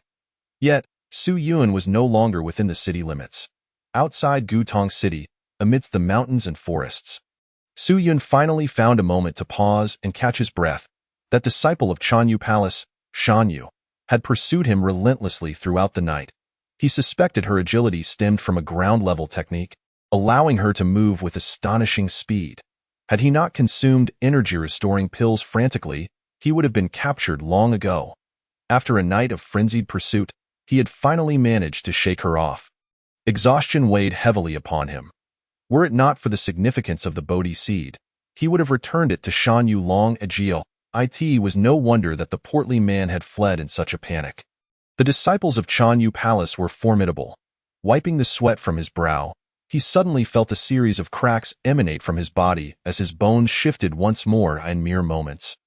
He transformed from a middle-aged man standing at around 1.7 meters tall into a young man with a square face, roughly 1.75 meters in height. He swiftly changed his attire, reverting his aura back to the 4th level of body refinement. That appearance could no longer be used. Su Yun rotated his neck, and in the next instant, he produced the jade stone from the portly cultivator, channeling spiritual energy to send a message. "Next time we meet, you shall have much to answer for." Before long, he received a response from the portly man. "Hee, my dear brother Su Yun, I apologize for the trouble. I gave you a treasure to help me evade a calamity." Which hardly seems excessive. Su Yun cast a glance at the message, scoffing in silence without replying. In the forest, a figure clad in white was seething with rage. "Cursed scoundrel," Shan Yu fumed, incensed that after a night of pursuit, that man had managed to escape. How could someone at merely the 3rd level of body refinement move with such swiftness? The martial art he practiced must surpass her own, possibly even of heavenly grade. Otherwise, it would be impossible for him to outpace her. It became clear why he had the audacity to target the treasures of Chanyu Palace. Shan Yu's expression darkened. If that were the case, the chances of recovering the Bodhi seed were growing slim. Her fists clenched tightly, her expression turning increasingly grim. The Bodhi seed had been a fortuitous find in a mysterious ancient realm. She had initially planned to uproot the entire tree, but the collapse of the secret realm had forced her to hastily collect just 3 seeds. She had intended to bring them back to the palace, only for an unexpected rotund man to seize one from her. And now it had fallen into the hands of another. Regardless, she was determined to pursue it relentlessly. Such an extraordinary Bodhi seed was a treasure of rarest kind and must not be allowed to slip through her fingers. Meanwhile, the hunted Su Yun had brazenly returned to Gutong City. Observing the disciples of Chanyu Palace bustling about within the city, Su Yun maintained a tranquil demeanor, brushing past them without a hint of trepidation. He did not linger in Gutong City, but instead made his way toward the northwest gate, setting out for Futu City. This time, the journey was remarkably uneventful, devoid of further incidents. Although he encountered several disciples of Chanyu Palace along the way, none recognized him. At last, after a swift yet cautious journey, he arrived at Futu City. Futu City was resplendent. Before him stood a colossal fortress rising majestically into the sky, its towering walls stretching endlessly. The scale of this city dwarfed that of small towns like Shurian Town and Gutong City by an immeasurable margin. For Su Yun, this was his first encounter with such an expansive city, and it stirred a sense of awe within him. Upon reaching the city gates, he observed a group of stern-faced guards scrutinizing all who entered and exited. The auras they exhibited were all above the 5th level of body refinement. Su Yun was slightly taken aback. Was it necessary for a grand city to impose such stringent security? Upon entering the city, Su Yun was greeted by the vibrant sounds of bustling conversations. It was rumored that Miss Jean, one of the 4 prominent families within the city, had sneaked out of her residence, her whereabouts unknown. The Jean family had stationed guards at several city gates to prevent her from leaving, actively searching for her. The offspring of affluent families often indulged in frivolities. As Su Yun ventured deeper into the city, he was captivated by the lively scene before him. Various vendors lined the streets, peddling an array of goods, including essential resources for cultivators, with a constant flow of people milling about. Without delay, Su Yun inquired about directions and made his way to Qingxian Palace, towering several dozen meters high. It resembled a grand tower, its azure architecture standing proudly on the ground, sprawling over a vast area visible for miles around. What an impressive sight! Su Yun marveled at the structure, noting that this was merely a small branch of Qingxian Palace. Yet it was rumored to house formidable beings far beyond the Qi-Si realm. After surveying the impressive edifice, he stepped inside the palace. The main hall buzzed with activity. As Su Yun navigated through the crowd, he noticed the alchemist tokens hanging from the waists of many individuals. While alchemists were a rare breed outside, here they were plentiful, as if a single brick could topple a multitude. After all, this was an organization dedicated to alchemist certification, drawing practitioners from countless regions. However, most present were low-tier alchemists, with only a few at the mid-tier, and none at the high-tier level in sight. After a thorough scan of the area, Su Yun approached the registration desk. After waiting about 10 minutes, it was finally his turn. The registrar inquired about his name, and alchemist ranked Su Yun responded calmly, "Hey Yun, here to certify as a low-tier alchemist." He opted not to use his real name, wary of the relentless pursuits of the old man from the withered tree. Should they discover his presence here, he could be in grave danger. After registering, the official continued, "In 2 days, return to the hall, and someone will escort you for the assessment." Su Yun was taken aback. He had not anticipated such a wait. However, glancing around at the throngs of people, he understood the potential for delays. Nodding, he accepted a token, stating, "Very well. Indeed, many would come to certify, yet the actual number who would succeed would likely be significantly reduced." Exiting Qingxian Palace, Su Yun pondered his next steps. Initially intending to leave post-certification, he now realized he needed to wait 2 days. He decided to find suitable lodging. Turning around, he sought a nearby inn with a pleasant environment. Once settled, Su Yun returned to Qingxian Palace. Intending to gather information about white dragon fragrance, a crucial ingredient for his quest in the hall, he arrived at the medicinal herbs selling area. He approached a young apprentice, around 15 years of age, and, Noticing the nameplate on his chest, asked, "Friend Chun, I wish to purchase white dragon fragrance, a spirit tier herb. Might I inquire about its value?" Chen Fu glanced at Su Yun and retorted, "Do you possess an alchemist token?" Su Yun replied, "Not yet, but I have registered for certification and will receive it in 2 days." Upon hearing this, Chen Fu chuckled, "You think certification is a mere formality? You must first succeed in the assessment." Su Yun was momentarily stunned, furrowing his brow. "How dare a mere apprentice speak so arrogantly?" Chen Fu continued, "It's not that I look down upon you, but the price of purchasing spirit herbs varies greatly depending on your status as an alchemist. If you acquire a token, you'll benefit from a discount. Without it, a single stalk of white dragon fragrance will cost you 1,000 returning chi pills or 10,000 spirit stones. Even for herbs of the same tier, prices can differ vastly. Though white dragon fragrance is merely a spirit tier herb, its rarity in this region drives its price sky high, with scarcely any found even in the palace. However, if you hold alchemist status, it would only cost 500 returning chi pills or 5,000 spirit stones. Consider your options carefully." Upon hearing Chen Fu's explanation, Su Yun was taken aback. The high value of white dragon fragrance made it evident that possessing alchemist status offered considerable advantages. Having the cost, lacking spirit stones, he realized he could only use returning chi pills as currency. The returning chi pills he had gathered, combined with those acquired from his encounters, amounted to just under 600, barely enough to purchase 1 stalk of white dragon fragrance. After some contemplation, he cupped his hands in gratitude, saying, "Thank you for the advice." With that, he turned to leave. He intended to sell the 2 high-tier profound techniques he had on hand, along with several low-tier herbs he had obtained, to exchange for returning chi pills, aiming to purchase at least 2 stalks of white dragon fragrance. Just as he took a few steps, a voice called out beside him, "Hello, young brother," a middle-aged cultivator, clad in a blue robe and standing around 1.7 meters tall, approached with a warm smile. Su Yun returned the greeting. "Hello?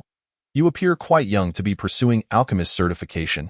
You must possess extraordinary talent and have been mentored by a remarkable teacher. I am He Chu, pleased to make your acquaintance." Hearing this, Su Yun raised an eyebrow and replied, "I am He Yun, merely a wandering cultivator, fortunate to have learned the ways of alchemy." He Chu's eyes sparkled with interest as he smiled. "Wandering cultivators are indeed rare. Brother He, your talent is exceptional. May I inquire if you are familiar with the assessment rules?" Su Yun shook his head. "I have not familiarized myself with them, but I assume it involves producing a medicinal pill within a specified time?" At this, He Chu chuckled. "It seems Brother He is still unaware of the specifics. Indeed, you must concoct medicinal pills, but according to the rules, you must produce 5 different types of low-tier pills within half an hour, with each type requiring 10 pills. This means you must tirelessly create 50 pills. Such a feat demands immense mental and physical stamina. Without returning chi pills to replenish your spirit and strength, it would be exceedingly challenging for an ordinary body-refining cultivator to endure. No wonder alchemist certification is so arduous. The requirements are indeed stringent." Su Yun's expression hardened upon realizing the daunting task ahead. It was only logical that if the conditions were not stringent, many mediocre alchemists would emerge. Brother He seems unprepared, having not acquainted himself with the rules. I happen to have some returning chi pills on hand. I can offer you a few as a friendly gesture." He Chu produced a small vial and extended it towards Su Yun, containing 5 returning chi pills. Su Yun was taken aback by the generosity. Yet he declined. "There is no need, Brother He. I still have a few returning chi pills that will suffice." He was reluctant to owe anyone a favor. He Chu, noting Su Yun's refusal, tucked the pills back away. "Then I shall not insist that I too shall participate in the assessment in 2 days. Perhaps we shall meet again. I wish us both success in our certification."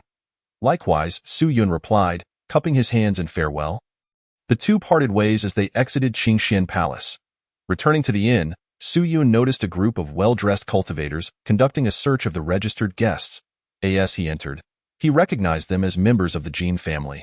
It was evident that they were the same individuals he had seen at the city gate, likely still on the hunt for the missing young lady of the Jin family. After a brief glance, he ascended the stairs. In his room, he retrieved the previously acquired Bodhi seed. The moment it touched his hand, a wave of comfort washed over him, as if his spirit were enveloped in tranquility. He felt about a third of his energy restored. After assessing the energy within, he surmised that complete restoration would only take a few days.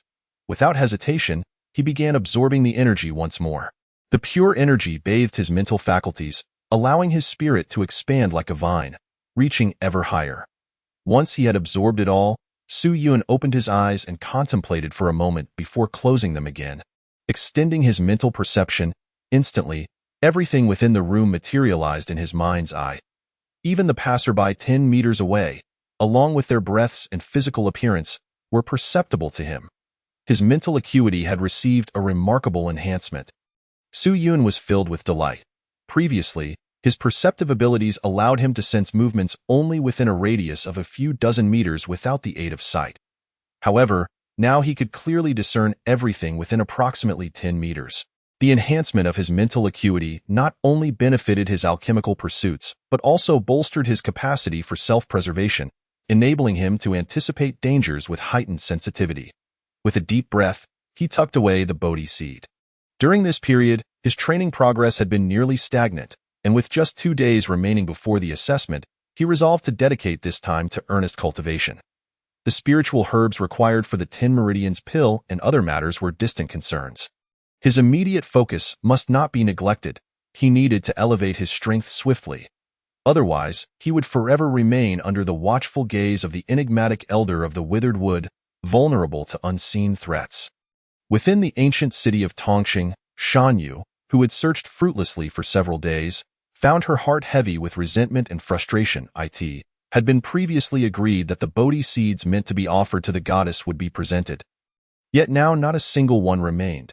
How would the goddess perceive her? Clenching her hands tightly, her knuckles turned white from the strain, and her body trembled slightly. Chapter 62. Zen Moon Palace, Missouri. Changyue Shanyu felt a profound sense of indignation, coupled with anger and trepidation. Once merely a lowly disciple, her proximity to the goddess during the latter's childhood had afforded her some connections. This time, she had hoped to elevate her status and secure more resources by presenting the Bodhi seeds she had acquired. There were 3 seeds in total, one of which was a fully matured main Bodhi seed. However, after harvesting, its energy was completely retracted, indistinguishable from the other 2, leaving her unable to identify which was ripe. Fortunately, she had harvested it early and knew which one it was meant to be offered to the goddess, while the other 2, hastily plucked and unripe, were intended for the palace elders. Go her dismay. They were all snatched away by others. Having already reported the situation to the goddess, she would surely be left empty-handed. Although the goddess was kind and would not hold it against her, the opportunity to draw closer to her would be lost forever. With a heavy heart, she reluctantly returned to the Zen Moon Palace to meet the goddess. Inside the Zen Moon Palace, within the goddess's sacred domain, Imo Changyue, clad in pure white, exuded an ethereal grace as she sat beneath a spiritually rich willow tree. Her exquisite, icy visage and eyes like flowing water gave her an aura of otherworldly elegance, reminiscent of an insurmountable ice mountain. Goddess, the Bodhi seeds have been taken. It is my subordinate's negligence and oversight, and I humbly request your punishment, Shan Yu said, her head bowed in deep remorse. O Changyue remained composed, her expression tranquil as she gently replied, there is no need for that. This is not your fault. Return now. Upon hearing this, Shan Yu dared not speak further, merely nodding in acknowledgement. Thank you, goddess. With that, she turned and departed. In that moment, only the ethereal Imo Changyue remained. The Bodhi seed, a fruit of the divine tree, held immense benefits for cultivators, particularly for those at the Life Palace realm, by refining the essence of the Bodhi seed and merging it with their own being. One could forge an extraordinary life palace. Though the loss was regrettable, her esteemed position assured her access to other rare resources, rendering the matter less significant. However, she would later discover who had acquired the Bodhi seed that rightfully belonged to her. 2 days swiftly passed. During this time, aside from exchanging some of his resources for chi recovery pills, Su Yun scarcely ventured outside. He had begun his journey towards the 5th layer of body refinement. Achieving modest progress. Taking a deep breath, he focused intently on breaking through to the 5th true meridian, already witnessing some success. The cultivation methods he practiced, aside from the body refinement technique, were all above the heavens tier. demanding substantial spiritual energy to execute. Thus, his realm needed to match or exceed that of his other techniques to wield them effortlessly. Otherwise, he would expend too much spiritual energy. While the Earth-tier body refinement technique was a shortcoming, it had been the optimal solution at the time. Of course, this shortcoming would be rectified once he opened the 10th true meridian, allowing him to attain a state of great perfection and truly surpass all body refinement cultivators. He understood clearly that while techniques were important, the self was even more crucial. Achieving the utmost perfection in one's realm was the foundation upon which strength relied. The day of the assessment arrived. Su Yun rose, took a refreshing bath, donned a clean outfit, and made his way to the Qingxian Palace, the registration desk. He presented the token he had received earlier. The overseer accepted the token, glanced at it, and said, "Follow me." Su Yun turned and followed him into the inner sanctum of the Qingxian Palace. From a distance, he spotted the 3 large characters that read assessment area. Taking a deep breath, he steeled himself. The main event was about to commence. Entering the corridor, he observed numerous small rooms lining either side. Presumably, each room served as an assessment area. The overseer led Su Yun to one of the rooms and said, "You may enter. The examiners are waiting inside. I wish you success." "Thank you," Su Yun replied with a respectful gesture. Watching the overseer depart, he stepped into the room. Inside, the space was compact, containing only an alchemical furnace and a table with all the necessary supplies for the assessment.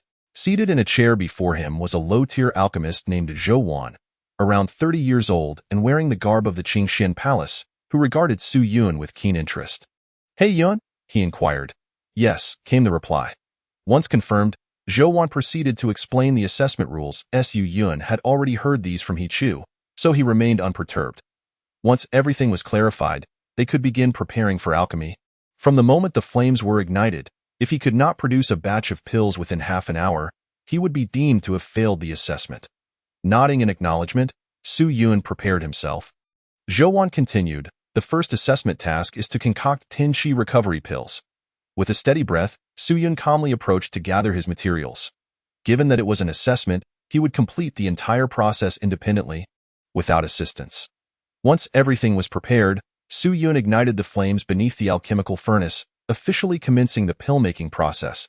As the supervising examiner, Zhou Wan sat nearby, seemingly at ease. He did not need to pay excessive attention. After all, he would only need to cast a glance at the end to discern the outcome of the alchemy. Seated before the furnace, Su Yun diligently focused on the task at hand. Low-tier pills posed no challenge for him, as he had crafted many within the sect. As he began the process, he concentrated his spiritual awareness, channeling true energy into the furnace. Soon, the conditions within the furnace became apparent to him. Upon sensing the energy, Zhou Wan's brow furrowed in sudden concern. He was using spiritual energy right from the start. Did he presume himself to be a mid-tier alchemist? Zhou Wan mused, shaking his head slightly. He internally concluded that Su Yun was destined to fail. Low-tier alchemists typically lacked the spiritual strength to wield energy effectively. It would be considerably more challenging for them to control it. They might occasionally use a little energy for assistance, but those who, like Su Yun, relied heavily on it from the outset invariably failed due to insufficient control. It was essential to be at least a mid-tier alchemist to utilize spiritual energy effectively. Yet, Su Yun was merely a young aspirant seeking to certify as a low-tier alchemist. Engrossed in the alchemical process, Su Yun remained oblivious to Zhou Wan's thoughts. Time passed, and approximately 20 minutes slipped by as he focused intently on crafting the pills. The medicinal properties began to merge, and Zhou Wan, who had expected Su Yun to fail, found his composure shaken. How was this young man able to control the energy with such precision? Zhou Wan was taken aback, his expression shifting as he regarded Su Yun with newfound respect. In those 20 minutes, Su Yun's control surpassed that of many mid-tier alchemists, leaving Zhou Wan astonished. How could a mere low-tier aspirant achieve such mastery? Was he concealing his true abilities? Before half an hour had elapsed, a fragrant aroma wafted from the furnace. He had succeeded. Su Yun opened his eyes. Zhou Wan retrieved the qi recovery pills, finding them exceptionally well crafted, prompting him to nod in appreciation. Well done," he remarked. Then, looking at Su Yun, he continued, "Do not stop. Proceed to the next one, the nourishing meridian pill." "Understood," Su Yun replied, beginning preparations for the next batch to in the Qingxian Palace. At a higher level, within a chamber adorned with numerous light screens, each displayed the assessment conditions of various rooms. The three heads of the palace were present, observing the proceedings. Shortly thereafter, a man in his 40s entered the room. Upon seeing him, the heads of the palace were taken aback and quickly rose to their feet. Master Li, what brings you here? Chapter 63. Assessment passed. A meeting with the spirit tier alchemist. The Qingxian Palace boasted three heads, with the third holding a position of authority. Although all three were formidable cultivators at the Life Palace realm, only the Grand Head held the title of Spirit Tier Alchemist. The second head and the third were high-tier alchemists. The man before them, Li Changhong, was a Spirit Tier Alchemist recognized by the Qingxian Palace, enjoying a prestigious status within the realm of the Floating Pagoda. Not only was Li Changhong a high-tier alchemist of notable youth, but he also exhibited immense potential, garnering respect from many powerful figures. He was known far and wide, his reputation echoing across thousands of miles. Li Changhong, adorned in azure attire, smiled as he spoke. I have been unable to locate the desired spiritual herbs elsewhere. Hence I have come here to procure some. It is also a fortuitous opportunity to assess whether there are any promising alchemists during this time. The third pavilion master nodded in acknowledgement, saying, I see. At that moment, Li Changhong gazed towards the luminous screen ahead, scanning each participant in the assessment. The alchemists, adhering to standard protocols and routines, caught his eye for only a fleeting moment before he shifted his focus. In the blink of an eye, he had observed around 10 individuals. Just as he prepared to shake his head and cease further observation, he unexpectedly spotted Su Yun, who was fervently refining pills.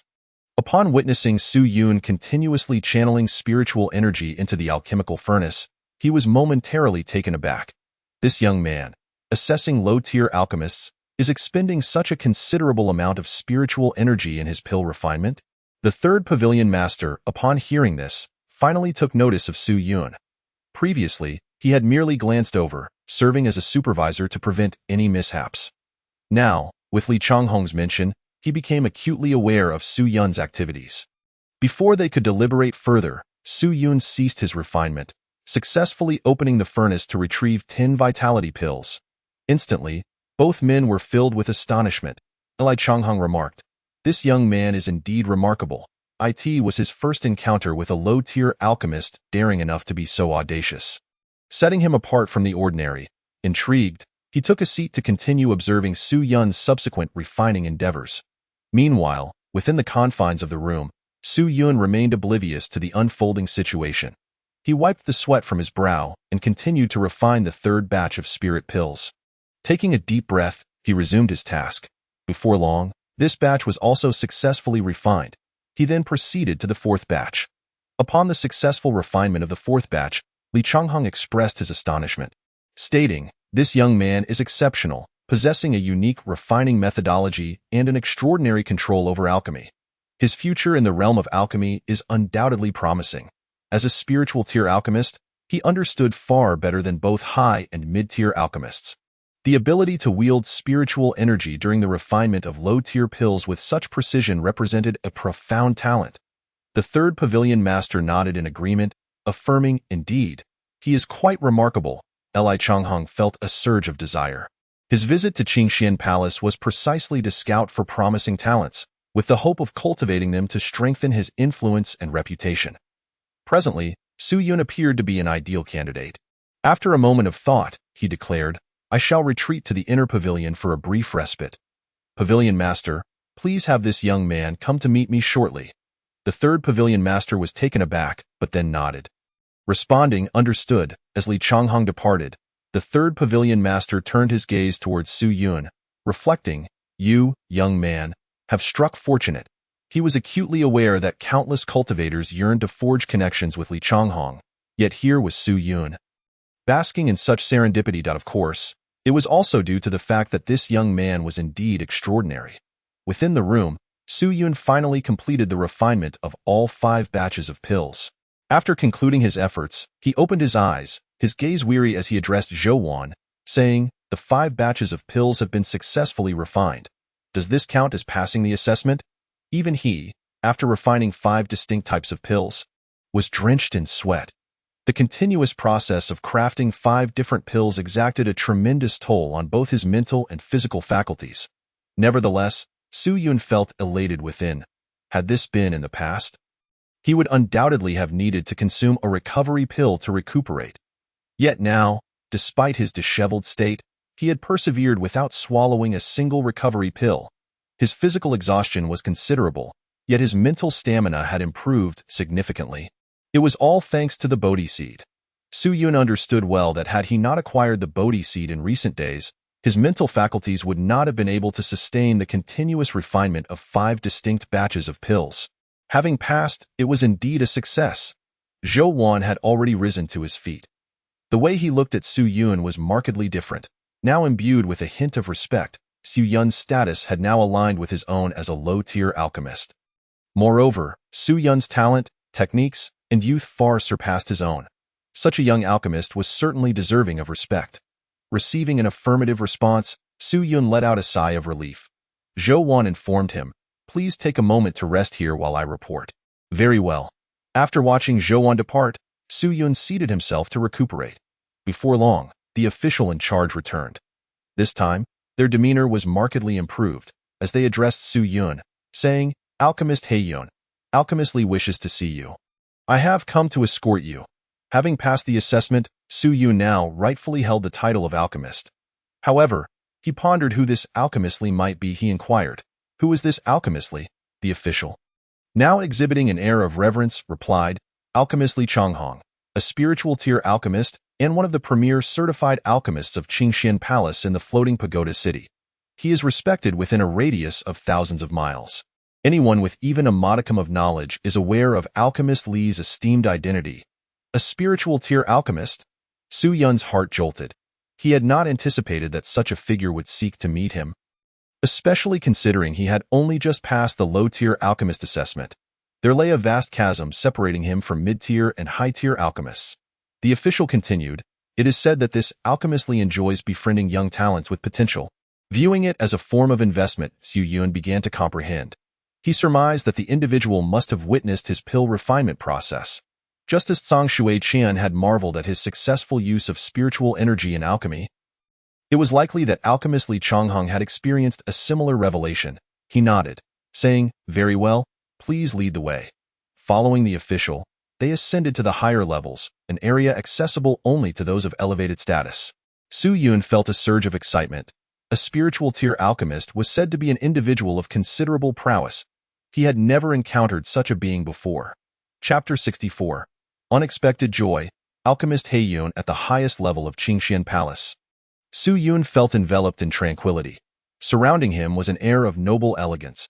He understood that only the pavilion master of Qingxian Palace and the high-tier alchemists who held honorary titles were privileged to possess rooms in this area. He followed the official to a door, knocking gently. "Alchemist Li, He Yun has arrived." A voice responded from within, "Let him in."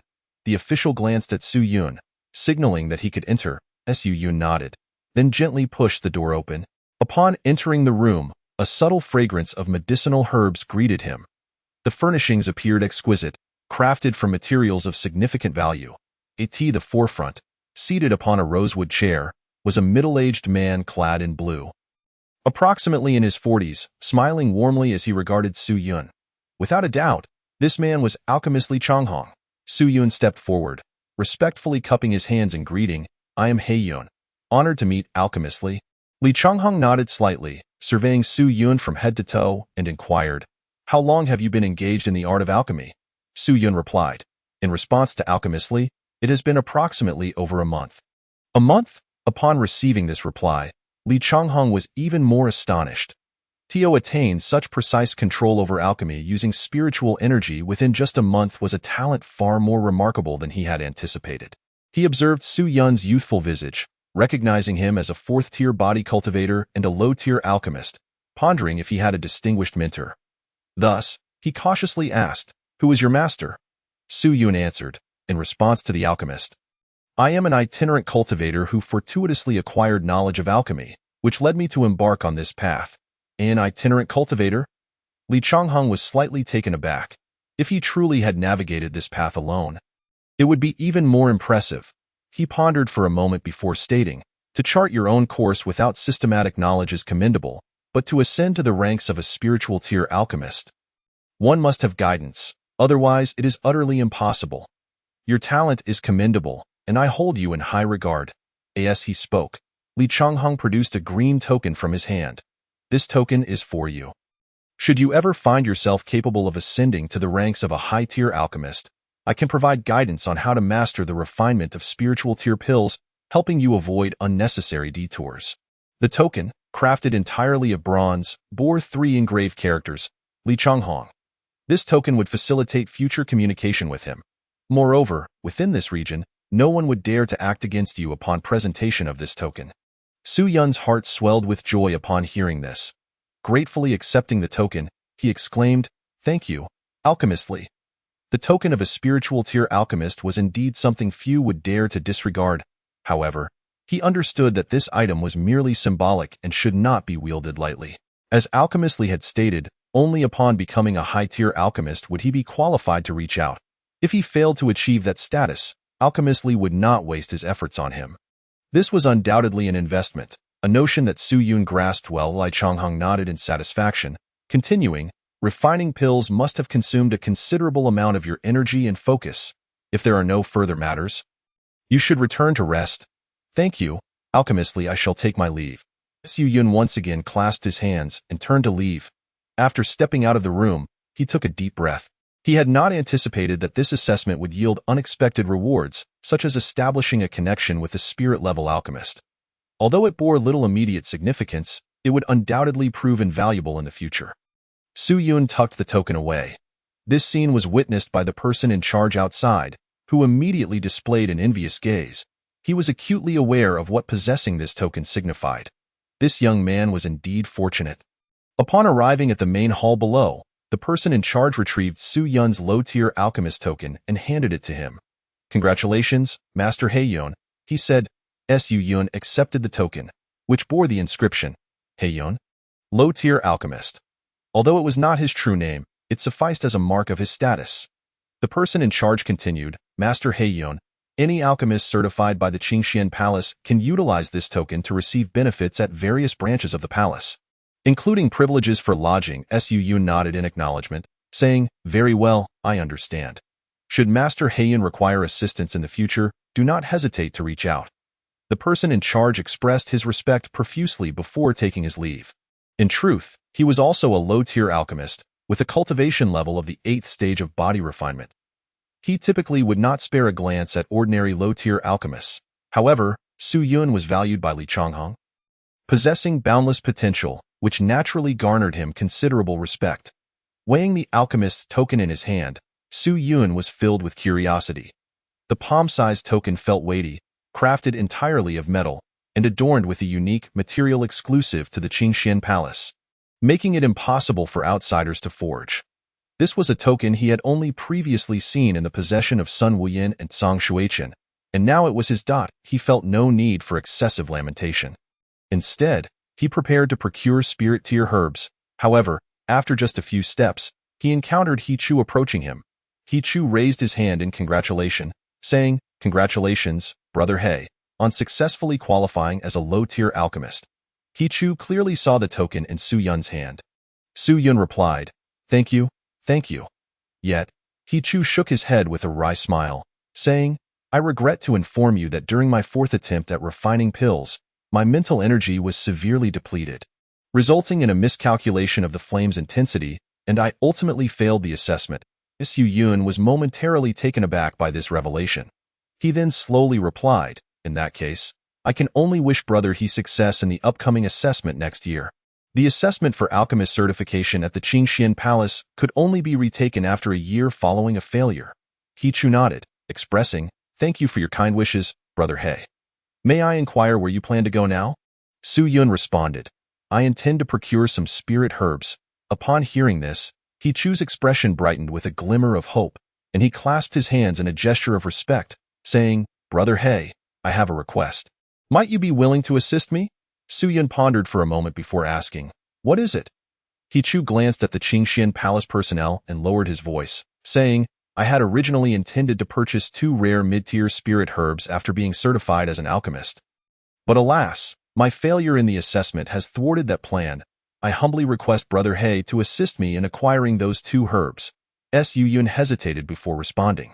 Seeing his indecision, He Chu quickly added, "Rest assured, I will provide you with the required chi recovery pills in advance, along with an additional 100 as a token of gratitude." Su Yun's eyes brightened at this proposal. It was indeed an advantageous trade. By simply purchasing 2 spirit herbs, he could receive 100 chi recovery pills, making it a highly profitable endeavor. Moreover, He Chu had previously offered him assistance, so helping him now seemed only fair.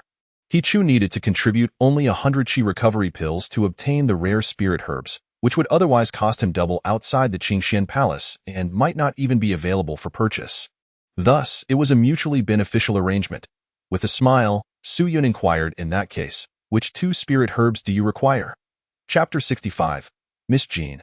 "Let go of me, you scoundrel." Upon hearing Su Yun's agreement, He Chu was filled with elation and quickly relayed the names of the 2 herbs. Su Yun then made his way back to the previous medicine sales pavilion, where he encountered Chen Fu once more. "Chen Daoyu, I have come to purchase the White Dragon fragrance," he announced, raising his low-tier alchemist token as he spoke. After verifying the token's authenticity, Chen Fu looked at Su Yun with mild surprise. "Impressive. I didn't expect you to truly succeed. How many would you like to purchase?" he asked. Point 2. Su Yun replied, retrieving the chi recovery pills he had prepared and handing them to Chen Fu. After examining the pills, Chen Fu confirmed that the quantity was exactly 1,000 and said, "Please wait. I will fetch them for you." Shortly after, Chen Fu returned with a treasure pouch in hand and presented it to Su Yun. Upon inspecting it, Su Yun confirmed that it indeed contained the White Dragon fragrance. After storing it in his spatial ring, he turned to Chen Fu and continued, "May I inquire if the Qingxian Palace has any Baishuang Lian or Lan Rongji?" Upon hearing this, Chen Fu appeared slightly taken aback, replying, "I have heard of Baishuang Lian, but I am unfamiliar with Lan Rongji. Allow me to check."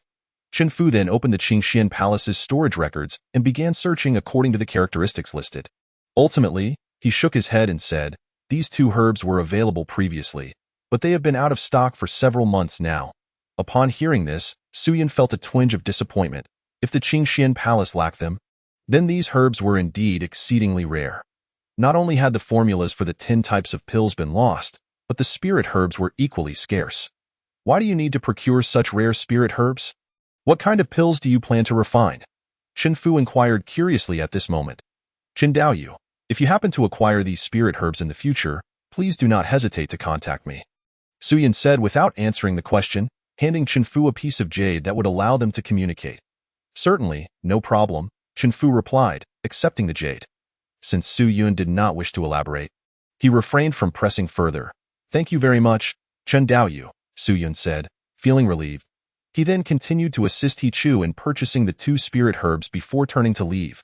Outside the Qingxian Palace, upon seeing Su Yun emerge, He Chu hurried over and asked, "How did it go, Brother He? Were you able to purchase them?" Su Yun responded by handing him the pouch containing the herbs.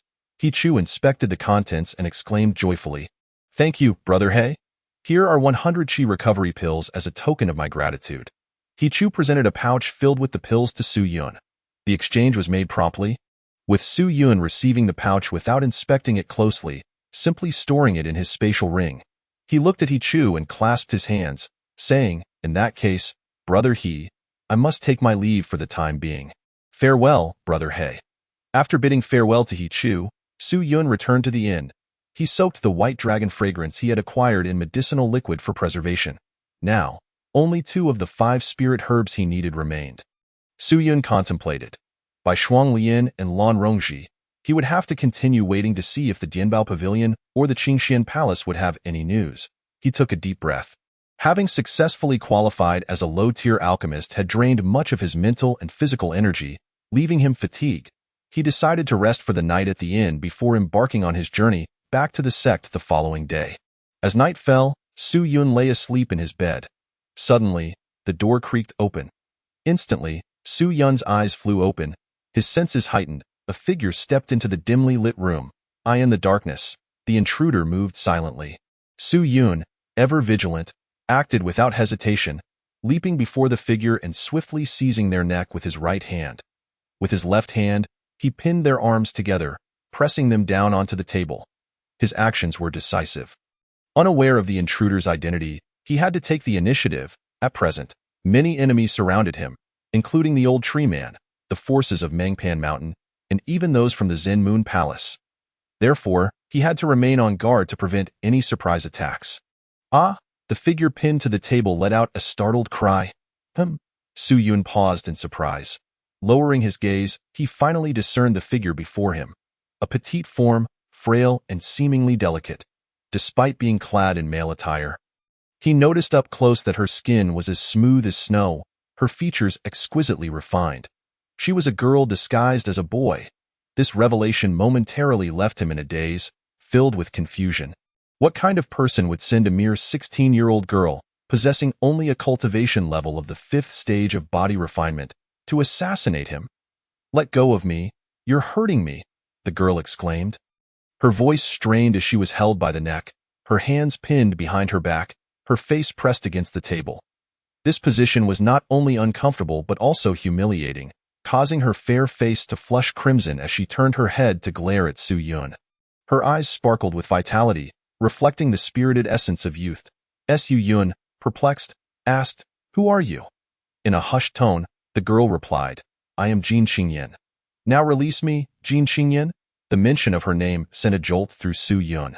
Just days prior, the young lady from the Jin family had stealthily slipped out. He was momentarily at a loss for words. The daughter of the Jin family sneaking into his room in the dead of night. What on earth was happening? He did not recognize this young lady at all. What could she possibly be doing here?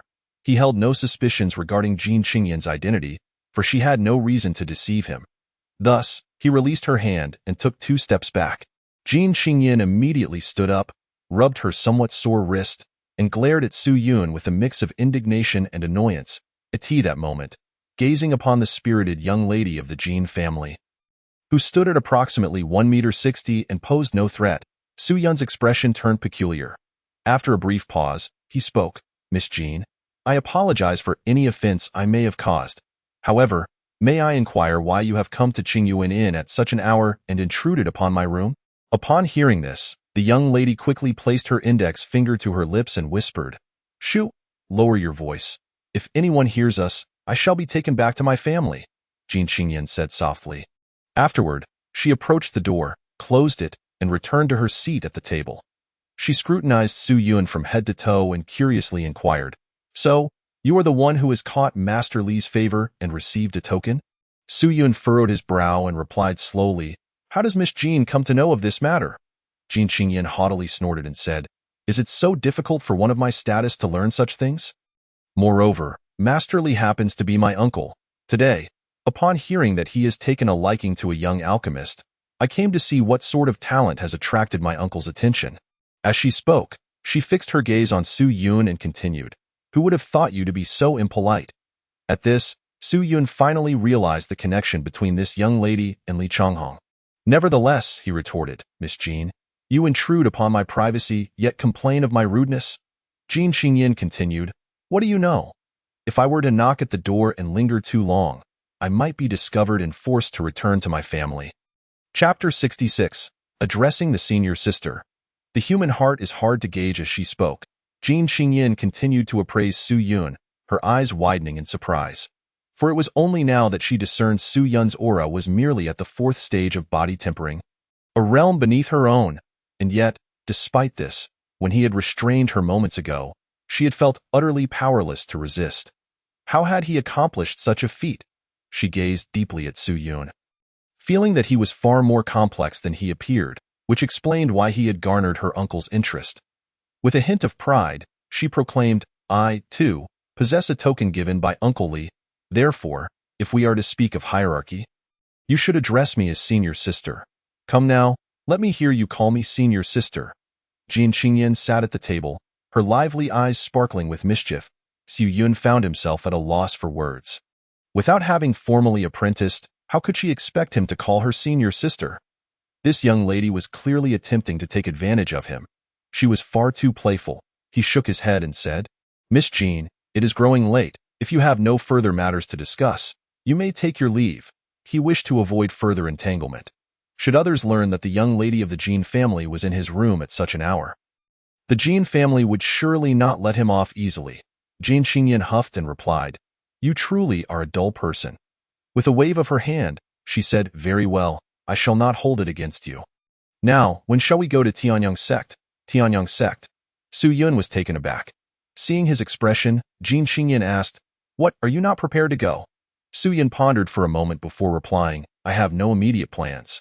He was well aware of Tianyang sect, the foremost sect within 1,000 miles, teeming with powerful practitioners and abundant resources.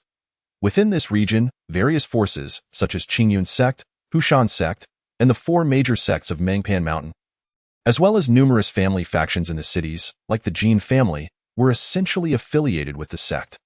Although these factions had no direct interactions and even held enmity towards one another, none dared to question Tianyang sect's authority, which represented absolute power. The sect's strength was formidable, yet its main headquarters lay thousands of kilometers away, far removed from his current location. Thus, Su Yun had yet to encounter any practitioners from Tianyang sect. "Not planning to go? Then my trip here is in vain," Jin Qingyan said, somewhat exasperated. The reason she had sneaked away from her family was that her sister had returned from Tianyang sect and intended to take her along to cultivate within the sect. Thus, she had run away to enjoy her final moments of freedom. Furthermore, Li Changheng held a prestigious position as an alchemist within Tianyang sect, which led her to believe Su Yun would surely wish to become a disciple, as it was an opportunity to be closest to her uncle. At the same time, she hoped to see what sort of person had captured her uncle's attention, to forge a friendship that would alleviate her solitude in Tianyang sect. Little did she expect that he had no intention of going. As she voiced her complaints, Su Yun finally understood that Li Changheng spent most of his time at Tianyang sect. However, he felt his current strength was insufficient. Lacking connections, he would likely not be accepted even if he went. Thus, he smiled and said, "At this stage, I certainly won't go, but who knows what the future may hold." Upon hearing this, Jin Qingyan replied, "That is for the best, and I hope to see you within Tianyang sect in the future." With that, she declared, "I truly cannot linger any longer. I must take my leave." Rising, Jin Qingyan stealthily exited the room. After she departed, Su Yun was finally able to calm himself. At this moment, thoughts of Tianyang sect felt distant. He shook his head, dismissing the matter from his mind. Having been awakened by Jin Qingyan, he decided against sleeping and instead began to cultivate. Taking out the Bodhi seed, he discovered that most of its energy had replenished. Holding the Bodhi seed, Su Yun felt an overwhelming sense of comfort and vitality wash over him. After a moment's contemplation, he retrieved a piece of string, bound the Bodhi seed, and hung it within the fabric of his chest, close to his skin. This way, the Bodhi seed could continuously nourish his spirit, allowing his mental fortitude to gradually strengthen even without directly absorbing its energy. Having completed this, he resumed his cultivation. The following day, at noon, Su Yun slowly opened his eyes. Time had flown by during his cultivation, and he was surprised to find it was already midday. It was time to return. Su Yun rose, tidied his belongings, and departed from the inn. Traveling southward, he left the city gates of Fudisheng and stepped onto the narrow paths winding through the forest. He wondered if the forces from Mangpan Mountain, Songyun Mountain, and Chanyue Palace were still vigorously searching for him. This time, he planned to retrace his steps and see if these 3 factions were still hot on his trail. In any case, given his current appearance, there was little concern of being recognized. After exiting the city, he proceeded through the forest. 10 kilometers later, Su Yun slowed his pace and ultimately came to a halt. The surroundings were silent, save for the sounds of birds and insects. However, Su Yun's expression turned slightly cold as he turned around. "Have you been following me all this while, yet still refused to reveal yourself?" He spoke in a cool tone. From the previously empty forest, a figure slowly emerged from behind a large tree. The person donned a green robe and wore a warm smile upon his face. "He Chao." Su Yun regarded him with an expression as calm as a still pond. Not long after exiting the inn, he had sensed someone shadowing him, a gaze fixed intently upon him. With so many people in the city, he feared he would be unable to identify the stalker and was concerned they might flee in confusion. So he had deliberately slowed his pace, refraining from using his full speed. It was only upon reaching this secluded area that he chose to confront the matter directly. He looked at He Chao and said indifferently, "What brings you here, He? Are you worried about my safety, so you came to escort me?" Upon hearing this, He Chao was momentarily taken aback, but he quickly regained his composure and replied with a smile. "You jest, my friend. However, I would not mind escorting you." Yet, he hesitated mid-sentence. Su Yun interjected coolly, "Yet, I must first hand over the white dragon incense, the previous chi recovery pills, and all the cultivation resources I possess." "Correct?" He Chao's eyes widened slightly at Su Yun's words, and he stared at him, saying, "You are indeed astute, my friend. Since you are aware, there is no need for me to elaborate further, as long as you surrender everything. I shall not make things difficult for you, and will allow you to depart." Upon receiving this confirmation, Su Yun let out a soft sigh. His intuition had proven correct. There was no such thing as unconditional goodwill. He Chao had initially sought to form a connection with him under the pretense of assistance, all because he had set his sights on Su Yun from the very beginning on that day. When he had inquired about the white dragon incense at the apothecary pavilion in Qingxian Palace, He Chao had been lurking nearby, already plotting to make his move. Chapter 67. A Trial Run. Eliminate He Chao. Su Yun's speculation proved accurate. Previously, while at Qingxian Palace, He Chu inadvertently overheard a conversation between Su Yun and Qin Fu, which left him secretly astonished. From Su Yun's words, it was clear he intended to purchase Bai Long Xiang, implying that he possessed at least 500 or perhaps even more Hui Qi Dan. Consequently, from that moment onward, He Chu resolved to target Su Yun, though it was only now that an opportunity had arisen. He was cautious by nature and refrained from making a move within the city. After all, Su Yun had already been recognized as a certified alchemist, and if Qingxian Palace learned that someone had acted against him right after his certification, they would undoubtedly intervene. Now, in this remote wilderness, there was no third party to witness their encounter. Yet at this moment, Su Yun smiled. Noticing this, He Chu inquired, "What are you laughing at?" Standing firm, Su Yun replied nonchalantly, "Why do you believe yourself to be my opponent? Were it not for my deliberate decision to lead you here, do you think you could keep pace with me?" Upon hearing this, He Chu's expression hardened. Indeed, Su Yun had detected his presence. Could it truly have been intentional? Yet, He Chu only had a cultivation level of the 4th stage of body refinement. What confidence did he possess? With a cold snort, he retorted, "Brother He, do not be ungrateful. If it weren't for our previous acquaintance, you would surely perish today. Anyone else would not let you leave. I've already shown you mercy." Once he finished speaking, the smile vanished from his face as he unleashed his aura. In an instant, the formidable energy of a 6th-stage body refiner erupted from him, creating an overwhelming pressure that bore down upon Su Yun. He aimed to force Su Yun into submission. Su Yun scoffed, replying with disdain, "You are merely courting death." With that, he ceased to hold back, channeling the full power of his true veins. Boom.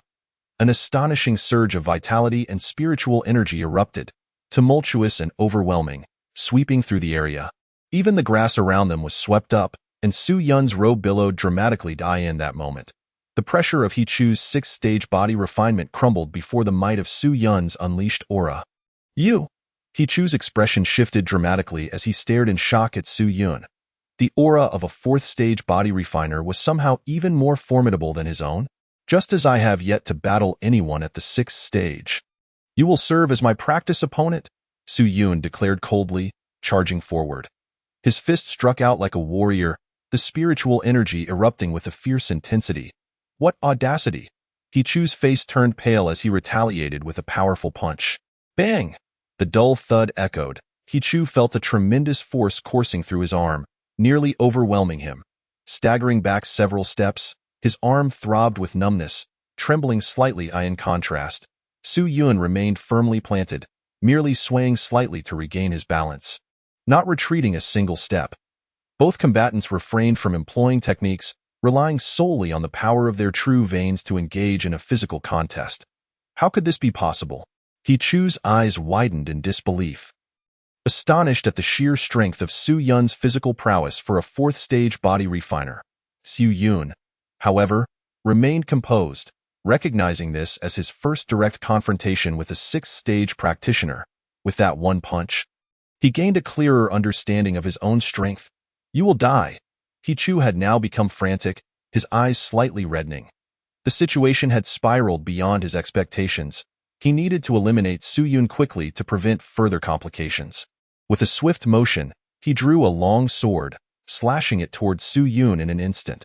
The sword energy surged forth. He bellowed, his blade gleaming with a cold light. An astounding sword aura erupted from the blade. Quickly spreading outwards, the surrounding flora was instantly severed, caught up in the whirlwind of sword energy that enveloped Su Yun. The razor-sharp energy surged menacingly, an intimidating strike aimed directly at him. This was the sword technique He Chu had cultivated. A lower-grade profound technique with terrifying lethality. Such power could easily obliterate not just a fourth-stage body refiner, but even a fifth-stage practitioner would be turned to fragments in an instant. You will die beneath my blade. Take pride in that, He Chu sneered, convinced of Su Yun's inevitable demise. To guard against any unforeseen circumstances, he unleashed his most potent strike, certain that Su Yun could not withstand this blow. However, with a resounding clang, it seemed as if his sword energy had struck metal, producing a clear, melodious sound. In the next moment, two astonishing waves of spiritual energy surged forth from Su Yun, coiling around him like two true dragons. Impenetrable and invincible. As He Chu's sword energy collided with Su Yun's protective aura, it was utterly shattered, dealing not a scratch to him. Seeing this, He Chu stood there, dumbfounded, his face filled with incredulity. What a formidable strike, Su Yun remarked. Had it not been for his cultivation of the Nine Dragons' celestial shield, that previous blow might indeed have torn him apart. Higher-tier practitioners wielding advanced techniques did possess overwhelming power. But that was all there was to it. Su Yun's eyes remained indifferent. Having tested his resilience, there was no need for further entanglement. I will kill you. He summoned the full force of his true veins, executing the Dragon Elephant Combat Fist with a thunderous roar. Boom. The Nine Dragons' celestial shield seemed to complement the Dragon Elephant Combat Fist, erupting from Su Yun's body with the ferocity of tigers and leopards. An awe-inspiring momentum. A dreadfully powerful aura surged forth, sending chills down He Chu's spine, causing every hair on his body to stand on end. Su Yun's strike instilled a palpable sense of death. Without hesitation, he swung his long sword again, fervently channeling the energy of his true veins, unleashing a brilliant wave of sword energy to block Su Yun's fist. Yet, the moment the power made contact with his sword, the blade shattered inch by inch, and the surrounding sword energy dissipated as if repelled. Witnessing this scene, He Chu's pupils constricted in shock. Bang! He was struck squarely in the chest, spitting out a mist of blood as his body was sent hurtling backward. Crashing to the ground, cough, cough, cough. He Chu lay on the ground, propping himself up with one hand while clutching his collapsed chest with the other, continuously coughing up blood. His complexion turned ghostly pale, beads of sweat rolling down his cheeks. The blood he coughed up was mixed with fragments of internal organs. Su Yun's strike seemed to have shattered his very insides. Noticing that He Chu had yet to perish, Su Yun raised an eyebrow and remarked, "You are the first to survive my killing fist. You ought to take pride in that." Upon hearing this, He Chu's blood surged, collapsing to the ground. His eyes, wide with disbelief, were fixed on Su Yun. Yet he lacked the strength to even raise a hand. After several moments of struggle, he ultimately succumbed to death, his eyes still wide open in astonishment. It was as if he could not fathom that he would meet his end at the hands of Su Yun, whom he had thought he could easily manipulate.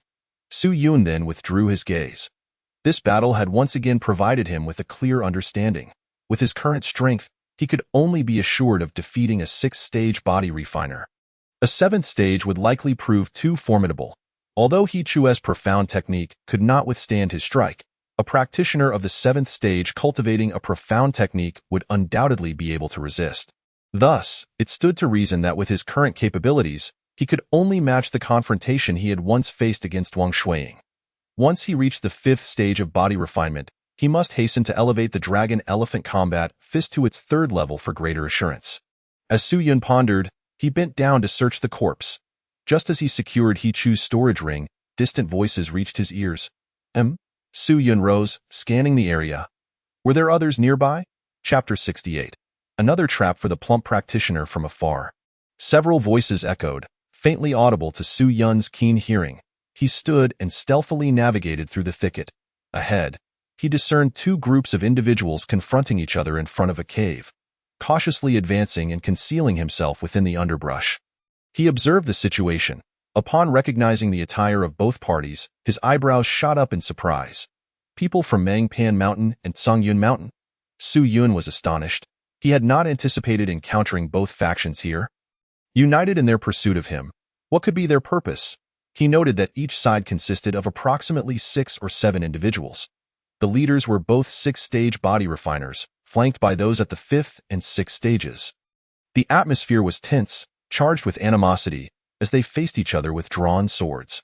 The leader of Songyun Mountain, Song Hai, coldly addressed the opposing party from Mangpan Mountain. Hu Zhua, are you not being a tad too domineering? The treasures within this cave were clearly discovered by our Songyun Mountain members. You wish to intrude and seize what is rightfully ours. Song, your words are rather amusing in the case of unclaimed treasures. The capable shall claim them. Since you have yet to retrieve them, how can you claim them as yours? Moreover, how can you speak of robbery? Hu Zhua replied with a faint smile, the scar on his cheek lending him a rather menacing appearance.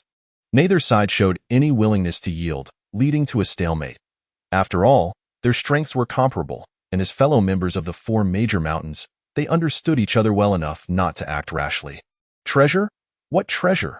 In the distance, hidden within the grass, Su Yun felt a stir in his heart upon hearing this. No wonder the two sides were at odds here. It turned out they had discovered a treasure. Could it be that the cave housed spiritual-grade medicinal herbs? His interest piqued. He concealed his aura entirely, waiting to observe the situation unfold. At this moment, Song Hai's forehead was throbbing with veins as he slowly spoke. Hu Zhua, are you truly unwilling to retreat? Do you really wish to sever ties with our Songyun Mountain over this matter? Hu Zhua merely smiled indifferently and replied, Brother Song, you exaggerate. This is merely a minor skirmish, not worthy of escalating into a grand feud between our mountains. After saying this, he glanced at the cave and continued, the essence of the Earth is indeed a fine treasure. Recently, our Mangpan Mountain's spiritual herbs were ravaged by thieves, resulting in significant losses. If the brothers from Songyun Mountain could show some generosity and yield it to us, we would be immensely grateful. Song Hai snorted coldly in response. Hu Zhua, are you dreaming? Your misfortune has nothing to do with our Songyun Mountain. The essence of the Earth Su Yun, concealed in the grass, felt a jolt in his heart upon hearing this. The essence of the Earth was a rare item from which cultivators could absorb energy to elevate their cultivation and strengthen their bodies. If luck favored someone, they might even open a true meridian directly by harnessing its energy. It could also accelerate the maturation of spiritual herbs or even assimilate ordinary liquids into essence if stored for long periods. So it was the essence of the Earth. No wonder neither side was willing to yield. Su Yun stroked his chin thoughtfully. This essence was indeed tempting. It was a prized treasure, if he could cultivate with the essence. Opening his 5th true meridian would likely be effortless. He needed to devise a plan to secure a share. After all, he had already offended the people from both mountains, so he had nothing to lose. However, attempting to steal the essence in front of over a dozen people seemed nearly impossible. If he entered the cave, he might be cornered. Even with his skills, escaping would be difficult. He pondered his options. Meanwhile, the two sides remained in a standoff, yet no one made a move. This left Su Yun feeling somewhat exasperated. Why not just fight? Only in the chaos could he take advantage. Minutes passed unknowingly. Just as Su Yun was at a loss for ideas, he suddenly noticed movement in the grass to the west. A figure briefly flickered into view. Huh? Su Yun was slightly taken aback. Was he not the only one hiding in the shadows? In the west, a bulky figure was crouched in the grass. It was the rotund cultivator. At this moment, he appeared somewhat impatient. Are we going to fight or not? A bunch of useless people. Hurry up. The rotund cultivator had received word that the people from Songyun Mountain had discovered the essence of the Earth, so he had come specifically to observe. Yet, he had been waiting in hiding for half the day, hoping the two factions would clash so he could profit, but they remained unmoving. This won't do. I must think of a way to break this deadlock. the rotund cultivator could no longer stay still. He stealthily stuck his head out to assess the situation around him, contemplating a strategy to disrupt the standoff. Gradually, a chubby face emerged from the grass. However, the two factions remained oblivious to the distant grass. But upon seeing this face, Su Yun was momentarily speechless. Though partially obscured by grass, he recognized the rotund cultivator at a glance. This guy truly wouldn't miss any opportunity for mischief. Su Yun stroked his chin, recalling how the rotund cultivator had previously tricked him, causing him to be pursued by the good-natured woman from Changyue Palace all night. Moreover, he had noticed a message from the rotund cultivator earlier that morning, stating he needed to see him. He had not responded, but now he found him here. The next moment, Su Yun grinned. Your timing is impeccable. Let you be the one to break the deadlock. With this thought, he promptly picked up a stone from the ground. With a swift motion, he hurled it directly at the rotund cultivator's rear. Whoosh! The stone, lacking any spiritual energy fluctuations, went unnoticed by everyone present. The next instant, the stone struck the rotund cultivator squarely on his backside. Caught off guard, he felt a sharp pain and instinctively let out a howl. Ouch! He crouched down, clutching his rear. This cry startled everyone from both mountains, who were locked in a standoff. Was there really someone hiding in the shadows? All eyes turned instantly toward the grass. A chubby face emerged before them. The expressions of both factions changed dramatically. The people from Mangpan Mountain were particularly furious. They recognized that face all too well. It was none other than the rotund cultivator who had plundered their spiritual herbs. The people from Songyun Mountain also wore grim expressions.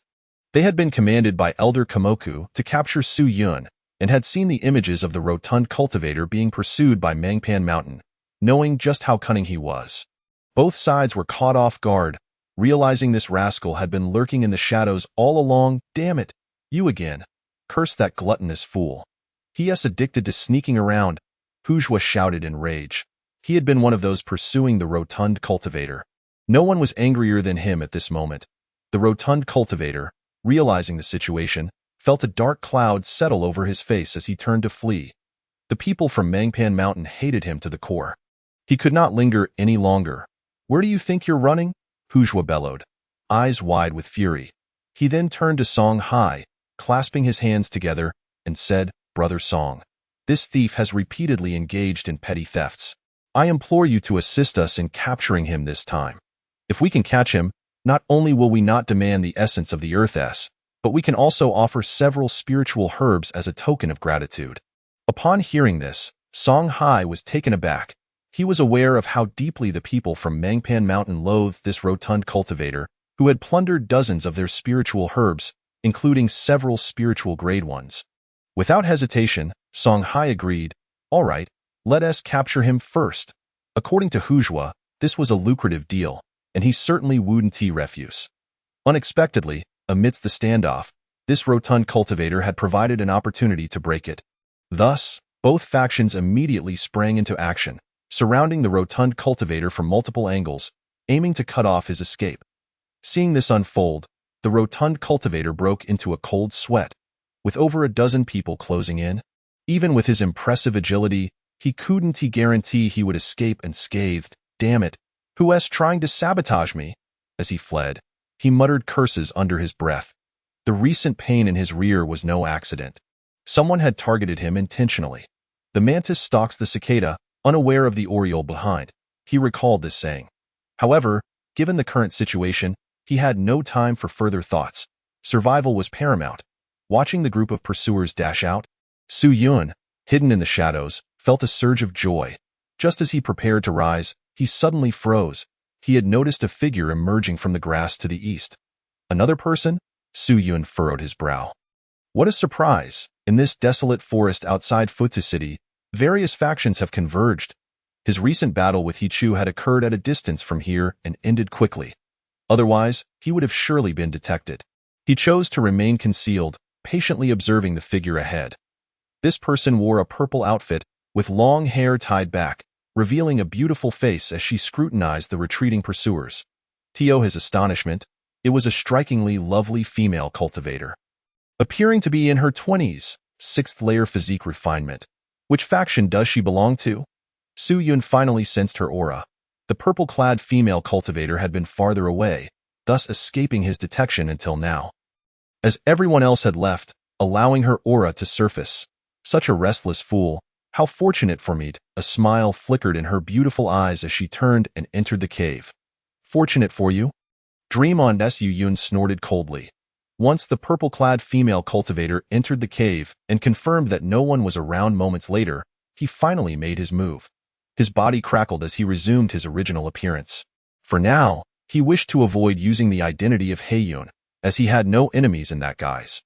Inside the cave, the passage was narrow. The purple-clad female cultivator advanced, faintly sensing some spiritual energy deeper within. After about 100 meters, she arrived at the bottom. Ahead, there was a pit in the ground, roughly the size of a half-embrace. Inside lay a pool of essence from the earth. The milky white substance was exceptionally pure, flowing like a luminous lake, brimming with astonishing energy. Who would have thought such a small place could nurture the essence of the earth? The purple-robed female cultivator's eyes sparkled with excitement as she rubbed her palms together. Then produced a precious pouch, swiftly filling it with the essence of the earth's milk that was nurtured within the pool. This pouch, seemingly no larger than the palm of her hand, possessed a surprisingly ample inner space, capable of holding its contents with ease, quite satisfactory indeed. The purple-robed cultivator was thoroughly pleased. Just as she prepared to stow the pouch away and depart, a large hand suddenly reached out from behind her, seizing her precious pouch. Who dares? The purple-robed cultivator was taken aback, immediately tightening her grip to thwart the thief's intentions. The intruder was none other than Su Yun, who aimed to seize the earth's milk essence while she was off guard. However, upon gripping the pouch, he realized that the purple-robed cultivator held on tenaciously, and he was unable to claim it. Su Yun was startled. This purple-robed cultivator exhibited formidable strength. Her quick reflexes and vigor caught him off guard. Who was this insolent brat attempting to pilfer my belongings? The purple-robed cultivator furrowed her elegant brows, raising her other hand to channel her true veins power and strike at Su Yun. Su Yun reacted swiftly, raising his own hand to meet hers in a clash. Boom! A tremendous force collided, producing a shockwave that caused both to stagger backward. Nonetheless, both individuals maintained a firm grip on the pouch. Neither willing to relent, Su Yun felt a jolt of surprise. This purple-robed cultivator's cultivation was at least of the high Xian rank, if not the earth rank. Otherwise, there was no way she could match him blow for blow. He recalled how He Chu, at the 6th level of body refinement, had been forced back several steps by a mere punch from him, his arm trembling from the impact, while Su Yun was astounded. The purple-robed cultivator was equally shocked, her beautiful eyes revealing disbelief. A 4th-level body refinement cultivator could actually stand toe-to-toe with her. How could this be? This little thief is no ordinary character. The purple-robed cultivator glared at Su Yun, gritting her silver teeth as she prepared to attack once more. Su Yun, equally swift, raised his hand to engage in a fierce struggle. The air around them crackled with spiritual energy, creating a spectacle of power. Both combatants fought with one hand while clutching the pouch with the other, neither yielding an inch. Minutes passed, and they remained evenly matched, neither gaining the upper hand. This frustrated the purple-robed cultivator. This opponent exceeded her expectations. How could a 4th-level body refinement cultivator be so formidable, able to contend with her? Thus, she called out, "Little thief, what is your background? State your name. Why don't you introduce yourself first?" Su Yun replied calmly. This was his first encounter with someone at the 6th level of body refinement who could withstand him.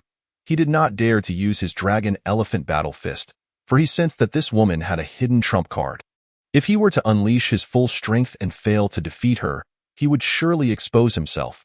The purple-robed cultivator declared, "I am Zian Xiong, a direct disciple of an elder from the Tianyang sect."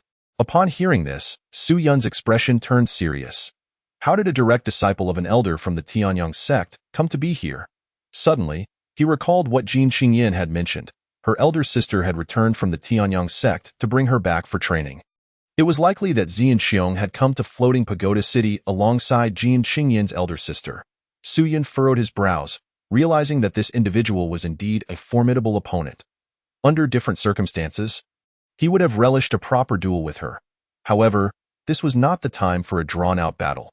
If the people from Mangpan Mountain and Songyun Mountain were to return, neither of them would acquire the essence of the earth's milk. Thus, he promptly ceased his attack, signaling for Xianxiong to pause. Xian Daoist, hold on.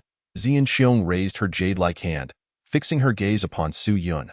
What, little thief, are you backing down? Chapter 70. A Feast for the Eyes? Su Yun frowned, replying, Xian Daoist, this is not the time for contention. If those individuals return, neither of us will obtain the essence of the earth's milk. You should be well aware of this. After hearing his words, Xianxiong's beautiful eyes shifted thoughtfully. She indeed recognized the truth in Su Yun's statement. However, yielding the essence of the earth's milk to him was utterly out of the question. Su Yun discerned her thoughts and continued. Since neither of us can gain the upper hand, why not divide the essence of the earth's milk equally? Divide it equally? Xianxiong was taken aback. She pondered for a moment.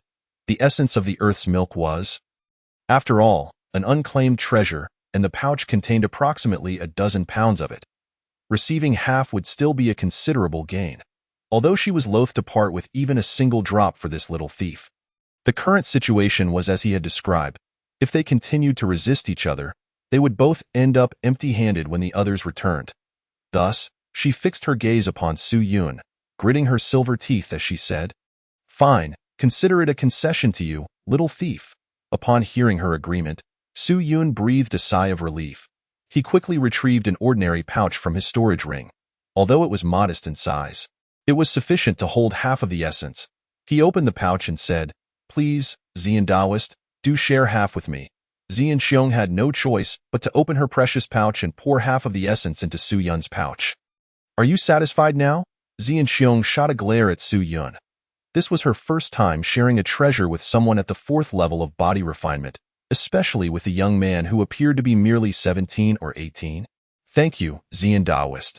You are indeed both beautiful and kind-hearted. It seems we have forged an unexpected camaraderie. Su Yun flashed a smile. Their motivations were merely to acquire this treasure. There was no animosity. So it was only natural they could reach an agreement. Bah, little thief. Your honeyed words won't work on me. Xianxiong glared at him, though a slight blush crept onto her fair cheeks. Observing her flustered demeanor, Su Yun raised an eyebrow, realizing that her thoughts were rather innocent. He smiled slightly, saying, If that's the case, I shall take my leave now. Xian Daoist, this place is not suitable for lingering. May we meet again by chance in the future. With that, Su Yun activated his movement technique and swiftly dashed towards the cave's exit. After covering about 10 meters, he suddenly turned back with a grin, saying, Xian Daoist, before you depart, it would be wise to tidy your attire to avoid any awkwardness. After saying this, he turned and continued on his way.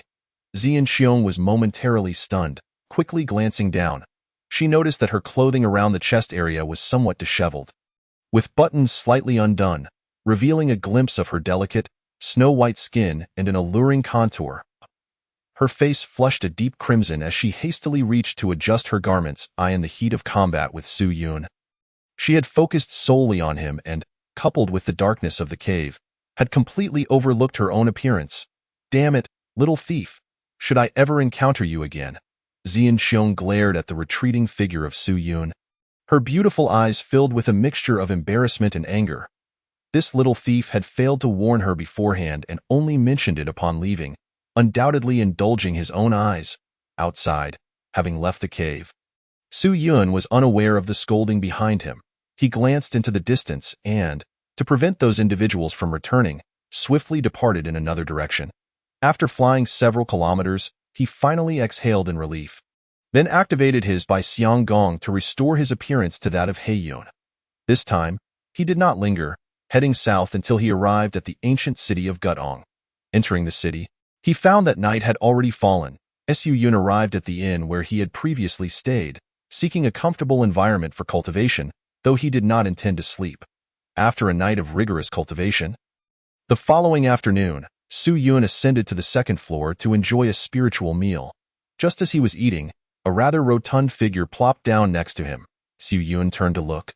Although this person had disguised himself extensively, from his clothing to his hair and even his features, Su Yun recognized him instantly. It was the plump cultivator.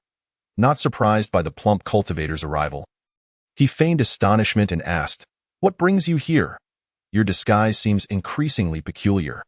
Have you garnered more enemies?" Initially, the plump cultivator had come seeking the jade imprint, but upon seeing Su Yun's altered appearance, he hesitated to confirm. However, hearing Su Yun address him first, he immediately recognized him. With an aggrieved expression, he said, "Was it you who caused the trouble yesterday?" "What trouble?" Su Yun feigned confusion. "Stop pretending. Who else could it be but you?" The plump cultivator's face darkened. "I was chased for half the day yesterday, and it took everything I had to shake off a dozen pursuers, nearly exhausting me to death." Su Yun chuckled lightly, replying, "You were only exhausted to the point of resembling a dead pig. Is that funny?" The plump cultivator's face darkened further. While being pursued yesterday, he hadn't connected the dots to Su Yun, but after escaping, he reflected on the situation and realized that the jade imprint he had given Su Yun was very close to his own location. He understood then that Su Yun had been the one pulling the strings. Acknowledging his predicament, Su Yun smiled and said, "You previously caused me trouble, leading to my being pursued by the Chanyu Palace all night. Now, I am merely returning the favor." Upon hearing these words, the rotund monk's expression shifted between various emotions. He had previously reveled in the misfortune he had brought upon Su Yun, only to find himself swiftly retaliated against. "Well, since we are even, I shall not hold it against you. Just share half of the earth milk essence with me. Is that agreeable?" he said, extending his hand towards Su Yun in demand. Su Yun, maintaining his composure, replied, "The earth milk essence is not exclusively mine." On that day, an elder's close disciple from the Tianyang sect was lurking in the shadows as well. I struggled for quite some time before managing to seize a small portion from her. "Oh?" The rotund monk raised an eyebrow. He had retraced his steps and indeed encountered members of the Tianyang sect. Thus he did not doubt Su Yun's words. With a grave tone, he stated, "Then you must share half of what you obtained with me." "I cannot be pursued for nothing." Su Yun retrieved a small bottle, roughly the size of a palm, from his storage ring and said, "Bring me a vessel, and I shall pour you half." "Is that all?" The rotund monk's face turned a shade of green. However, even the tiniest morsel was still sustenance, and with a grimace, he produced a small container. Observing the rotund monk's expression, Su Yun suppressed a laugh. Though he managed to pour him half of the essence, afterward, he regarded the rotund monk and inquired, "Now, tell me, what was it you wanted to discuss when you reached out to me within the jade stone?" After stowing away the earth milk essence, the rotund monk looked at Su Yun and cautiously asked, "What of the Bodhi seed I previously gave you?" Chapter 71. Digging one's own grave? Fifth layer of body refinement. Su Yun paused slightly upon hearing this, countering with the question, "What do you mean?" He had possessed the Bodhi seed for some time now, and it had greatly aided him, significantly enhancing his spiritual power.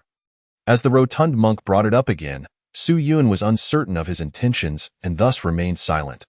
Could it be that he wanted it back? The rotund monk pondered for a moment before stating, "Have you noticed anything amiss? For instance, after absorbing its energy, are you unable to completely restore your strength, and does the amount you regain diminish with each use?" Su Yun reflected briefly before responding nonchalantly. No, he had absorbed the Bodhi seed's energy several times, and it had always been as effective as the first time, with no sign of diminishing returns. Upon hearing this, a glimmer of realization flashed in the rotund monk's eyes as he said, "The truth is, there is a problem with your Bodhi seed. Prolonged absorption of its energy can be detrimental to your inner meridians. My2 seeds do not have this flaw, which is why I reluctantly offered you one in exchange for yours. After all, despite our mutual deceptions, we can still consider ourselves friends, can't we?" With that, the rotund monk produced a Bodhi seed, encased in a small box, and placed it on the table. Listening to his words, Su Yun regarded him with a look of incredulity. Not a single word of the rotund monk's statement was credible. Could this man truly be so benevolent? That seemed utterly implausible. Recognizing Su Yun's skepticism, the rotund monk's expression darkened as he confessed, "To be honest, my 2 Bodhi seeds might be defective, not fully matured." He had previously inquired about the nature of these seeds, and had finally learned from the Zen Moon Palace that they were indeed called Bodhi seeds. He had also discovered that out of the 3 obtained by Shanyu, 2 were immature, with only one being fully developed and possessing a complete structure. Initially, he thought his luck couldn't be that poor. Yet he had unwittingly given Su Yun the best one. As Su Yun processed the rotund monk's revelation, he couldn't help but smile. This man had previously attempted to offload the mark of the Zen Moon Palace onto him to escape their pursuit, believing himself to have struck a great bargain. Little did he know, he had given away the finest seed while merely gaining a trivial return. The rotund monk gritted his teeth and proposed. "How about this? I will trade you my 2 seeds along with 5,000 recovery pills for your Bodhi seed. What do you say?" Upon hearing this, Su Yun's heart raced. 5,000 recovery pills could purchase a total of 10 white dragon incense. He had yet to see so many recovery pills in one place. However, he maintained a calm demeanor, scrutinizing the rotund monk. This fellow treated cultivation resources as precious as life itself and had been pilfering others' resources. How could he part with such a fortune for a Bodhi seed? The only explanation was that the seed's value far exceeded what he claimed. Thus, he pondered slowly, this Bodhi seed is indeed precious and will prove invaluable in the future. What you propose is insufficient. Even if you were to multiply it several times, I would not agree to the exchange. The rotund monk sighed, acknowledging, "It seems you are well aware of the Bodhi seed's remarkable benefits. It truly is rare.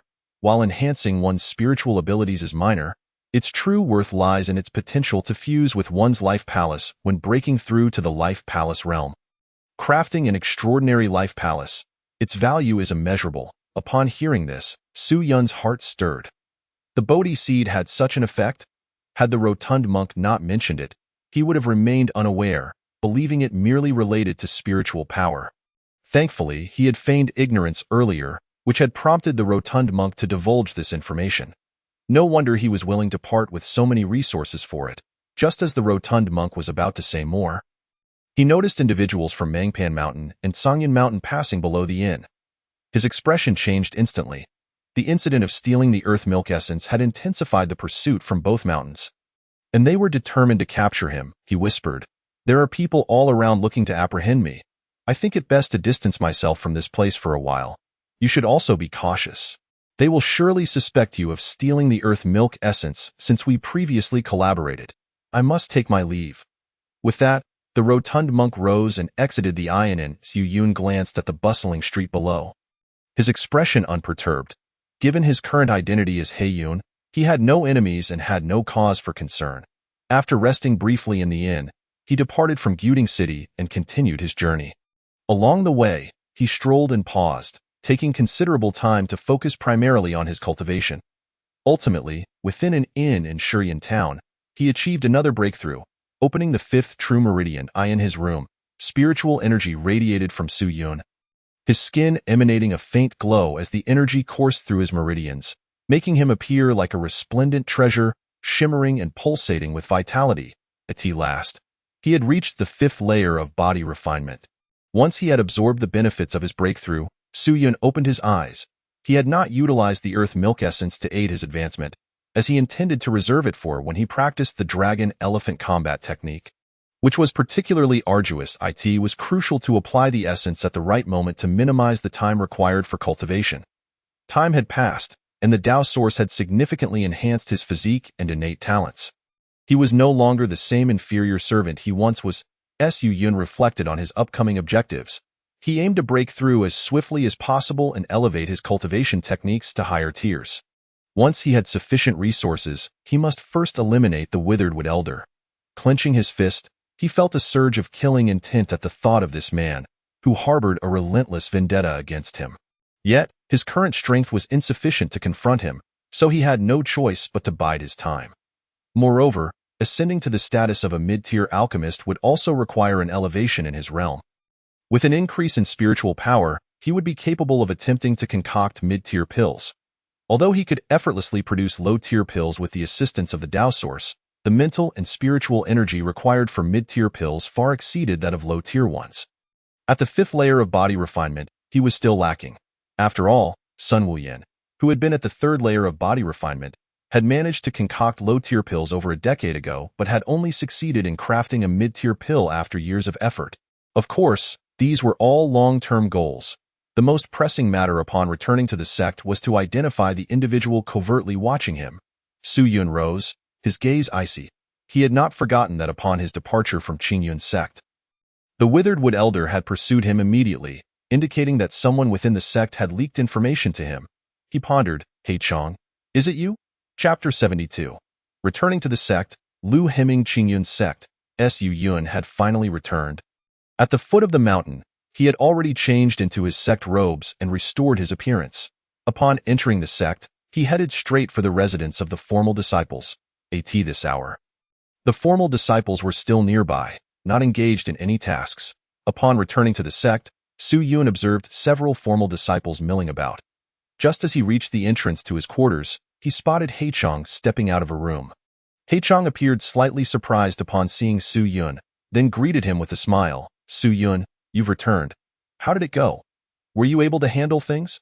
Noticing Haichong's demeanor, Su Yun maintained a composed expression and replied calmly, "It has been taken care of, however. Do you have anything to say to me?" Upon hearing Su Yun's retort, Haichong looked puzzled and asked, "What do you mean by that, Brother Su?" Su Yun had no intention of engaging in further trivial conversation. He got straight to the point and inquired, "What is your relationship with the withered wood elder?" "The withered wood elder?" Haichong's expression was one of confusion. "Who is that? I am unfamiliar with him. And we have no connection whatsoever." Observing Haichong's demeanor, Su Yun detected no hint of pretense. Could it be that he had misjudged Haichong? He recalled the time during the assessment for the disciples, when Haichong, fully aware of Su Yun's disadvantage, still offered his assistance. It appeared he was indeed not that sort of person. But who could it be? As he furrowed his brow in silence, he suddenly noticed a disciple not far away, who, upon seeing him, displayed a flicker of surprise. When their eyes met, the disciple immediately averted his gaze and turned to leave.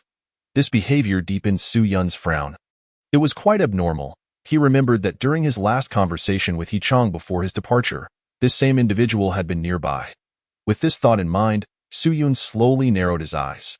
It seemed he had truly misjudged Haichong, and it was this person who had informed the elder of the withered wood about him. Meanwhile, Haichong looked at Su Yun with confusion and asked, "Su Yun, since your return, I find your words difficult to comprehend. What transpired while you were away?" At this moment, Su Yun withdrew his gaze and smiled, replying, "It is nothing. I was merely joking with you." "You rascal," Haichong said with a wry smile. He then looked at Su Yun and inquired, "What level have you attained now?" He recalled that they had both been at the 3rd level of body refinement. Yet Haichong remained at that level, while Su Yun's aura was now undetectable, leaving him with the impression that Su Yun had grown considerably stronger. Su Yun responded, "By sheer fortune. I have recently stepped into the 5th level of body refinement." Upon hearing this, Haichong expressed his envy, saying, "You are indeed impressive." He had always known Su Yun was exceptional, and it appeared he had underestimated him. Now that Su Yun had discerned who was secretly observing him, he chose not to elaborate further and bid farewell to Haichong. However, even though he had identified the individual, he did not rush to eliminate him, for he had a more strategic plan in mind.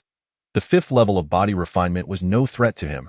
Keeping this person around could prove advantageous in the future. Su Yun's expression remained indifferent. Sometimes, retaining a pawn could be more beneficial than removing it outright. After leaving the disciples' quarters, Su Yun returned to the Misty Peak. Upon his return, he spotted a youth clad in blue, around 14 or 15 years of age, standing outside the alchemy room in the distance. Su Yun raised an eyebrow. Could it be that he had been away for too long, and Song Shuicheng had found another alchemy apprentice? Approaching, the apprentice regarded him and directly stated, "The master and Uncle Song are currently discussing alchemy matters within the furnace and are not receiving guests. If you have business, please return and come back another day." Surprised by this declaration, Su Yun asked, "Uncle Song, does that mean Song Shuicheng Sr. has arrived? And who is your master?" The apprentice, with a hint of reverence in his expression, replied, "My master is Lu Heping, a high-ranking alchemist of the Tianyang sect. He arrived 3 days ago to meet with Uncle Song, a high-ranking alchemist from the Tianyang sect." Su Yun's mind stirred. He hadn't anticipated that Song Shuicheng Sr. would also be part of the Tianyang sect. It made sense, though, as the myriad factions within 1,000 miles mostly depended on the Tianyang sect, aside from a few major branches. Only the Tianyang sect could offer the best treatment to high-ranking alchemists. Su Yun raised his hand to introduce himself. Upon realizing Su Yun's identity, the apprentice finally understood, saying, "I see. Then you will need to wait. Master and uncle are engaged in critical discussions and will likely require at least another day." "Very well, I shall return tomorrow," Su Yun replied, cupping his hands in respect. As he could not meet with anyone, he returned to his quarters. Time to cultivate, he thought, settling his mind to practice the Dragon Elephant Combat Fist, striving to ascend to the 3rd level as soon as possible. The primary combat technique necessitated the coordination of true pulse spiritual energy with the major meridians within his body, proving more challenging than body refinement techniques or movement arts. According to the technique's descriptions, he soon found himself severely drained, perspiration drenching his forehead. "Let's see just how much advantage the earth milk essence can provide me in my cultivation." Su Yun decided not to endure any longer and promptly retrieved the earth milk essence. As he extracted it, the pure light emitted by the essence illuminated the room, filling it with a refined aura. He had previously stored the earth milk essence in several bottles, intending to use it as needed. Opening a bottle, he poured a drop into his palm. Instantly, the pure energy was absorbed into his body, vanishing without a trace. He swallowed it whole. Su Yun poured the entire contents of the palm-sized bottle into his mouth and swallowed it down. In that moment, a surge of pure energy cascaded into his abdomen, akin to divine nectar, causing his entire being to glow faintly. Without delay, he began to refine the essence's energy, guiding it through his body's true pulses and meridians. Throughout the process, Su Yun felt as though he were floating, standing upon a cloud, with the earth milk essence enveloping his meridians and flesh in unparalleled comfort. Simultaneously, he practiced the Dragon Elephant Combat Fist. Following the described flow of spiritual energy and combat moves, the entire operation was exceedingly smooth, with no resistance whatsoever, achieving results that were exponentially more effective. This filled Su Yun with elation. Indeed, the earth milk essence could significantly accelerate my training of the Dragon Elephant Combat Fist. Under such favorable circumstances, he estimated that achieving the 3rd level of the Dragon Elephant Combat Fist would take merely a few days, if not less. Moreover, the earth milk essence was also silently fortifying his true pulses and flesh, enhancing his body's resilience and strength. In a wonder, even the closed-door disciples of the Tianyang sect elders are tempted. It truly is a remarkable treasure. Su Yun was astonished. While he had previously heard of the benefits of earth milk essence, experiencing its power firsthand was a revelation. Chapter 73. The 3rd level of the Dragon Elephant Combat Fist. With the assistance of the earth milk essence, Su Yun immersed himself in cultivation for an entire day. What would ordinarily take several days to achieve, he accomplished in just one. Presently, he was nearly halfway through the 3rd level of the Dragon Elephant Combat Fist, with his power having improved significantly. At that moment, he heard Song Shuiqing's cheerful voice from outside. "Have you emerged?" Su Yun opened his eyes, withdrawing from his practice. Coincidentally, he had nearly exhausted the earth milk essence he had consumed earlier. Just 2 small bottles would suffice to help him master the 3rd level of the Dragon Elephant Combat Fist. He mused inwardly, "This truly is a fine treasure." After stretching his limbs, he stepped out of his room. In the dojo, outside the alchemy room, Song Shuiqing had exited, donning a long robe. Beside him stood a kindly-looking elder, approximately 5 feet 7 inches tall and seemingly in his 50s, with skin still radiant and resilient. The young apprentice, Lu Jiqiu, stood respectfully at the side. It required no further words to identify this individual as Lu Heping, the high-ranking alchemist. Su Yun wasted no time and swiftly approached. Disciple pays respects to Alchemist Song and Alchemist Lu. Upon seeing Su Yun, Song Shuiqing stroked his beard and remarked, "You've returned. You've been gone for quite some time. Did you succeed in your assessment?" Su Yun nodded, saying, "Disciple has successfully passed the assessment, and I am grateful for Alchemist Song's guidance." With that, he produced his alchemist token, gesturing to display it while obscuring the black characters. Upon seeing the alchemist token, Song Shuiqing's eyes glimmered with approval. "Not bad, not bad." Lu Heping, standing nearby, scrutinized Su Yun and inquired, "Water Chun, is this the disciple with considerable alchemical talent that you mentioned?" Song Shuiqing nodded, affirming, "Indeed, this young man possesses exceptional talent in alchemy." Lu Heping smiled slightly and said, Su Yun, is it? At merely 17 or 18 years of age, you have already reached the fourth or fifth level of body refinement, on par with low-ranking alchemists. Have you considered joining the Tianyang sect? Su Yun replied, Alchemist Liu, I have not yet contemplated that. Liu Heping, with his hands clasped behind his back, said slowly, you ought to give it some thought. While it may not be evident now, in the future you shall understand that the Qingyun sect is still too small. With that, he turned to Zhang Shuichang and continued, well, apprentice brother, I have stayed here for several days. It is time for me to take my leave. I shall depart directly to avoid alarming the entire Qingyun sect. There is no need for that. With his status, a mere word would summon the elders of the Qingyun sect, even the sect leader, to personally see him off. Zhang Shuichang nodded, saying, safe travels, brother. Watching the two figures depart, Su Yun momentarily held his gaze on them. Zhang Shuichang, noticing Su Yun's expression, smiled and remarked, what Brother Liu said is quite true. You are young and possess considerable talent. Sooner or later, you will be constrained in the Qingyun sect. If you aspire to reach greater heights, you must seek larger sects to acquire more resources. Zhang Shuichang was well aware of these truths. Even he had ventured out in his youth, only to settle in the Qingyun sect after realizing that advancing further would be challenging due to his age. He understood that, at best, he could aspire to be a high-ranking alchemist, forever out of reach of the spiritual tier. Su Yun also withdrew his gaze and nodded, saying, disciple understands. However, it is still early to discuss such matters. I must focus on my cultivation for now and refrain from overthinking. As he gazed at Zhang Shuichang, Su Yun contemplated for a moment before finally voicing the question that lingered in his heart. Master Zhang, how many levels must one reach in body refinement before attempting to concoct intermediate-level elixirs? Is it necessary to break through to the Qi realm first? He felt some uncertainty regarding this matter, especially since he still had 10 elixirs to refine and wished to quickly acquire the ability to produce intermediate-level potions. However, Zhang Shuichang responded solemnly, ambitious aspirations are commendable, but you have just become a low-level alchemist and are already dreaming of crafting intermediate elixirs? Upon hearing this, Su Yun clasped his hands and replied, I acknowledge my impatience.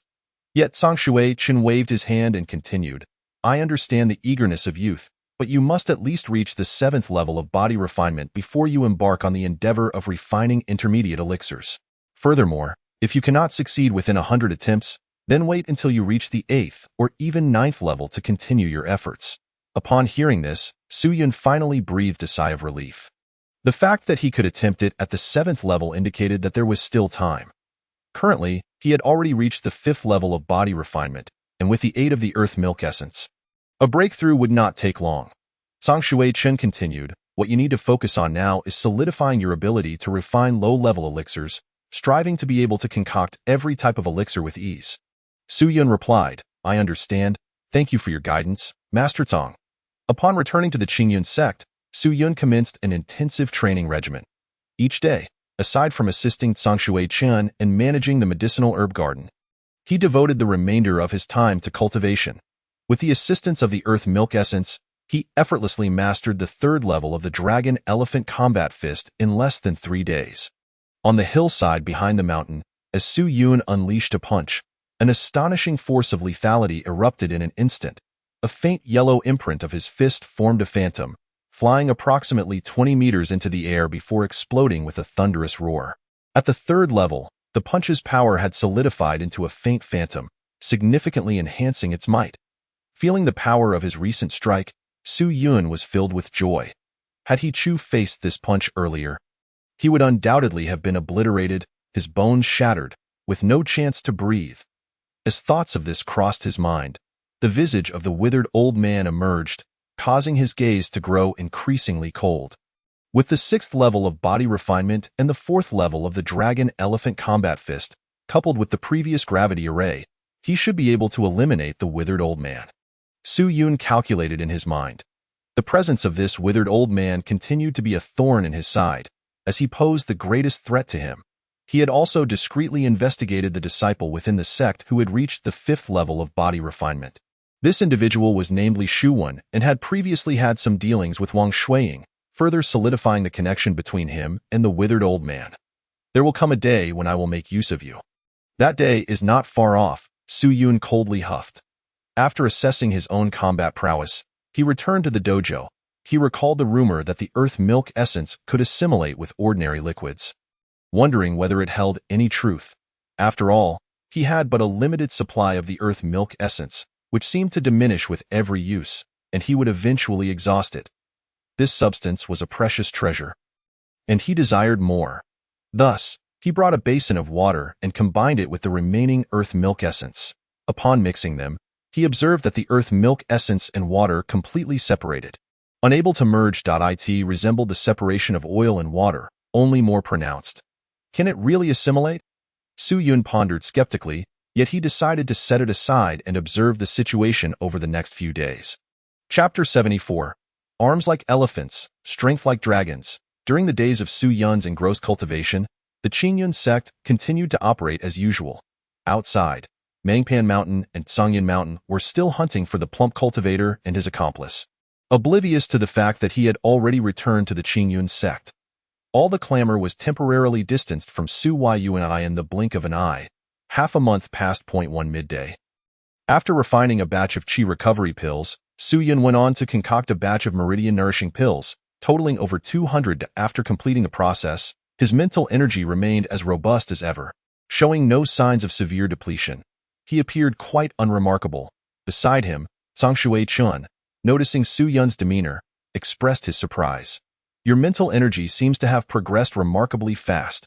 He recalled that Su Yun's previous mental energy allowed him to refine 2 batches of 100 pills. But it had never been this effortless. Typically, when a cultivator breaks through a realm, both their physical body and mental energy would enhance simultaneously. However, he had never witnessed anyone like Su Yun, who could achieve such a significant leap in mental energy upon advancing a realm. At this moment, Su Yun merely smiled. Songshui Chun was unaware that his Bodhi seed was nurturing his mental energy day and night, gradually augmenting its strength. Once the energy within the Bodhi seed was fully stored, it could significantly enhance his mental energy in an instant. After a careful appraisal, Songshui Chun withdrew his gaze and remarked, "At this rate, you may indeed attempt to refine intermediate-level elixirs sooner than expected. Continue tidying up your quarters. I shall take my leave to rest." "Understood, Master," Su Yun responded. Once Songshui Chun departed, Su Yun fell into deep contemplation. If given the opportunity, he would attempt to refine intermediate-level elixirs in a couple of days.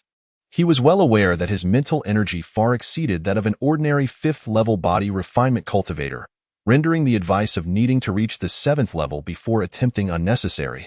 However, he did not intend to let Songshui Chun in on this plan, choosing instead to secretly experiment while the master rested. After tidying up his quarters and tending to the spiritual herbs in the garden, Su Yun returned to his room. He retrieved the clear water that had been stored alongside the earth milk essence from his storage ring to examine it. He noticed that the earth milk essence and water remained separate, failing to merge.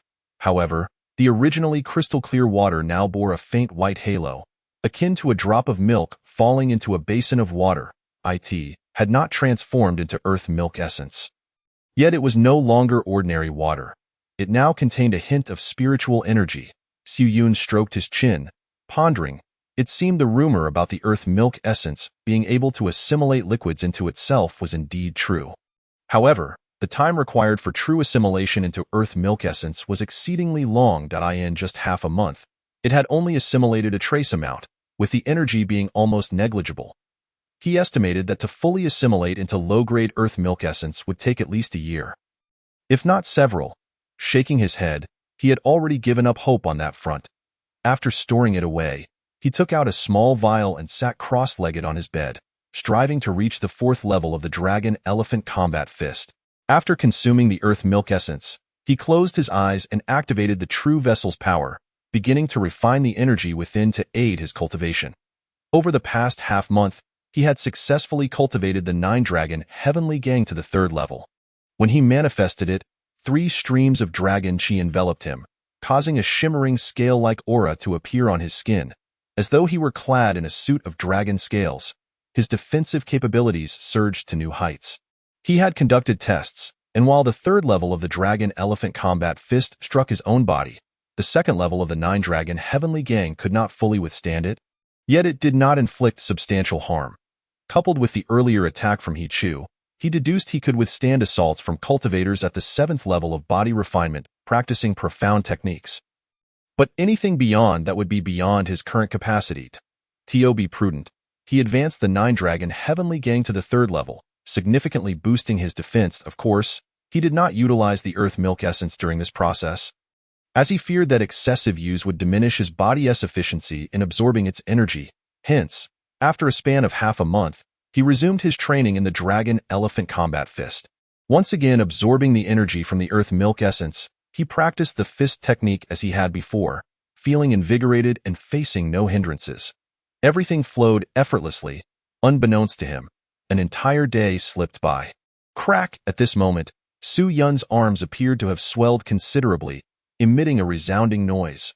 Moreover, his skin had become extraordinarily tough and coarse, resembling the hide of an elephant. Within them resided a profound strength, containing his spiritual energy. This was a sign that he was on the verge of mastering the 4th level of the Dragon Elephant Combat Fist. Arms like elephants, strength like dragons. The 4th level not only amplified the power of the fist imprint, but also enabled unparalleled close-quarters combat, reinforcing his arms to withstand blades and swords without suffering damage. Once his energy was nearly depleted, Su Yun withdrew from his training and rose to fertilize the medicinal herb garden outside. After completing this task, he did not rush to continue his cultivation, but instead made his way to the resource pavilion to deliver the elixirs he had refined the previous day. Upon arriving at the resource pavilion, he encountered Li Qiushan. Upon seeing Su Yun, Li Qiushan exclaimed in surprise, "You rascal! It's been a while since I last saw you, and you've made another breakthrough?" He noticed that Su Yun's appearance and aura were vastly superior to their last encounter. Leaving him somewhat astonished, Su Yun smiled and replied, "Fortuitous breakthrough." He then handed over all the elixirs to Li Qiushan, watching as the latter counted them. Afterward, he again spoke, requesting a dozen low-grade artifact stones from Li Qiushan, which consumed a considerable portion of his resources. Gazing at the palm-sized artifact stones, each brimming with energy, Su Yun contemplated. With these artifact stones, the gravity array he would set up would undoubtedly be exponentially more powerful. This marks his inaugural acquisition of a magical artifact. The magical artifact, spirit tool, royal weapon, sacred instrument, and so forth, represent the hierarchy of weaponry as he understands it. However, as a practitioner primarily focused on martial arts, he currently has no need for weapons and thus has refrained from making any purchases. Yet, with plans to ambush the withered old man, he recognizes the necessity of preparation, in addition to enhancing his own strength. The formation is of paramount importance.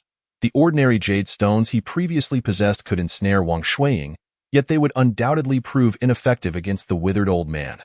Conversely, a formation empowered by low-tier magical artifacts would exponentially increase its potency. While it may still fall short of slaying the withered old man, it would certainly impede his movements. Su Yun secretly strategizes, understanding that a comprehensive plan is essential. Ambushing a cultivator at the 9th level of body refinement is no trivial matter. Upon returning to the Misty Peak, Su Yun meticulously inscribed the gravity formation's runes onto these magical artifact stones.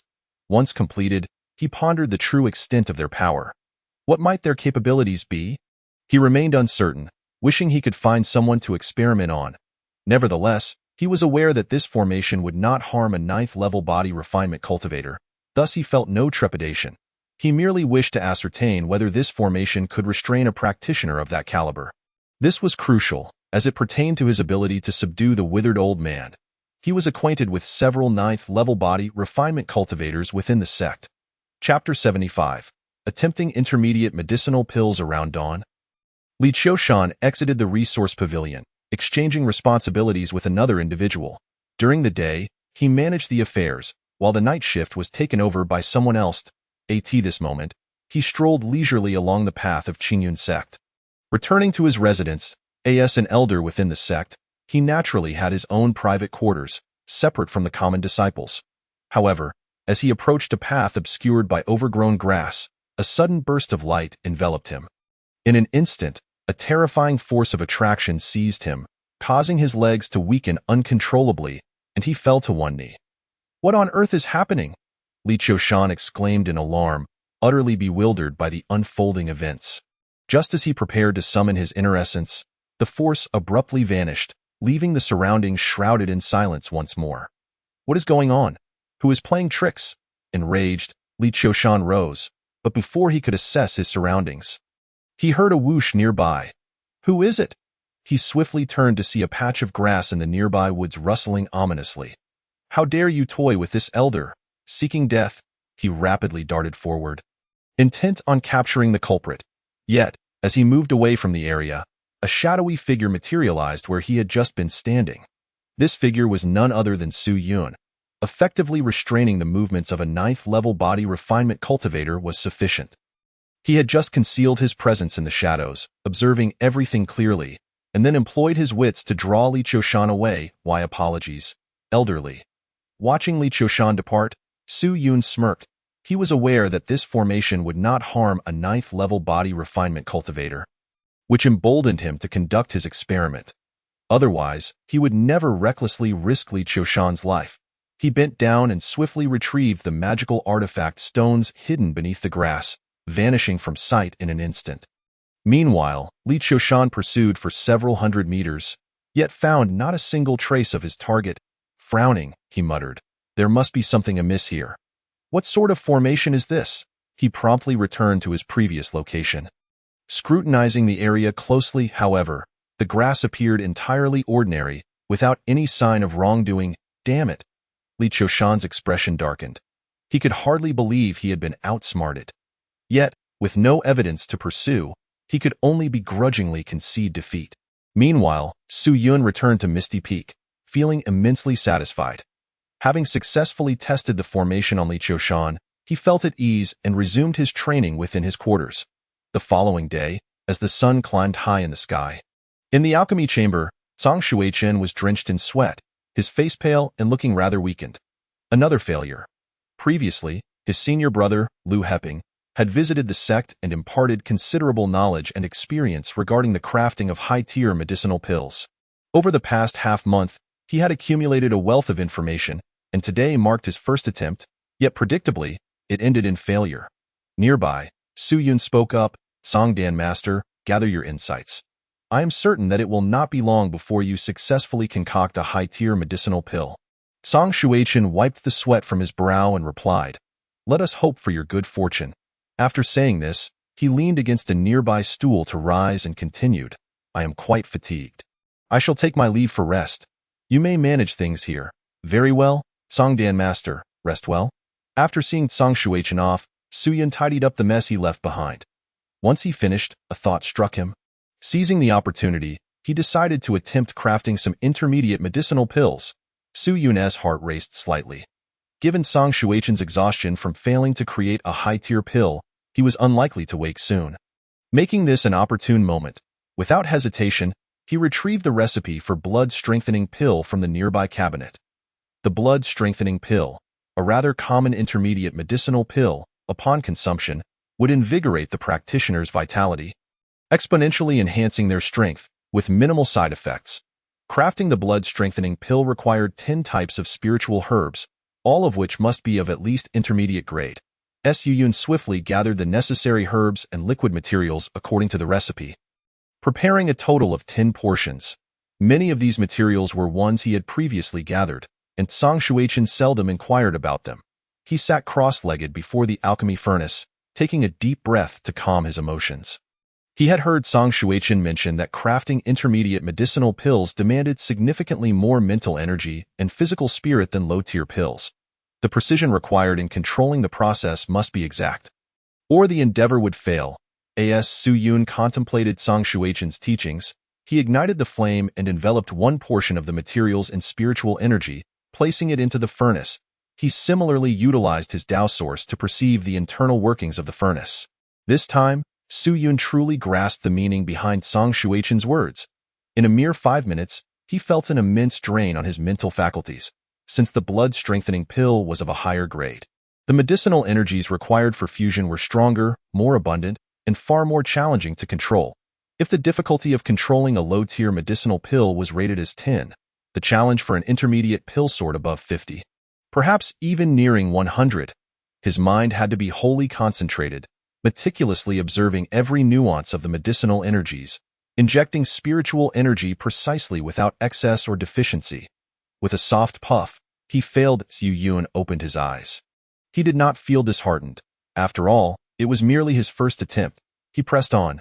Thus, he endeavored a second time, only to fail once more, a third failure, a fourth, and a fifth die in total. All 10 portions of materials were exhausted in less than half an hour. Each attempt culminating in failure. At this point, Xu Yun was drenched in sweat, feeling mentally drained. As expected, Songdan Master was correct. Crafting intermediate medicinal pills required a greater allocation of mental energy. Even with the assistance of Dao Source, he still could not succeed within 10 attempts. Xu Yun reflected on his recent failures, feeling no sense of defeat. Instead, he was invigorated. With the experience gained from attempting to craft intermediate pills, he now understood the correct approach. Making future attempts more manageable, with the assistance of the Bodhi seed, and after absorbing its energy a few more times, perhaps crafting an intermediate medicinal pill at the 5th level of body refinement would not be impossible. However, to be safe, it would be prudent to wait until he broke through to the 6th level before trying again. He understood that his talent for alchemy was lacking, even inferior to Sun Wuyan. He could only rely on aids like the Dao Source and Bodhi seed to expedite his mastery. After tidying up the remnants of his attempts, Xu Yun turned to leave the alchemy chamber. Returning to his own quarters, he removed the Bodhi seed, its energy fully replenished. After absorbing it, his previously weakened spirit was instantly revitalized, becoming even more robust. After stowing away the Bodhi seed, Xu Yun began to meditate and refine his energy. He was determined to advance to the 4th level of the Dragon Elephant Fist in one go. Chapter 76. Unmatched in Close Combat. 6th level. With the essence of earth extracted, absorbed, and refined, Xu Yun was confident that, with the aid of earth essence, he could attain the 4th level of the Dragon Elephant Fist within a single day. He delved deeply into his training, oblivious to the world outside, fully immersing his consciousness in the practice of the martial technique. 1 cycle, 2 cycles, repetitively in his mind, as well as through the opening and closing of his arms, he repeated the movements of the martial art thousands of times, tirelessly. His arms, through the practice, grew increasingly solid, muscles swelling like iron pillars, an impressive sight to behold in the blink of an eye. A day had passed. As dusk fell, on the hillside behind, the rocky cliff was littered with shards of broken bones. At that moment, a resounding crash echoed. The once solid cliff face was blasted open, rocks shattering and cascading down, dust billowing into the air. The 4th level of the Dragon Elephant Fist transforms the arms into weapons. With power akin to that of a dragon, his arms became formidable instruments of war, unmatched in close combat, sweeping all opposition aside. At this moment, Xu Yun's eyes sparkled with joy. His arms, now appearing no different from their usual size, had undergone countless refinements through rigorous training. Yet, the skin seemed to have transformed into a delicate golden hue, imbued with an unyielding texture, reminiscent of bronze or gold, impervious to harm. The punch he had just delivered was executed without the aid of any spiritual energy. Relying solely on the sheer strength of his physical form, with his arms erupting forth like formidable warriors, it is likely that a practitioner at the 7th level of body refinement, lacking a powerful protective technique, would find it utterly impossible to withstand such force. In future confrontations, even without invoking the 9 Dragons' heavenly gang, his arms alone would suffice to repel numerous assaults. Xu Yun gradually reigned in his aura, allowing his arms to revert to their normal state. With the final step of reaching the 6th level of body refinement, he could finally commence his plans. Taking a deep breath, Xu Yun understood the importance of not rushing. Establishing a solid foundation was paramount. As for the 6th true vein, he intended to proceed with caution.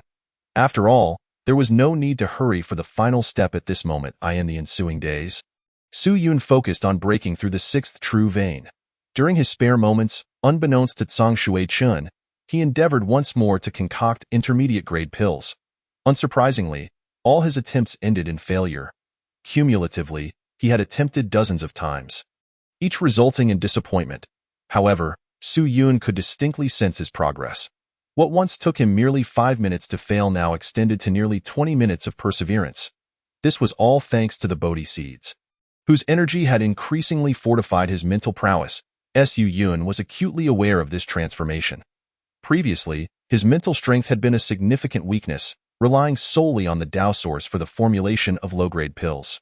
Now, however, his mental capacity had evolved into a strength, likely rivaling that of an ordinary practitioner at the 6th or even 7th level of body refinement. It must be said that while the plump practitioner had proven to be quite a nuisance, he had indeed bestowed upon him some invaluable treasures, granting him immense benefits.